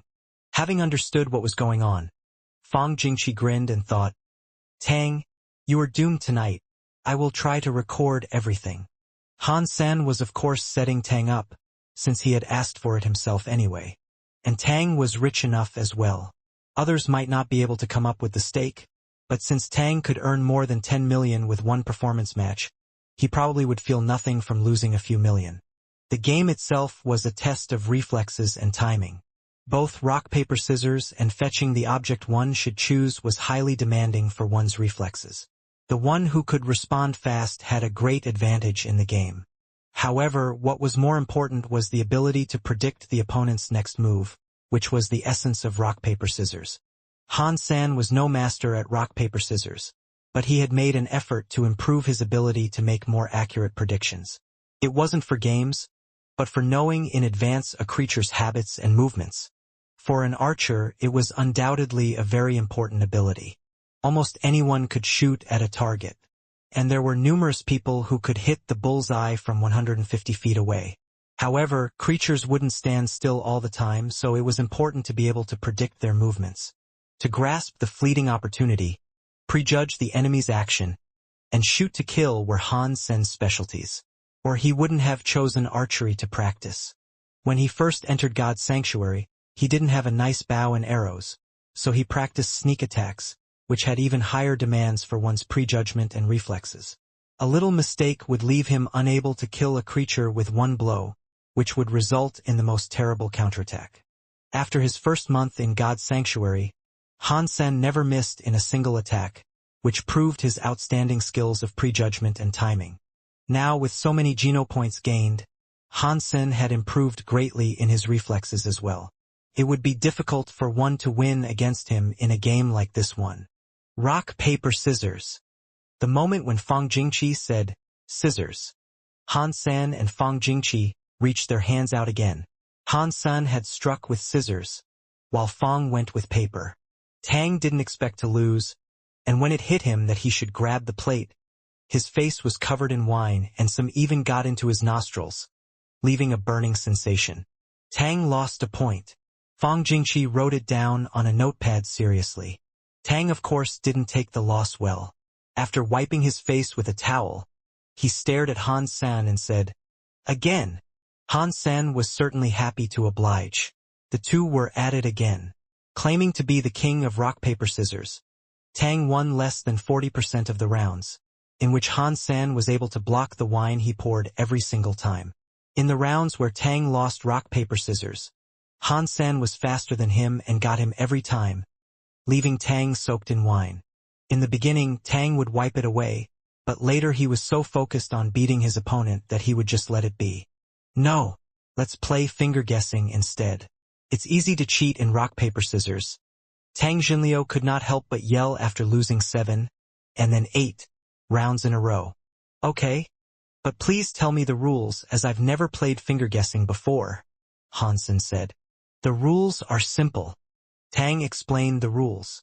Finger guessing was the same type of game as rock, paper, scissors, but in finger guessing, the two players' hands had to be placed in front of their body at all times, so the other party could see more clearly and there was less a chance of cheating and changing one's mind. Han-sen had not played this one before, so he lost the first 4 rounds of finger guessing.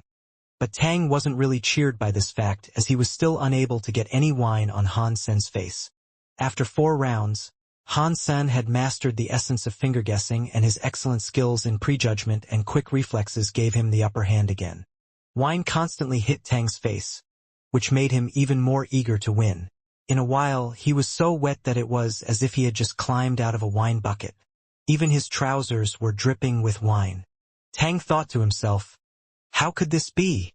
I should be invincible. Something must be wrong." Fang Jingqi saw that Tang was miserable and tried to stop him twice. But Tang was completely amok, and all he wanted was to get his money back. "I need revenge. I have to soak him in wine as well. No, I will definitely win the next rounds. 1 win, I need 1 win at least. Let me have 1 win. Just 1 and then I'll stop." Tang's expectation shrunk lower and lower, but he didn't win a single round in the end. In the last few rounds, Tang was a mess and couldn't even win finger guessing anymore, so Han-sen was in complete control. Chu Wanga saw it was late and took Yen back to the private room. She thought Han-sen was probably miserable now, playing drinking games with Tang Jinliu and Fang Jingqi. When she approached the room, she couldn't hear anything, so she was wondering if Han-sen was already dead drunk by then. Pushing the door open, she was surprised. Han Sen and Fang Jingqi were sitting at the table, drinking tea while chatting. Han Sen looked sober and clean, as if nothing had happened. However, Tang was sitting on the sofa alone, soaking wet and haggard. Chu Wanga thought Tang looked almost like an assault victim, with his eyes full of tears. "Tang, what happened to you?" Chu Wanga was shocked. By no means could she believe that Tang Jinliu was the one getting bullied. Tang just understood what had happened. Without answering her, he fiercely threw himself at Fang Jingqi, shouting, "Damn you, Jingqi! How dare you set me up?" Not quite sure what was going on, Chu Wanga saw Han Sen smiling at her. He asked, "Ms. Chu, what's the price of the Advanced Nutrition Solution packages?" Now yen is on the package that's $100,000 per month, the effect of which is very limited. The course intensity at St. Paul would probably call for the package costing $300,000 per month. Or her grades and fitness would both suffer, Chu Wanga explained. If she were to use the top package, plus senior physician service, how much would that cost annually? Han Sen asked again. If that's the case, you can choose the school's S-level package, which includes the best of everything and costs 15 million per year. Chu Wanga regarded Han Sen curiously. "Great. Please get Yen the S-level package when you get a chance," said Han Sen after he saw the newly transferred $16.7 million in his account. After returning home, Han Sen showed Yen the tutorial of Holy Angel and asked her to memorize it. With the holographic demonstration, it was not difficult to learn. Being intelligent, Yen memorized Holy Angel after watching just a few times. On the next day, the Geno solution compatible with Holy Angel was delivered to their home by the staff of St. Hall. Han Sen asked Yen to drink it in accordance with the instructions. Because practicing hyper-Geno arts could generate a burden on one's body, and each hyper-Geno art had different effects, most hyper-Geno arts would have to be practiced along with the using of its correspondent Geno solution. An S-class hyper-Geno art usually came with 3 bottles of Geno solution, so it could be practiced by up to 3 persons. If the matching Geno solution was not used, St. Hall would be exempt from any obligations and medical bills if there was an accident during the practice. Before this, Han Sen did not know how advanced hyper-Geno arts worked, so he felt lucky that he had successfully practiced Jadeskin. "Yen, this hyper-Geno art is the secret of our family. Do not let others know about it, okay?" Han Sen did not even tell Yen the name Holy Angel. Han Yen nodded seriously. "Yen will not tell anyone that I practiced a hyper-Geno art my brother gave me." "Good girl. If you encounter some danger and someone asks you which hyper-Geno art you are practicing, tell him you do not know and it's taught to you by your brother," Han Sen said. "Yen understands," Han Yen said solemnly. "Excellent." Han Sen patted Han Yen's head, feeling pity for his sister. Children who grew up in poor families were better prepared to deal with problems. Han Sen had spent some carefree years when he was a child. When Han Yen was born, however, their family had been declining, so she had never lived a good life. For this, she was more mature than her peers. Luo Sulan was in Second God's sanctuary these days and just returned home on the 4th day since Han Sen came back. Han Sen also showed Luo Sulan Holy Angel, which shocked her. Although she didn't know too much about hyper-Geno arts, she could tell that this was no ordinary stuff as the tutorial was very carefully arranged. "Sen, where did this hyper-Geno art come from?" asked Luo Sulan, worried. "Mom, don't worry. I bought this," Han Sen said. "How is possible that you have this kind of money?" she asked again. "Mom, I am much stronger than before and have joined a military gang in steel armor shelter. This hyper-Geno art is just a start. We will live better in the future." Han Sen explained how he joined Qin Xian's steel armor gang, reassuring his mother. "Son, you have gone far." Luo Sulan's eyes were wet from happiness. She had endured so many hardships to see this day. "Mom, don't get emotional. It's a good thing." Han Sen had more than $1 million left in his account after paying for the S-level package for Yen. He gave it to his mother and said, "This is what I earned in God's sanctuary recently. Mom, you can use it to pay for the daily expenses. You take it yourself. You need the money." Luo Sulan refused to take it. "It's fine. I am now with a military organization and my boss is generous. There will be more in the future. Hansen was trying to prepare Luo Sulan for more good news. Sen, keep in mind that you shall never be aggressive. Don't get involved in any trouble. Luo Sulan said earnestly. Mom, I understand. You know your son. I have always been low-key, Hansen quickly said. Good. As for the hypergeno art, you've got Yen started, right? Tell her never to show it off, in case people would be envious. Since father's accident, Hansen's mother had changed a lot, and was constantly afraid that her children would be in danger. Mom, do not worry. I have told Yen and she promised me she would never tell. No, I have to personally tell her again. Luo Sulan got up and went to find Yen. Watching Luo Sulan leaving, Hansen felt very upset.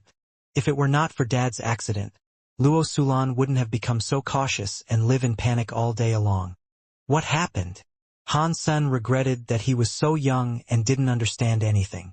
All he knew was that Dad had an accident. He had asked Mom and Mr. Zhang, but they were both hesitant to say anything. Hansen knew it was not just an accident. In the station master's office at the teleport station, Yang Monli placed a capsule in front of Qin Xian. Station master, you are sure you want to use this? Yang Monli looked at Qin Xian who had picked up the capsule. I have to know why he is not willing to go to Blackhawk, and whether he wants to join my squad, Qin Xian said. There are so many guys like him. Cowardly, greedy, and lecherous. There is no need to win him over. I think we should make every effort to get Dollar on our side instead, who can become the best archer possible, Yang Monli said. Qin Xian just smiled. Dollar is of course amazing, but a man like him would not give us any chance to control him. Hansen is still very talented, and I think he can do well. But the person I need must have a clean slate and be willing to join my squad, which takes me some effort to confirm. Yang Monli wanted to say more, but Qin Xian stopped her. Unless you can get Dollar to join our squad, Hansen is my choice. Yang Monli did not reply, but was secretly determined to find Dollar and persuade him. Hansen did not know what Qin Xian saw in him that she wanted him to join her squad so bad. Before he entered the teleport station, he made sure that he wasn't in Qin Xian's sight. Unfortunately, nothing could go unnoticed under her nose. Looking at Qin Xian standing in front of him with a faint smile on her face, Hansen had to step forward. It's been a long time since we fought. Show me your progress. Noticing Qin Xian did not mention other matters, Hansen was secretly relieved. Hansen was now much better, but he did not dare to show her all he got. Even if he did, she would probably still beat him. Drink some water.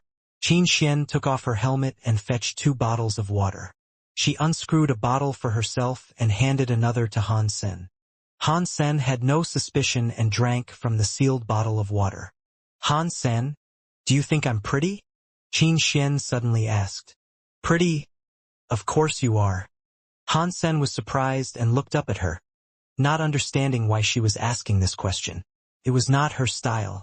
Do you think my lips are prettier or my eyes? Qin Xian asked again. Hansen felt dizzy. He could not help but look to the mouth of Qin Xian, and gradually his sight moved up and fell on her bright eyes. The scripture of Jade Skin opened with these words. Jade skin and flawless body, evils away and spells vain. When he sipped the water, Hansen knew something was wrong, but he still drank it without hesitation. Hearing a humming, Hansen felt like his mind and eyes were sucked into Qin Xian's eyes, and he almost lost his consciousness. Almost at the same time, a coolness welled from his limbs. Jade skin started to run in his body automatically and the coolness restored his senses. This woman wants to hypnotize me. What's she trying to do? Hansen sneered inwardly, but didn't show anything on his face. He maintained that confused look. Hansen, are my eyes not pretty? Qin Xian asked. They are pretty, Hansen answered in a low voice. Which part of my body do you like best? Qin Xian asked again. Your boobs. Hansen did not hesitate to answer. Why? Qin Xian asked again. They are big, soft and bouncy, Hansen replied. Nasty, Qin Xian whispered. When they were in the combat room, Han Sen must have touched her boobs when they fought. "Come and touch them," Qin Xian said, lifting her chest. Han Sen did not hesitate to reach out his hands, and Qin Xian suddenly pushed his hands aside. Now she could confirm that Han Sen had been completely hypnotized by her, as any normal person would hesitate when hearing such an odd request, which Han Sen did not. "Are you dollar?" Qin Xian's first question scared the hell out of him. Han Sen didn't realize Qin Xian had connected some dots. Without time to think any further, he answered, "No." Qin Xian nodded, apparently not believing the two were the same person herself. She continued to ask, "Why are you unwilling to go to Blackhawk?" "Because it was too far away from home," Han Sen replied. "How is that relevant?" Qin Xian did not understand his logic. "I wouldn't be able to take care of my mom and my sister if it is too far away from home," Han Sen replied slowly. Qin Xian was a bit surprised, and then her look softened. She asked, "Have you ever considered to join my squad?" "No." "Why?" Qin Xian was slightly angry. "I'm afraid of danger. I cannot die," replied Han Sen. "Why can't you die?" Qin Xian looked at Han Sen, finding his reply curious. "If I die, my mom and my sister will be bullied by my relatives, and I cannot let them be bullied," Han Sen continued to answer. Qin Xian's expression became more and more gentle, and she continued to ask, "Why did you agree to join Bullseye?" "Because of you." "Me?" Qin Xian was confused. "Because I like you." Han Sen still had a dull face on. Qin Xian blushed a little. "Why do you like me?" "Because you are beautiful." "Is there any other reason?" "Yes." "What reason?" Surprisingly, Qin Xian was slightly excited to hear the answer. "Because you are beautiful." "Isn't this the same reason?" Qin Xian frowned. "No." "Why not?" Qin Xian looked at Han Sen, puzzled. "Because the first time I saw you, I thought you were beautiful. The second time I saw you, you were more beautiful. I can't move away my eyes and want to look at you forever." Qin Xian's cheeks turned crimson. She raised her arm and wanted to slap Han Sen out of it, but eventually didn't have the heart to do that and just gave him a pinch swiftly. Han Sen fell to the ground suddenly with an ouch, acting as if he had fallen under the bed in sleep. Qin Xian subconsciously reached out her hand, but took it back and let Han Sen fall to the ground as she blushed at certain thoughts. "What did you do to me?" Han Sen suddenly climbed up from the ground and pretended to be frightened. "You do not have to worry. I just wanted to know why you do not want to go to Blackhawk." Qin Xian said softly. "You hypnotized me?" Han Sen was raged. "One must go through this process to join the squad. The people we serve are special, so we must guarantee that every member had a clean slate. I myself had to go through the same thing." Qin Xian looked at Han Sen and said gently, "You can rest assured that your family will be protected by the military once you go to Blackhawk and join my squad. No one could hurt them." Han Sen looked uncertain and remained silent. "Also, I can tell you that each shelter has the same kind of squad, providing service for special clients. This job wouldn't put you in great danger. And that's everything I can tell you. You can think about it yourself." Not hearing an answer, Qin Xian had to ask, "What do you think? Do you want to join my squad? Do I still have an option?" Han Sen said with a wry smile, "Try to be admitted to the Blackhawk. After joining my squad, you will be glad about your decision today." Qin Xian patted Han Sen's shoulder, pleased. "Oh, if you need anything, just let me know. I'll try to assist you so that you could prepare for the entrance exam of Blackhawk," Qin Xian said. "I just want to know one thing. When I was hypnotized, did you ask me any other question other than why I wasn't interested in Blackhawk?" Han Sen asked. "No, I am a well-behaved soldier, and I am not interested in your private matters," Qin Xian said categorically, with her heart pounding as if there were a cat scratching at it. "Really?" Han Sen seemed to be worried still. "Of course not. Let me know if you need anything. As long as it doesn't cost too much, I will help you prepare for the exam, which is in less than 2 months." Qin Xian said and left, her face burning. After Qin Xian left, Han Sen let out a long sigh of relief. From now on, Qin Xian probably wouldn't suspect him again. This is an excellent opportunity. Qin Xian would completely trust me after this so she can become my cover. Others would think I got stronger and better because of her help and wouldn't suspect that I am Dollar. Then, I could gradually show my real ability using my own identity and abandon the guise of Dollar altogether. Han Sen thought to himself. This was why he had agreed to Qin Xian's ask. Also, his family could indeed use the protection of the military. Han Sen then teleported into God's sanctuary as it was Dollar's time to participate in the second round of the martial arts contest. Han Sen, not evolved. Status, none. Lifespan 200 years.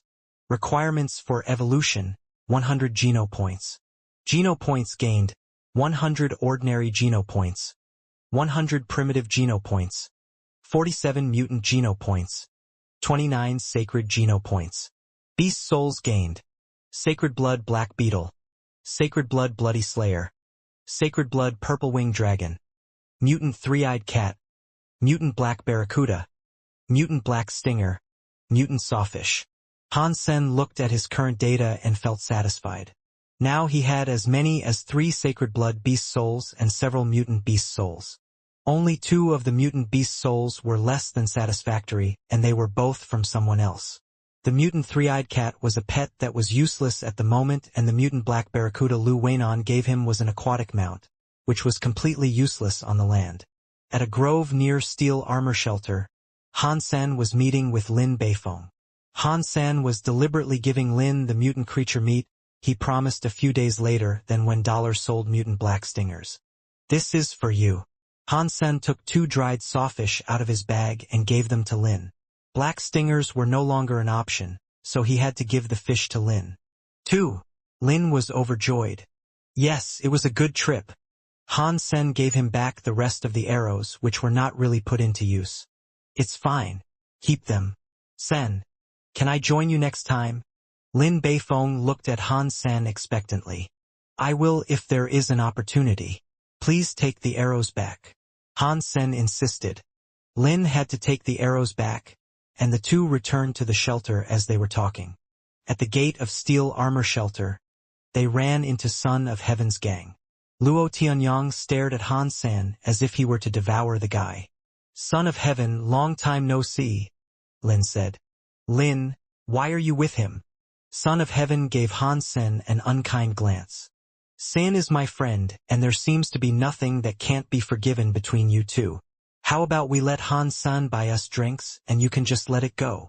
Lin asked Son of Heaven. Let it go? Who do you think you are? Luo Tianyang looked at Lin contemptuously. Shut up. Son of Heaven stopped Luo Tianyang and said to Lin, Lin, it's not that I don't respect you, but it is not that simple. If it is not settled properly, it will never be over. Settle how? I will pay however much you think he owes you, said Lin. It's not about money. You can ask him yourself, Son of Heaven said and entered the shelter with his gang. Sen, what was that about? Lin looked at Han Sen puzzled. He thought their conflict was only the ass freak incident. Han Sen told him about the purple-winged dragon and Lin smiled wryly. It was indeed a big deal for Son of Heaven. Lin paused and laughed. But it does not matter, you did not get the beast's soul anyway. I will try to mediate between you two. It's not a good idea to have Son of Heaven as an enemy. Just between us, you could offend a gentleman, but never a villain. The 2 also entered Steel Armor Shelter. Everyone inside the shelter seemed to be talking about some news. Han Sen listened carefully, and it turned out that Dollar was against Luo Tianyang in the second round. Dollar against Luo Tianyang. It must be an excellent fight. Son of Heaven must still be bitter from Dollar seizing his bloody slayer beast soul. Luo Tianyang would probably try to kill Dollar for him. Kill Dollar? I don't think he can even last longer than 10 minutes. That's not fair. Dollar is strong, but so is Luo Tianyang. With the support from Son of Heaven, Luo probably has as many beast souls as he wishes. I think the result is hard to tell. I say it's easy to tell. Dollar will win. Haha, I agree. Does Luo Tianyang have wings? Can he fight a golden-horned Shura? Exactly. How can Luo Tianyong even compare? I think it will take 3 minutes for Dollar to get rid of him. Han Sen did not expect to meet Luo Tianyong in the second round. He sneered inwardly. The mills of God grind slowly. This bastard is now in my hand. Lin Beifeng's eyes lit up. Last time I missed Dollar's fight. Let's go watch this one. I will not go. There is some family business I need to take care of. Of course Han Sen couldn't watch. If he went, then Dollar would be missing. You won't come? It's Dollar. Lin was shocked. What's so special about him? He is just a person. Han Sen shrugged. He is special. I never admired anyone, but Dollar is an exception, just because he fought that Shura. Lin said. Okay. But I really need to go home, so maybe next time. Han Sen chuckled inwardly. Unfortunately, video cameras don't work in God's sanctuary, or we can record it and post it on the Skynet. It will go viral for sure. Lin Beifeng bemoaned and left for the martial hall. Han Sen took a detour and reappeared in the shelter after he put on the black beetle armor. This time he was prepared and wore a cape over the armor, covering almost everything. Although he looked strange, he wasn't recognized like last time.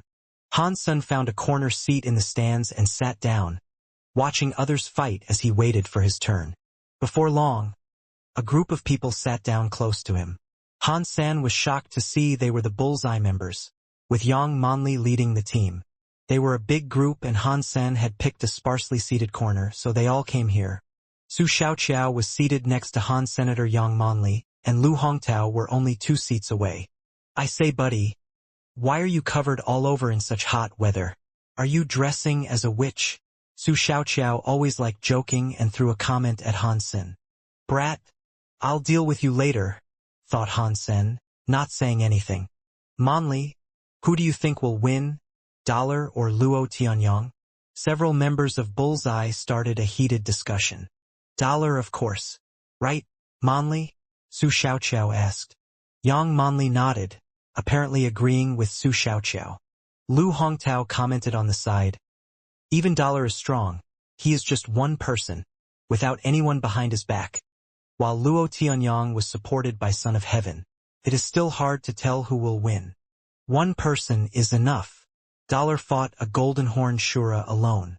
Even with a gang behind him, I don't think Luo Tianyong could do that, Su Xiaoqiao said with disdain. Young man, you are too young to understand. Lu Hongtao acted as an elder.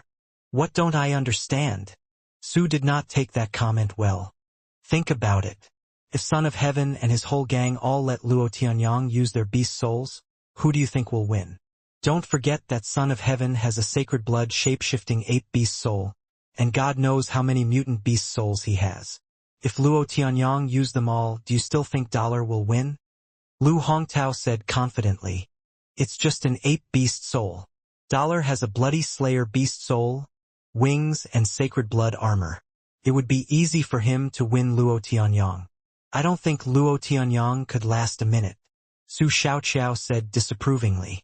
This kid sure knows how to speak. Han Sen was pleased with Su Xiaoqiao's words. Well, you just said Luo Tianyong couldn't last a minute, so let's make a bet. If Luo lasts less than a minute, you can have my mutant beast soul of red-hoofed beast. If he lasts longer than that, your mutant nocturnal wolf beast soul will be mine. Do you dare to bet against me? Lu Hongtao looked at Su Xiaoqiao and said. Su Xiaoqiao suddenly got nervous. 1 minute was just a figure of speech. How was it possible for one to end the match in a minute after all? Like Lu Hongtao had said, Son of Heaven had Luo's back. With some beast souls here and there, Luo Tianyong could definitely stay on the stage longer than a minute. The Nocturnal Wolf Beast Soul was a lucky gain of Su Zhao's when he shot an arrow at the Nocturnal Wolf King in a recent campaign. He had been bragging to everyone about it. Yet Lu Hongtao had proposed to use this beast soul as the stake in a bet that was less than fair. Lu, we were just chatting. No need to get serious. Yes, Lu Xiaoqiao was just saying. Yeah, figure of speech. Several Bullseye members tried to smooth things over, but being unreasonable, Lu Hongtao said with a mean tone. I'm trying to teach him not to comment on things he doesn't understand. He could say whatever he wishes at home, But in the society, a wrong comment could get him killed. Shit. You insist? A bet is a bet. I'm game. Don't be a deadbeat when you lose. Although Su Xiaoqiao was usually joking and messing around, he still had his pride as he was from a wealthy family. Even at the cost of a beast soul, he wouldn't be a doormat. Xiaoqiao, just suck it up. The teammates next to him all tried to stop Su Xiaoqiao from getting involved in this unfair bet. He would be basically giving the beast soul away. Lu Hongtao didn't have the best personality and not many liked him except for a few henchmen of his. Almost everyone was on Su's side. Well, I appreciate a young man that can stick to what he believes in. If you don't trust me, we can both transfer our beast souls to Monli and let her be our witness. So that we could both reassured. Lu Hongtao said and gave his beast soul of red-hoofed beast to Yang Monli. Lu, it's just a small difference. We all are in bullseye, and there is no need to do this. Yang Monli frowned. Monli, I'm doing this for his own good. If he keeps being insolent like this, he might get into bigger troubles elsewhere in the future. Lu Hongtao gave Su a contemptuous glance and said to him, if you apologize to me right now, I'll let this go. And remember to watch it in the future. Everyone thought Lu Hongtao was just shameless. If these words came from another person, Su Xiaoqiao might apologize. But Lu saying this himself made an apology an impossible option for any guy with dignity. Everyone knew there was no going back at this point. Su gritted his teeth and raged. Lu Hongtao, cut the crap. I'm down. Su Xiaoqiao then transferred his mutant nocturnal wolf beast soul to Yang Monli. Monli, keep this for me. When I win, I'll treat everyone to barbecue. I like a young man who doesn't know any better. Lu Hongtao was overjoyed. A mutant beast soul was very rare and he had just gained one with a few words. Also, the mutant nocturnal wolf was a shape-shifting beast soul which was worth even more than his mount beast soul, red-hoofed beast. Yang Monli frowned. She had wanted to mediate the dispute with a few words. But Lu Hongtao said those words first so that Su Xiaoqiao had to bet against him now. The young man is too impulsive. Maybe a loss could be considered a lesson for him. Yang Monli sighed.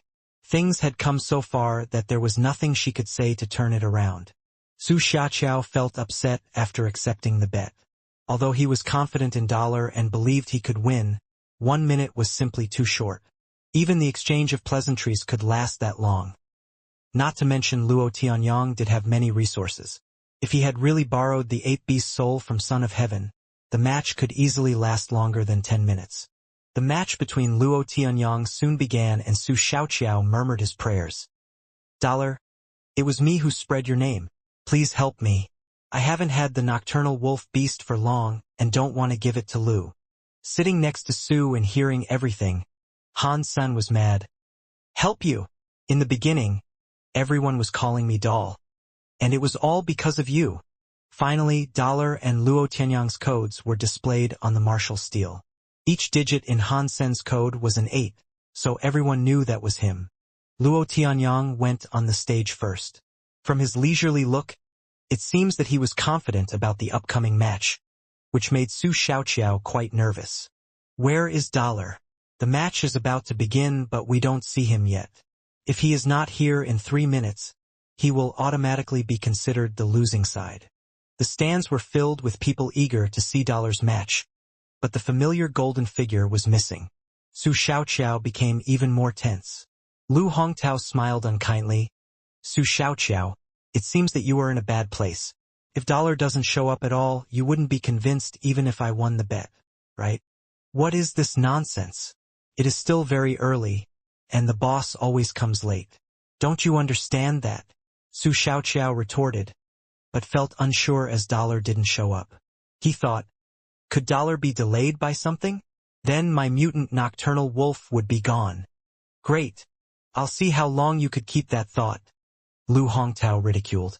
Suddenly, the guy in cape sitting next to Su Xiaoqiao who had been silent the whole time suddenly stood up and walked toward the stage, leaving Su Xiaoqiao and others dumbfounded. The guy took off the cape while walking, revealing the golden armor underneath, leading to an uproar in the stands. Dollar! Dollar! Ha ha! The angel came. I know there's no way he would miss this. Su Xiaoqiao was so happy that he jumped up. My God, Dollar, you are truly amazing. Kick Luo's ass for my sake, please. And remember, keep it under a minute. 1 minute. Su Xiaoqiao was now certain that Dollar have just heard the dialogue about the bet. That was to say Dollar knew he should defeat Luo within a minute, which was undoubtedly good news for Su. Other Bullseye members were also very excited. Dollar was just sitting here and we failed to recognize him. Indeed, we should have asked for his autograph. I hear you could sell that for a good price now. Xiaoqiao, you didn't say what you said because you knew it was him, did you? Su Xiaoqiao laughed. God helps those who help themselves. How could I know it was Dollar? He wrapped himself like a rice dumpling on such a hot day, and I was just wondering about that myself. Lu Hongtao's face was grim. He sneered and said, Don't be happy now. Even if he wants to help you, it is impossible to defeat Luo in a minute. Nothing is impossible with Dollar. As long as he wants to do it, it will be done. Su Xiaoqiao immediately retorted, with all his faith in Dollar. Although Yang Monli was surprised that Dollar was sitting beside them, she was not as optimistic as Su Xiaoqiao. Rationally speaking, what Lu Hongtao said made sense. Luo Tianyang might not be Dollar's match, but he had Son of Heaven behind him, so he must have plenty of beast souls on him. Despite that Luo's fitness wasn't the best in Son of Heaven's gang, his fitness index should still be over 10. With strong beast souls, it would be difficult to beat him. If Dollar is an archer with advanced beast soul bow and arrows, he might be able to get rid of Luo fast. Unfortunately, it seems that he never uses arrows. Yang Monli sighed inwardly. Son of Heaven shot a harsh stare at Han Sen and eyed Luo Tianyang on the stage. Luo nodded knowingly. Son of Heaven had prepared well for this match. Knowing Luo wouldn't be Dollar's match, he didn't count on Luo to defeat Dollar. Still, he lent Luo his sacred blood ape beast soul and many powerful mutant beast souls. All he wanted to see was Dollar injured. Even if Dollar could not be injured, he must show his real skills in this match. Son of Heaven saw Dollar as a fierce rival, which was why he was using Luo as a pawn to weaken Dollar before he ran into Dollar himself and to find out how strong Dollar was. Luo Tianyang was both cunning and ruthless. He didn't take Dollar lightly and summoned the ape beast soul and a mutant suit of armor as soon as the steel lit up and the match started. Suddenly, stood on the stage was a giant age more than 9 feet tall in a suit of bone armor with a long mace in its hands. The look alone was terrifying. A wisp of a smile crossed Son of Heaven's face. That was why he liked Luo. Luo's ability was less than impressive in his gang, but Luo had always been careful and decisive. Son of Heaven had always believed that one must know one's limits, which Luo did. Being meek towards the brutal and brutal towards the meek might be viewed as a bad thing. But the way Son of Heaven saw it, it was also a wise attitude. Luo Tianyang's decision now was much to Son of Heaven's satisfaction. Playing it safe and trying to survive. Of course, Luo Tianyang's life was not very important to him. But if Luo died, the ape beast soul would be ruined as well. So Luo must not die. That's it. Just do whatever you can and try to force Dollar to show all he got. If anything went wrong, just go off the stage and throw in the towel. Son of Heaven looked at the two on the stage and thought with a smile, Dollar, let me see what you've got. Lu Hongtao was amused by what Luo Tianyang did. I told you Son of Heaven would definitely give the ape beast soul to Luo. You see? With that mutant bone armor, it would take Dollar at least an hour to beat Luo. What are you talking about? Can someone like Luo Tianyang even shapeshift for an hour? Su Xiaoqiao disagreed. His heart did freeze a little as he didn't think Luo would really have the ape beast soul on him. Anyway, it would be easy for him to last 10 minutes, which means I could win 10 times. So it's a pity that you don't have 10 mutant beast souls. Lu Hongtao laughed. But soon, Lu Hongtao's smile disappeared. The moment the martial steel lit up, Dollar summoned the Bloody Slayer and ran toward the ape called Luo like a hurricane, a golden spear in his hand. In the blink of an eye, Dollar was in Luo's face, his spear stabbing Luo's stomach.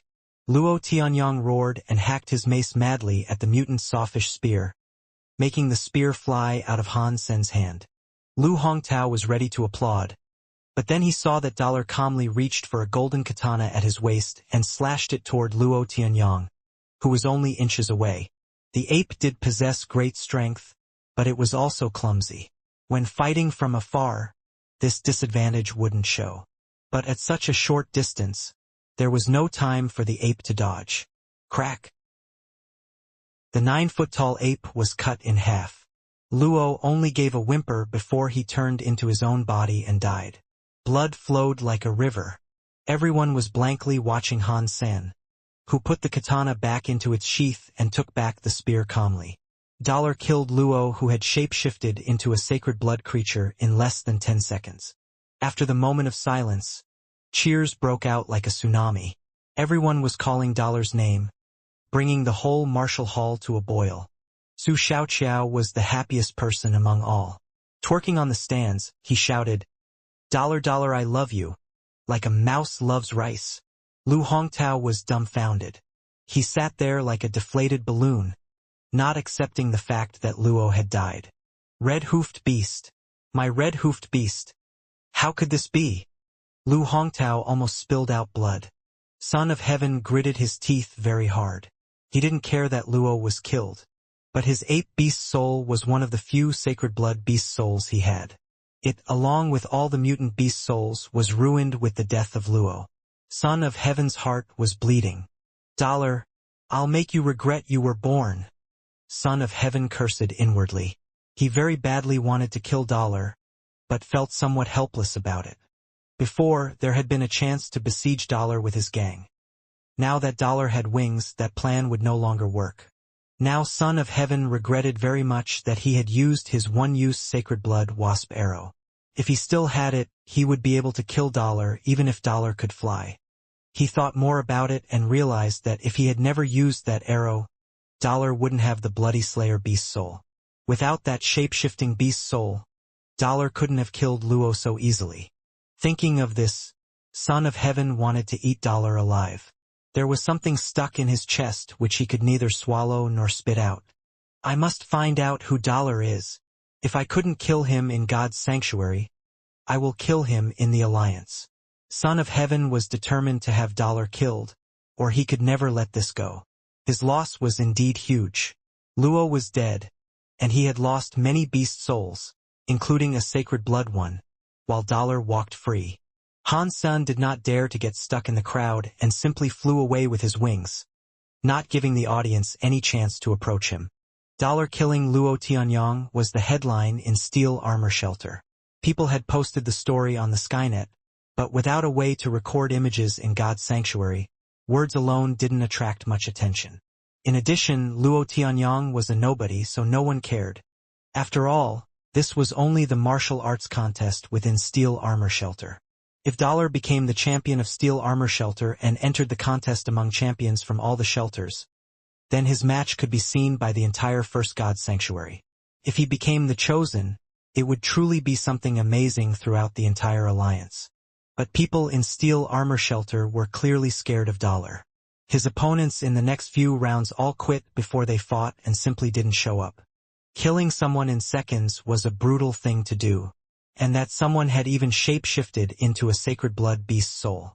No one had the courage to put their life on the line.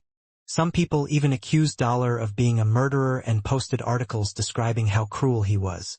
Su Xiaoqiao and other Bullseye members were pissed off by those articles and wrote about the bet between Su and Lu, leading to compliments from Dollar's fans. But it had not changed the fact that Dollar had killed someone.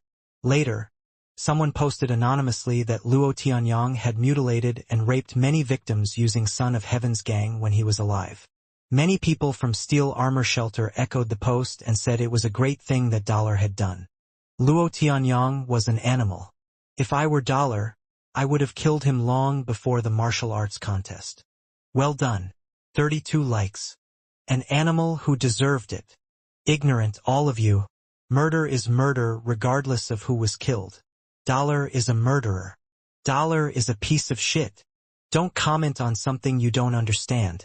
Everyone in Steel Armor Shelter knows it was justice well served. Exactly. I hate those who follow the herd. There was quite a debate on the Skynet, but then the posts criticizing Dollar became overwhelming, and many posts that supported dollar got deleted. People in steel armor shelter knew that Son of Heaven was behind it. However, no one had the nerve to antagonize Son of Heaven. After all, there weren't many who dared to be the enemy of Starry Group. No one was willing to do that for a stranger anyway. San, check out my new mount. Su Xiaoqiao was riding his newly gained mutant red-hoofed beast in the yard of the Bullseye team, bragging.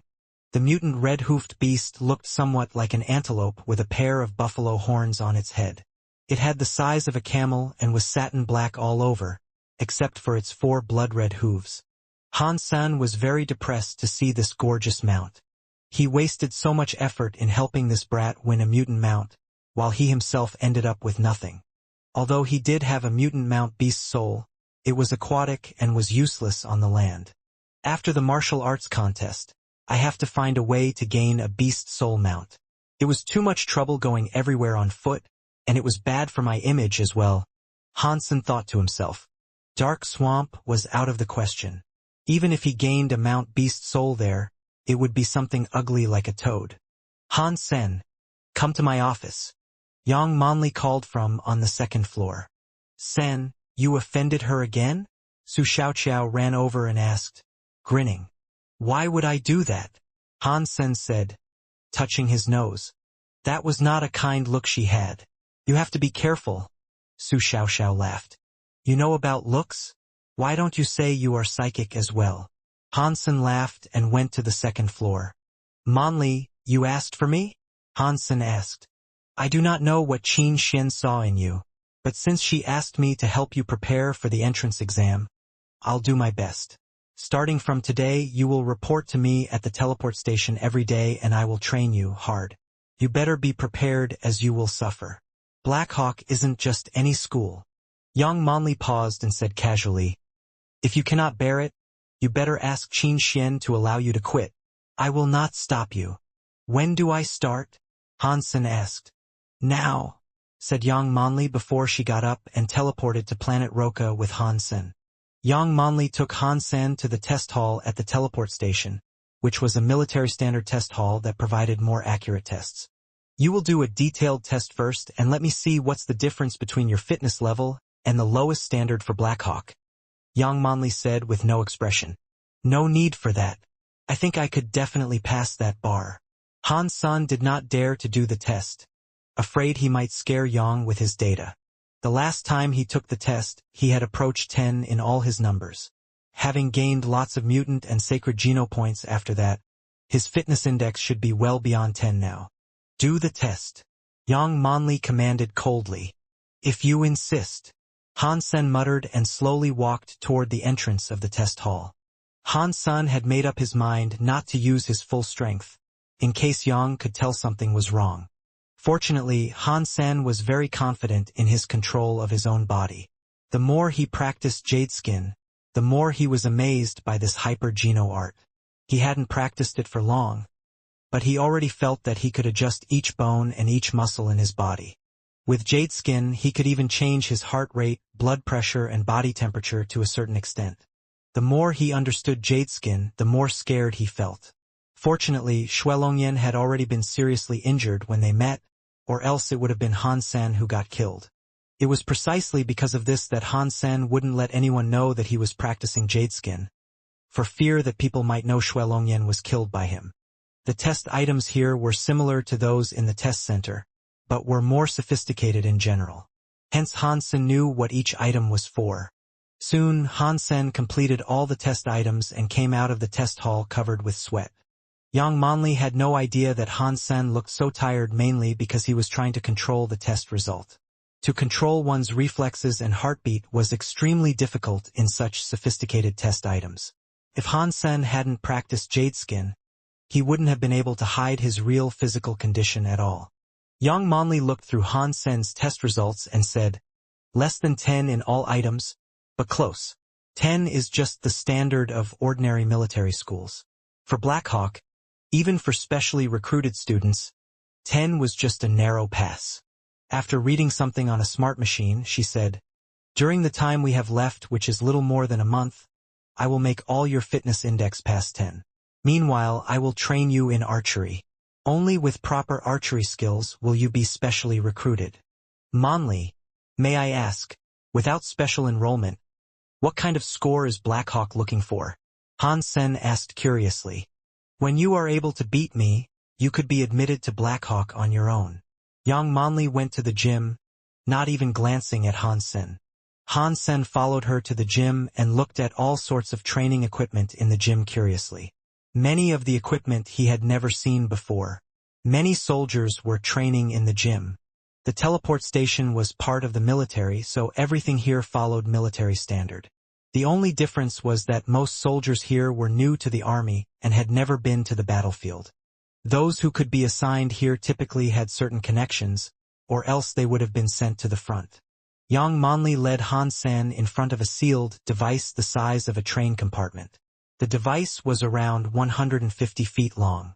She turned it on and entered some data before she took off her jacket, revealing a black professional training suit underneath.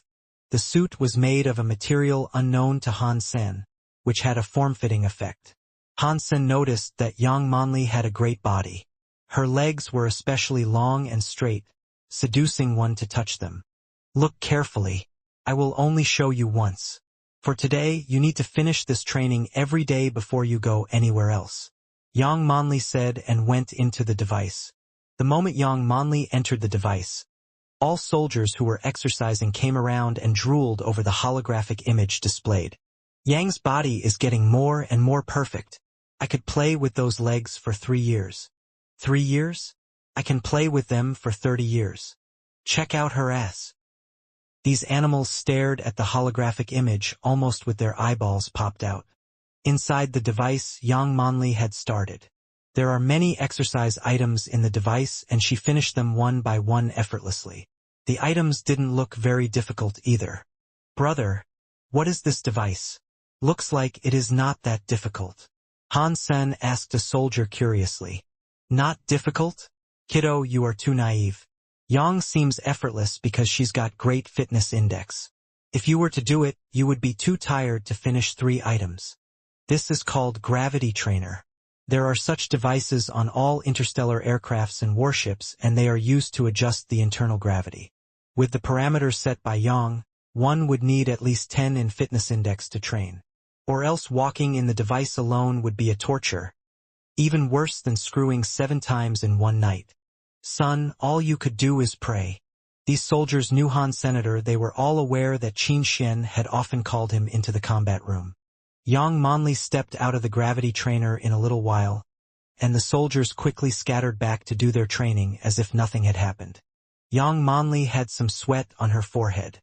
She put on her jacket and said, "Now you complete the exercise and then come to find me." She left with no intention of watching Han Sen do the exercise. Yang Monli knew very well that Han Sen's physical fitness index was only close to 10, and it was impossible for him to finish such intense training. She just wanted to humble him so that he would follow her orders better. A soldier ran toward Han Sen when the latter was about to enter the gravity trainer to start training. Putting his hand over Han Sen's shoulder, the soldier smiled and said, "Buddy, if you can bring us some R-rated holographic resources when you come here in the future, I'll let you in on a secret and make the gravity trainer a piece of cake for you." "Deal. What's the secret?" Han Sen agreed, knowing he was asking for porns. "Great."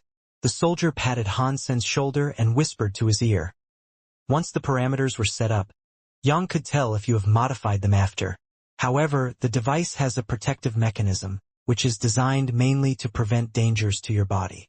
My method allows you to change the parameters through this mechanism so that the result doesn't show the modification. So, you can easily complete the test without being found out by Yang. Fantastic. What should I do? Han Sen asked. "I can tell you the secret, but a deal is a deal. You need to get me those R-rated holographic resources or you will regret it," said the soldier. "Brother, rest assured. I'll get you those." Han Sen patted his own chest and guaranteed. The soldier nodded with satisfaction and told Han Sen the method to change the parameters. He repeatedly told Han Sen to bring him the porns and designated a few actresses. Parameters set up. Please confirm. Han Sen went into the gravity trainer and heard the AI. "Okay. Hansen replied. Confirmation completed. Start testing in 10 seconds. Countdown starts. 10, 9, 8. When the countdown was over, Hansen felt his body sank, as if he had suddenly gained a few 100 pounds. Hansen did not use the soldier's method. He wanted to see if he could finish the exercise like Yang Manli did. Hansen was not used to the added gravity and warmed up a little before he started. When Yang Manli was back from her office, it was already in the afternoon. She thought Hansen should be worn out like a dead dog by now and would probably be more obedient in the future. When Yang Manli returned to the gym, she was surprised to see Hansen chatting with the soldiers there. The soldiers were even showing him how to play with all sorts of devices. He looked rather lively and not tired at all. Hansen, I asked you to train. What are you doing? Annoyed, Yang Manli asked coldly. The soldiers were scared away like mice met a cat, leaving Hansen standing there alone in front of Yang Manli. Captain, I've completed the training. Hansen saluted the way the soldiers had just taught him. Completed. Yang Manli frowned and walked quickly toward the gravity trainer. She pulled out the data, and as she checked each item, her face became darker and darker. There was no doubt that Yang Manli did not think the data was real. Only those who with more than 12 in fitness index could achieve this. She had just tested Hansen's fitness and he wasn't even a 10. So, this could not be his real performance. Who told you about the protection mechanism? Yang Manli stared at Hansen madly. Of course, she knew about this trick. What protection mechanism? I do not understand what you are talking about.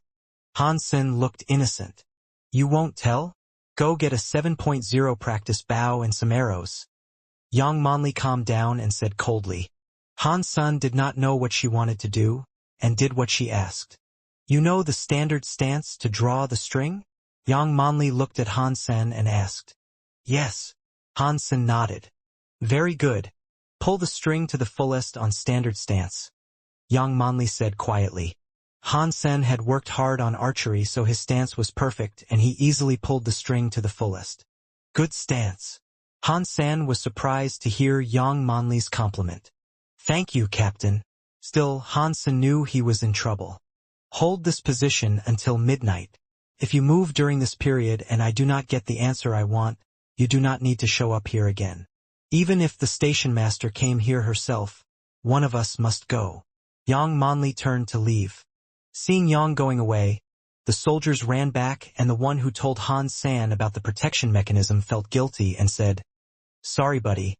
I did not expect Yang to be onto you. I did you harm instead of good. It's just a few hours. I'll be fine. Hansen said casually. Do not underestimate the standard stance. 20 minutes was all right, but 2 hours is just torture. A 7.0 bow is not a joke. Usually we can't even last 2 hours with a 6.0 bow. It's 4 hours until midnight. Yang is really brutal this time. I say let's go apologize. Just tell her we all told him about the loophole. Or else he would probably not be able to use his arms ever again.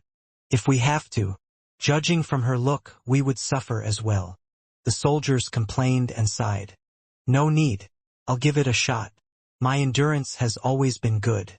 For hours, I think there should be no problem. Hansen called the soldiers who were going to apologize back. It doesn't matter how good your endurance is. It's torture. Hansen smiled. I've seen worse. Don't go yet. If I can't do it, you could go then. Maybe by then Yang Manli will see how miserable I am and lessen the punishment. That is also true. Buddy, you hang in there first. Let us know when it gets bad. We will go and confess. The soldiers were loyal. Hansen nodded and did not speak. Remaining motionless was sometimes even worse than violent movement, especially when he was also drawing a 7.0 bow.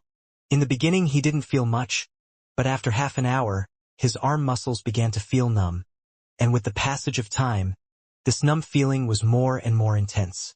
In just an hour, Hansen was sweating like rain, his arms burning and whole body trembling. Hansen gritted his teeth and started to practice jade skin. A spring-like coolness flowed through all his veins, where the numb feeling was gradually relieved. Through the monitor, Yang Manli would glance at Han Sen from time to time. She saw him keeping the stance but started to tremble when it was approaching an hour. His endurance was already beyond her expectation. Even the soldiers can only last this long. Yang Manli predicted he could last about at most 1.5 hours, certainly less than 2 hours. Cheating in your first training session. I have to put you through hell. Yang Manli did not really want a name from Han Senator. His silence was a quality she could appreciate, and if he had confessed about the person who had told him, she would have looked down on him. After working for a while, Yang Manli checked on him again when it was 1.5 hours, and found he was still standing there. Yang Manli could not help but frown. As Han Sen looked better now than half an hour ago. He had stopped trembling and was sweating less. In general, he looked more relaxed. He moved. Yang Manli was not sure and played the footage backward, noticing Han Sen had not moved in the last 30 minutes. Odd. Yang Manli did not go back to work, but paid full attention to Han Sen's image. Han Sen had been standing for 2 hours. Your endurance is out of this world. If you are this good in every aspect, you could definitely go to the Alliance Central Military Academy. Brother, you a real man. A soldier gave him a thumbs up. Let us know if you can't keep going. Don't risk hurting your own body. It's not worth it. Keeping his body motionless, Han Sen smiled and said, I feel okay. I can definitely hold until midnight. No need to check on me. Brother, if you can really hold until midnight, you will be under my protection in the future. Your protection? Do you dare to fight Yang or Qin Xian? Ahem. I was just saying. Do not be so serious. The soldiers took a shower and went to the cafeteria, leaving Han Sen alone in the gym. He was practicing jade skin secretly and felt its power welling from every body cell, eliminating his fatigue. When Han Sen had insisted for 3 hours, even Yang Manli was shocked. She even doubted if the soldiers had hacked the monitor and all she saw was a loop. Soon she ruled out that possibility and left the office for the gym. Now, do you have something to say to me? Yang Manli approached Han Sen, who was standing like a statue. Han Sen hadn't reached a certain level in jade skin, so his fatigue wasn't cleared away completely. Having stood there for over 3 hours, he was drenched in sweat. Even so, his stance was still firm as ever and his hands holding the bow didn't even tremble. Yang Manli for the first time felt that maybe Han Sen was somewhat talented. He had been standing like that for more than 3 hours and his hands were still steady, which was a great quality for an archer. Captain, I really have nothing to say, Han Sen said. Well, since you are so tough, you could keep standing here. Yang Manli went away without looking back. She was a little angry, but also respected Han Sen for what he did. That was a difficult task for a 16-year-old. She herself could only last 2 hours with a 6.0 bow at his age. After Yang Manli had closely observed Han Sen's situation and made sure he was fine, she was surprised to see that he did have the energy to continue. Although this was a test of endurance, and didn't have much to do with his other qualities. It still showed that Han Sen was outstanding in something, as someone with a fitness index less than 10 wasn't likely to last this long. How can he have such strong endurance?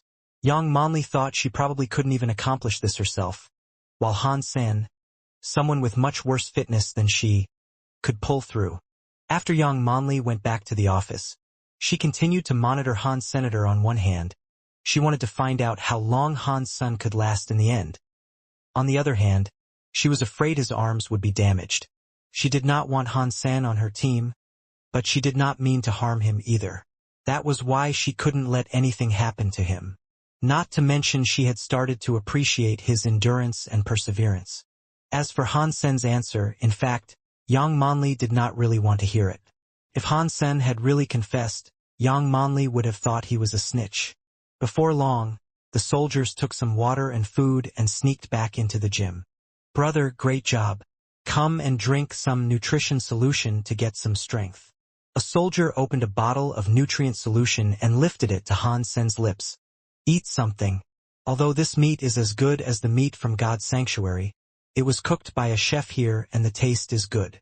Another soldier held a large piece of barbecue on a fork and put it up to Han Sen's mouth. It's fine. I only have 1 hour left and must satisfy Yang's demand. I am afraid she would say it doesn't count if you help me, Han Sen said. Brother, you are really a tough guy. I don't admire anyone but you. Right, what is your name? Han Sr. You are just over 16, right? Haven't had my 17th birthday. Are all kids so tough these days?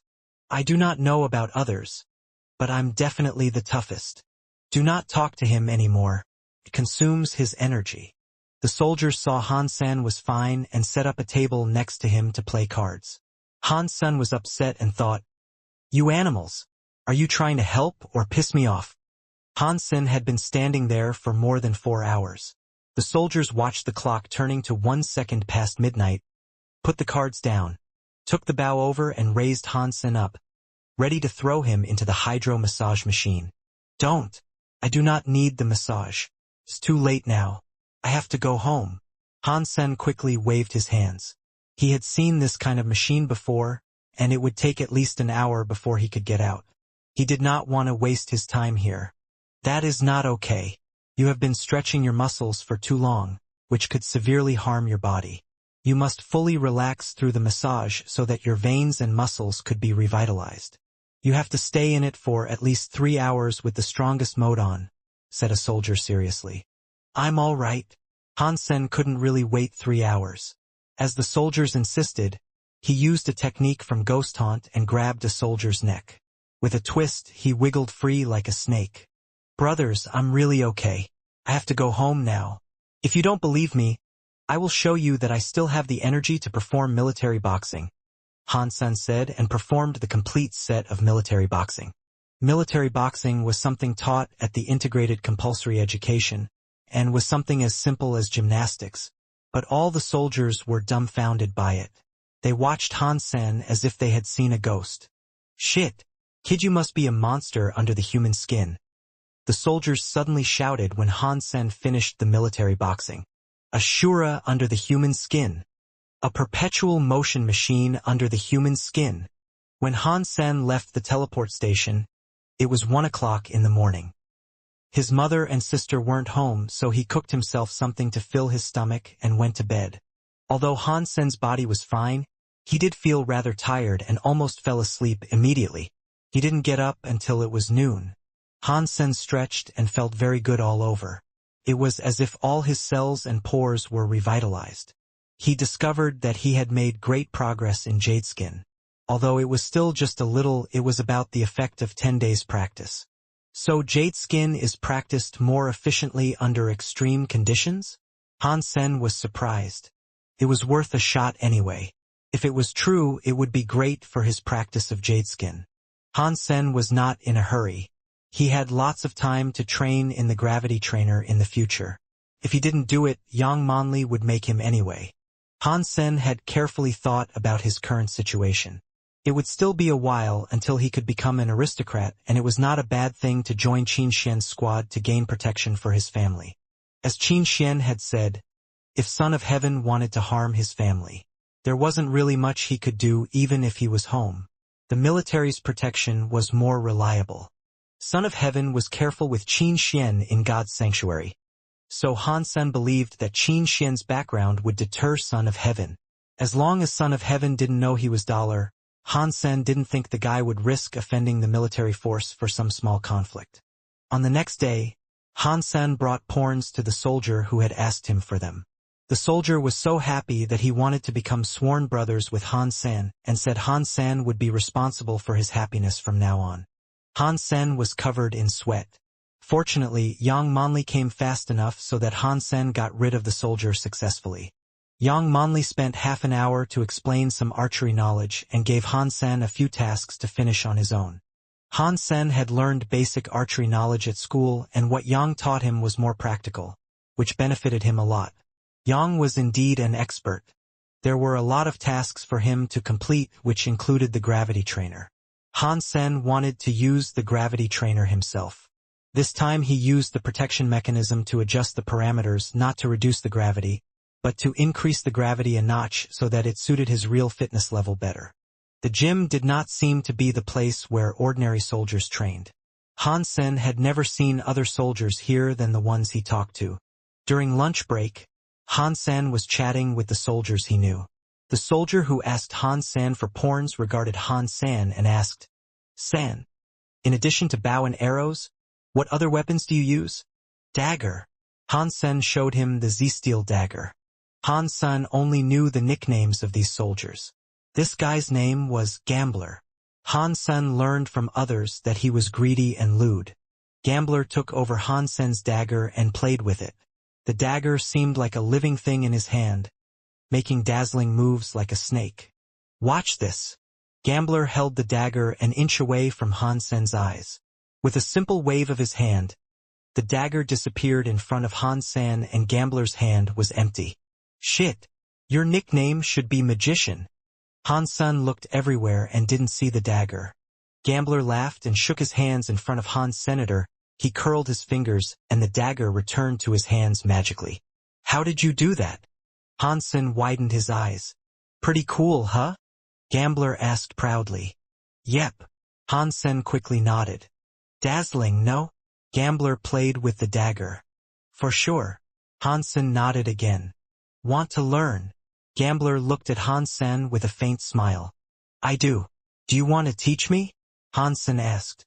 "If you can bring me all my girls' new movies, I will teach you," Gambler said with a smile. "No problem." Hansen agreed, knowing the girls Gambler referred to were certain porn stars. Although it cost some money to buy new movies, Hansen really wanted to learn these tricks. "Come. We will find a place so that I can show you." Gambler took Hansen aside and told him the key to it. Hansen then found out that it was not really magic but finger tricks. Although it was taking advantage of the blind spots, the most important part was one's control of the muscles on the arm.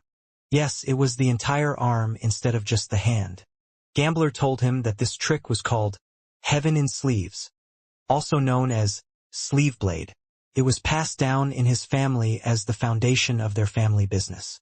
The dirk Gambler used was specially made. Thin and sharp, it had a crescent-like double-edged blade but no hilt.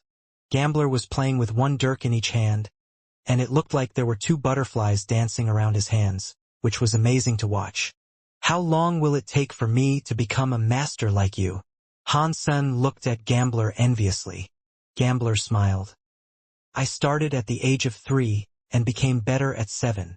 I'm now intermediate and still far from being a master."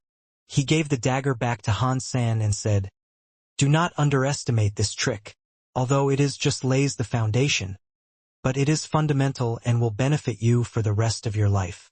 "Gambler, what does your family do?" Hansen could not help but ask. "Aha, you will never be in our business and I do not intend to let you. I'm just showing you a trick. You could practice it if you think it is fun. Never mind other issues." Gambler walked away and turned back to ask Hansen, "Have you ever played games on the Skynet?" "Rarely." Hansen had spent all his time trying to survive, and had no time for games. "Go play Hand of God. It will help you learn this trick. If you can level up in that game, you will be getting somewhere with this trick." Gambler pointed to the holographic training machine.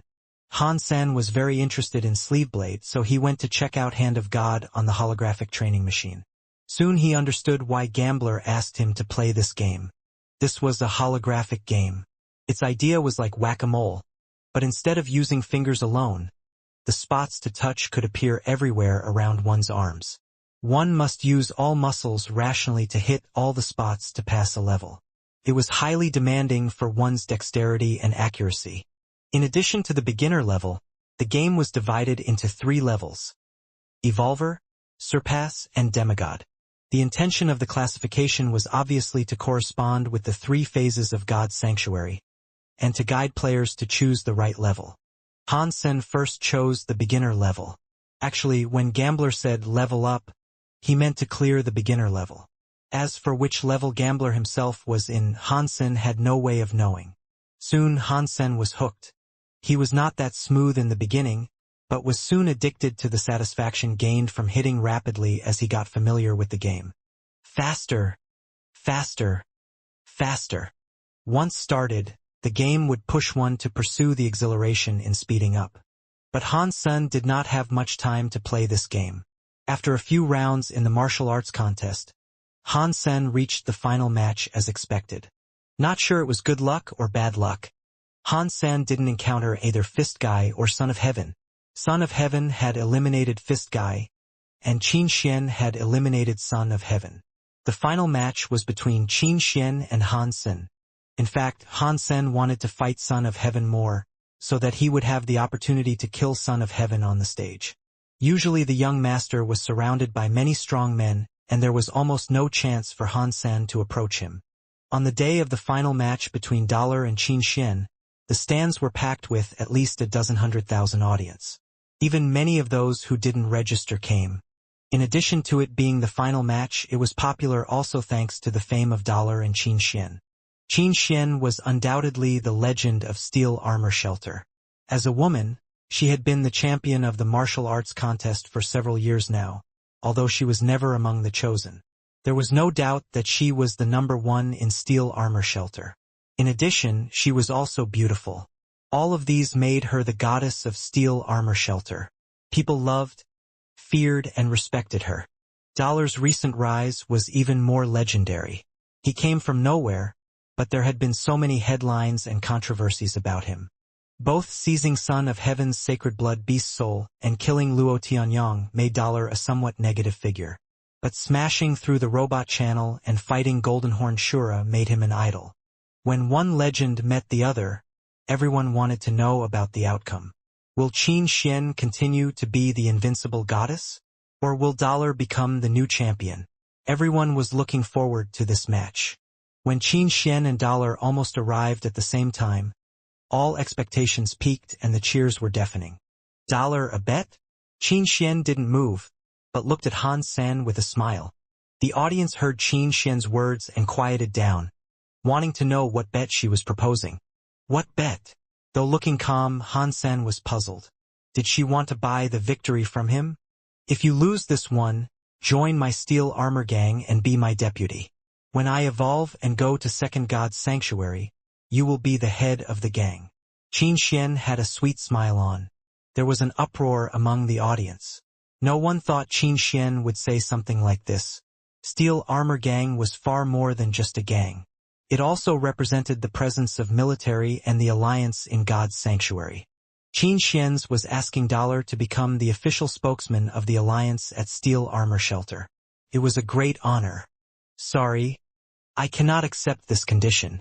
But unexpectedly, Dollar refused Qin Xian's offer. Why? Qin Xian looked at Han Sen, stunned. The head of Steel Armor Gang was a position pursued by many. It was a ladder toward the power center of the alliance, but Dollar turned it down without considering. The audience also thought Dollar was crazy. How can he turn down such a great offer? There are two reasons.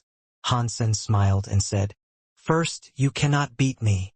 The answer left many slightly shocked, while Qin Xian asked, What is the second reason?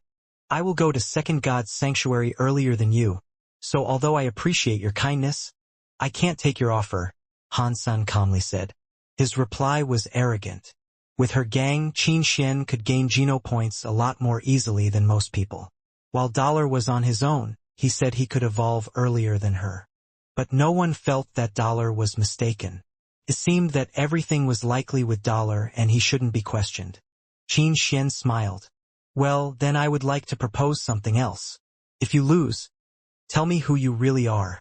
Qin Xian's words had led to a burst of cheers on the stands.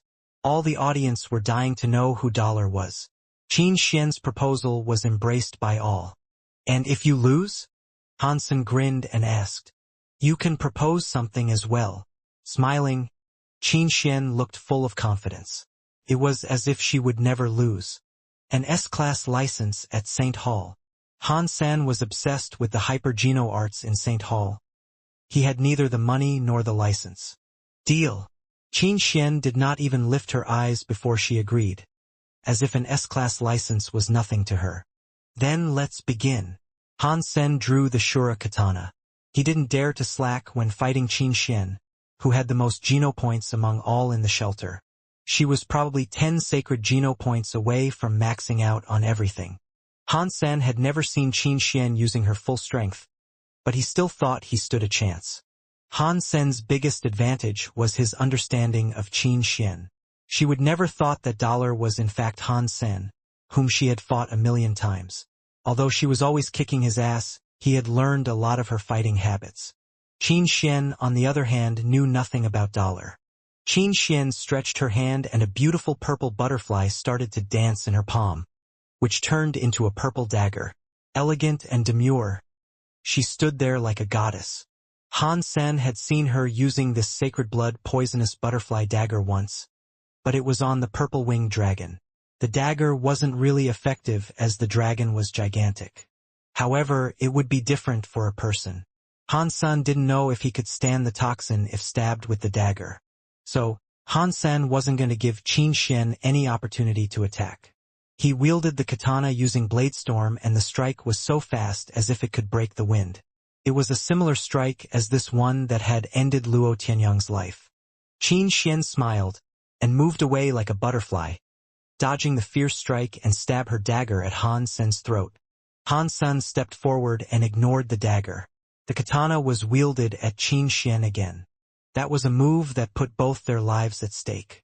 If Qin Xian did not dodge again, she would be cut in half. Since Han Sen was in sacred blood armor, he had a bigger chance at survival even cut by her sacred blood dagger. Scoundrel! Qin Xian scowled, gracefully moved sideways and avoided Han Sen's attack. Han Sen was thrilled to see Qin Xian moving away. A storm of katana strikes poured on the lady as Bladestorm was fully brought into play. Each strike was faster than the last. Qin Xian was forced to defend herself and had no chance to attack. Han Sen knew well that Qin Xian was nimble. He had been practicing Ghost Haunt for a long time now and had improved a lot on his footwork. However, he had never been able to get close to her in any combat except for the first time when she had underestimated him. Sure enough, Qin calmly dodged all the strikes Han Sen made calmly as if she were dancing. Meanwhile, she fought back from time to time with grace. None of it mattered to Han Senator. He hacked the katana at her regardless and worked both Bladestorm and Jadeskin to the maximum. A coolness gushed in his veins like a spring and activated every cell in his body. Qin Xian quietly warded off all attacks from Han Senator. She was very confident in herself. It took her a few years to finally get to the first stage of atomic fission. With her current genopoints and beast souls, Qin Xian believed that she could become the chosen this year, and even the first place was not impossible. Atomic fission was an advanced hyper-geno art, which could fortify all body parts. As suggested by its name, it was close to the root of all hyper-geno arts and could produce long-lasting power that improved one's physique significantly. It would be the perfect hyper-geno art if it wasn't so difficult to get started. Qin Xian had started to practice atomic fission under her family members' guidance since she was a toddler, but her progress had been slow. Now she had practiced it for 2 decades and she just got to the first stage a few months ago. Yes, just the first stage. But she had made a leap in her strength already with the first stage. 20 years of practice did not go wasted. Once she got somewhere, her improvement was skyrocketing. Even Son of Heaven, who was on the same level as she, was easily defeated by her this year. It wasn't that Son of Heaven was weak, but that she had become too strong after getting to the first stage of atomic fission. Qin Xian believed that she could definitely reach the top this year and dollar wouldn't be an issue. Qin Xian wasn't even thinking about winning or losing, but how to win dollar to better impress him. Qin Xian did not care about the storm of blades. As fierce as it looked, it couldn't hurt her. She only felt it was a bit troublesome as she didn't want to kill dollar. If you like driving, I'll let you drive. I will wait until you are so completely exhausted that you can't even move your arm. By then I will still be calm and appreciate your despair. Qin Xian smiled and dodged another strike, thinking, as long as you lose to me this way, you will think I am invincible and never dare to fight me again. Qin Xian intended to burn Han Sen out. The way Han Sen wielded his katana would consume his strength fast. Each strike brought all his potentials out at the cost of his stamina. For Qin Xian's atomic fission, stamina was one of its key strengths. A metaphor would be that a nuclear power plant was much more efficient than a coal-fired power plant. As Qin Xian kept avoiding Han Sen's attacks, She was patiently waiting for him to be worn down. The blood of the audience were set afire. Han Sen's katana was swift and fierce, and Qin Xian's dancing was ethereal and elegant. Their movements were so fast that they became a blur. It was indeed a great match. And in the eyes of ordinary people, Han Sen was chasing Qin Xian and seemed to have the upper hand. Cheers of Dollar could be heard from time to time. It seems that the champion in steel armor shelter would be someone else this year. Of course, Dollar is absolutely invincible. Haha, men are the master of this world. Tremble, women. Yang Monli curled her lips with disdain, looking like a goddess who didn't deign to argue with the mortals. Son of Heaven was even more scornful. He had experienced how strong Qin Xian was. He had always known about atomic fission. If he had wanted to learn it, he could have. But as it took at least 2 decades for someone talented to get to the first stage, he chose not to. Indeed, everyone knew that this was a great hyper-geno art, but few dared to practice it. No one wanted to put 2 decades into a higher geno art that they didn't know would work or not. If one failed, one would not even have a chance to start over with a different hyper-geno art. Son of Heaven hadn't had the courage to practice atomic fission, and regretted it now that he saw how well Qin Xian was doing. Son of Heaven, it looks like Qin Xian was in trouble. She was continuously under attack. A young man in Son of Heaven's gang said nervously. Son of Heaven twitched his mouth and replied, "What do you know? Qin Xian has got to the first stage of atomic fission and she is basically impossible to beat. Although Dollar was attacking, he will soon lose his strength to even lift the katana. His loss would be miserable. So that's what it is. How experienced and knowledgeable you are." The young man quickly kissed up to him. But next to them, another young man commented abruptly, "Keep silent if you don't understand it. Don't you have any common sense? Men are simply stronger than women, and it will be Qin Xian who is worn down first." Son of Heaven was provoked to wrath, but he paused when he saw the young man's face. It was the young master named Qing who had once hired Han Sen as his bodyguard. Yuan and the rest of the group were also there. Qing, Son of Heaven, gave a hollow laugh and explained, "There are differences between men and women, but those differences were negligible. Dollar's stamina is far worse than that of Qin Xian, who had reached the first stage in atomic fission. I believe in half an hour, Dollar wouldn't even be able to wield his katana." "How come I can't see that?" Qing was not convinced and said, "My father told me that women are inferior to men. I know that Dollar will win and that woman will definitely lose." Son of Heaven smiled with confidence. "Qing, no need to debate. We will see what happens in half an hour. You will find out who is right at that time." But half an hour later, Son of Heaven's face became a bit stiff as Han San was still fiercely brandishing the katana at the same speed. "Son of Heaven, didn't you say that Dollar would be worn out in half an hour? I'm telling you, my dad was right. Men are better than women," Qing said proudly. Looking at Son of Heaven's grim face, Yuan smiled and did not speak. Son of Heaven was really upset. According to common sense, Dollar would not last half an hour. With that kind of strikes, few in First God's Sanctuary could. Ahem. It seems that Dollar has practiced some special hyper-geno art that improves his stamina. Even so, he couldn't possibly last an hour. In another half an hour, he would be worn down. Son of Heaven wanted to restore some authority of his. "Son of Heaven, you are a guy. Why do you keep cheering for a woman? My dad says that men are the best. I think Dollar must be better than that woman. You have no vision." Qing obviously did not agree with Son of Heaven's argument. Son of Heaven almost choked. Pretending to be calm, he said, "Qing, if you don't believe me, keep on watching. In half an hour you will know who is right. I'm just stating the fact here. Is there any need to watch? Dollar will certainly have no problem. He killed a golden horn Shura. Why will he lose to a woman?" Qing said with open worship in his eyes. Son of Heaven did not say anything, considering argument with such a kid unnecessary. In a while the kid will see what is good judgment. But another half an hour had passed, and Dollar's spirit was still high. There was no sign of him burning out at all. which made Son of Heaven uncomfortable as if he had just swallowed a fly. Qing was very pleased and patted Son of Heaven on the shoulder. Son of Heaven, what did I tell you? Men can't be weaker than women. A man that can't beat a woman is not a man. It's been an hour and Dollar is still fierce. I believe that woman will be beat in a while. You need to learn from me so that you can have better judgment. Remember to take men's side instead of women's. Son of Heaven was seething with anger. He pretended not having heard Qing and kept silent. Right, Son of Heaven, why didn't you enter the final? Who did you lose to? Dollar. Qing wasn't even aware of Son of Heaven's emotions and kept asking him, how could I lose to that guy? Son of Heaven immediately said coldly, who did you lose to then?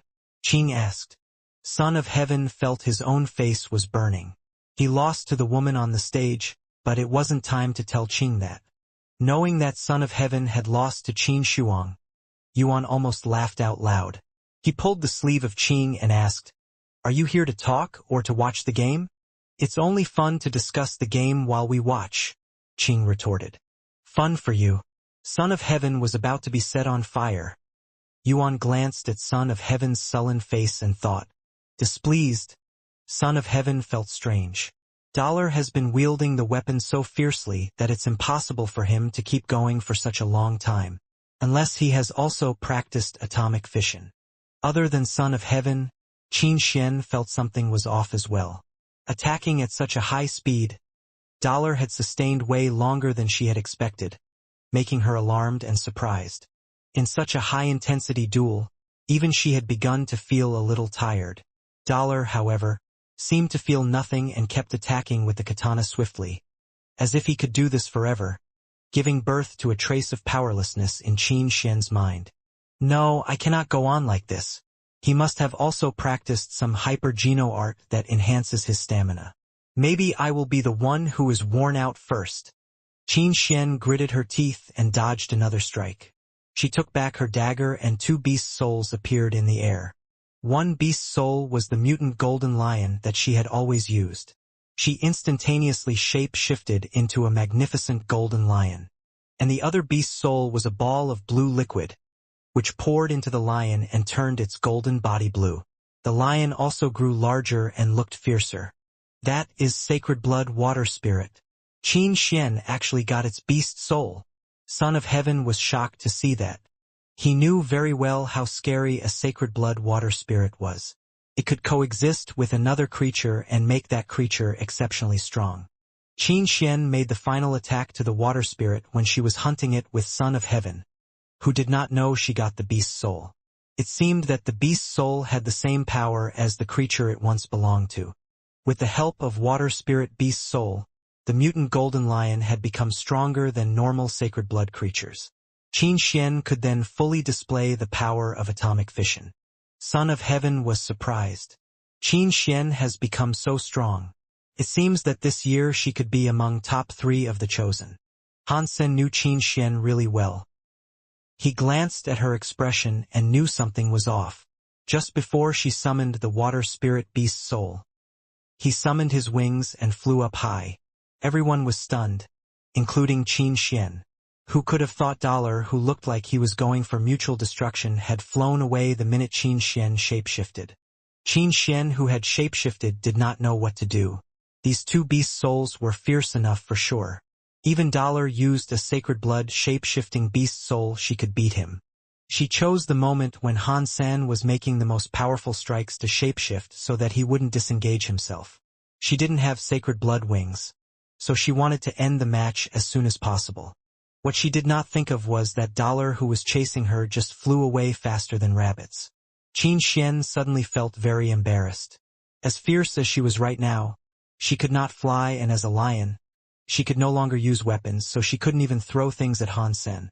Flying in the air, Han Sen summoned the mutant sawfish spear and cast it down at Qin Xian like how a fisherman would use a harpoon.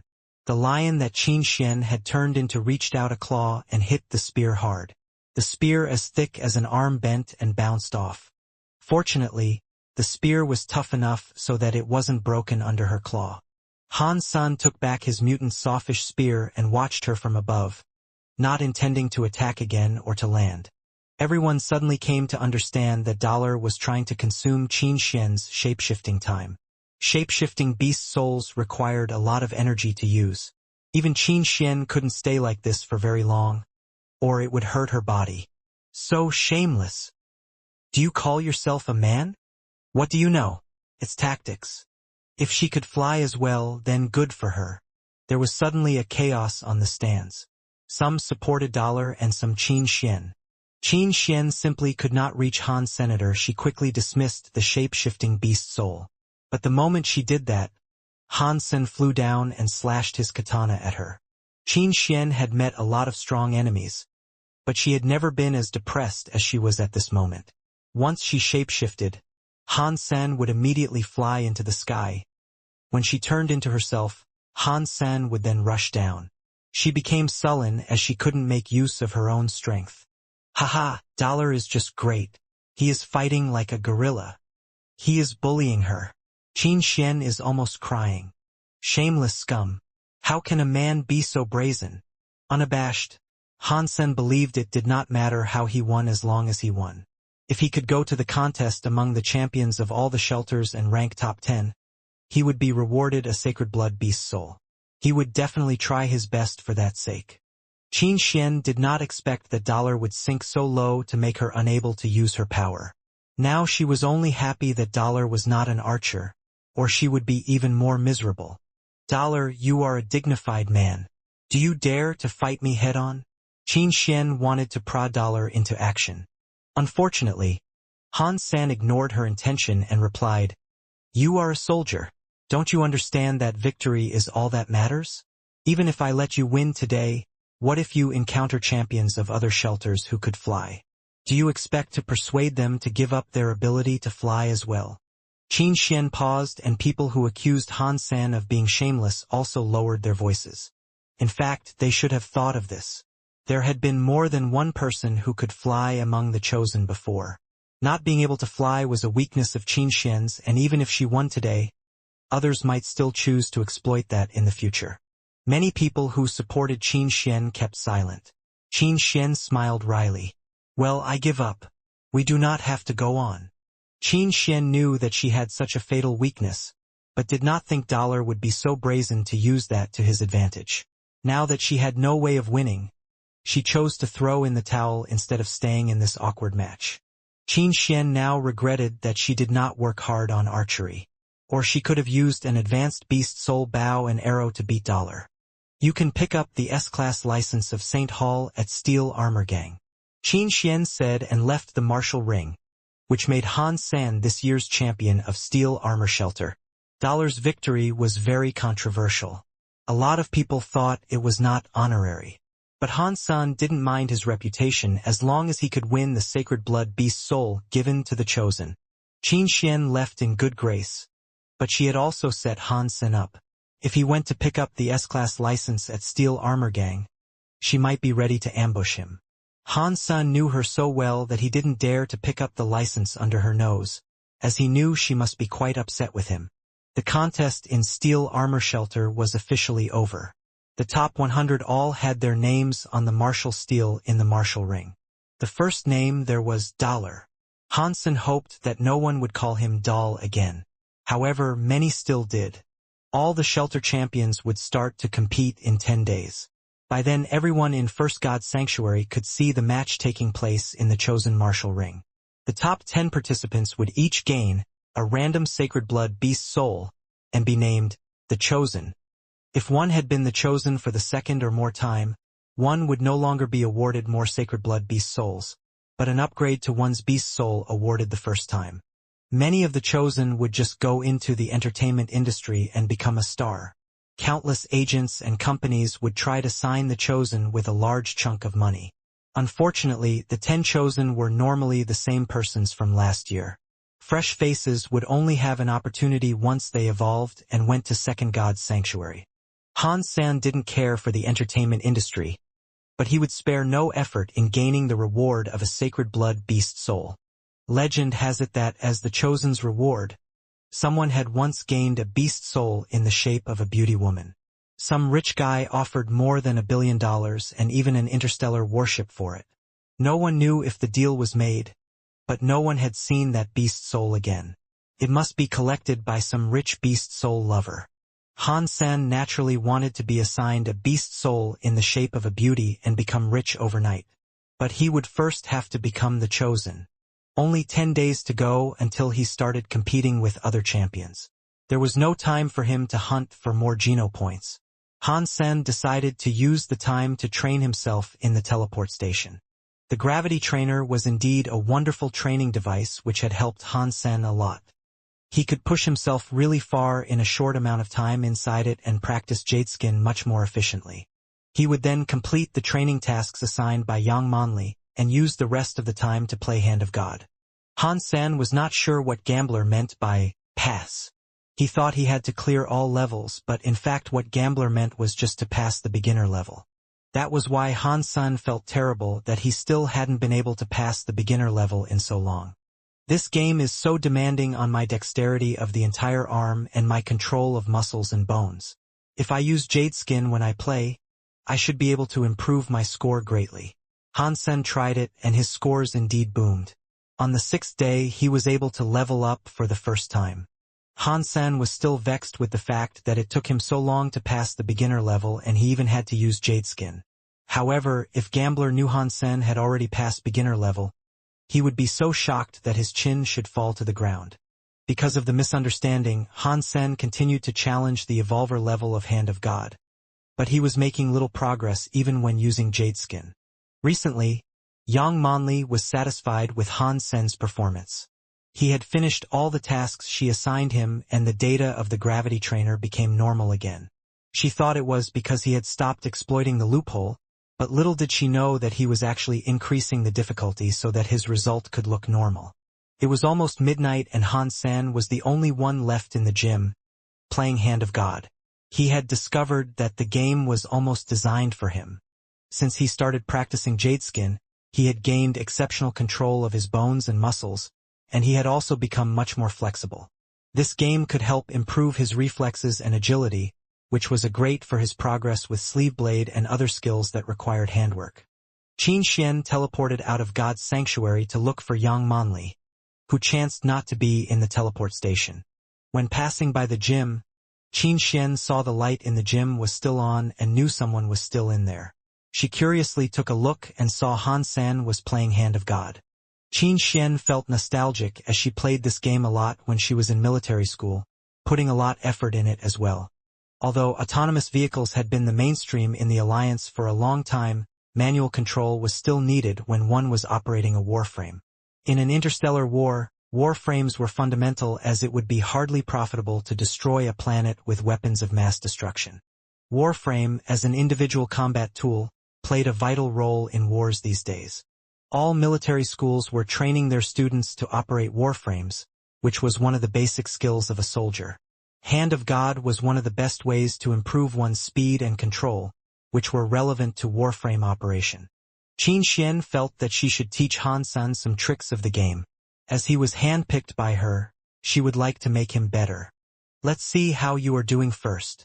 Qin Xian approached Han Sen and watched carefully. She was a bit far from him just now, so all she could see was that he kept failing, and that was why she wanted to teach him. But when Qin Xian got closer, she suddenly felt that the holographic spots were disappearing too fast, which was why he kept making mistakes. Which level did he choose? Qin Xian checked the data on the screen. Evolver 3? Qin Xian could not help but frown. She thought that Han Sen was too ambitious. The evolver level was designed for evolvers, as the name suggested. The unevolved could sometimes pass the evolver level, but that was very rare. Even for Qin Xian with her current abilities, she could only pass Evolver 2 occasionally, which was already incredible for an unevolved. After all, the unevolved weren't the target players here. But Han Sen was challenging Evolver 3, and he was just aiming too high. Biting off more than you can chew will get you nowhere, she thought. While she did not interrupt Han Sen but watched him starting over again and again. She wanted to teach him a lesson when he chose to give up. Having watched for a while, Qin Xian became serious, then surprised and eventually shocked. Han Sen was failing again and again. But in this process, he was making less and less mistakes and improving at a shocking rate. As someone who had worked hard on this game, Qin Xian knew that once you had reached your limit in the game, you could hardly improve again even with months' effort. A limit is a limit, and no practice could bring you over your limit. Unless your strength had improved significantly, no exercise could raise your score. The purpose of playing Hand of God was to show one's potential, but one couldn't improve one's potential by playing the game over and over again. Now Han Sen's improvement could only mean one thing. Evolver 3 was not yet his limit. That was why he could still reduce his mistakes and get better. Evolver 3 is not his limit. Is his talent in this area so great? Qin Xian did see great things in him, but did not expect he would be so good at this game. When she was in military school, the champion of the Military Academy League was just able to pass Evolver 3. And that guy was top 10 in the Warframe contest of the league. He was known for his swiftness and accuracy, and even had a nickname, Lighting Hand. Han Sen reached the same level without any professional training, which was why she felt shocked. Can he pass Evolver 3? Qin Xian stood aside, watching Han Sen with a complicated expression on her face. Han Sen did not notice the arrival of Qin Xian at all. Now, all his attention was focused on hitting the spots appearing everywhere. Jadeskin was fully employed. Faster! I can go faster! Han Sen's arms kept making swift and odd moves, twisted like serpents from time to time. Using all the muscles in his fingers and arms, he kept hitting all the spots appearing from nowhere. After the completion of Evolver 2, Han Sen had experienced countless failures adapting himself to the difficulty of Evolver 3. He felt easier and easier to keep going and started to feel that he could definitely pass this time. Qin Xian felt suffocated as she almost stopped breathing when she saw Han Sen's hands dancing madly. Halfway through Evolver 3, Han Sen had made no mistake yet. His hands were moving so fast that sometimes all she could see was the afterimage, which amazed her.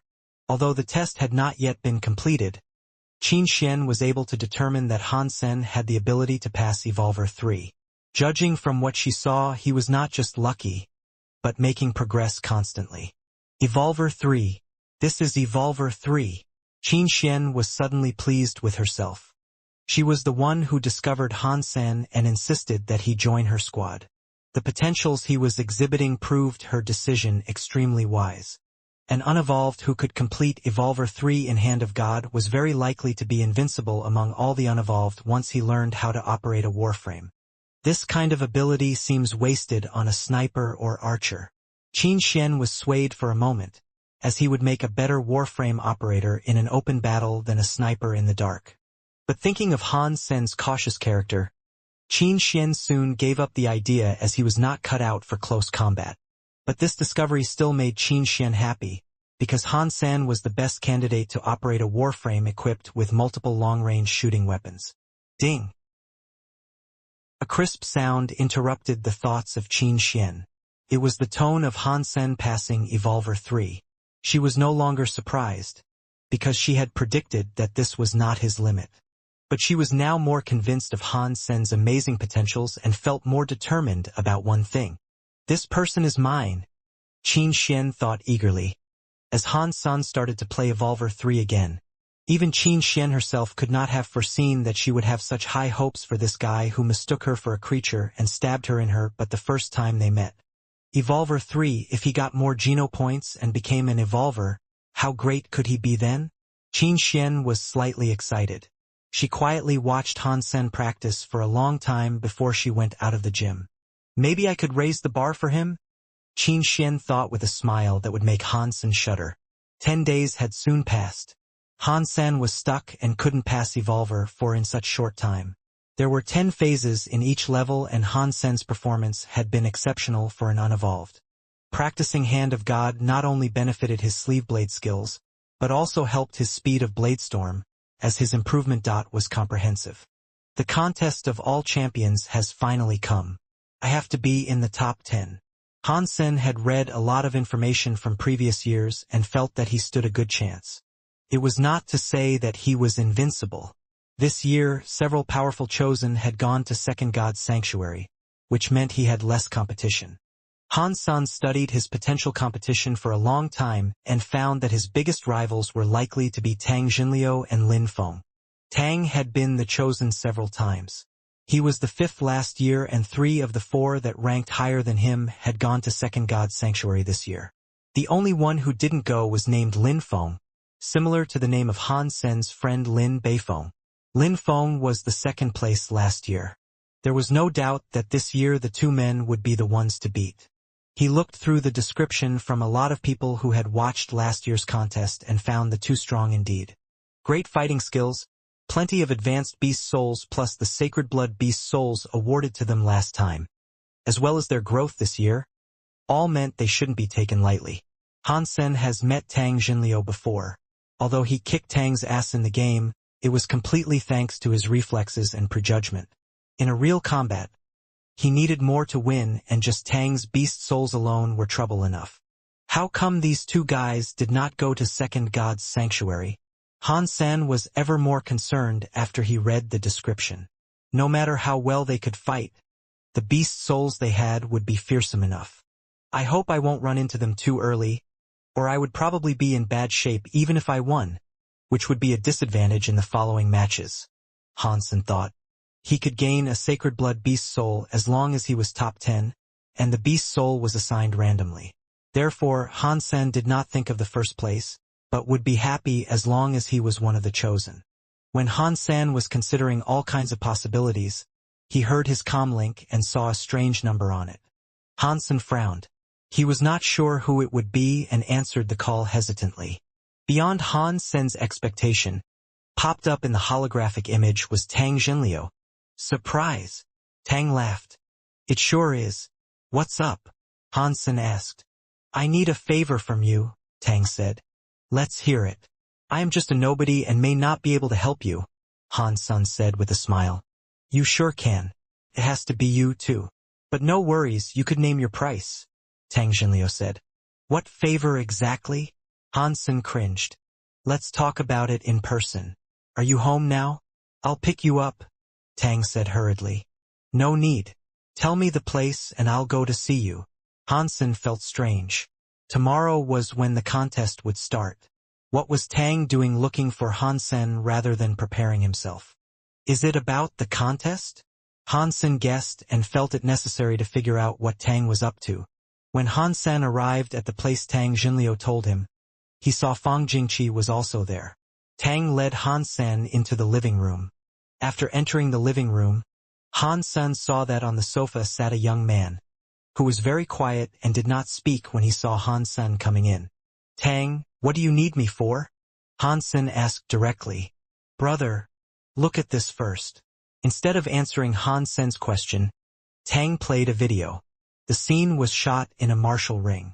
A man in combat suit was surrounded by a group of people wearing masks. The moment Han Sen saw the man, he shuddered, although it was just through the holographic image. Then the video began. Under the siege, the man started a gorgeous murder show. It was a slaughter. In 1 minute and 23 seconds, the man in combat suit was holding nothing but a dagger.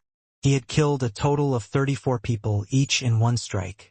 No one survived, and no one could stand up again after taking his strike. The man was like death himself, harvesting lives casually. This person is a lot like you. After the video was played, Tang looked at Han Sen and said, That's not me, Han Sen said quietly. Of course it's not you, but you fight in the same style. Before you strike, there is no warning or signs. But the strike itself was fast and fierce, with perfect timing. You are both assassins, Tang concluded. Although Tang had not fought Han Sen, he was a great fighter and discovered many things when he was playing that drinking game with Han Sen. So, Han Sen frowned. This person is called Yi Dongmu, grandson of Senator Yi, who is demigod. This year he is the champion of Czar Shelter.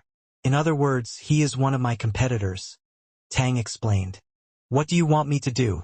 Disable him so that he cannot participate in the contest? I am sorry, but I do not have that kind of skills. Han Sen spread out his hands. Of course not. He is the grandson of Senator Yi. Even we couldn't approach him easily, let alone you. We could never assassinate him. In the alliance, wherever he goes, he's always closely guarded, Tang said. We have invited you here because we want you to imitate Yi Dongmu's tactics and spar with us. Truth be told, I really have no confidence to block his weird strikes, and you can help us get used to his style. What's in it for me? Han Sen did not decline.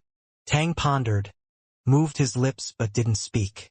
They were basically asking Han Sen to teach them how to beat himself, so it was very hard to name the price. If Han Sen was someone important, they would not even have asked, as it could be perceived as provocative. We can try our best to accommodate whatever you propose, Fang Jingqi said. An S-class license of St. Hall.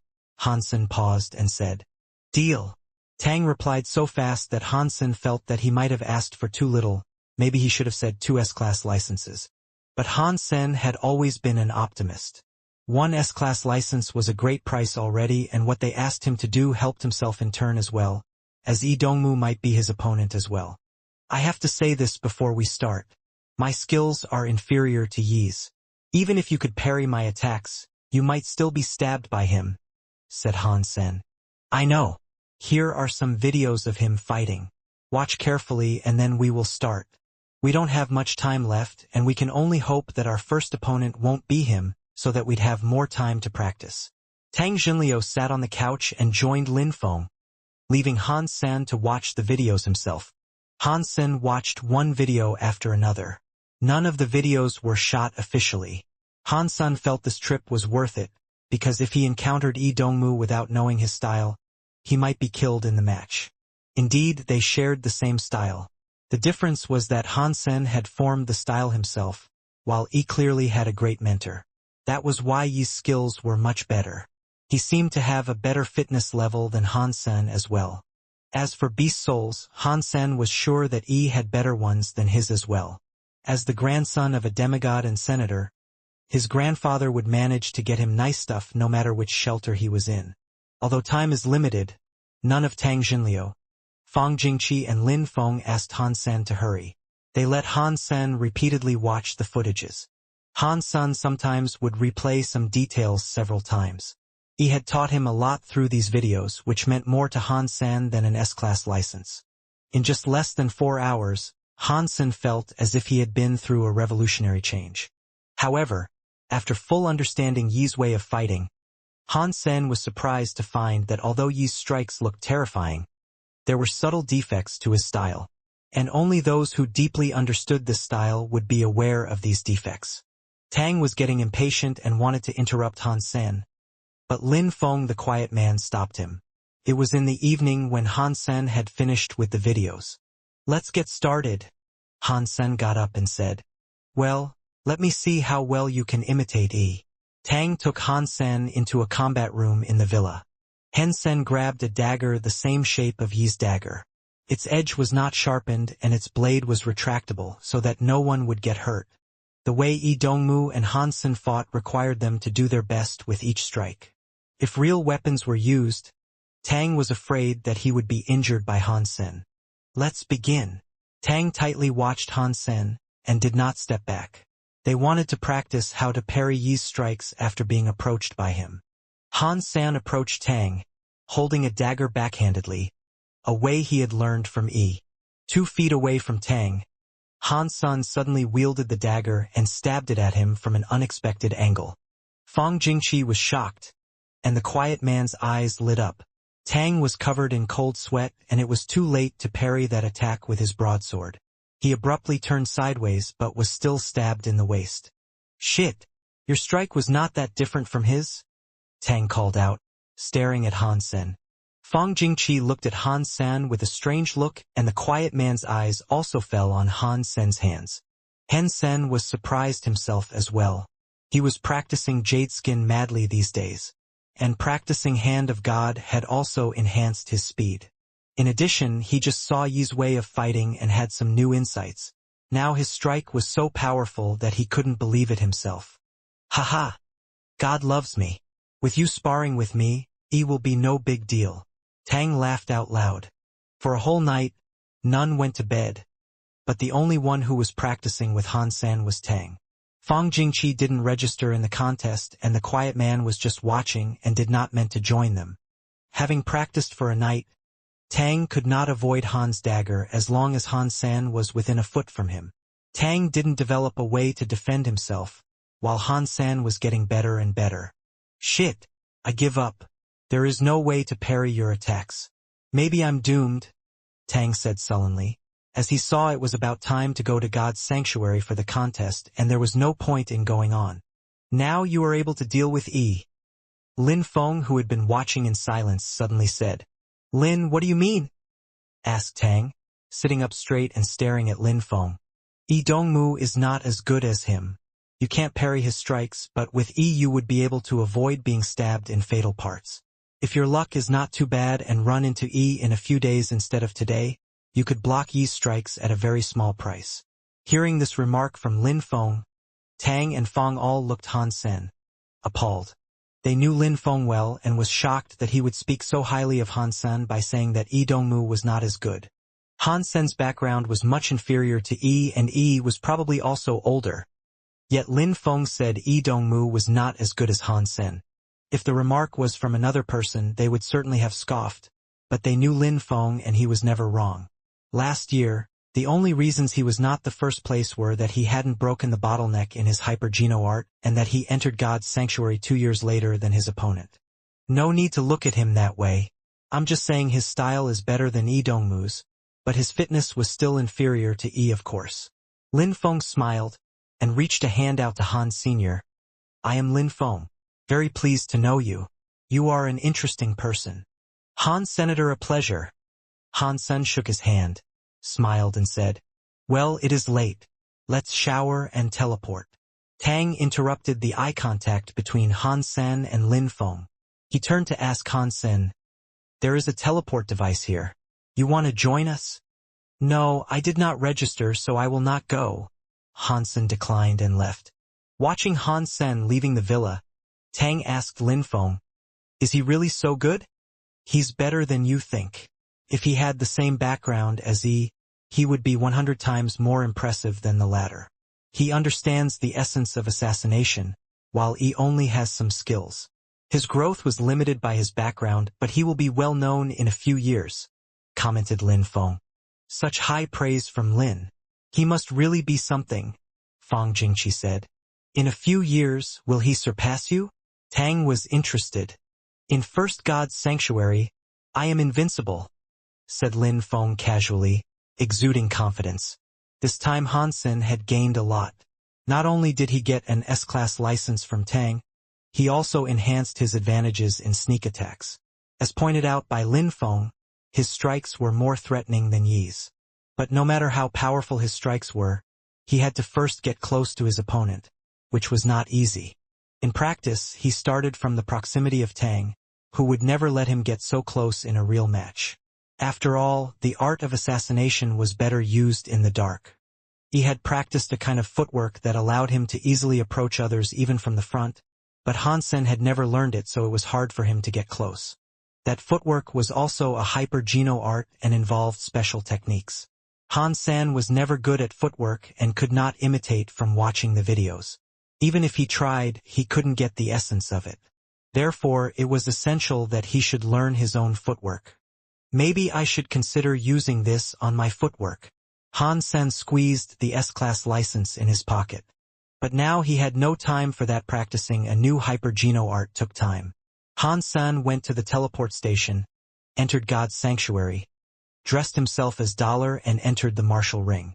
In the middle of the martial ring erected a giant sacred steel that was 100 times more magnificent than the martial steel.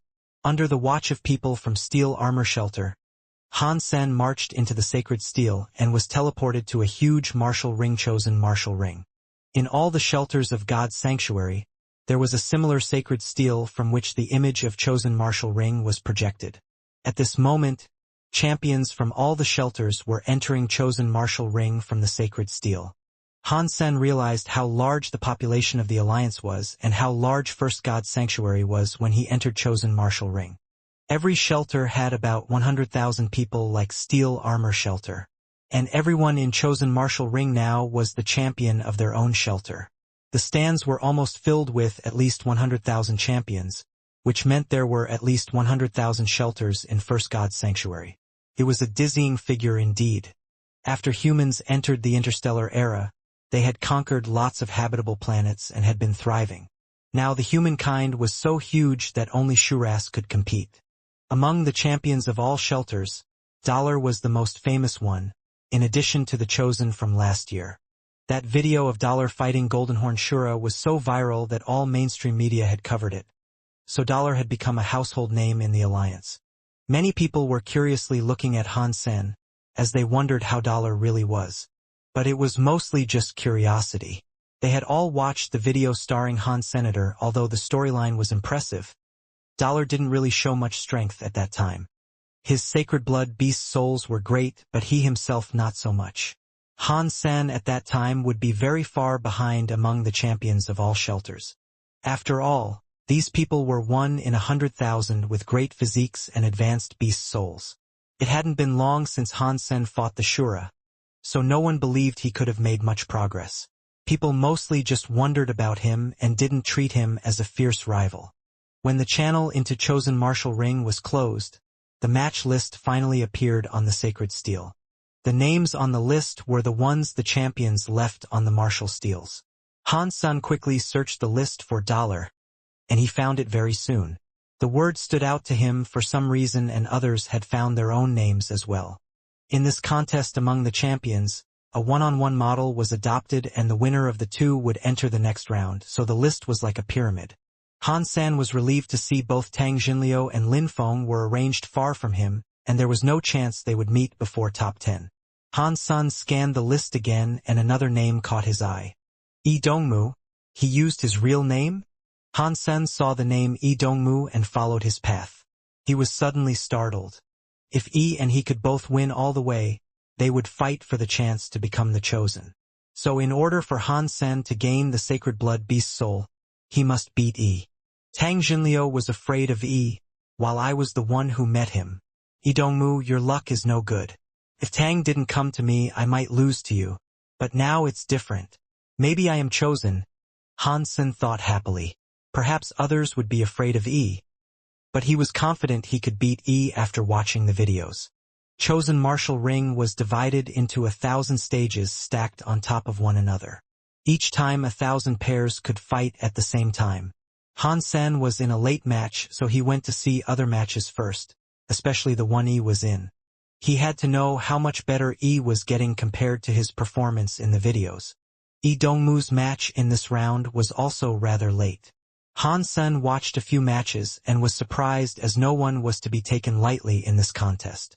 He also watched Tang Jinliu's first match. His opponent stood no chance under his fierce broadsword skills. After Tang shapeshifted, his opponent was barely fighting back.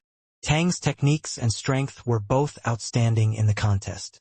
Lin Feng, whom Han Sen was paying even more attention to, also won his match, while Han Sen didn't really understand the way he won. His opponent was a nobody, but Lin Feng only won by a narrow margin. Han Sen could even imagine that in the reports next day, Lin Feng's opponent would be described as had a glorious failure. But for some reason, Lin Feng made Han Sen feel more threatened than Tang did.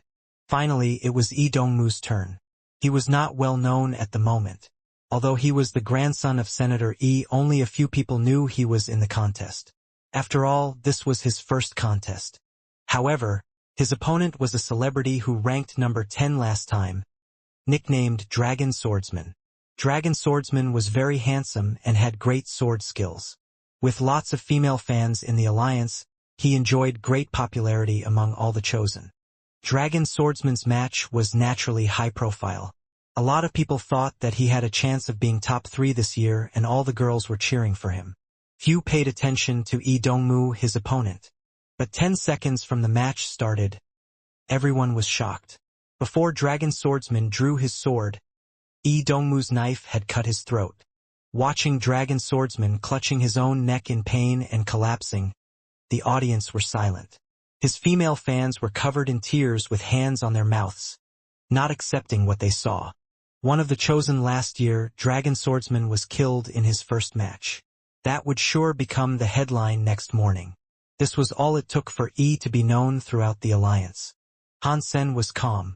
Although Yi had made some progress, the well-born kid still did not understand the essence of assassination. It was Han Sen's turn. His opponent was a guy called Lei Ban. The moment Han Sen got on the stage, Lei Ban summoned a Beast Soul Bow and 3 Beast Soul arrows and shot all 3 arrows at him. The 3 arrows almost flew to Han Sen at the same time. Han Sen was surprised. Lei Ban was at least as good at archery as him, and even had better techniques than him. Judging from the look of his bow, it was likely a Sacred Blood Beast Soul Bow, and 2 of the 3 arrows were dark green, so they were probably poisonous like his mutant black stinger arrow. The 3rd arrow was made from blue crystal and sounded as if it could tear air apart when it was in the air, which suggested it could be a Sacred Blood Beast Soul arrow. Sure enough, there is no one weak here. Han Sen swiftly dodged the strongest blue crystal arrow and summoned his mutant sawfish spear to ward off the other 2 arrows. Han Sen felt a bash as the arrows and his spear collided. The spear almost fell from his hand. Excellent archer and weapons, thought Han Sen in awe. He squeezed the spear and approached Lei Ban. Lei Ban was not only fast but was also able to shoot while running. The arrows were not affected by his movement at all. Unable to trap Lei Ban with his spear, Han Sen had to run after Lei Ban while dodging his arrows. Han Sen had a lot of respect for this opponent, who had much better footwork than him and could shoot arrows in all positions when moving with both great strength and accuracy. Han Sen had also worked hard on archery, but he was only able to shoot when standing still. His accuracy would suffer a lot if he tried to move. Lei Ban was indeed much stronger than him in archery, so Han Sen was not in a hurry to end the match. Instead, he started to observe his opponent and learn from him. Han Sen's match had also attracted a lot of people's attention. After all, Dollar was popular. But compared with Yi Dongmu, his performance was less than impressive. More than half an hour had passed and they were still running after each other, rendering the audience drowsy. In First God's Sanctuary, people were quite disappointed in Dollar, except for his hardcore fans. Since a match with an unknown person had cost him so much effort, Dollar didn't seem to have what it took to become the chosen. When the match had been going on for more than an hour, Han Sen shape-shifted into the Bloody Slayer, approached Lei Ban and beat him in a close combat, which Lei was not good at. The same day, all major media in the Alliance had covered the contest. Although there was no image, the reporters managed to depict the matches vividly with words. Their main focus was on Yi Dongmu's match. Yi's background was also published. The grandson of Senator Yi, who had graduated with stellar grades from the best posh school before entering God's Sanctuary. His background and his sekal of dragon swordsmen made him a major contender this year. The victory of Tang had also made him a favorite. Another top contestant was Lin Feng. His match, however, benefited his opponent, who was considered to have lost by a narrow margin by the media. There were articles on Han Sen too, but they were rather short in general.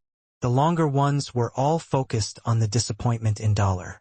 Most of the reports were filled with phrases like, narrow win, work to be done, hard to live up to the reputation, and to be improved.